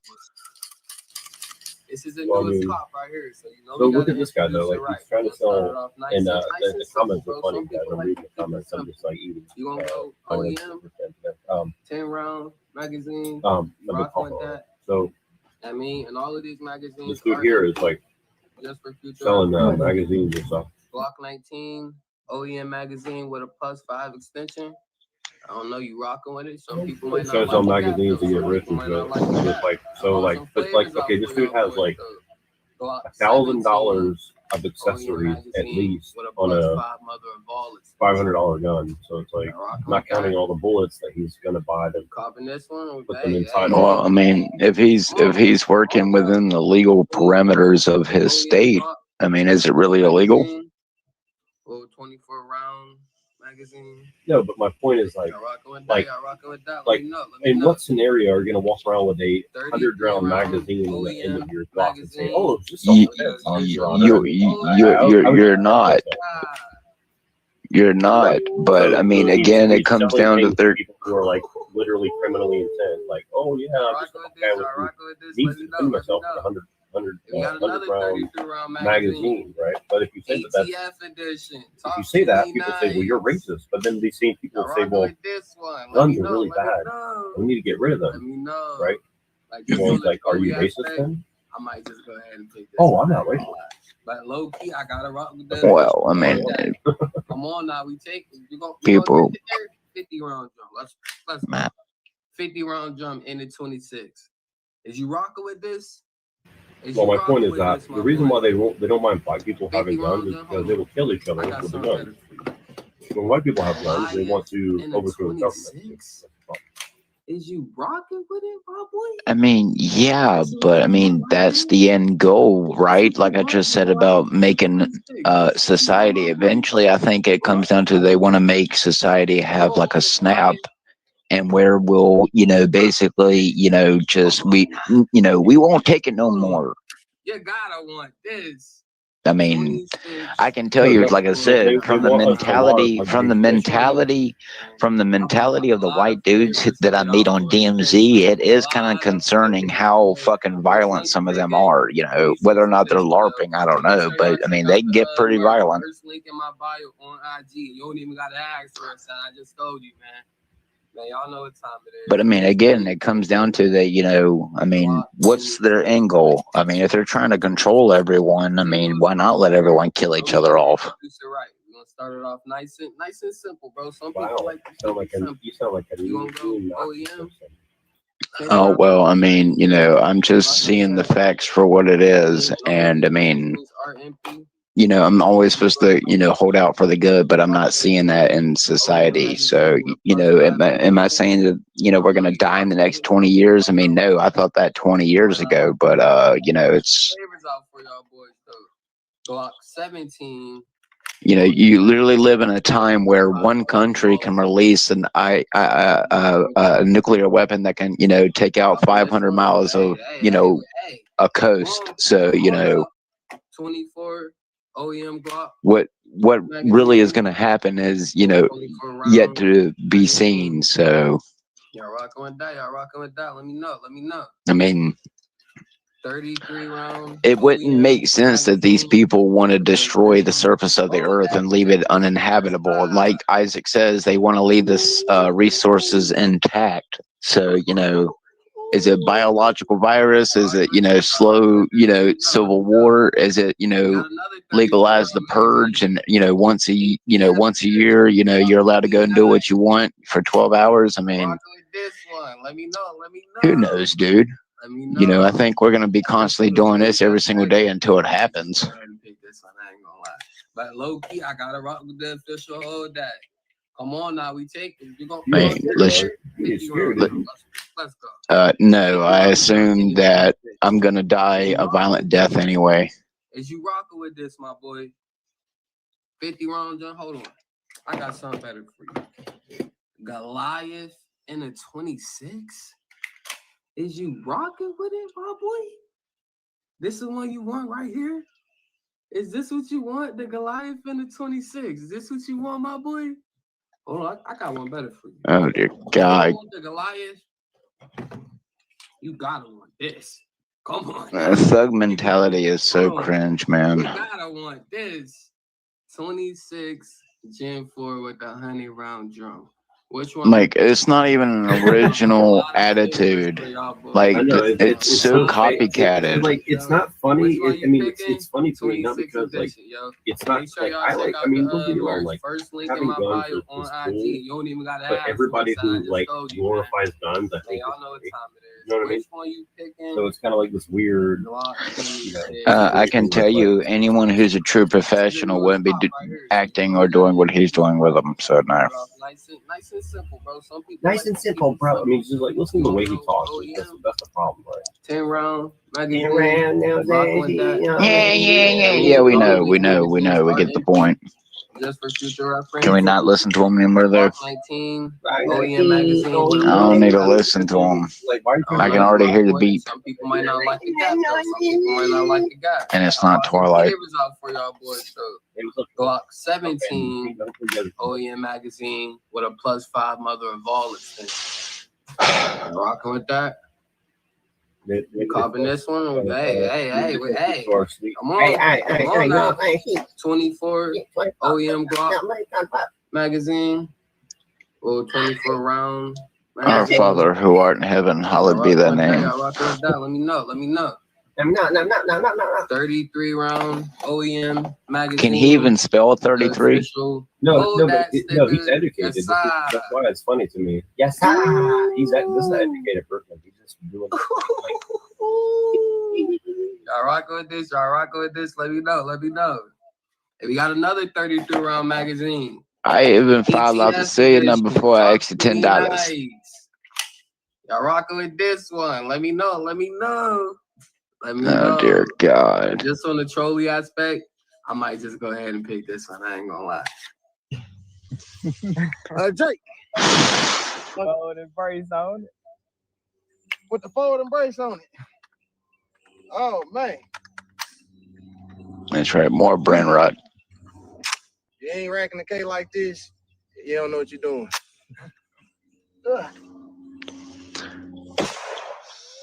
No, God forbid you learn how to swing a pair of nunchucks or, Taekwondo.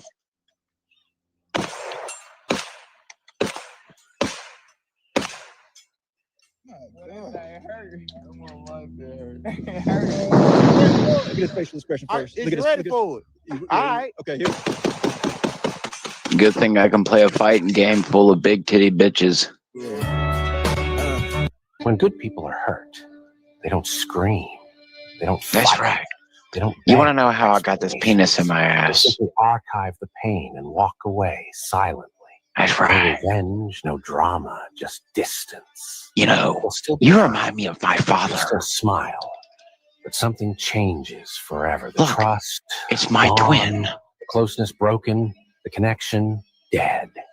Good people don't change into bad people. They just become more careful, more guarded, and more selective with their energy. So if a good person walks away from you without a word, just know they gave you Why more so than serious? you ever deserved. And when they're done for good. When good people are hurt. I read 4 Stephen King. Super fucking cringe. Your 20s are so hard because it's A lot of these brothers, when shit get difficult, they just go blow weed. Damn. Grasshopper, when you can grab this pebble from my hand, it will be time for you to leave. Sorry, not this time. Oh, come on, ancient master. It's been almost 20 years. I gotta get out of here. Hey, I have an idea. Why don't we just say I grabbed it? We don't have to tell anybody. It'd be my little secret. I cannot do that. Remember, as it is written, life is a mystery. Everyone must stand alone. I hear you call my name, and it feels like home. Just like a prayer. In other words, you don't graduate until you grab this pebble.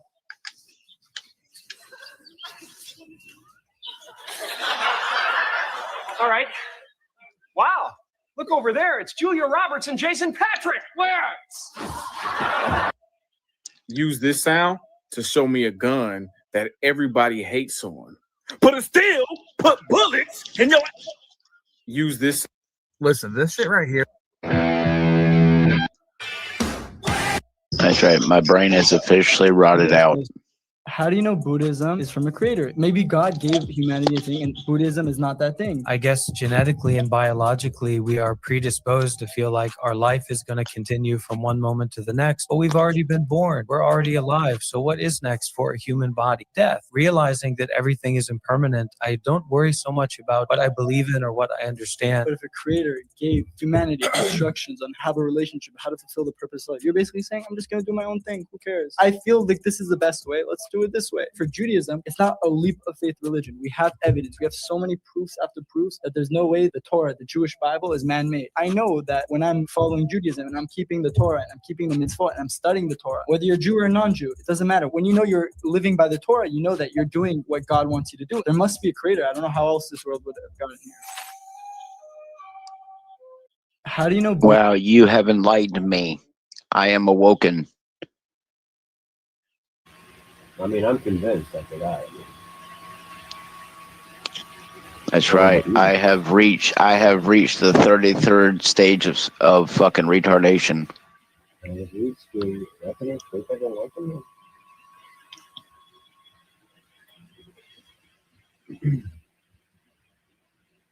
Well, I don't know about you. I was more voice slot personally. I'm in a voice slot. I read. Yeah, let's see if I can find some stuff. Man, y'all know what time it is. Which one you picking? Oh, yes. You know what? Look at that beautiful man. The big man yelling. Got him. Look, this is the moves. You sound really far away. Really? Did you stick your head up C-3PO's ass? Oh, wait. Hold on. I got it. Good. Is that better? That's much better. Yeah. You can hear me now going, What's up, YouTube? Back again with another little gun video today. I got two 357s out here. One, a snub nose, I want to leave it. And the reason why they made the 357 Magnums because they was having so much trouble with the gangsters and the criminal crime rate, and the 38 was not having penetrating power getting through the automotive. He said 38 got to penetrate. Had more power to him. Around. He said he originally who can rhyme. In a fight against crime. Yeehaw, I'm he's gonna gonna be shoot a next 38. that right ball. I'm gonna shoot a 357, and we're gonna see if we can tell the difference and the knockdown power out of the 38 and 357. All right, you two. The pistol we're gonna be firing is this Ruger. Pistol we're gonna be firing is this one right here. I don't know what it's called, but I'm gonna use it. Little snub nose right here. This will be our setup. I'll be shooting 38 special, 357, 38 special, 38 special. My 38 special gun. Difference And that's because I like 38 special and it makes me fun. 38 special. Some people are addicted to alcohol. Some people are addicted to drugs. I'm addicted to my wife's pussy. I don't care if they talk shit. I don't talk to Cringe.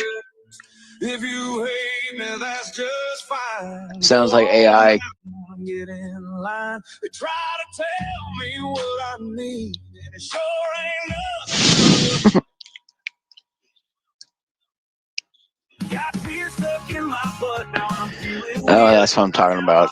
to enjoy my beer. Can't pop before, and I sure can't sit. Oh, dear God. My songs are better than that. Stagecoach looks so dumb. Country music sucks. You'll never catch me at that event. But, you know, them alleged demons won't give me no shekels. He has a horse. Hey, ladies. Y'all want to ride a stagecoach? We got room on the back of our horse. No, we all have boyfriends. Weirdo. All right, for sure. Yeah, we have girlfriends too. Yeah, we got girls. Let's get out of here. Stagecoach looks. I like country music, but I like old country. Give me 9.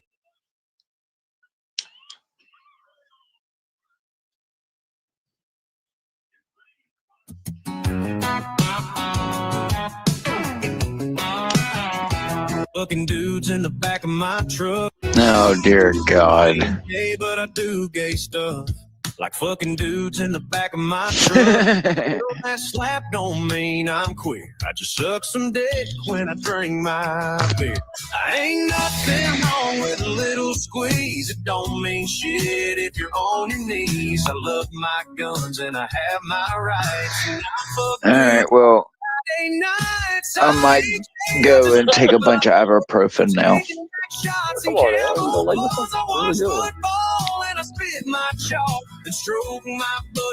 I'd rather get off of here. Now hear me out. I just like men and I say it proud. Oh my God. We hit the lake and cut off jeans.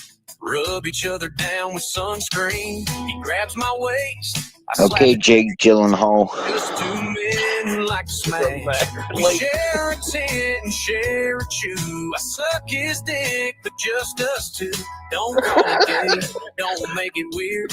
It's just what bros do with a couple beers. I ain't gay, I just love my bros and taking back shoes. I watch football and I spit my chalk and stroke my This is what Jesus died for. Now hear me out. I just like men and I say it proud.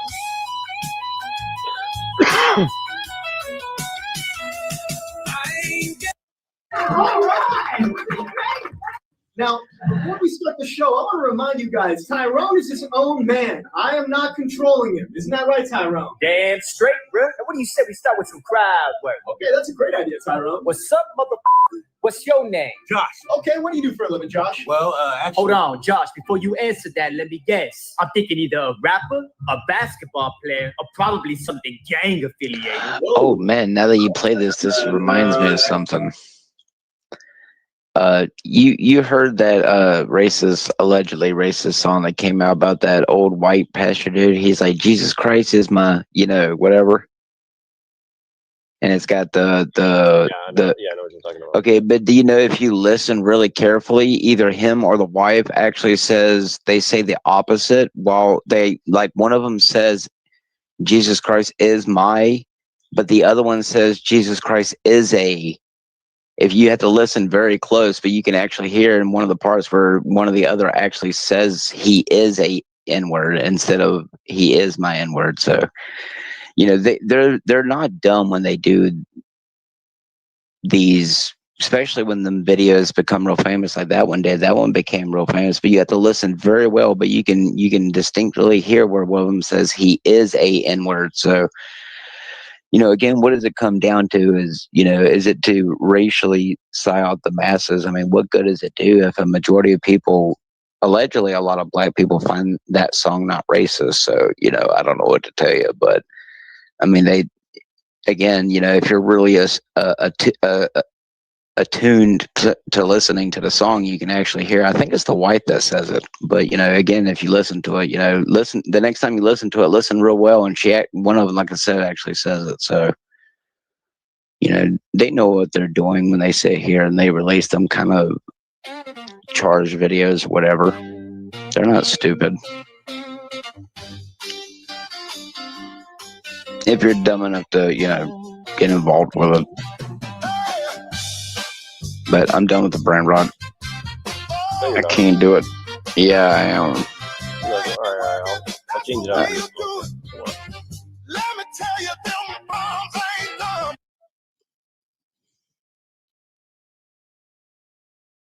Why you gotta be a hater, man? I got the perfect one for you though. This is a good one because this is about Star Trek. Come on now. Man, it's gay. Is Captain Picard gay? The final frontier. I don't know. He did kiss Gandalf, who is gay, so you go ask him. Its continuing mission to explore strange new worlds, To psy up the masses and make them believe that they can go to the stars.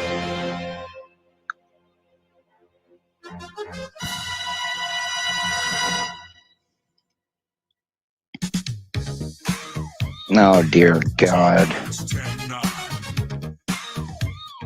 Come on, man. Why are you hating? I thought you liked gay music. Not that gay eye. When I had a total recall of 3 titties in my face, gonna chop up with my tractor beam.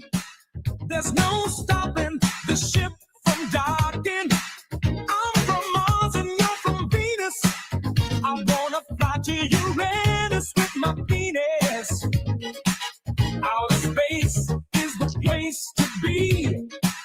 Where nobody. This is extremely gay. Outer space is the best. The only place where no always means yes. Yeah, it's about rape, by the way. Space rape. Yeah, I know. We've heard it before. Oh, really? Yeah, I'm pretty sure you played it before. Huh. How about this one? Ah, look at all the homeless people. Oh. Ah, look at all the homeless people. Eleanor Nigby picks up the cans at the church where a wedding has been. She likes to scream, waits at the subway, asking for change that she keeps in a jar by the door. Now she wants more, all the homeless people. Where did they all come from? All No, I think that's a new one. Yeah, well, I don't know. I thought more people were going to come join the LARP, but I guess they just probably passed out. Pure boredom. I mean, I do have material to cover, but yeah.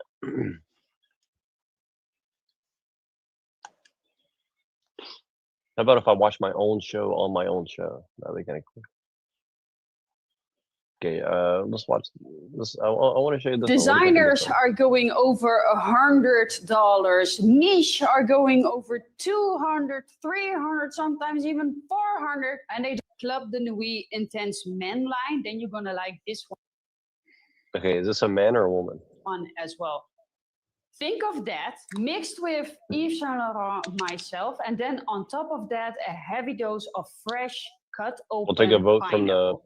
That is what this one is. So very fruity, very fresh. You can wear this all year round. And it is just a sexy, manly fragrance. Check it out. Then we have the new Reha Obsidian. So I'm getting to the car. Cala boca, puta. What the? That's too much for me.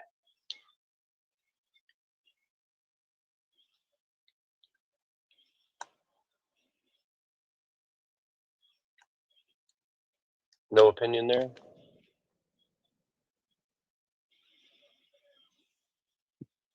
Man or woman? I mean, don't really matter to me. Oh, it matters. Well, nope, it's good. because I know my woman's a woman, so.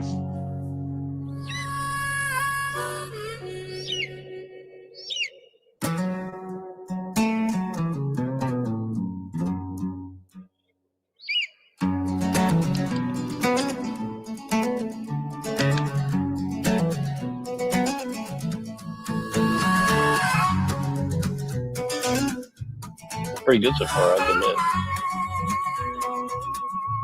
It's pretty good concept. I like this.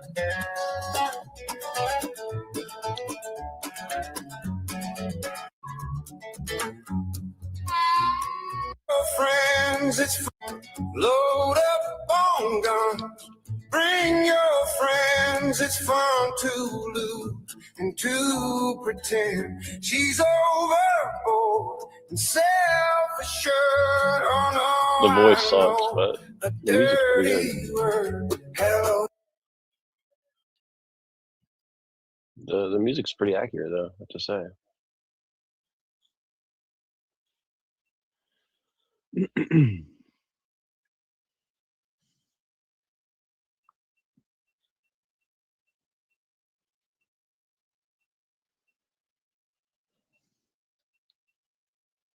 Well, aren't you silent today?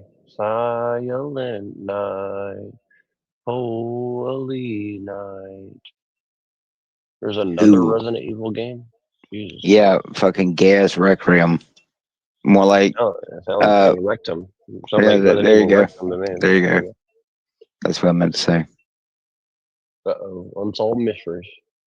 Uh-oh, Gurdjieff.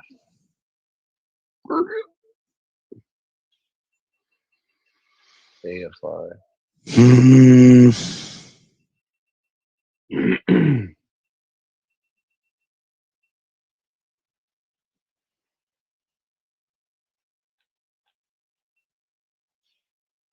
You ever seen Michael Jordan? What was it like playing against MJ your rookie year? Shaking in my boots. Was there anybody that you kind of avoided talking smack to because if you did, your spirit got bigger and they wanted to beat you? Or Michael Jordan, you don't want to mess with God? That wasn't Michael Jordan out there. It was God Right. disguised as Michael Jordan. Is that? I bet Kevin Hart felt the same way as you violently humped him on camera. Got his drink.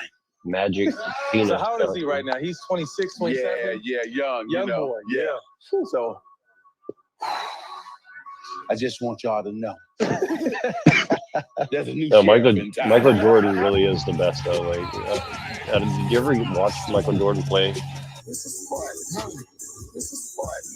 Yeah, you're right, Mutan. That woman is done. Fakes on Wilkins, backs him out ahead of the key with a scissor dribble, nearly lost it.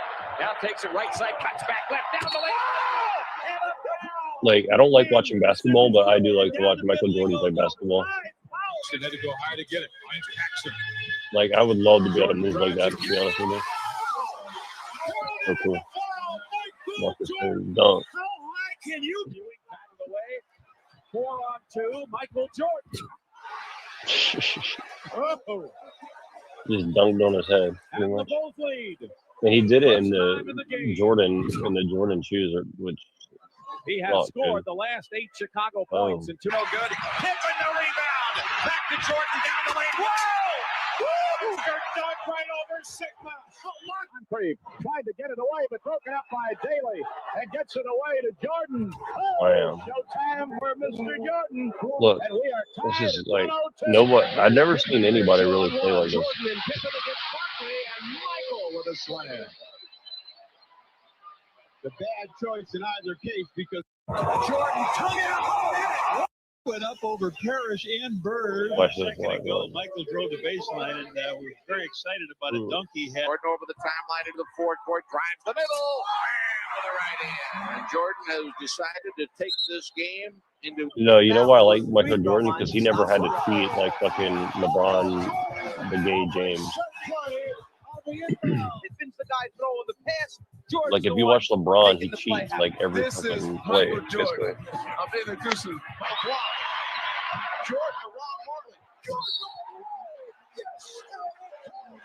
Michael is dangerous when he gets the rebound and he can come, go. He's on dunk on two guys. What a lane opens up. No one closes down. You've got to get to Michael sooner. You let him get inside the foul line there. Good team defense, however. Out of there is Jordan. He's got Paxson and Davis with him. He doesn't. Boom. Well, the crowd, let's see. They gave Jordan a 50. He did. The free throw and has one more. Mike. Oh, yes, here comes Mike. Oh, what a play. We said he was on the runway. Herb Williams with a follow-up. Blocked by Jordan. Cleared by Jordan. Here come the Bulls back looking for the lead.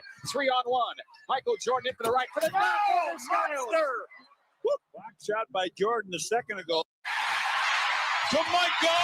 Yeah! And a foul! Oh! Michael gets the ball back here to Pax. He gets going down the lane. Pax feeds him. He takes one dribble, and it's a power slam. It's a pass stolen by Jordan. It's a 3-on-2 for the Bulls. Michael on the drive. In for the right. For the jam. Oh, man. Kelly Tripucka couldn't run out of the play quick enough. Jordan was bearing down on him from the sky. Jordan trying to shake off Starks. Oh, please, let's see that again. 100 times. Come on, man. You're not impressed by that? Actually, you know who I like to say watching that better? Dennis Rodman. Best.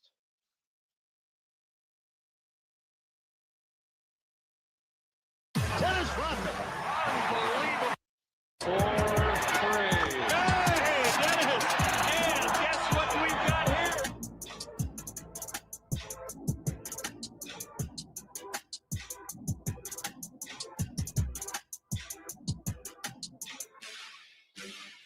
And they take the ball away. Hornacek throws it right to Rodman, and Jordan is all alone, and he saunters in. That's winning basketball. Those are the plays that Dennis Rodman does to make his team great.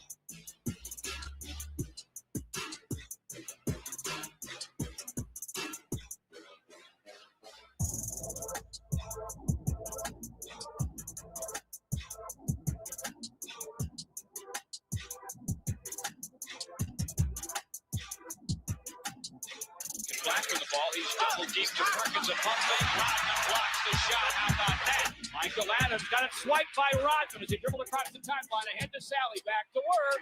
He'll come.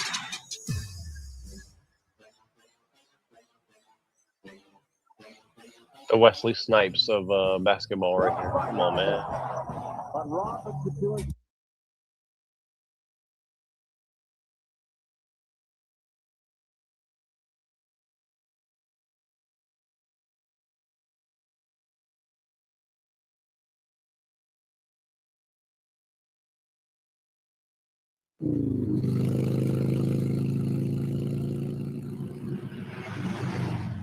I'm gonna get Inner Darkness back on the stream right now. Come on, man. I got Resident Evil up here. Come on, man. You gonna leave me hanging like that? Jeez. This is North Raccoon City, 11:07 p.m. No, I just don't care to see it 1,000 times. Even Resident Evil? Yeah, I mean, I literally, play it like, at least once a day. It gets kind of old seeing it. Resident Evil 2? The old school? Duh. The old one? You play the old one every day? Yeah, I own it on, multiple devices. What's your favorite part? None. So it's a compulsion. Who knows? Let me psychomonologize. Maybe it takes me back to a time that no longer exists. When you played some Japanese stuff. I don't care who made it. I just know it's nostalgic.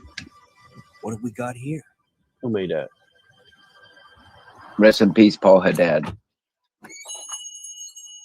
Hello. Is anyone Hello. here? All right, whose voice is this, man? Smarty Pants. Hello. Hello. Hello. What are you gonna do if you see that, man? Not stand there and talk to her the way that dumb bitch does. What could have done? Why are you so misogynistic? Yeah, buddy. What was that? Wondering why I'm not making millions of dollars right now. All right, that's far enough. Don't move. Don't move. Are you willing to sell your soul or whole or both? Starting to get fucking tempting. Oh, that's right. My soul's not worth anything. Who did you get appraised by?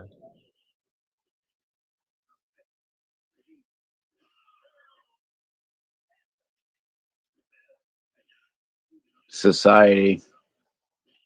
I thought Flow State gave you an appraisal. Who? Flow State. No. Let's not reopen old wounds. I want one to, not be controlled. Modern man, not again. Had to throw the pot button in the house down. The gentleman guy to the way. I've never seen this guy's stuff. I don't know. I heard he's a creeper. How did everyone's a creeper at this point. Creepers.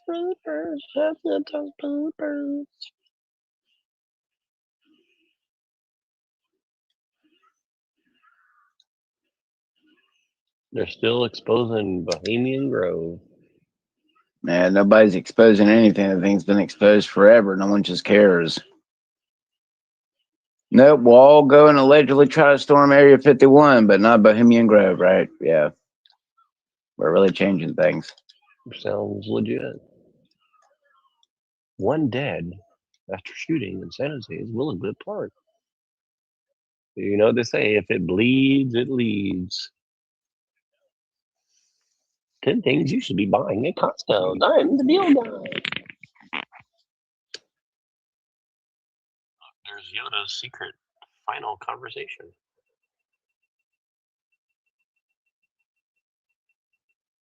Darth Vader. What do you think? Is this true or false? No, those fucking AI things they're fucking controlled.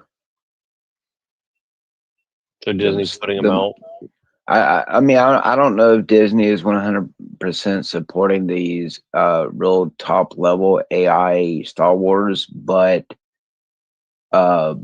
it's very clear by them never answering my questions that obviously someone is paying these YouTubers to use this AI to make these stories because they're not official canon Disney stories. So now sometimes they are.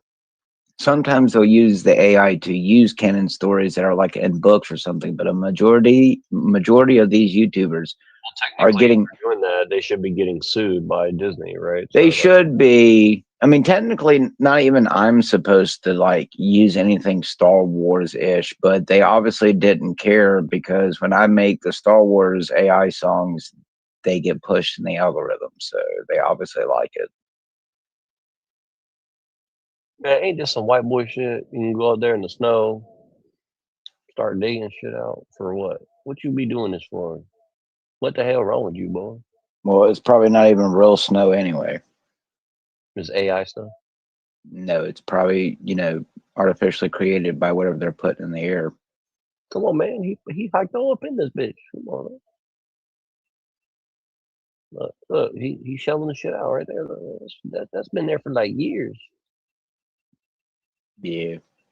Just like dinosaur bones.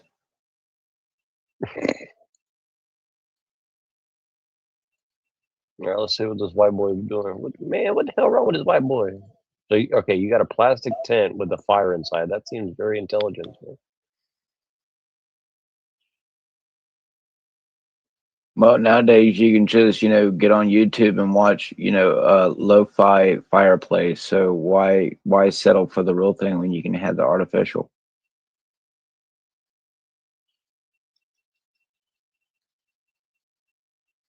Okay. What is this dude doing? He's gonna cook his goldfish. That's right, boy. So he's got a drone too.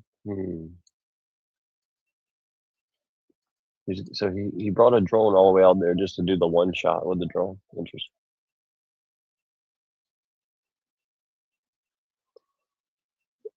Like, I don't know, but I get a feeling like like you said, like somebody's paying these people to like do this. Like this equipment is like expensive, dude. And the time off of work and Well, yeah, you know what it's I mean? just like what I pointed out about the it's red very and weird. blue, about how certain YouTubers, use red and blue things in their videos or in their thumbnails or in their profile pictures. And then, you see the kind of content, how many subscribers they have. And it's like, it makes no fucking sense. But then you realize oh, well, now it makes sense. So hold on, let me check this out. Ice House Chainsaw or something like that. Let's see if I can find this thing. This dude built a, yeah, here it is. I think this is it. Yeah, so this is in Alaska. This dude, look, he cuts a hole in the ice in a lake, right? So this is on top of a lake, right?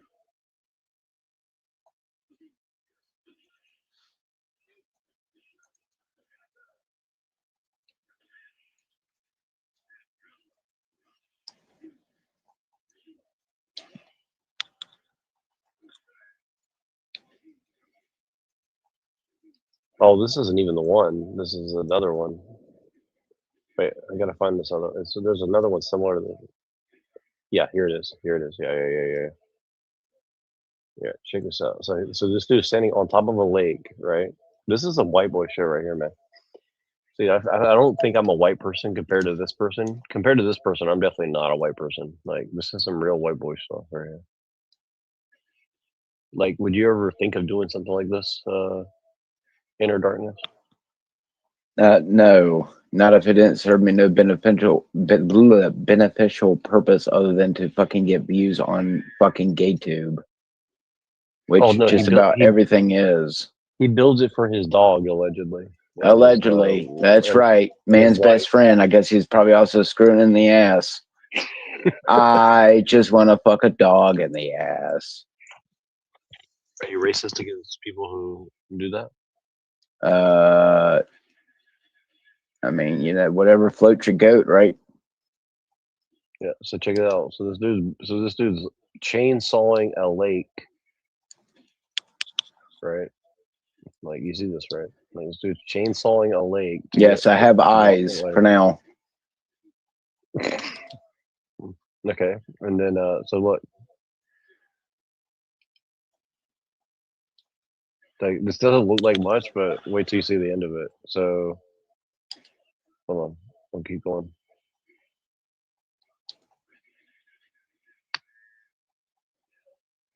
It's too early for this. Exactly. Well, for me, it's late, so what does it matter? It's midnight, and we are. All right, so check this out. Look. So he built a second story. So this is a 2-story igloo. That's racist. Only Eskimos can dig igloos. I mean, make igloos, whatever they're called. This dude takes his shoes off and walks around barefoot in an igloo. Well, he should be getting hypothermia, right? Or is that or well, I mean, either way, he's a white boy, right? I thought white people don't do good in the cold. I guess he just culturally appropriated the Eskimos so much. You know, this is stealing the Eskimo culture of two-story luxury. He's a xenomorph, so he can adapt to his surroundings. I've summoned Twilight. What was it? Yep, he's alive. Yeah, that's actually backwards. White people are good. Oh, I thought we did better in like neutral areas.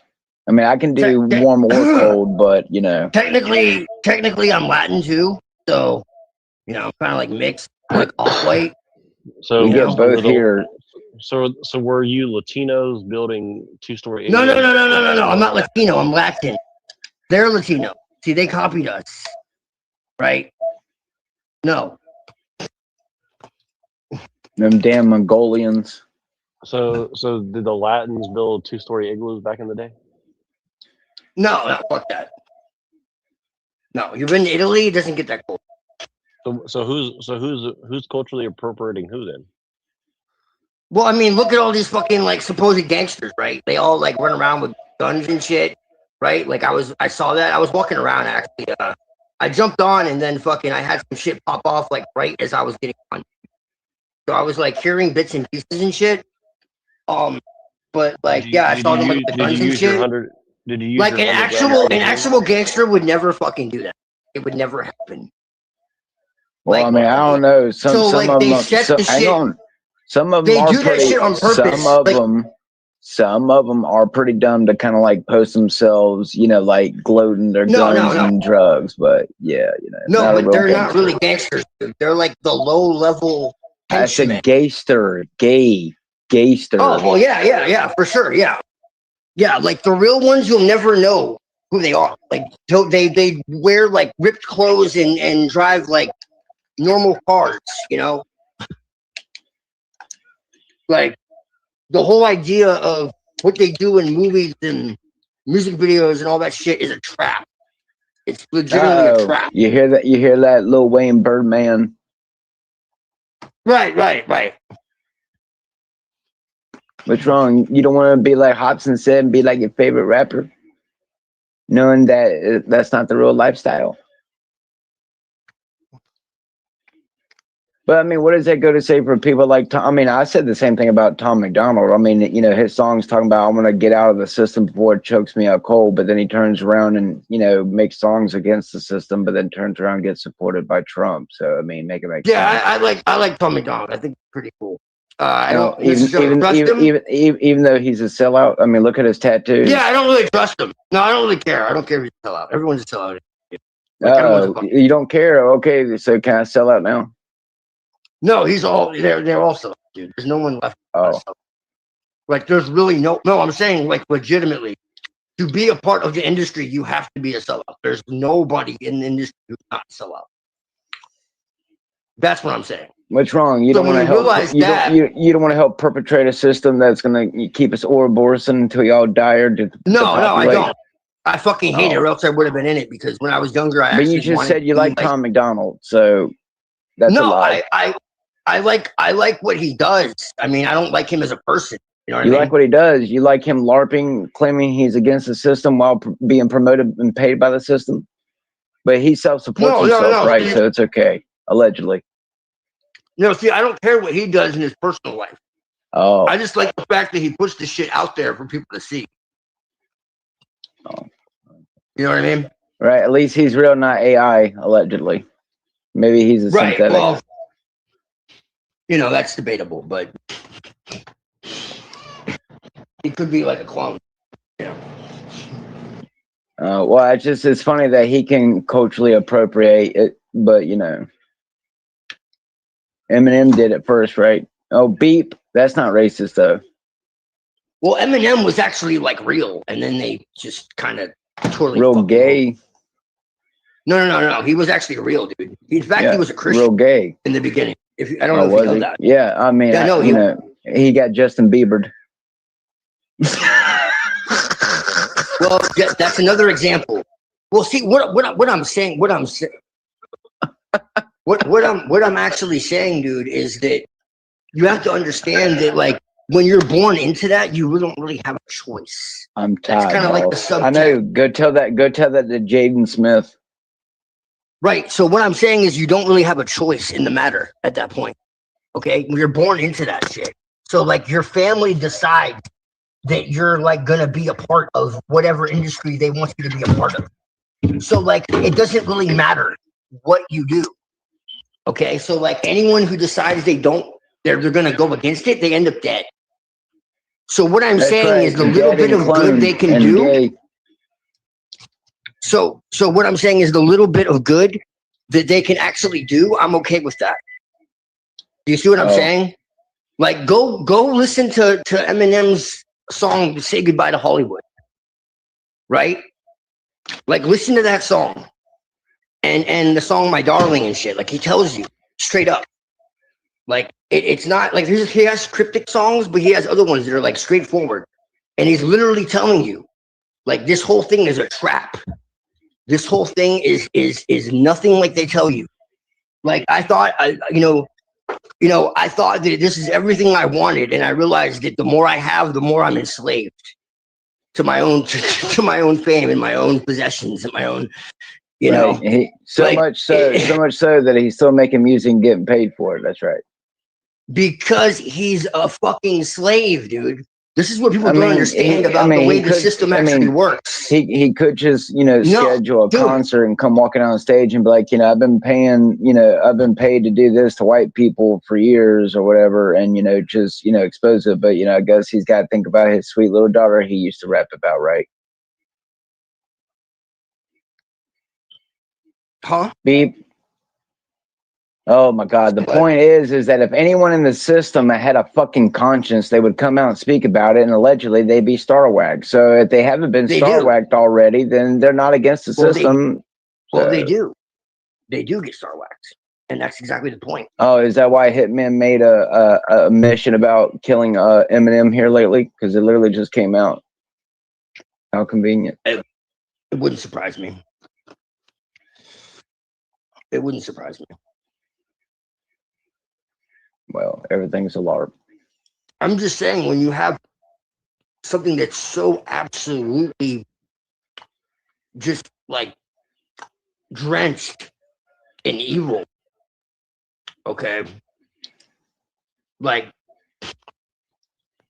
hostile to level evil, okay, it's just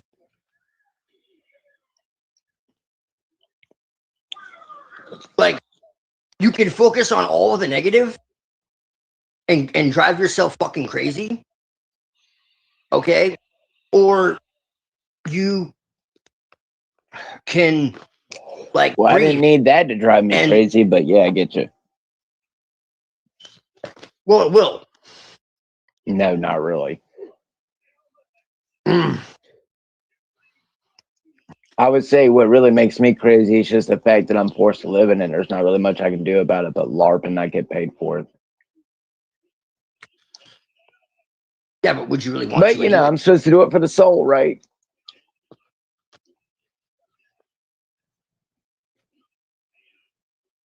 Yeah, but would you really want to anyway?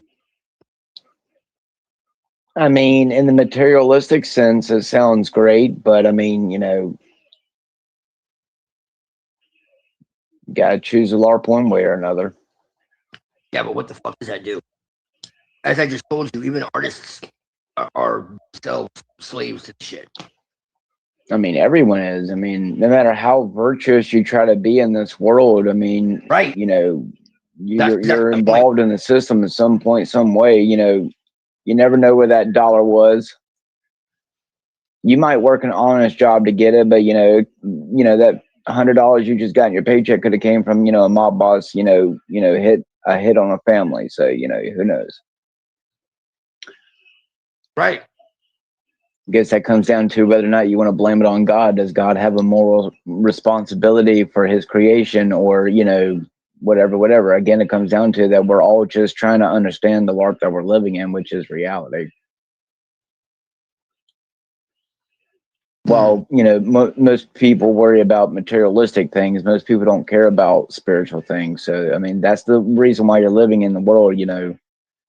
They say there's more spiritual people than there is now materialistic, but I'm not seeing it. I think, you know, even I myself can be materialistic, but, you know, like you said about selling your soul, no mansion, no yacht, no big titty strippers, and, you know, 5,000 PS5s would not make me happy. In reality, the point is, you know, I seek, you know, purpose with whatever put me here, and I don't know what that is yet, allegedly, except for my experiences. So, you know, what do you care about in this reality? I mean, I care about the fact that the people who I love and care about, including my friends, are going to die one day, and that, you know, reality and nature dies. Unfortunately, it's depressing, but what can you do about it? You either care about your materialistic life or what society says is life, which to me is a LARP. One day a bomb can just drop in your fucking country and end your existence, but, you know, go to work. You know, it's okay because it just hasn't happened yet. So, you know, I don't know what to tell you. I think we're all living in a reality that's completely controlled, not by humans.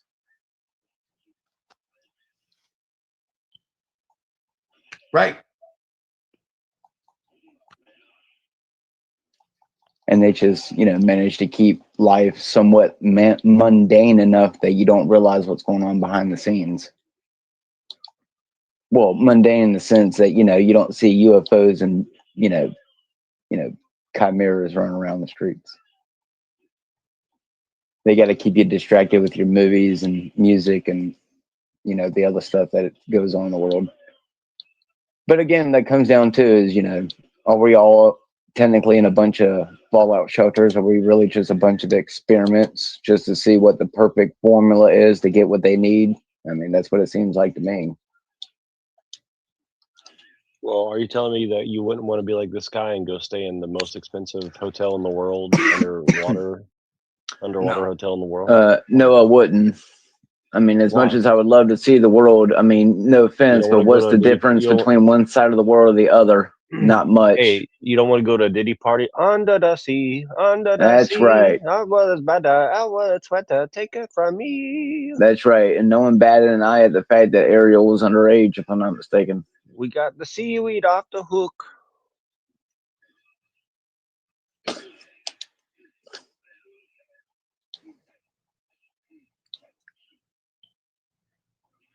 I don't know. I guess it goes to say, is every man going to be judged according to his works? And guess you'll find out. But see, isn't this funny? It's like, okay, you go on a plane and then you go to one place and then you go to another place and get on another plane and then you get off that plane and you get on a fucking golf cart and you have a dude playing bongos. So you travel like 10,000 miles just to go like into a room under the ocean and then go to sleep in it as a accomplishment or something. That's right. Welcome to the LARP. Go get on a cruise thinking that this is what life is about. That's right. Yep. That's why people go to Disneyland and pay $5,000 to stay for what, a night, if even that, and that's not including expenses and everything else. Yeah, a bunch of dumbasses. Well, it's because you're poor. No, I'm telling you right now, even if I had the money, I still would not take my son to Disneyland because, you know, you're lucky if you don't have a pedo working in, you know, Mickey Mouse suits. So. Oh, bother. Disney is the top of the predator list. Don't get me started with Disney. Oh, I mean, of course, man. That's why they bought Star Wars. As much as I love Star Wars, you know, I mean, Star Wars has its up and downs, but like, you know, what they did with the Obi-Wan series was okay, but I mean, you know, this goes back to what I was saying. Everything is corrupt. So you can either swear off everything or you can breathe.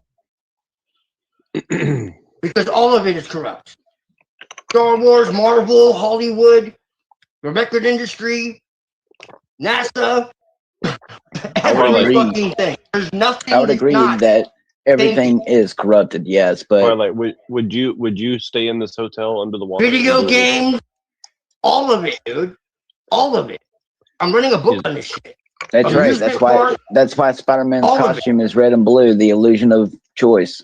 Is this toilet under the sea corrupt? You get to look at the fish while you take a dump. Come on, man. That's right. I can go and piss in the water right beside them.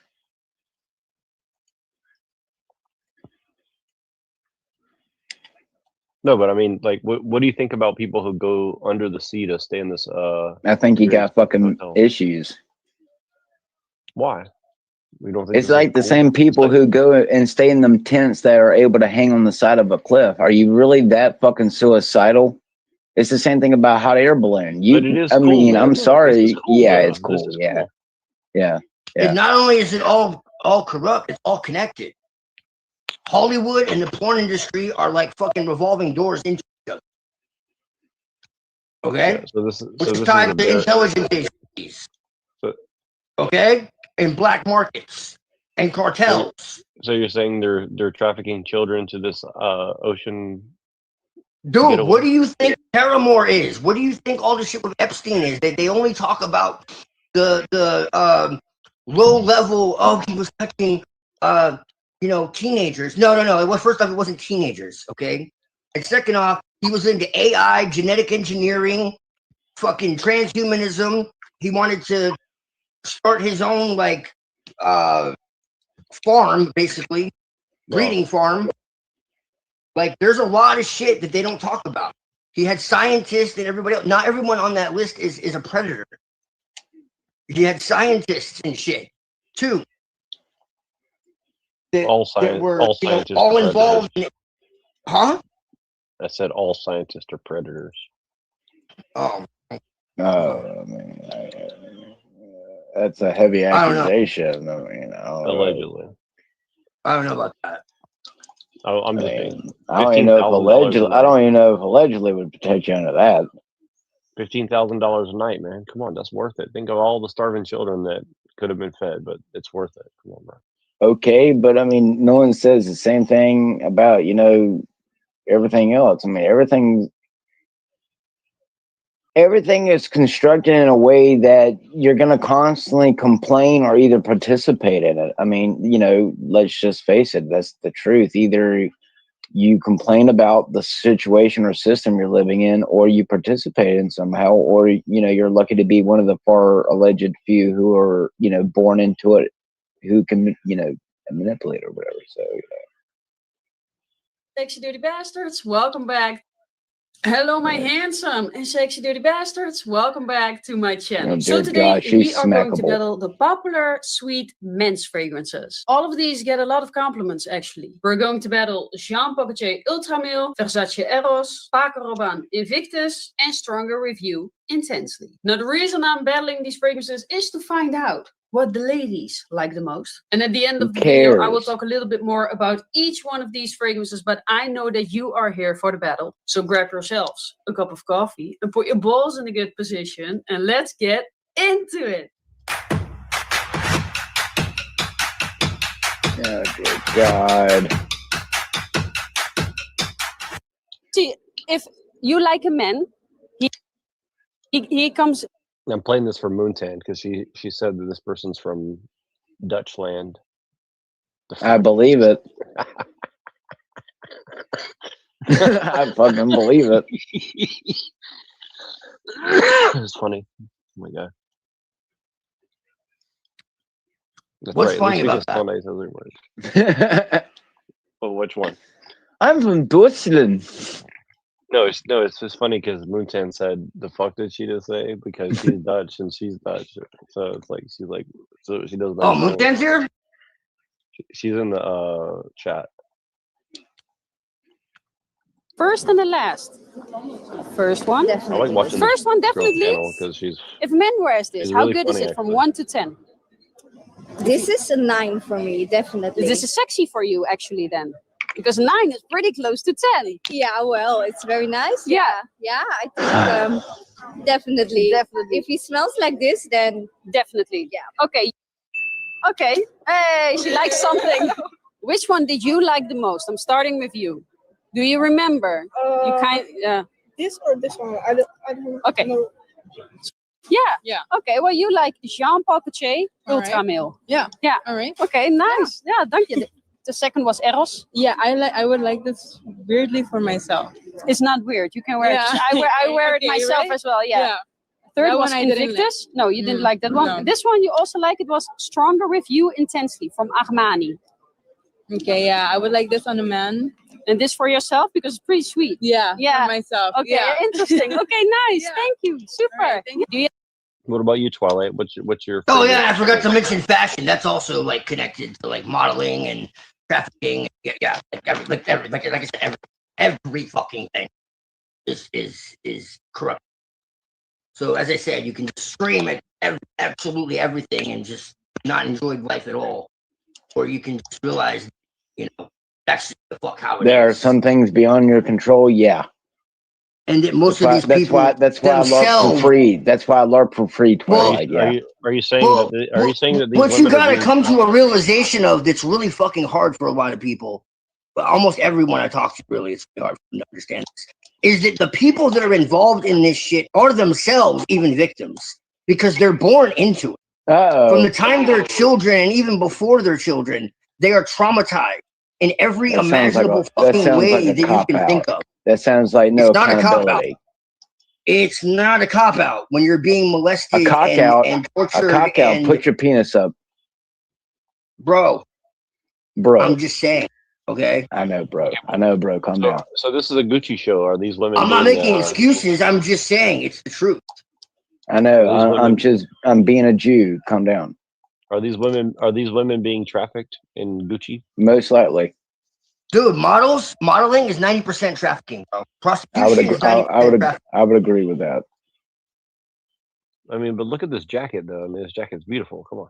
Well, maybe not 90%. Like, I'm telling you, that's a this big is number, the but fucking it reality. could be. And I can show you like Freedom of Information Act and fucking FBI disclosure and all, like, I can show you like legitimately, like actual fucking evidence for everything I'm telling you. I wonder if I get in trouble for like replaying Gucci. That'd be interesting. I'm promoting their sex trafficking. I mean fashion. Excuse me. Dude, it's all the fashion, all the cosmetics, all that shit, dude. That's right. You know you want a Balenciaga. It ties into black market. I mean, yeah, Victoria does have a fucking secret. It's who do you think was in charge of Epstein? Well, let me ask you Estee something. Lauder. It was Estee Lauder. Just keep swimming. Estee Lauder. Just keep swimming. Look into Estee Lauder. Then look into the name Estee and realize it's a black nobility family. Oops. That's racist. Well, I have a Estee question for Savoy. you, though. Yeah. Have you ever put baby seal spleen on your lips for lipstick? I mean, it's breathtaking. Come on. Dude. Right. Yeah. What Made is from that? like animal fucking like Comex. guts and shit. All these like vegans and shit screaming about animal abuse. They don't realize all these cosmetics are full of fucking animal parts and shit. It's sick. Well, I mean, let's face it. I mean, who cares about really anything? I mean, I'm just fucking a realist, dude. Like, people can scream about all this shit going on, but the fact of the matter is there's nothing that isn't corrupted. So it's just like, you got to get to a point to where you just fucking live your life. Because they do this shit to their own. Okay. They said live your life through heaven's eyes. I'm supposed to want to do good for my fellow man, even if I get nothing out of it. Well, I mean, there's nothing wrong with that. Oh.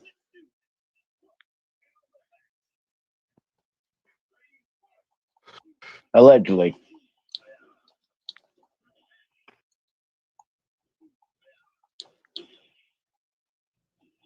Well, don't worry. As long you can join ICE and get $50,000 from. So go arrest some illegal aliens before they probe your ass. Right.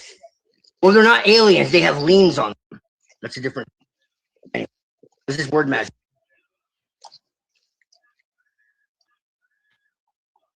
In law, it's called a lien. You have a lien on it. It means you owe us money. And we don't care if you're in an underground base in Iraq. We'll find you. Well, that's what happens when you put a bunch of people with criminal records in shipping containers. They can't find Osama bin Laden, but they sure as fuck will find you. Country. Yeah. They can't find Osama bin Laden, but they sure as fuck will find you. No, they found him. They found him with the help of Google Earth. Oh, right, yeah. Totally. No. They use remote viewing. Well, I mean, you have to remember, I mean, you know, come on. I mean, a majority of alleged, you know, terrorists use, you know, like very early 90s type like gadgets. And you can't tell me that these phone companies, even though they're using burner phones, like they can still trace them. So, yeah. Anyway, they know who's doing it because why they're funded by big governments like Saudi Arabia. So what does it matter? Well, you know, Saudi Arabia is a bunch of all terrorism is funded anyway. So what does it matter? The Saudi Arabia, the House of Saud is fucking Sabbatean, Frankish, Don May, motherfuckers. Number one, the whole House of Saud is. What about the Druze? And yeah, that's another level of it. And then you had the Cairo Lodge and all that, which is way before Freemasonry. But yeah, the House of Knowledge and Wisdom. Yeah, well, it's the truth. It didn't start in the West. It started in the East. It's about time people got up to that understanding. Well, but Pinoy told me earlier that everything's white. Well, Pinoy's fucking wrong.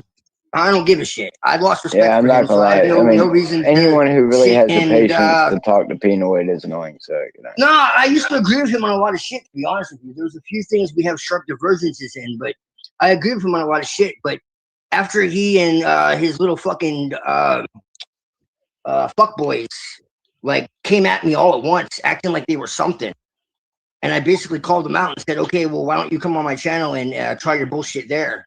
And they wouldn't do it. And then he started like trolling me, basically saying, "Well, why are you running away?" And I'm just like, "Because I have no fucking time for this." And so then I blocked him. Oh, it's only because he loves you. Yeah. Well, too fucking bad.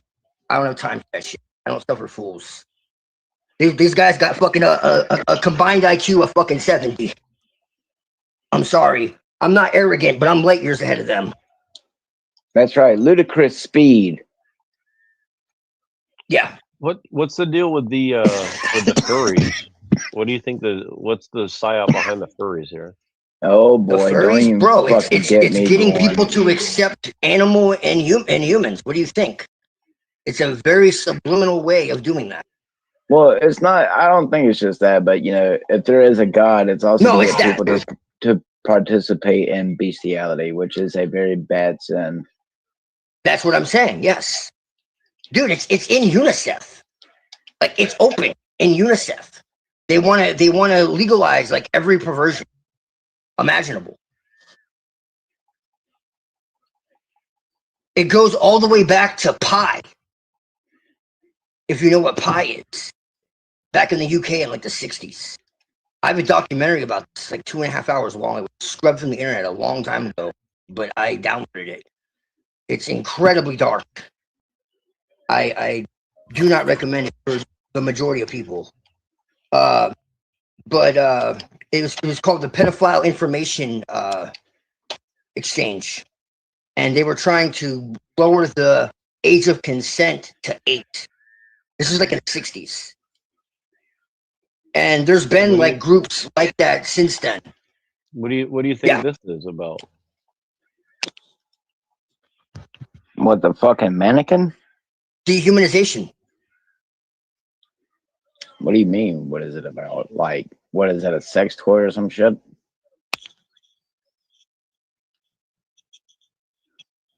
Hell yeah, dominatrix. But see, but it's probably a man. It's probably a man anyway. So what does it matter? No, but like when you, I mean, there's nothing wrong with dominatrixes. No, but but when you see look at this, see, okay, like so this is a. There's nothing wrong with doms either. Yeah, but look. Anyway, but Yeah, but look what they're doing. Like it's like they say this. I is won't all say like anymore. occultism. No, but they said this is all like occultism, right? Like this is like. There's nothing wrong with occultism, but that's a hot take. No, but I no, but they're mean, saying, let's like, this face is a it, part it's of sexual. occultism. It's sexual perversion. I mean, look. I mean, yeah, it's sexual perversion. I get what you're saying. Yeah. I mean, even it is. sexual perversion is okay if you're not pushing it on others and that doesn't become a compulsion and you become I consumed. mean, yeah. Look, dude, you're getting into. Okay, so are we all gonna act like You're we're all just gonna- fucking yep, yep, perfect blah, blah, white blah, blah, blah, knights? It's right, exactly. We're all You perfect, never pure stuck- white knights? you- Bullshit. That's right. You never stuck a finger in the bullshit. bum. I'm calling bull fucking shit. Okay, so I'll be the one to tell the truth. All right. I'll be the one to tell the truth. No, but my point is like, look at this. Okay, look at this one in particular. Like, is this dehumanization or is this mistreatment? This is disturbing.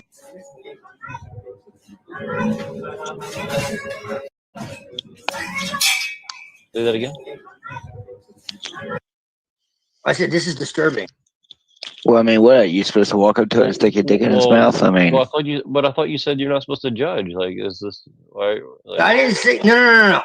I said if you don't push it on other people, this is clearly advertising it for other people. I'm talking about what two people do behind well, their how own else are you closed gonna? doors. Well, how else are they gonna get a hold of their rubber if they don't let people know? No. See, I'm talking about what two consenting adults do behind closed doors. Right, but if you're into rubber and you need to find other people into rubber and find the rubber. Okay, cool. Well, that's fine. If you want to wear rubber, that's fine. You can do that with your partner behind closed doors. Splish splash, I was taking a bath. And I'm fine with that. Saturday night. this shit's blowing out my eardrum. Okay, so like, okay, when you see this, is this bad though? What? No, not. I mean, that's not necessarily. Okay, well, let me put it like this. This is on YouTube. So, I mean, look, I mean, obviously YouTube is going to have adult content, but, you know, it really comes down to... I wouldn't really say that's adult. Not really. It's an adult. I can tell you, Twilight, hush. I have a child, and I can tell you, my child on kid games has gotten adult TikTok bitches in bikini ads. Like, he's had full-on women shaking their vaginas in his face, and he's on a kid game. So I can tell you, like, no matter what you do, if you're on the online space, you're going to somehow, no matter how much you filter out content, even someone like me, as much as I don't want to view other types of adult content, I still get adult content. So like I've gotten so many Okay, let me put it this way. Like, since the 80s and 90s, man, what's considered adult and what's considered like acceptable in the mainstream has changed so drastically that this is no longer adult. Okay, if Well, you really what want I'm to get saying into is- like the what I'm saying disturbing, is, Twilight, you can't complain about a gay man wearing a gimp mask and a butt plug at a gay parade if you're okay with that being shown on just regular YouTube for, you know, someone under the age of 18 to see. That's what I'm getting at.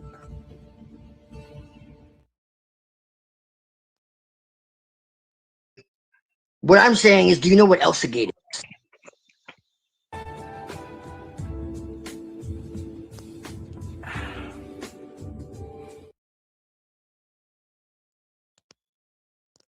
I know what Heaven's Gate is, and I want to get on a UFO and get the fuck out of here. Okay, you don't know? Have you heard of Elsagate?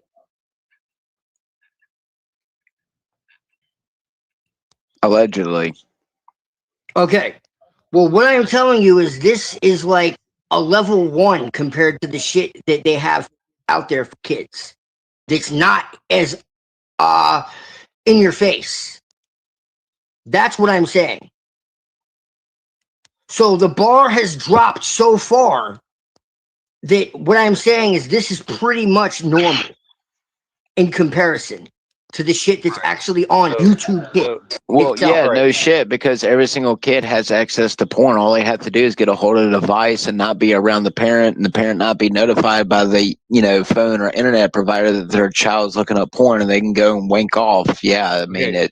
so looking. No, but I'm talking about YouTube Kids. Okay, but no. Yeah, okay, even YouTube Kids is not good material. They sit there and put basically, Jack, look up Elsa Gate. nihilism in your face. I know it. Look up Elsa Gate. I know what it is. Yeah. So okay. Well, it's evolved. It's worse now. Yeah, look up 764. Then you'll understand why I'm saying okay. What's your point? But look at this video here. But look at this video in particular. Like, is this one here? Like, there's shit like light years worse. I know, but I'm saying, like, should this be allowed on YouTube? Somebody like wearing rubber, getting with slime all over them. Yes, I think it should. I say just let everything fly free and see how it goes, because it's going that way anyway, right?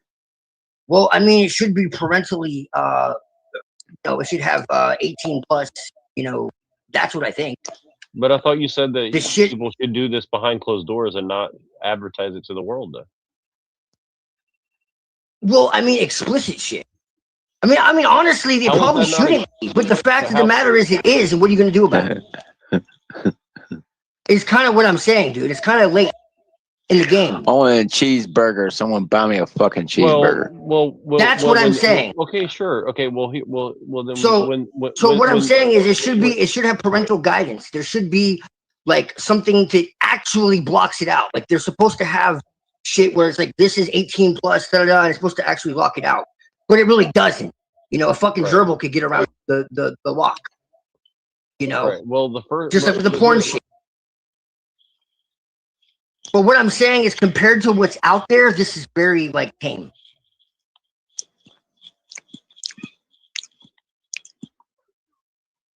And the fact that I'm saying that disturbs me more than it does. Sure. More than you realize. Well, how about? But I'm just saying that's how far gone we are. Right. Well, in 20 more years, when it's normal to see a man having 20 sex with a dog in the middle of the street. 20? No, we don't got that one.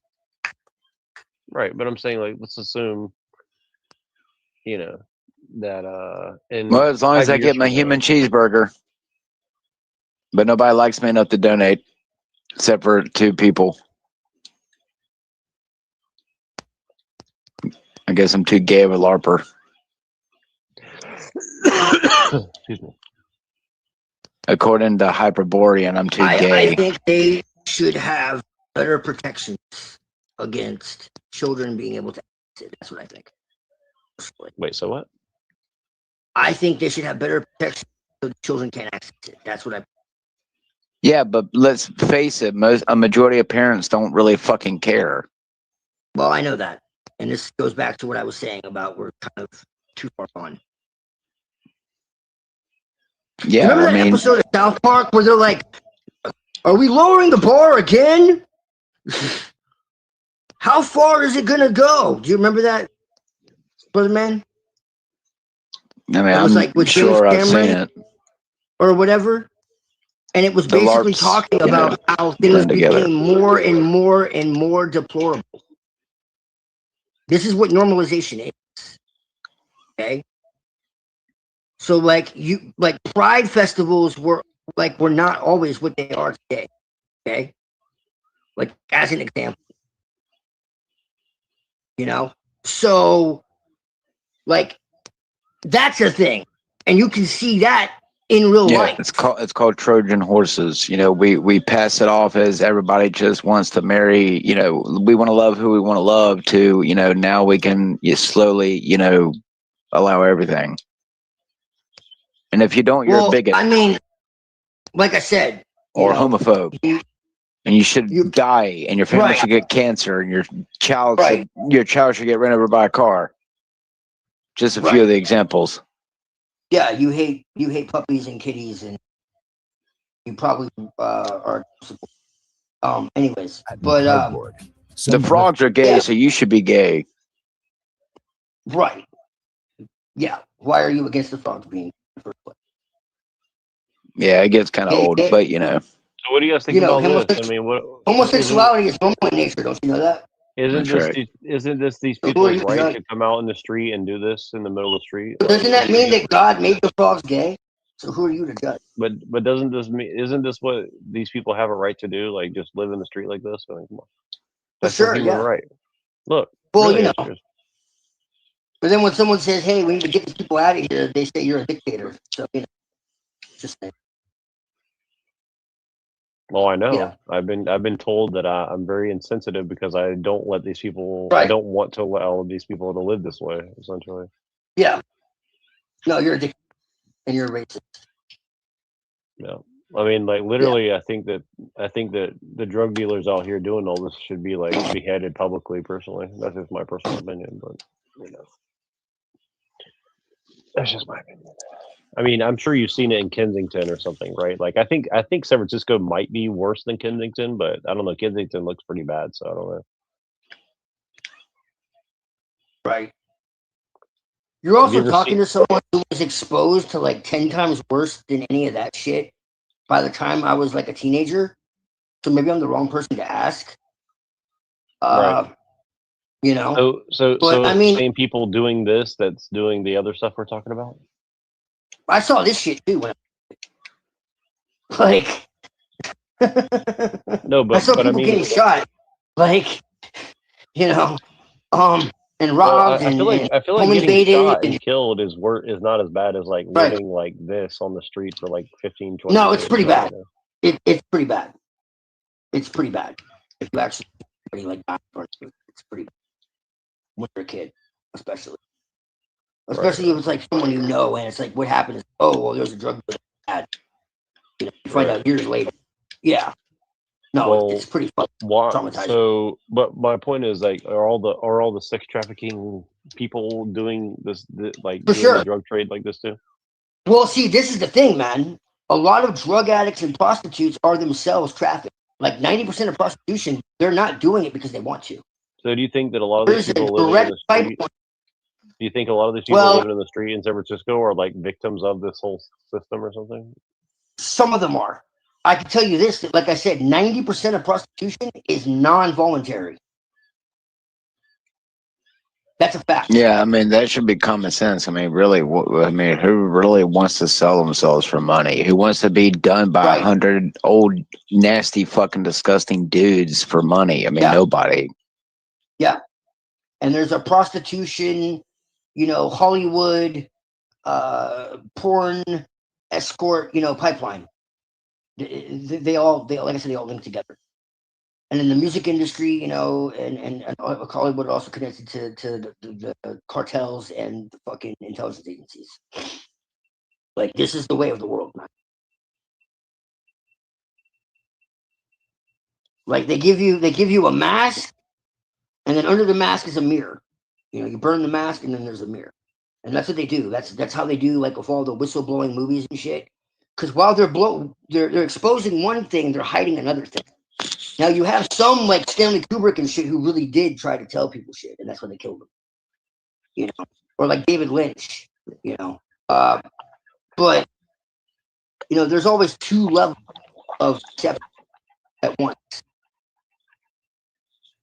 It's always you know a dual layer. And you look at like the Mickey Mouse Club and shit. You know, and all these like pop stars and shit. Where do you think they all came from? You know, and you like look at like Nickelodeon, right? And they're always like super innocent, and then they get to like 17, 18 years old, and all of a sudden they're all whores, right? Well, I can show you that, like, and this is what I mean by like some of them are victims. And we're like, well, whoa, fuck them, it doesn't matter. Well, no.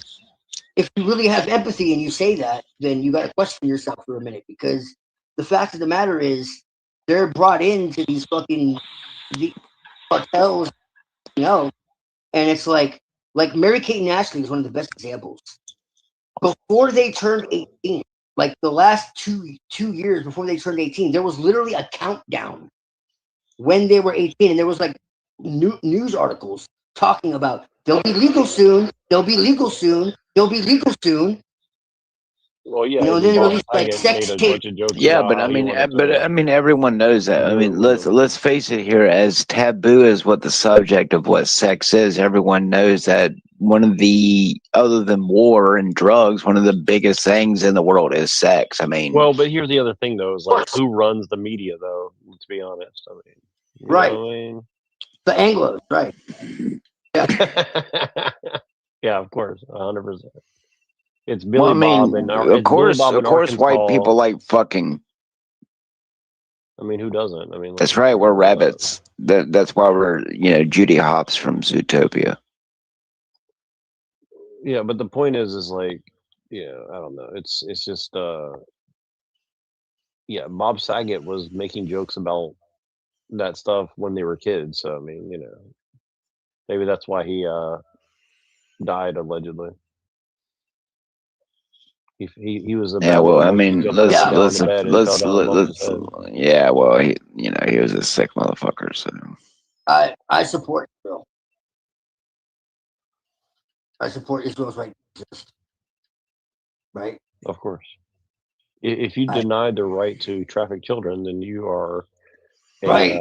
anti-Semite. that's right. There's absolutely nothing wrong with humping life-sized representation of. Yeah, it's not their fault that they traffic children. Kids. It's your fault that you allowed your children to be trafficked or something.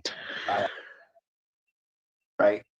So Well, yeah. Well, speaking of which, I wanted to show Sorry you to guys hear a that. little something about Sorry, John Benet Ramsey. Sorry. Blame the Anglo, sure.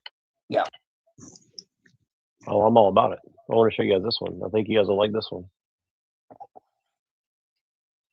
Because I'm pretty sure that Barbara Lerner given two people files,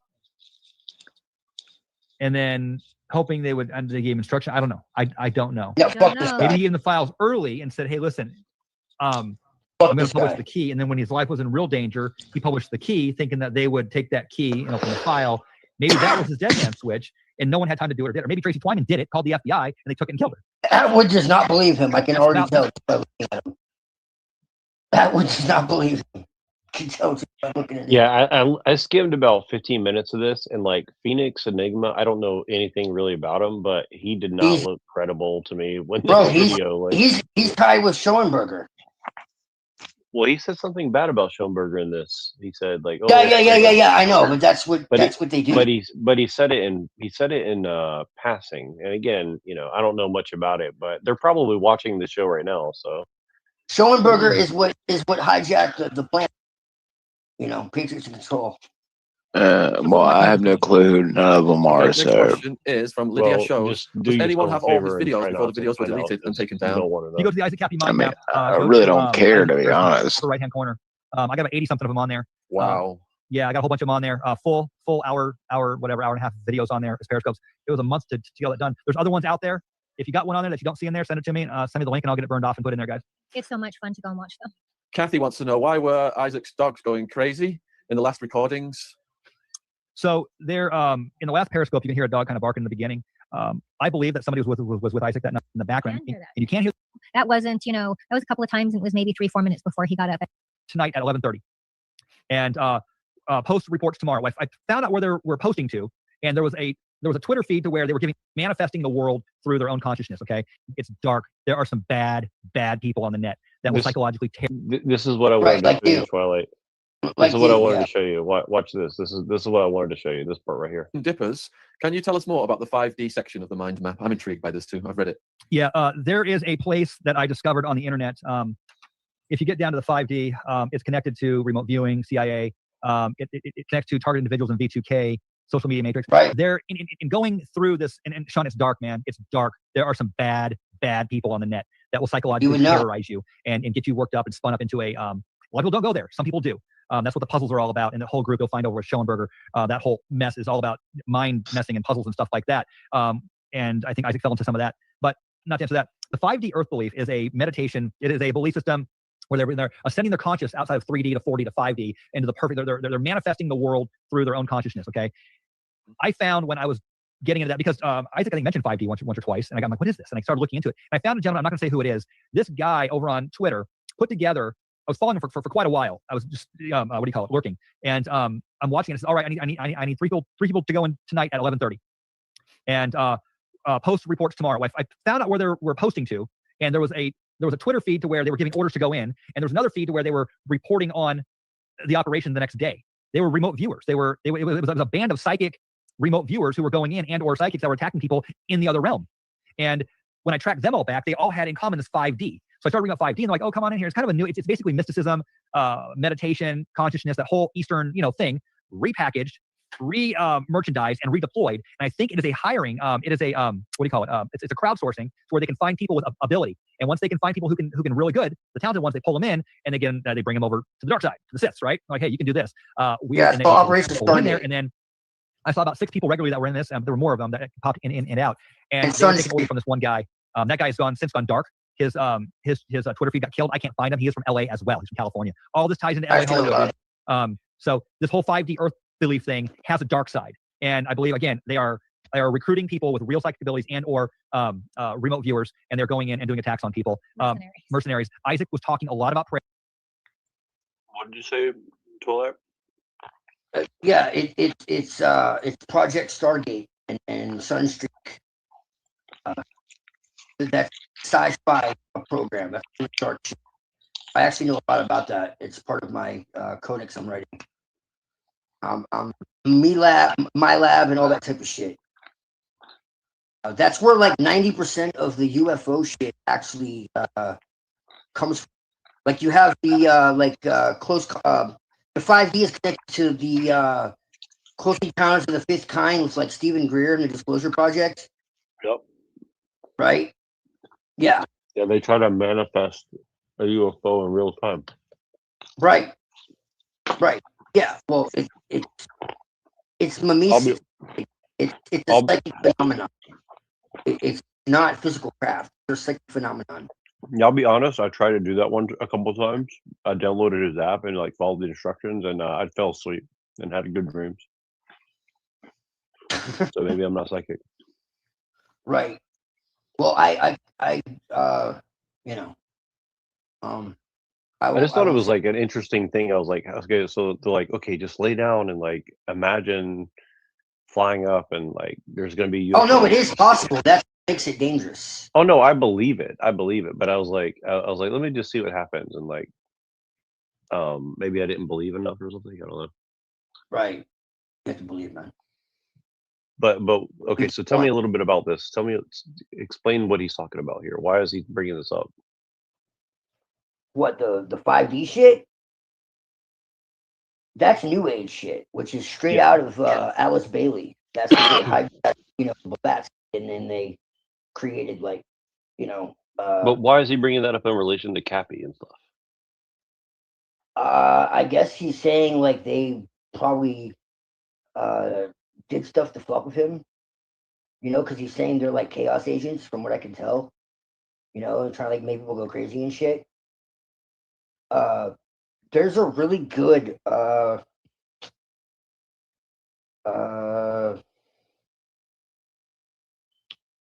do I put it?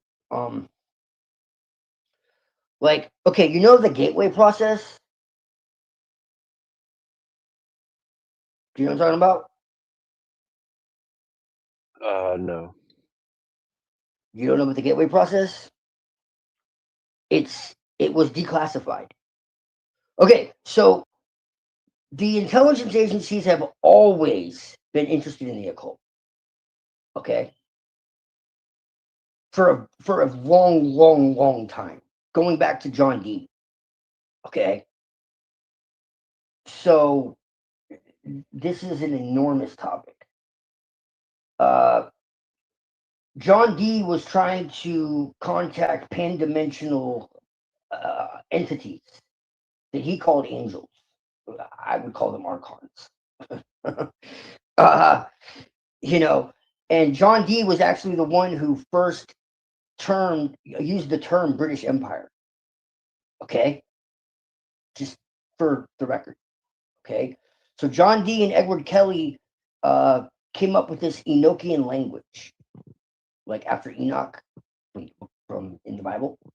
the one who was with who walked with God and then wasn't because he was taken, right? And then you have the Book of Enoch, which really, if you understand the Book of Enoch is like what became Jewish Kabbalah. It's actually the root of it. It's the proto, I guess you could say, what was known as Merkaba mysticism, right? Well, the Enochian language, okay, if you like break it down, En stands for within. So what I mean by that is it's a prefix. Okay, so En like enter, right? To go within somewhere, right? Entheogen. Theos is divine or God. Gen is to generate. En is within. So entheogen is to generate the divine within, right? So anything with the En stands for within. Okian means ocular, or to do with vision or the eye. So Enochian, really, what that means is it's the inner eye or the inner tradition. So that's really what that means. So Enoch is a cryptogram, basically. So this Enochian language is just the initiated tradition. Okay. Well, he called these like pan-dimensional oversouls. Okay, this is in his writings. This isn't something I'm making up. Okay, and they were trying to open up stargates to allow these beings to come in. Like you have like CERN today, right? Which CERN is also based off of an ancient god in Gaelic, actually. Called Ceranos, and he was a god of gateways. Okay, literally. Yeah, isn't that kind of like what the movie Stargate was about too? The liminal realm. He's the liminal realm. Well, you have like Stargate Atlantis. They're telling you the truth here. It's not just that. It's, Stranger Things has been putting that in your face here lately. Right. Well, Stranger Things is actually about what I'm talking about. Uh-oh. Because it's all about Monarch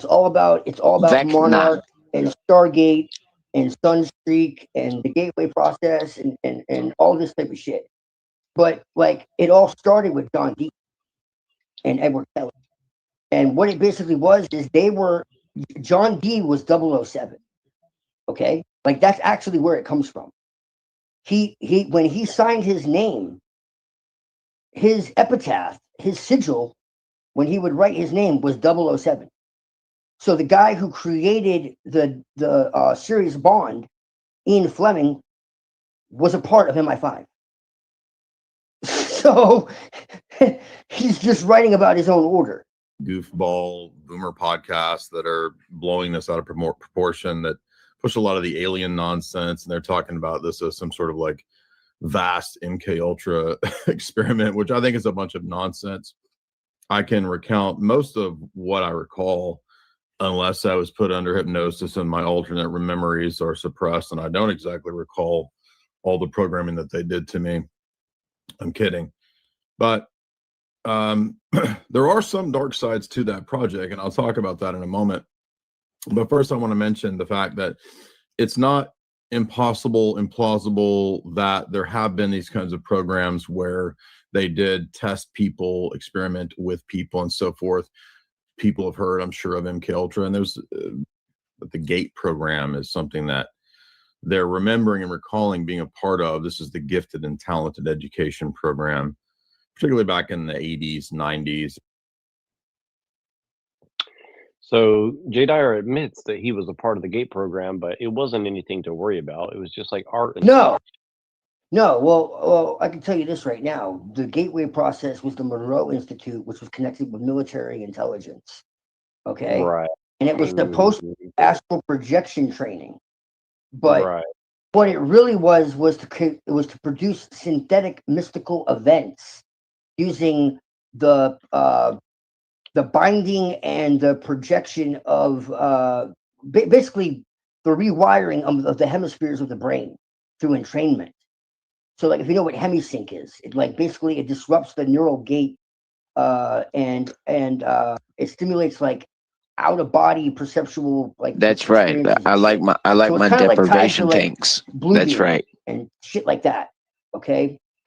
So like Gateway. It didn't political. Be in the poop.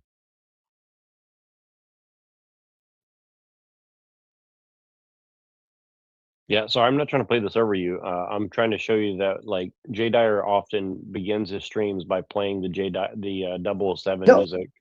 Oh no, yeah, no, I see it. No, I know, Yeah. bro. You're good. And he's obsessed with John D. He loves John D. No, yeah, I know. Yeah, and John D was one of the greatest black magicians ever. Right. Like he makes fun of it, but like you could tell that he secretly like has a hard on for John D for some reason. So yeah, there's a really good book by this guy Jason Lube. I have it. It's called The Empire of Angels, and it gets into this whole thing, how the angels that he communicated with legitimately set the foundations for what became the British Empire. For real. Because, you know, if you really look at it, like Britain wasn't exactly the biggest, you know, place in the world with the most resources. You know, it was. There's a supernatural element to it. Okay, not to mention the history of the occult and it wouldn't have nothing to do with giants. Not at all. No. But they were opening up doorways to all this shit, hence Gateway, right? Without actually knowing what the fuck was going on. So you know, it's oh man, I don't even know where to start. no, you know, like I'll tell you this: if you want to see a really interesting channel, Jamie Henshall's Jay Dyer's wife's channel is extremely interesting. It's more interesting than Jay Dyer's. Like she is very astute about occultism. We'll just put it that way. Like she knows a lot of shit about the occult.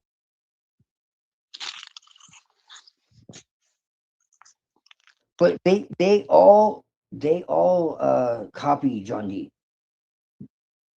And what John D called angels and macrobes, I would call archons. Okay? And what's really insane is the whole point of him contacting them is because they were trying to leave the earth. I'm not kidding. I can show you this. Okay? And they're like, you can't do that. That's what you and I were talking about last night, huh? You can't leave the earth. And they're like, well, But we why? already know that. We already know that because Hillary Clinton said that they couldn't shatter that glass ceiling. That's why they did all the high altitude nuclear testing. You know, Operation Fishbowl.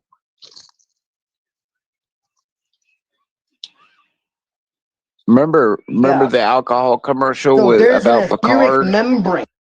There's an he goes up there in the little, hot air balloon, and he touches the atmosphere, and then come to find out the atmosphere is actually water. So D used astral and intelligence gathering. Okay, he was boldly go. Yeah, but like you have to understand that the occult and intelligence has always been hand in glove. Okay. Always. And so that. Well, yeah, there's a reason why it's called a spell. Captain Obvious, you're it the smartest man in the world. Like, it should be obvious why that life in their head. Anyway, he won't send us. Because it's the devil, boy. It's the devil. Shut down in our right. No, but you heard of Walt Disney. Mm-hmm. And so Elon does the thing. He ubs his colleagues. Yes, he does. That's how he got started in like SpaceX with the rockets. Mm-hmm. He totally did that. He recruited the best of the best. I remember there was this rocket. Did she just get him confused with Elon? I mean, Mark. Wow, just good God. What they're doing right now. No, so I don't know. I'm looking for the clip. I don't know if I can find it. I probably can't. But Twilight, what would you think if you knew that she was a student of the Church of the Subgenius? What would that mean to you? I mean, it doesn't necessarily mean anything because, I mean, anyone can be a member. You know, just like anyone can be a member of the order. Well, but like, what's the significance of this Church of the Subgenius? Well, you're talking about groups that have no hierarchy. You know, so basically, being a member just means that you operate with their material. Well, what I mean is, like, you know what I mean? There's no like initiation. There's no like lodge to meet up or order to go to or, you know, anything like that. It's all individually based. So it doesn't really actually mean anything. Now, if there's adjacent, you know, orders or military or whatever the fuck, then that changes it a lot. But, you know, to be a Discordian Pope is literally to say you're a Discordian Pope. If you follow Robert Anton Wilson, you know, he lays it out really clear. Like there is literally absolutely no merit. There's no merit. There's no like obligation. There's no degree. There's no nothing. Like I'm a Discordian Pope. Now I am. Like that's it. What does that mean? Discordian Pope. What's that mean? Well, are you familiar with Robert Anton Wilson? I mean, not a lot. I mean, I know a little bit. He basically believed in absolute agnosticism. He actually had a lot of good ideas, and it was kind of like a precursor to like what became chaos.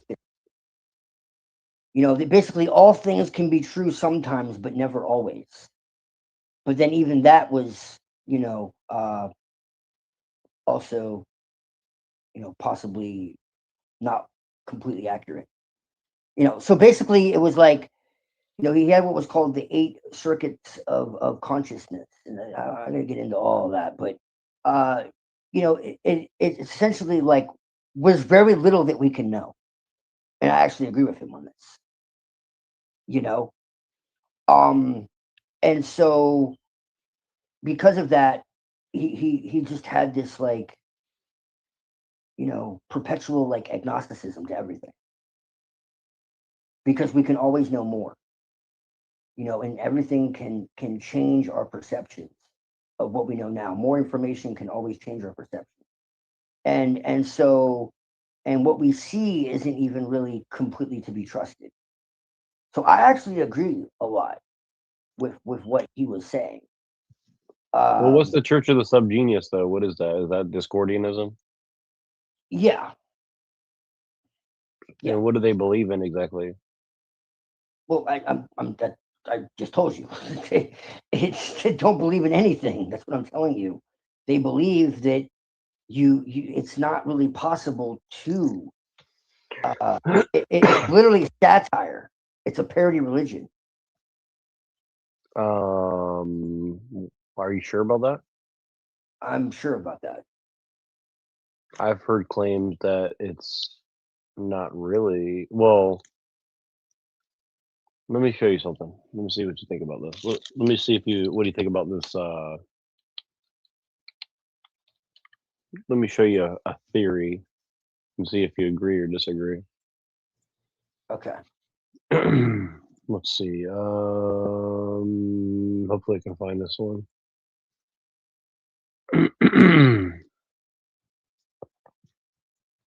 I don't know if I can find this, but I'm gonna try. We'll see. Oh yeah, I found it. Hell yeah. Damn, I'm good. I'm good. I am good. Okay, here. Bang of modern conspiracy culture. The Illuminatis trilogy provided a template. It took niche, seemingly disconnected theories like JFK, UFOs, the Kennedy assassinations, infused them into a single, sprawling, meta-narrative of hidden control. It gave a generation of budding cynics a framework, a language, and a sense of secret knowledge. But this was more than just storytelling. It was the unintended birth of a new magical technology, The Discordians and Robert Anton Wilson had stumbled upon the principles of chaos magic. Chaos magic is the punk rock of the occult. It throws out centuries of rigid ritual. Its core axiom. Yes. Yes, for sure. Nothing is true. I would agree. A chaos magician doesn't become a Buddhist. They use Buddhist beliefs to achieve a specific result, then discard them. The only truth is what Now, works. see, I agree with that. I do that myself. Applied to society. This Okay, but you said it's not a real religion, yet you're saying that like it is a real religion because you can It's use not it. a religion. It's the lack of a religion. What part are you not getting where it says that nothing is in stone? Nothing is to be held as dogma. Nothing is,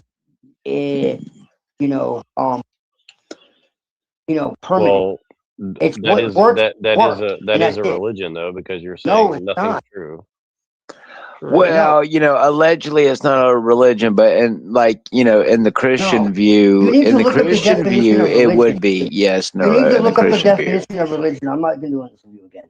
You need to look up the definition of what a religion is before we You have really this want to have that debate? Let's just watch some of this and Yeah. I'll look that up in the middle of this. So Yes, we'll have we that do. debate. spell was the Illuminati I can do conspiracy. it before The you if you magical want. act was spreading That's it not through a religion. flyers, books, and conversation. The result was the creation of a shared belief, an egregore, a powerful thought form born from collective belief that began to genuinely influence world events by influencing the minds of those who believed in it. And if you are enjoying this video, hit that like button, drop a comment, it reads the system. The internet of chaos magic into a global operating system. The internet was simply a breeding ground into a global operating system. The internet was simply a breeding ground. So you're saying that chaos magic is not a Religion. religion? Belief and reverence for a supernatural power or powers regarded as creating and governing the universe. Particular variety of such belief, especially when organized into a system of doctrine and practice. A set of beliefs, values, and practices based on the teachings of a spiritual leader. The life or condition of a person in a religious order. A cause or principle or activity pursued with zeal or conservative devotion. Boy, that sure does The sound like outward the act or Illuminati. form by which men indicate their recognition of the existence of a god or gods, having power over their destiny, to whom obedience, services, or honor Oh, are that's due. multiple definitions. The feeling, or I just gave you all of them. Do you want me to bring Okay, into the let me etymology give you too? let me give you a very simple one. The belief No, in no, but you're worship not going to give imaginary definitions. I'm no, giving this you is the not. etymology. This is yeah, No, but listen. it's hold not a on. religion. I'm telling you, it's different. It's a practice or a philosophy. So That's as far as you can take it. It's not a religion. Not everything is I a don't religion. know. I would take the Los Illuminados as a cult, but So hold sure. on. Okay, here's two definitions. Okay, Of a a religion. particular system of faith and worship is a practice, not a system of worship. Uh-oh. No. Worshipping what? Okay. Yourself, your practice. What? Yeah. How are you- Can't how? your religion be in anything? I mean, if you How? create your own religion, you can worship whatever you want. You're not You say worshiping anything. practice, I say religion. So okay, you Yeah. call it a Oh, practice, I call it all it religion. depends is, your So words. I can And, say, There's well, I can no say I'm a worship. practicing Christian. So I can say I'm a practicing Christian, but I'm not religious. So there you go. There's no worship. that's a lie. worship? Okay. Look. What? Look. Twilight. Would you not say that What the people who want to join the Illuminati don't worship it? That's why they put the all-seeing eye Some do. symbolism in your cartoons and Don't you your worship chaos 666. magic? Don't you worship chaos if you do chaos magic? No. Oh. No. So if I No. don't put belief in anything, okay. So why do it if it's not an act of worship? It's not an act of worship. It's a technology. That's what people who are religious don't it's a understand about technique. things that aren't religious. Right. So when I jack off, it's just a technique. It's not a worship of the jacking off. It's not a worship of sexual pleasures. Sexual no, gratification. Getting unless out it of it, right? consumes. Like my point is that you're using the technology to get something, right? So That's not worship. why not? How? Okay. If you drive a car, are you worshiping a car? Okay, so everything. Some people do worship their If you cars. drive a car, are you worshiping a car? Okay, here we go. Are you ready? If you make feeling food, are you or worshiping expression- food? Some people are gluttonous. the feeling or expression of reverence and adoration for a deity. If you are a deity and you're doing it to worship yourself, aren't you But worshiping no, yourself? no, that's not literal. No. Well, but you're No. getting something for yourself, by yourself, for yourself, right? Yeah, it's self-responsibility and accountability. Right. So it's not literally self-responsibility, worship. right? Not literally. So you turn not yourself into a literally- god. So It's not literally worshiping anything. No. well, what else? If you're the only real thing in the universe, then why wouldn't you? It's not worship. But under the doctrine, you don't believe in anything is real except for whatever you think is real. So then you're worshiping your thought, aren't you? No, I said I take parts of that. Again, what did I just tell you? I don't hold anything as 100% true because nothing is 100% Well, we're true. not saying There's you, little bits of but truth. There's truth in everything and lies in everything. Including That's what I'm yourself? telling you. I'm not a Including yourself? Discordian. I'm saying I take elements of it as well. Just like I do of animism, just like I do of esoteric forms of Christianity, just like I do of fucking parts of Islam from what I've talked to Muhammad about, just like I do of Luciferianism, just like I do of Gnosticism, just like I do of everything else. For OMF, it was a testing ground, a neutral That's what you're not playground getting. where belief goes. The internet is the magic first century, and memes are the new weapons. Okay, so But I the still don't think practice everyone itself is fully not a understands bad thing in exactly and of what itself. memes So a truly Discordian can be trusted when they believe in nothing and for nothing. It's a joke. Most people don't even know what the hell, like, it. Well, I mean, I think this it's is paranoid. specifically and talking why about they it are so becoming a powerful. practice, A right? So meme this is is the so how's weaponization a of practice a thought, joke? a psychic virus encoded in images, language, rhythm, and emotional charge. Richard Dawkins described memes as a unit of cultural information that acts like a virus, ideas that replicate and evolve like DNA. He had no idea he was outlining the mechanics of memetic warfare. OMF was a meme before memes existed. Every meme carries a symbol. This is the visual glyph, the face, the archetype. Every meme carries an emotion, the payload, the humor, disgust, awe, contempt, fear, irony, or euphoria. Each emotion is the payload. Every meme carries a script. This is the worldview, the behavior, or interpretation it is meant to normalize. When people remix, repost, or parody a meme, they are charging it with emotional energy. This is the exact same way chaos magicians charge a sigil through obsession, desire, or attention. The more eyes it reaches, the more belief and emotion it absorbs. A meme is a living idea, evolving to bypass this is where the fun begins. But memes did not begin on the internet. That's understanding how energy works. And the That's not a intelligence belief. communities recognized this early. As early as the 1980s, the U.S. intelligence community had been Nothing studying to believe memes, about it. idea contagions. It doesn't require belief. That's There just he is, how the energy man, works. the myth, and the legend, Michael That- Cana. That's how energy works. It doesn't require belief. It doesn't matter if you believe in it or not. It's still true regardless. Right, but you're still like using Okay, well, that's it. technology. Well, Okay, I'll but put it the like technology this. is not a religion. I'll put it like this. Apply it like this, Do Twilight. you worship YouTube? Let me finish, Twilight. Do you worship YouTube? In the sense of dead space. It's Okay, absurd, dude. shut up. It's Let's absurd. say that the markers were actually natural, okay, which technically in the dead space universe they are. Now, they took the markers and made it into a religion called, if I'm not mistaken, unitology. Yeah, unitology. So again, what we're saying is that you can take something natural or supernatural in a sense, but turn it into a religion. That's what we're getting at here. That's what we're saying. You can apply it in those terms. Just like with Resident Evil 4, with the parasites with the Los Illuminados cult, what were they worshiping? The bugs, because they thought that even though the bugs are technically natural in the Resident Evil universe, the cult saw them as gods. So, it depends on what context we're applying it here. And the way I see it is they'll take something completely natural and, go and worship it like, the sun, like George Carlin said, well, at least I can see it, So again, it depends on the kind of context that we're wanting to say here.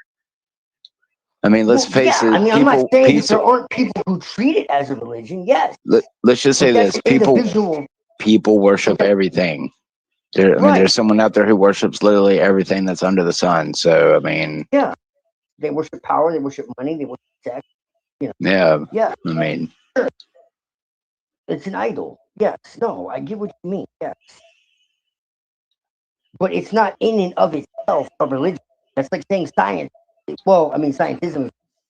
But, you know, that's like saying cooking is a religion, you know, or fucking, you know, YouTube is a religion. Like, what? You know, no. It's a technology. yeah, I would say some things inherently aren't religion, but I guess in a way, in some contexts, you can turn it into a religion, even though, and it still wouldn't make sense in some contexts. Well, no, I mean, there's people who I saw a documentary not too long ago, where they had like cult, where they it was like a Final Fantasy like what do you call it? Like fandom type deal, and they had this girl and this guy who were telling people that you know, in the fandom that they believed in what they called soul bonding, and they basically believed that they could be reincarnations of Final Fantasy characters, and they started an entire cult about this. You know, so there's all kinds of kooky fucking you know, religions out there, cults. You know, whatever. They're cults really. But the only difference between a cult and a religion is one is massively accepted. Difference. But you know, that's what they did, you know. And come to find out, you know, the people who started it were really just predators and using it to get, you know, they would be like, oh, you remind me of this character, I think you're that character. Then they would, like, you know, be they would play out, you know, whatever character they were, and then, you know, get them close to them and, you know, try to get more out of them and manipulate them. And, you know, it was really dark.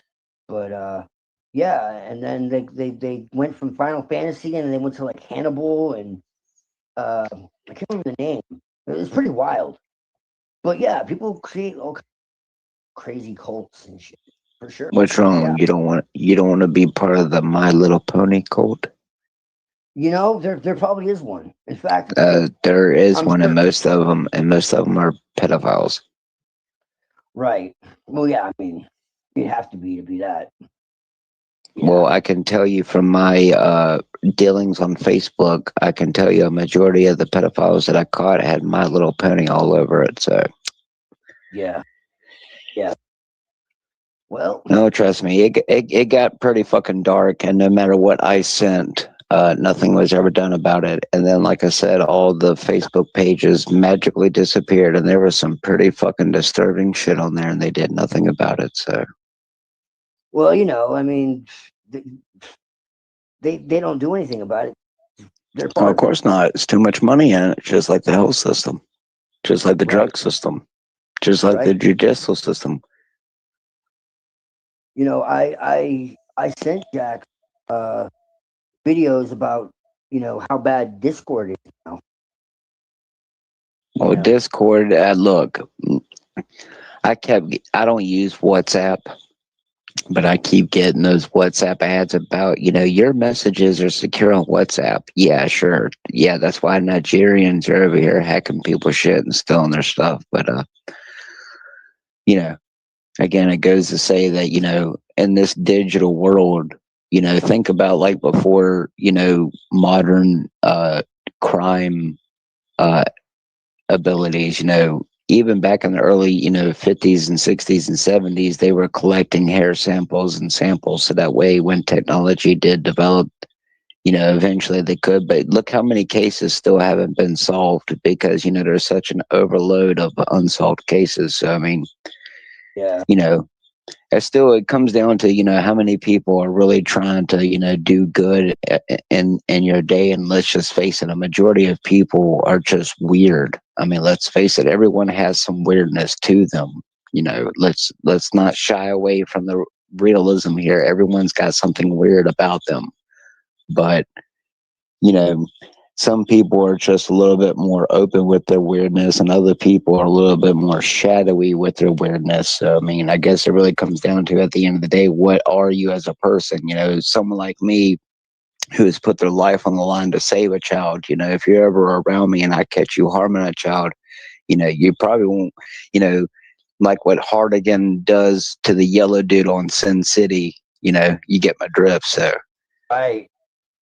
You know, you're probably not going to be walking out with nothing but, you know, brain scalp pieces. But again, you know, that's the kind of world you're living in today, where obviously that's the kind of stuff that they're allowing to, and that's the kind of stuff that they're promoting. Like I said about the stuff that I was finding on Facebook, I won't go too much into it, but like one of the pages I found, the literal profile picture. Now, I don't know if it was AI generated because it was pretty blurry, but it was a literal picture of a child with, you could tell it was like a pink or purple condom. And it was like just in her mouth. It wasn't, you know, like I went on the page, and the page was literally called I Love 11s or I Love 10s or something. And I went and I screenshotted everything. I immediately reported it to Facebook, and I always have 2 or 3 tabs for the 3-letter agencies usually open. And I sent it to the missing child's link, the actual thing where they're supposed to upload it automatically and begin searching for the child. And I never got an email back. I never got a phone call. I left them all my information.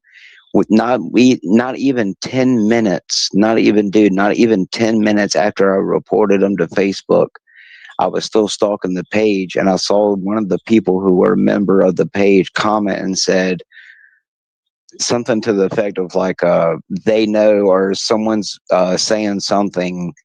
And by the time I had went back to the page, it was completely gone. And there's a few other, you know, just in the people you may know, like, I don't understand why it gives me some of the people that, like, it'll give me like luchadors, it'll give me trans people, and then like you go and look at some of these trans people friends, and then you go and look at their friends, and then you go look at their friends, and then you keep going down the rabbit hole, and then you get, you know, your furries, then you'll get, you know, your normal like gay person every once in a while, you're lesbian or something, but then like you get someone who looks like they're dressed in a diaper, and then like, what the fuck? And then you go and you'll click on the people who are friends with the diaper people, and then you realize that they're in a group full of people who literally, no shit, dude, who will go and dress like babies and defecate and piss in the diapers and shit. And these posts, dude, have hundreds of fucking hearts and likes on it, where grown men are sharing pictures of each other wearing diapers where they have soiled it. And it just goes to show that, like, dude, this is the honest to God truth of like the mental capacity of what, like, if I'll just put it this way, someone who just a few years ago I said to a trans person that you would drag me out by the head of my hair and crucify me and spit on me like y'all did Jesus, got me banned immediately for 30 days on Facebook.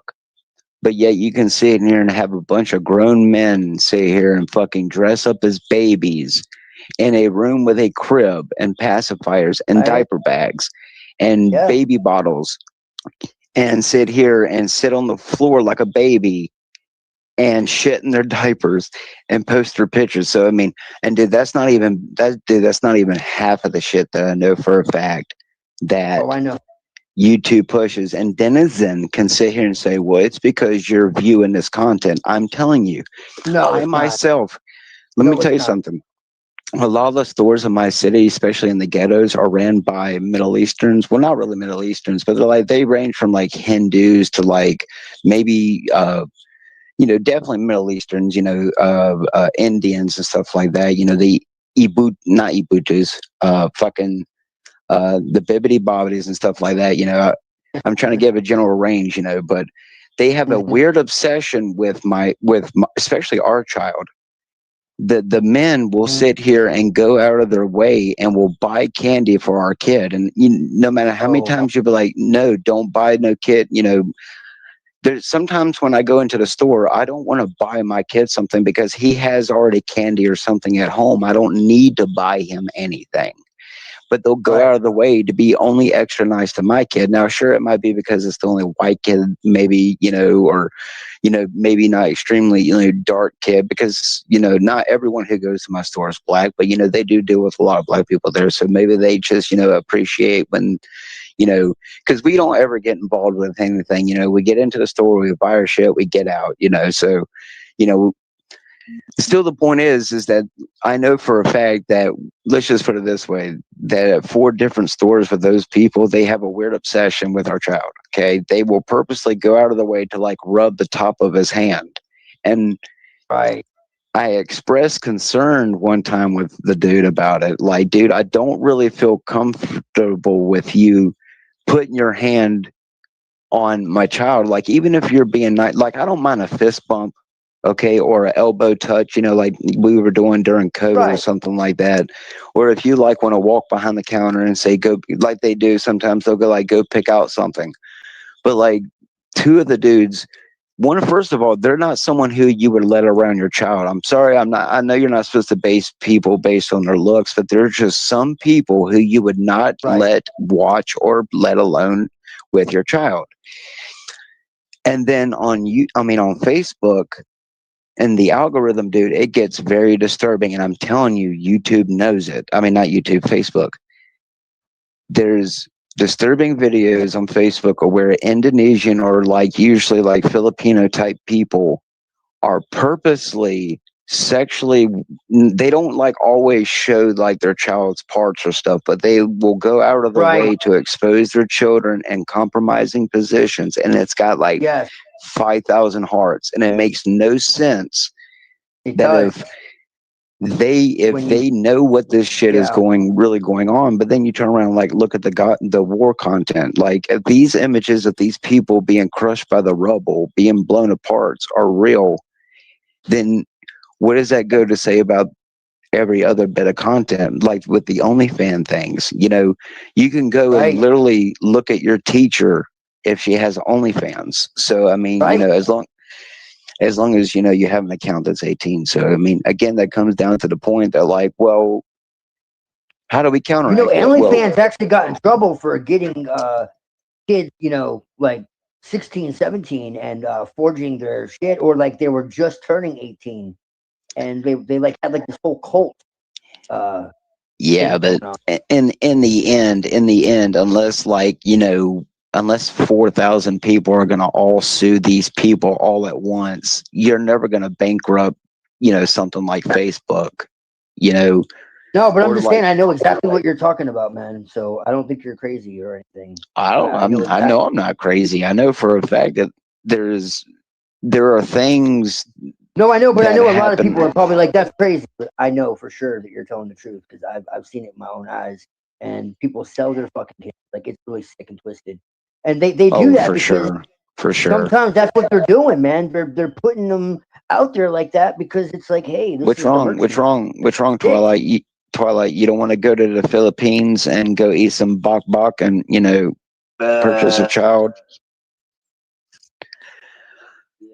Well, I hate to say it, but if you go see, it's not just the prostitution, but if you go and see some of the conditions that these little kids and children are living in some of the slum parts where they eat that bok bok chicken or pack chicken, whatever it's called, it's where they take chicken from the restaurants, of the finer restaurants, and the trash, and they dig it out of all the nasty trash and they rinse it off and cook it and sell it as chicken, and the people eat it, and it's called like bok bok or something like that. But if you go and see the condition, obviously most of these like third world countries are the hot spots for human trafficking. And, what it really goes down to is that, what are we going to do about it? Can we really go over there and stop, 2.3, 3 million people from doing what they're doing? I mean, you can only do so much in a system.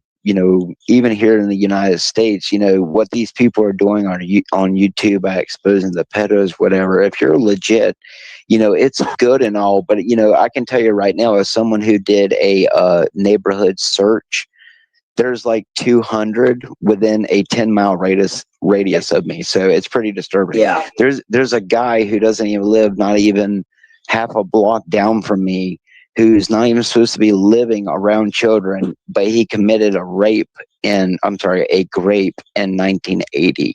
But yet he literally has a woman and a child who lives above him. So, I don't know what to tell you, but obviously, like, I understand, you do the crime, you pay the time type of stuff. But again, they're allowing a system, like with the crime that's been happening, with the people being allowed to be able to steal. If someone like me right now were to go to my Dollar Tree, which I wouldn't do it to the guy who works the store anyway, but if I were to go and steal $900 from that store, I would probably be arrested, regardless if I were white or black. I would be arrested right now and put in jail for like a month for doing it and given a court date.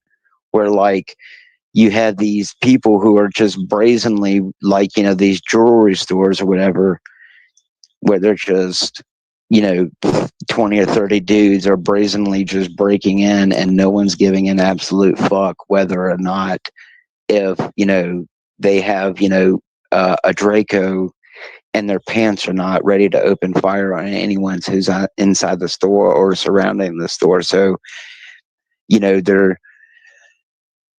they're controlling the chaos, but like, I mean, again, it's coming down to what's the point of it other than creating a societal snap? I mean, are they really just trying to put us in a test tube, like Kenneth Copeland said about demons, and just trying to see how much we're willing to take before, as a society, we're actually tired of the living conditions? Again, like the Matrix, you have to realize every single way that we all live is a part of the Matrix. You're not free in any aspect, from no matter whether you're Bill Gates, like you said, Twilight. If you really don't have a say in your role, if you're a human being and not some supernatural entity, you are a part of the Matrix, from Neo all the way up to, who was the most human out of the programs. Well, I don't know about you, but it's Sati and Neo the was in the family. Matrix. Right, exactly. A lot of people miss that. Even Neo is still a pawn of the Matrix. But again, you only have so much control, dude. I mean, that's what it really comes down to. And someone like me, I'm content in my role. If I have to LARP for free for the rest of my life to try to bring people to some state of awareness, I'm fine with that. That brings me with enough content than sitting here, lying and creating drama and getting paid for it and stuff like that, But again, what more can you do other than live in the time that you're living in and try to not be a psychopath and try to be, a decent person? Because whether or not good is good, I don't know, because I think I'm a good person, but I know I'm not. So, that's what it really comes down to, man, is, reality is not fucking easy at any point.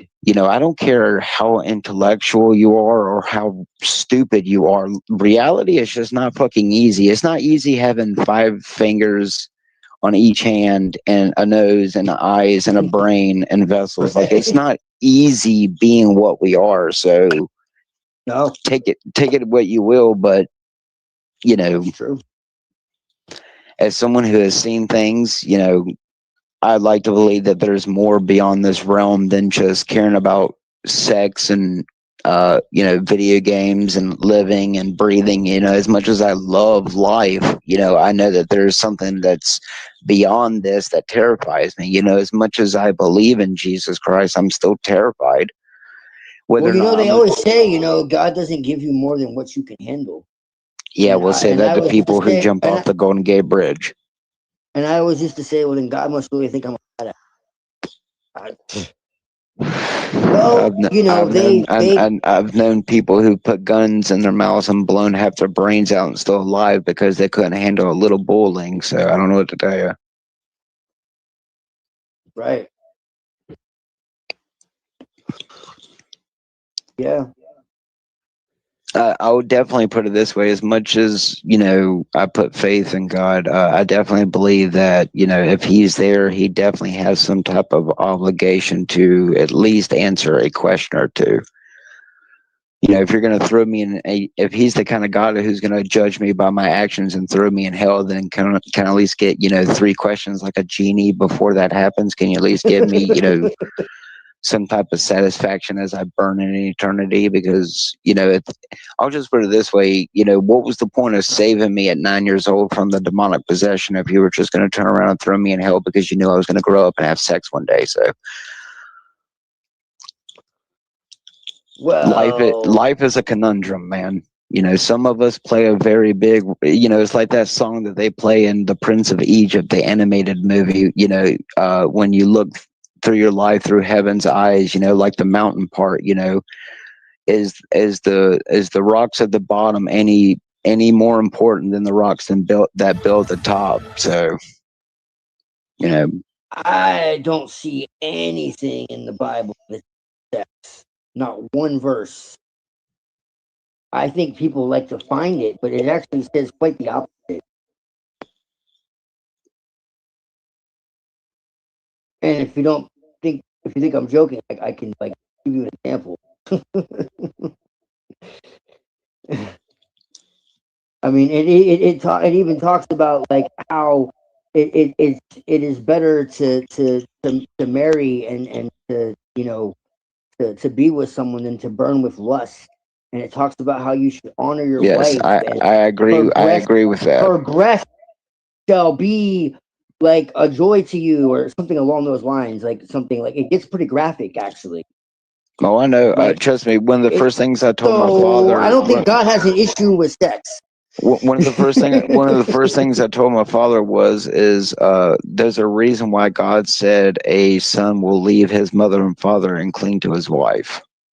Right, and they'll become one flesh. Right, exactly. Yes. Oh, trust me, God. Schizophrenia. No, God doesn't have a problem with sex. It's as long as you're doing it with one person only. Yes, and I believe it's also the intention. Yes, because it's also the intention. Yes, because people have sex and they do so completely blindly, completely animalistically. Well, maybe Bonnie Blue has good intention when she sleeps. First off, Bonnie Blue was a male at one point. Okay, well, so what I'm saying, what we're saying here, Neurojack, is God going to throw me in hell because I don't get my wife pregnant every time I have sex with her if I'm doing it in a love capacity compared to a woman who goes and has, sex with 5 guys and gets railed on camera? No. So no, I don't think God cares at all about that. I think what God cares about is what, like I said, the intention. People have sex and they have kids and they don't have a plan at all. And they have sex out of lust without actually loving each other. That's what's corrupt. Oh, what's wrong? I thought you liked one night swinging. Nah, bro. Maybe when I was a fucking kid, but no, not at all, bro. Not at all. Not at all. I have to have a deep connection with somebody on a mental, physical, emotional, spirit, all levels.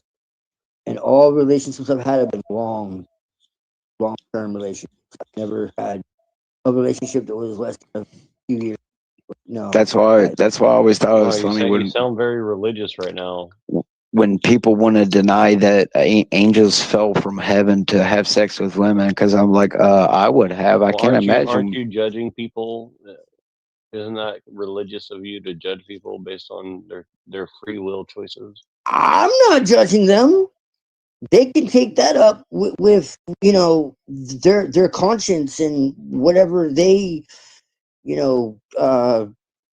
see as the divine. And if they don't see anything as the divine, that's right. Well, how can you call us? I guess they can judge themselves. How can you call us a Christian nation if we execute people? We're not a Christian nation. I said I don't have any one religion. I've never once said that I don't believe in God. That's right. He can worship the spaghetti monster if he wants to. Who are you to judge, Nuero? Remember, ye without sin cast the first stone. No, I believe in a God that transcends everything. So no, I believe in an almighty God that is beyond anything that we can even begin to comprehend. I'm sure the glowing pair of eyeballs would agree with you. And I think that's actually the problem, is because it's so far beyond our understanding. That's how people in power have had a way to, control people and make shekels off of them and put them in fear and guilt and shame and, whatever the fuck. And this is why I am so convinced that, whoever Jesus was, whatever his true message originally was, was manipulated and twisted and distorted to control people, when really the whole thing was about freedom. And they turned it into slavery. Like, that's really how I feel about it. I just don't believe it's the only truth. Test tube breaks. Yeah, right. Well, that's what they want. They don't.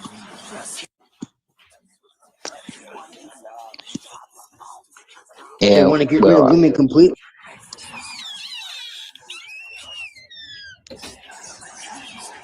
Well, maybe if we're all having a bunch of gay butt sex, then, all of our problems will be solved. What's wrong with that?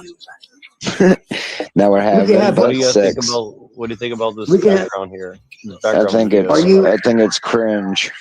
Are you saying that men can't get pregnant? That was a good one. Hey, only one way to find out. You're a scientist, aren't you? That's right. In the name of science. Take one for the team, Tommy. Just for the sake of science, though. I don't know. You want the communists to win, little Tommy?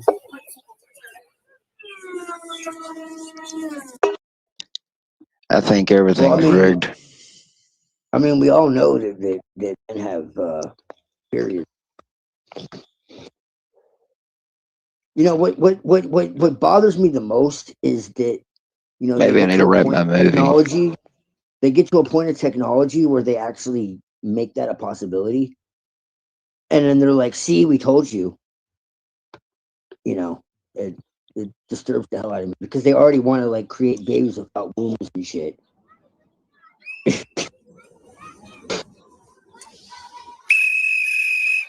Listen up, people. I am here and I want to help.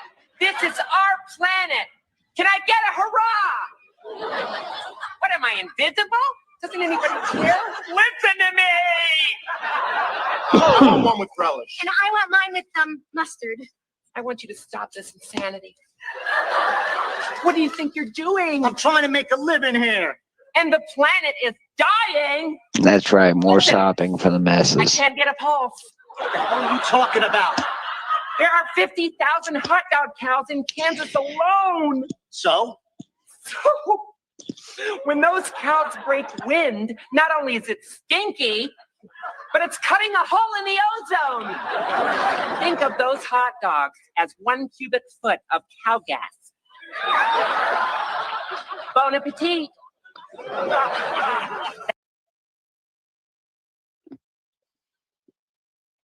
Well, I mean, I wouldn't recommend eating hot dogs or bologna or really any of the meat that's on the shelves today anyway. But yeah. Should we go vegan or what? Right. No, but I definitely would say that if you're going to choose certain meats, you definitely should inspect them.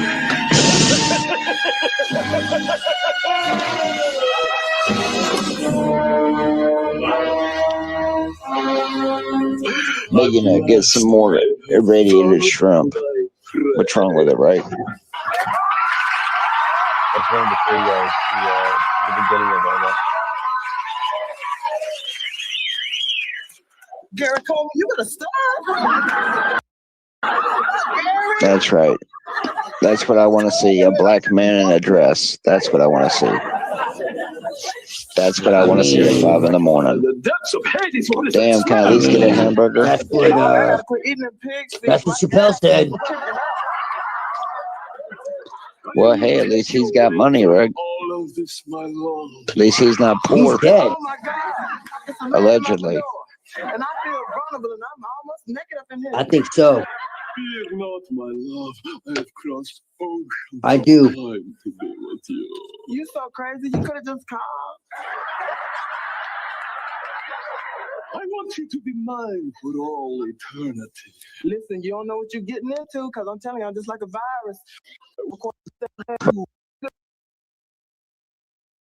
Grind it up, huh? See, now how much money would you get paid? This is even gayer.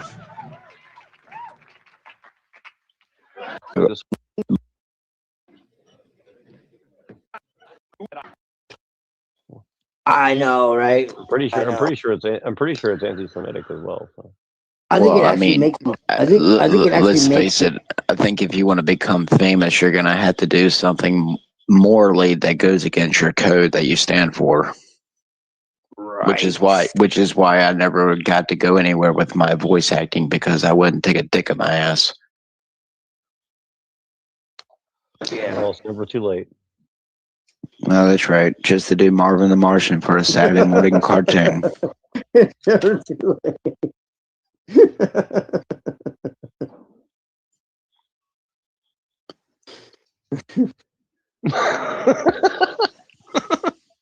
The timing of that was just perfect. Hi, boys and girls. Your friend Pee-wee has been on a new adventure, which is why it's time to buy the new improved Pee-wee dough.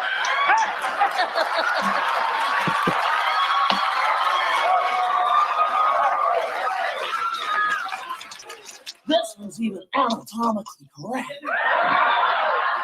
That's right. Just like Fu Manchu. The new Pee-wee doll is a master of disguise.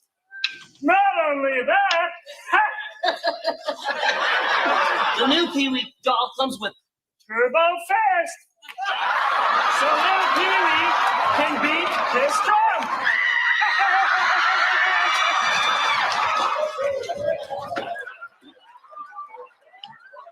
Little Pee-wee can beat most anything except a bum rap.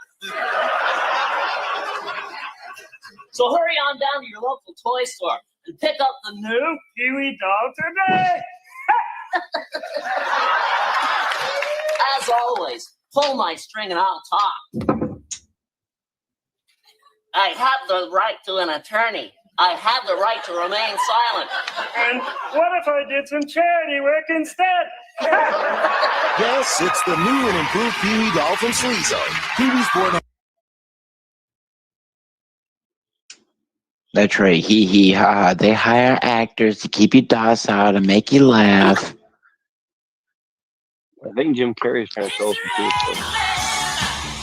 Cable access. Channel 62 presents. Are we done? Well, like, have you ever had $50,000? You wouldn't wear a dress for $50,000 and put on some lipstick.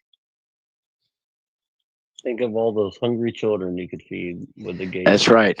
Think about all them human dollar hamburgers you can buy. Well, with inflation, it's probably like $5, but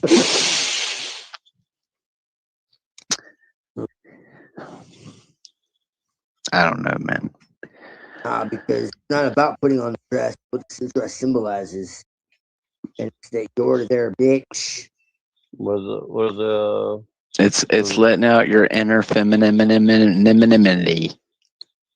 Like Nemo. If it was just putting on the dress, then maybe. But what it actually symbolizes and what it actually means.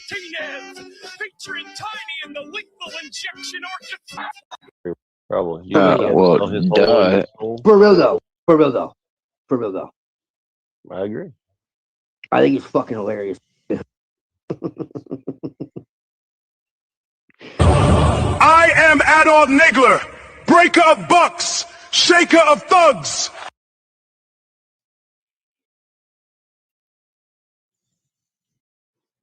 See.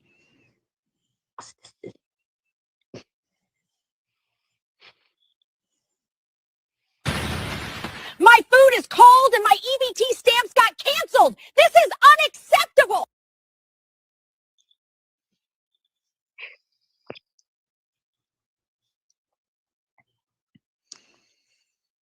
So is this what we become? Did it make you laugh? The normalization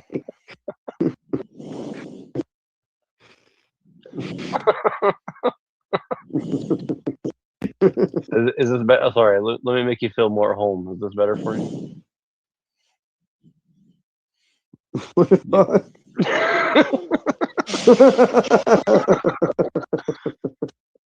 A little. Okay, good. Okay, at least we're on the right track. I had this one going earlier. I thought this was really good. Tell me if you detect the pattern. No, look there. What the fuck is with the brooms though? For real, that's a little strange.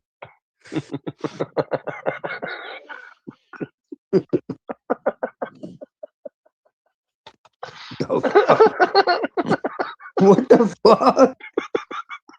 That's how we Jew it.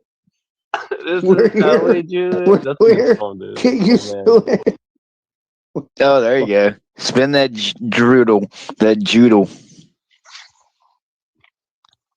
This is a real event. I heard this is what Is that like an amusement park? What the fuck? I don't know, but I think I want to go. I think I want to go. How are they doing that? It does look like a pretty fun ride. This is probably. How are they doing that shit? This is probably the. This is probably. Is that like Quidditch? This is like. Are those, yeah, right? It looks like it. Are those, I'm gonna get are those like? Are those like?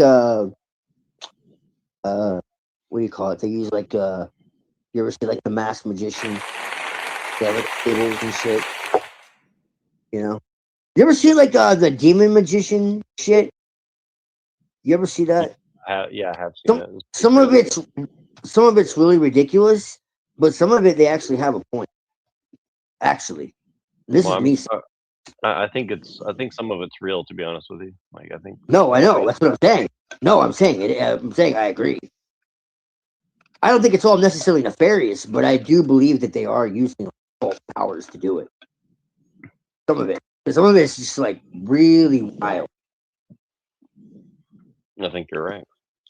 Like mostly the stuff that's like right there, like in front of normal people. I mean, I guess some of it could still be somewhat, altered. Could be some people that like appear like they're normal people and they might not be, but like there's a small percentage of it. I would say most of it is kind of like, no, they really are just really good at magic.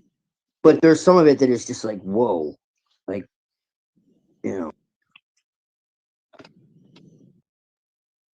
I mean, that's better than the gay shit. Sure. I try to keep you entertained. And it's like AI too, and that just shows you how like. No, it's actually not. I think that's real, actually. But... Wait, what? Yeah, no, it's real. Yeah, it is. It didn't look. What?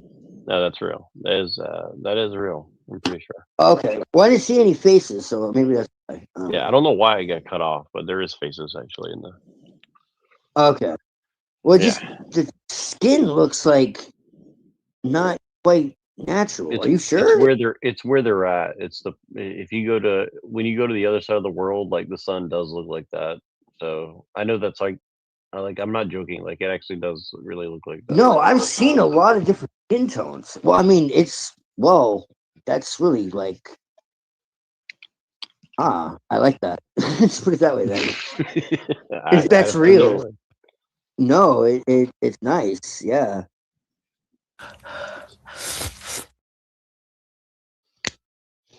Yeah, man. My favorite transgression by far. What is this called? Gay. Pay. Oh, pay. What is this called?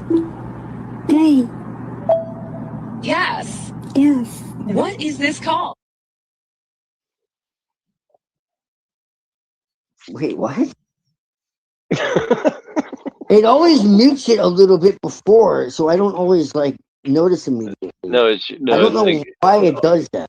no, But the it pictures always are annoys me. showing like two men in a situation, and it has like words that are like it. So it gives you like an empty word. It's like all the words are 3-letter words, and it looks like two gay guys, and so she says like gay, and then the word is actually like pay, and then it's like it's like two other gay guys in the thing, and it says, and she says gay again, and it's like two, and it says like gas, and then it's like, so the whole time it's like she thinks it's two gay guys because the picture is like intended to make you think it's gay, but she keeps saying gay over and over, but it's actually like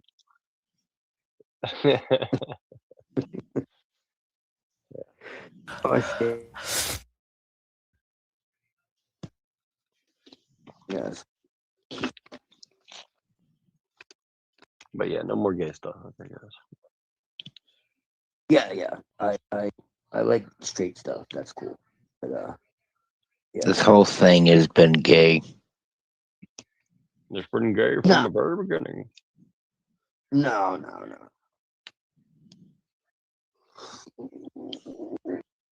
We have a lot of viewers, but there's like nobody commenting, so I don't know what that means. But Yeah. it's always interesting. I get that. Yeah. I don't know. Well, are you guys tired and sleepy? Sleep. He Sleep disappeared. Sleep is the cousin of death. Sleep is a side effect of being gay. I sleep when I die. I know it. Yeah, right. Yeah, definitely. It's definitely a side effect of being gay. That's right. It's only for the gay. Well, I guess we'll end it here just because I will be gay and sleep. So Everybody is being gay right now. getting all tired. Maybe they all fell asleep. I think so. No, We're the last two men standing, so technically speaking, we're not gay as them. Yeah. We're hetero. Hero. Yeah, unlike some people in the chat. Sitting down there ain't saying nothing. But yeah, I will end this. I actually just wanted to let it run all night, but that's probably not a good idea because nobody's here. So, I mean, you're here, Right. but I don't want to, unless you want to just host it by yourself. I mean, I'm cool with that. Well, I mean, if I could share screen and shit, that would be great. But Yeah, I mean, you definitely could if you can, but I don't know if you can or not. no, I can't. That's the problem, unfortunately. Because I'm on my phone. Well, that's gay. So, right, yeah, it is kind of gay. Phones are gay. But I'm not. I could just be kind of funny. Huh? That would be kind of funny. But I couldn't like do anything if anybody tried to like come in or. Yeah, I know. Well, that's the thing. So I'd be like completely. Let me see. I don't know. I'm trying to By figure my out. own. By my own. There's probably some way I could do that. I don't know. Let me see. Lonesome and hetero. All by my own lonesome out here. All right. Well, I will sleep. Let me see if I can figure this out. I'll see if I can make you a something or another. Let's see.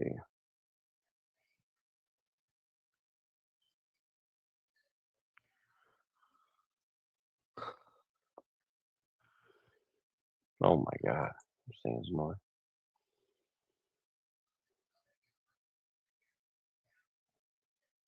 No.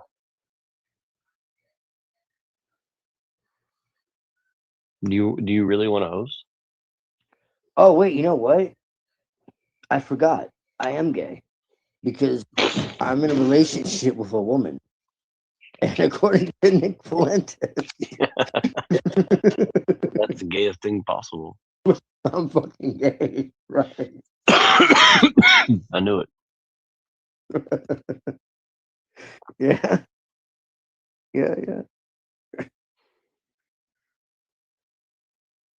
Read some of my book.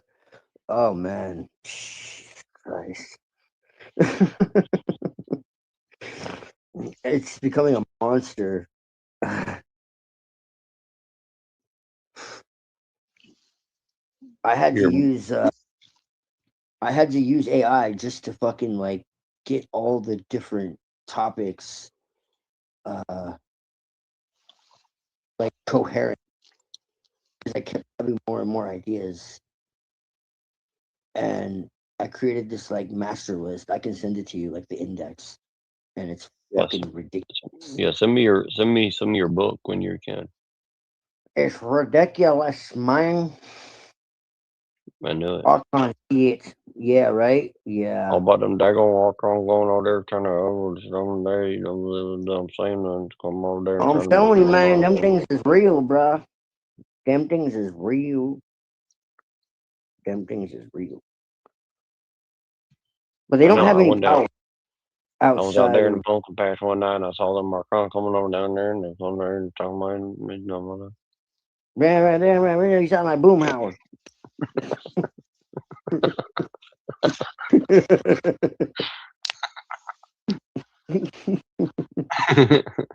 they're gonna try coming over down there trying to tell me what to do, and I don't like that very much. I'm trying to tell them, I ain't gonna leave you, boy. You told me what I'm gonna do. I'll tell you what I'm gonna do, and you tell me what you gonna do, and then we're gonna have no problem there, and then like. It's them goddamn Anglos. You don't blame no fucking Anglos. Blaming them. I ain't gonna come out here and have fun with this.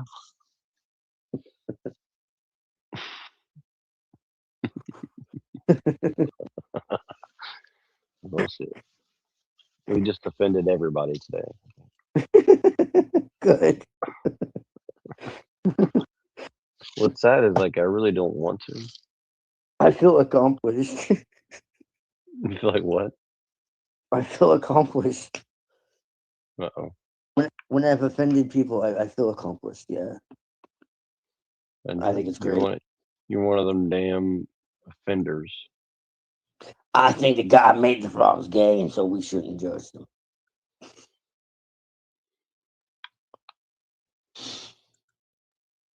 How dare you, sir? Look, man, gay and bisexuality is normal in nature, okay? Well, did you find that out in one of your books? Yes, sir. I know. Should have burned them damn things a long time ago. Richie Dawkins. Hey, that's Saint Richard Dawkins to you, boy. Yeah, right. Oh, he was one of them dang old suffering succotashes. Yeah. He's a fucking charlatan. He's a charlatan. He has a cool name though, Dickie Dawkins. Yeah. You gotta read The Science Delusion. That's the good one. Sounds like something a homosexual to read. He wrote the God Delusion. You know, he wrote the God Delusion. Yeah, exactly. Well, Yeah. There's a book called The Science Delusion. Was that written by Jeffrey Epstein? No, but Jeffrey Epstein did not hang himself, and he probably isn't dead either. But Yeah, I'm happy about that. He's my hero. Yeah, I think he actually gave his life. Gave his life for the game. Well, he came. I think he's coming back though. I was gonna say something really blasphemous, but I'm gonna stop myself from saying. I think I covered it for you. I didn't realize how bad it was till I said it. And I'm not even religious anymore, and that was still kind of fucking bad.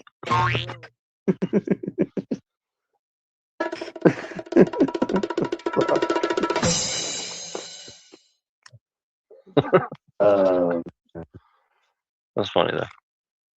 It's kind of funny, right?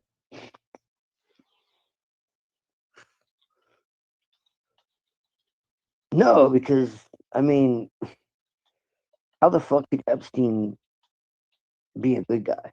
Like, what the fuck? I know, like, his niece did this interview talking about him, and she's like, he had his problems, but he wasn't like some of these other people, you know.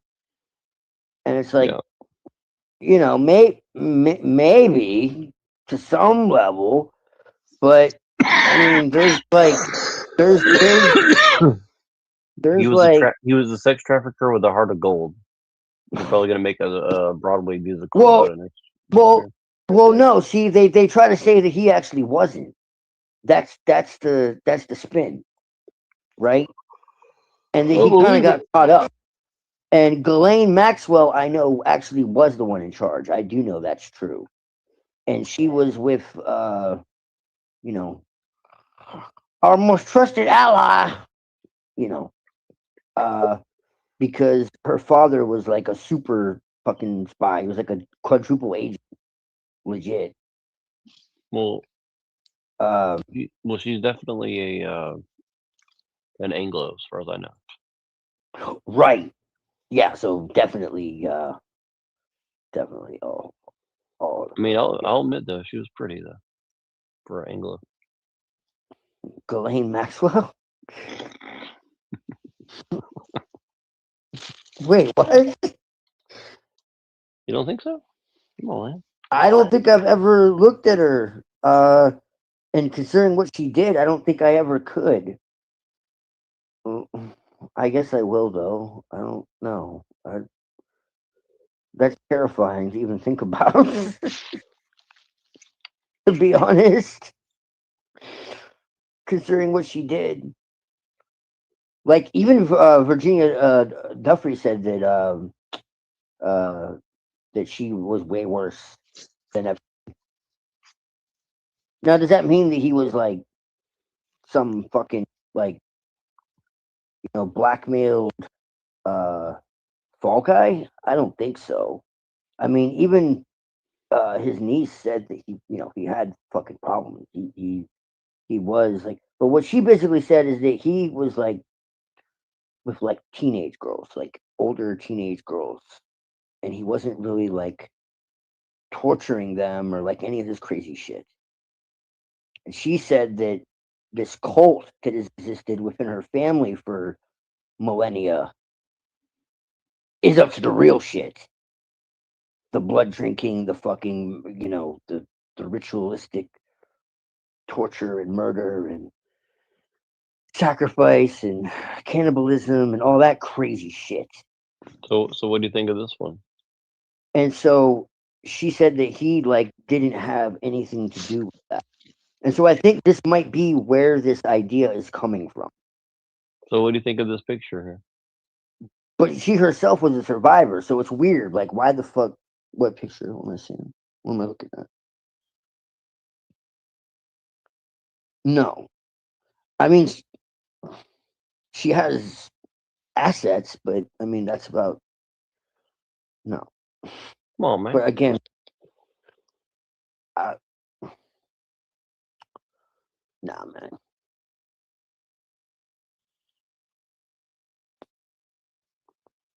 All right, you're verging into anti-Semitic territory, so we're gonna have to have a conversation about that. She has nice assets, though. I'll give you that for sure. Daggone straight, you're gonna give it to her. No.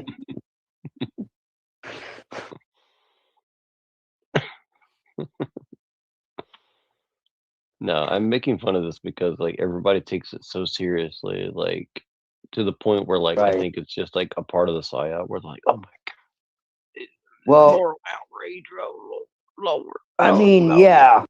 Well, no, it's just, I mean, think about this for a second. Anytime you think of her like that, just remember, like, what was inside her. What do you mean by that? Well, if she's fucking legitimately, you know, doing things to children, bro, like, what does that mean? Well, where was her body parts? Look at this right here.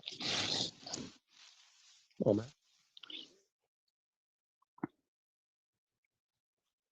Well, that's clearly older.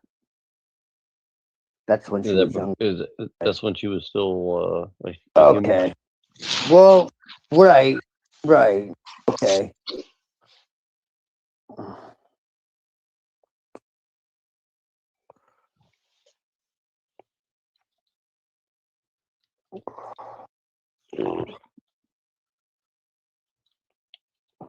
How old is she? Something tells me she's probably pretty old.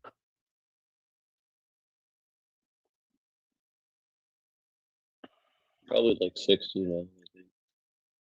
Yeah. Something like that. You know, what's that girl's name? Marina Abramovich is like 70 something. Yeah. Or some crazy shit. Yeah. He doesn't really age. It's kind of insane.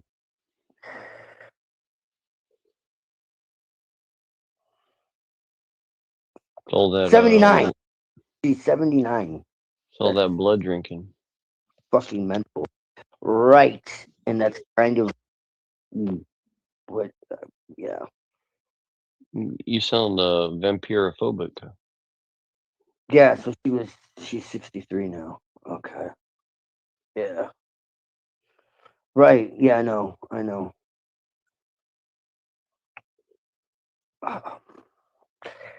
Yeah, I am actually. You know it. Anti-vampire for sure. Anti-vampirification league is gonna contact you soon. Yeah,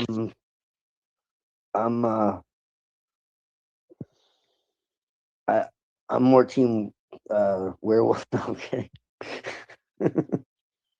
Say what? I was made to watch that fucking shit by my ex. Which one? Twilight. Yeah. Oh, Twilight. Do you sparkle in the sunlight? Huh? Yeah. Right. Yeah. Twinkle, twinkle, little star, how I wonder what you are. The Mind Star, that is, of course. Mm-mm. Twinkle, twinkle, Mind Star, where are you? Find you far. Come on, man. You know the words. Yeah. Find far. That's crazy. Twinkle, twinkle, Mind Star, come on, find you, really find far. Then we're gonna have a mind war.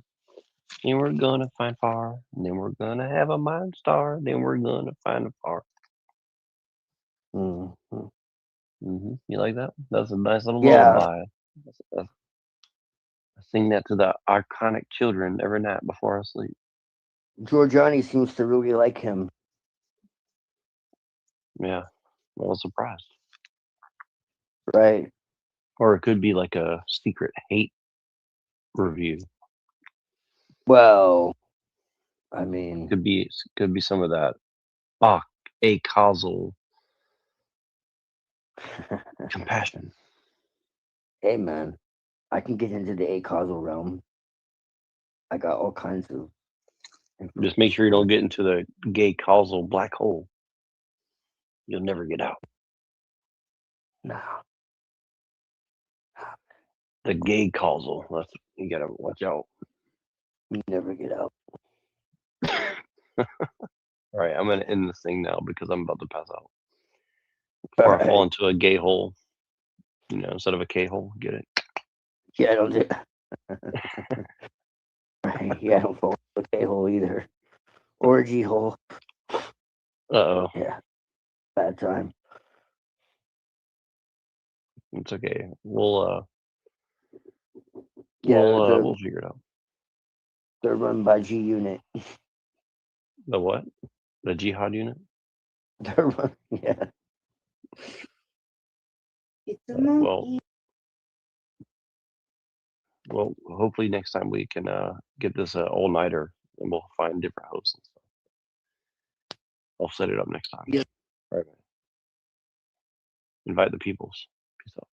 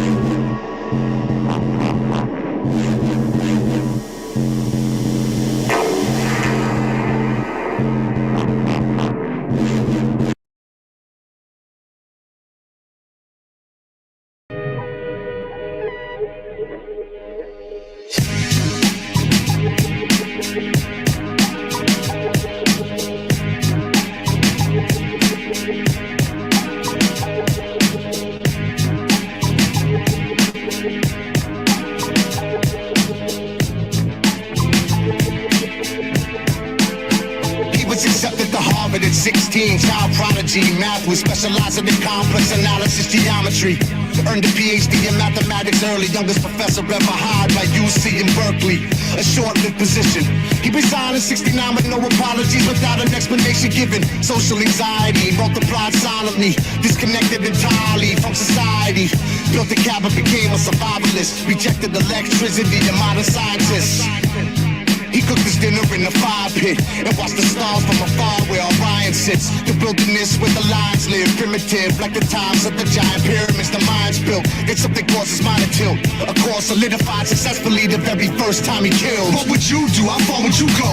If you thought that you could change the world for the greater good, how would you know what's right or wrong? Try to play God, mail a bomb to the CEO of a school or an airline. Do you justify murder for peace? Do you believe that technology is the beast? Imagine if your iPhone disappeared, that would be weird. Could you function in the world without technology, or would you be scared? What would you do? How far would you go?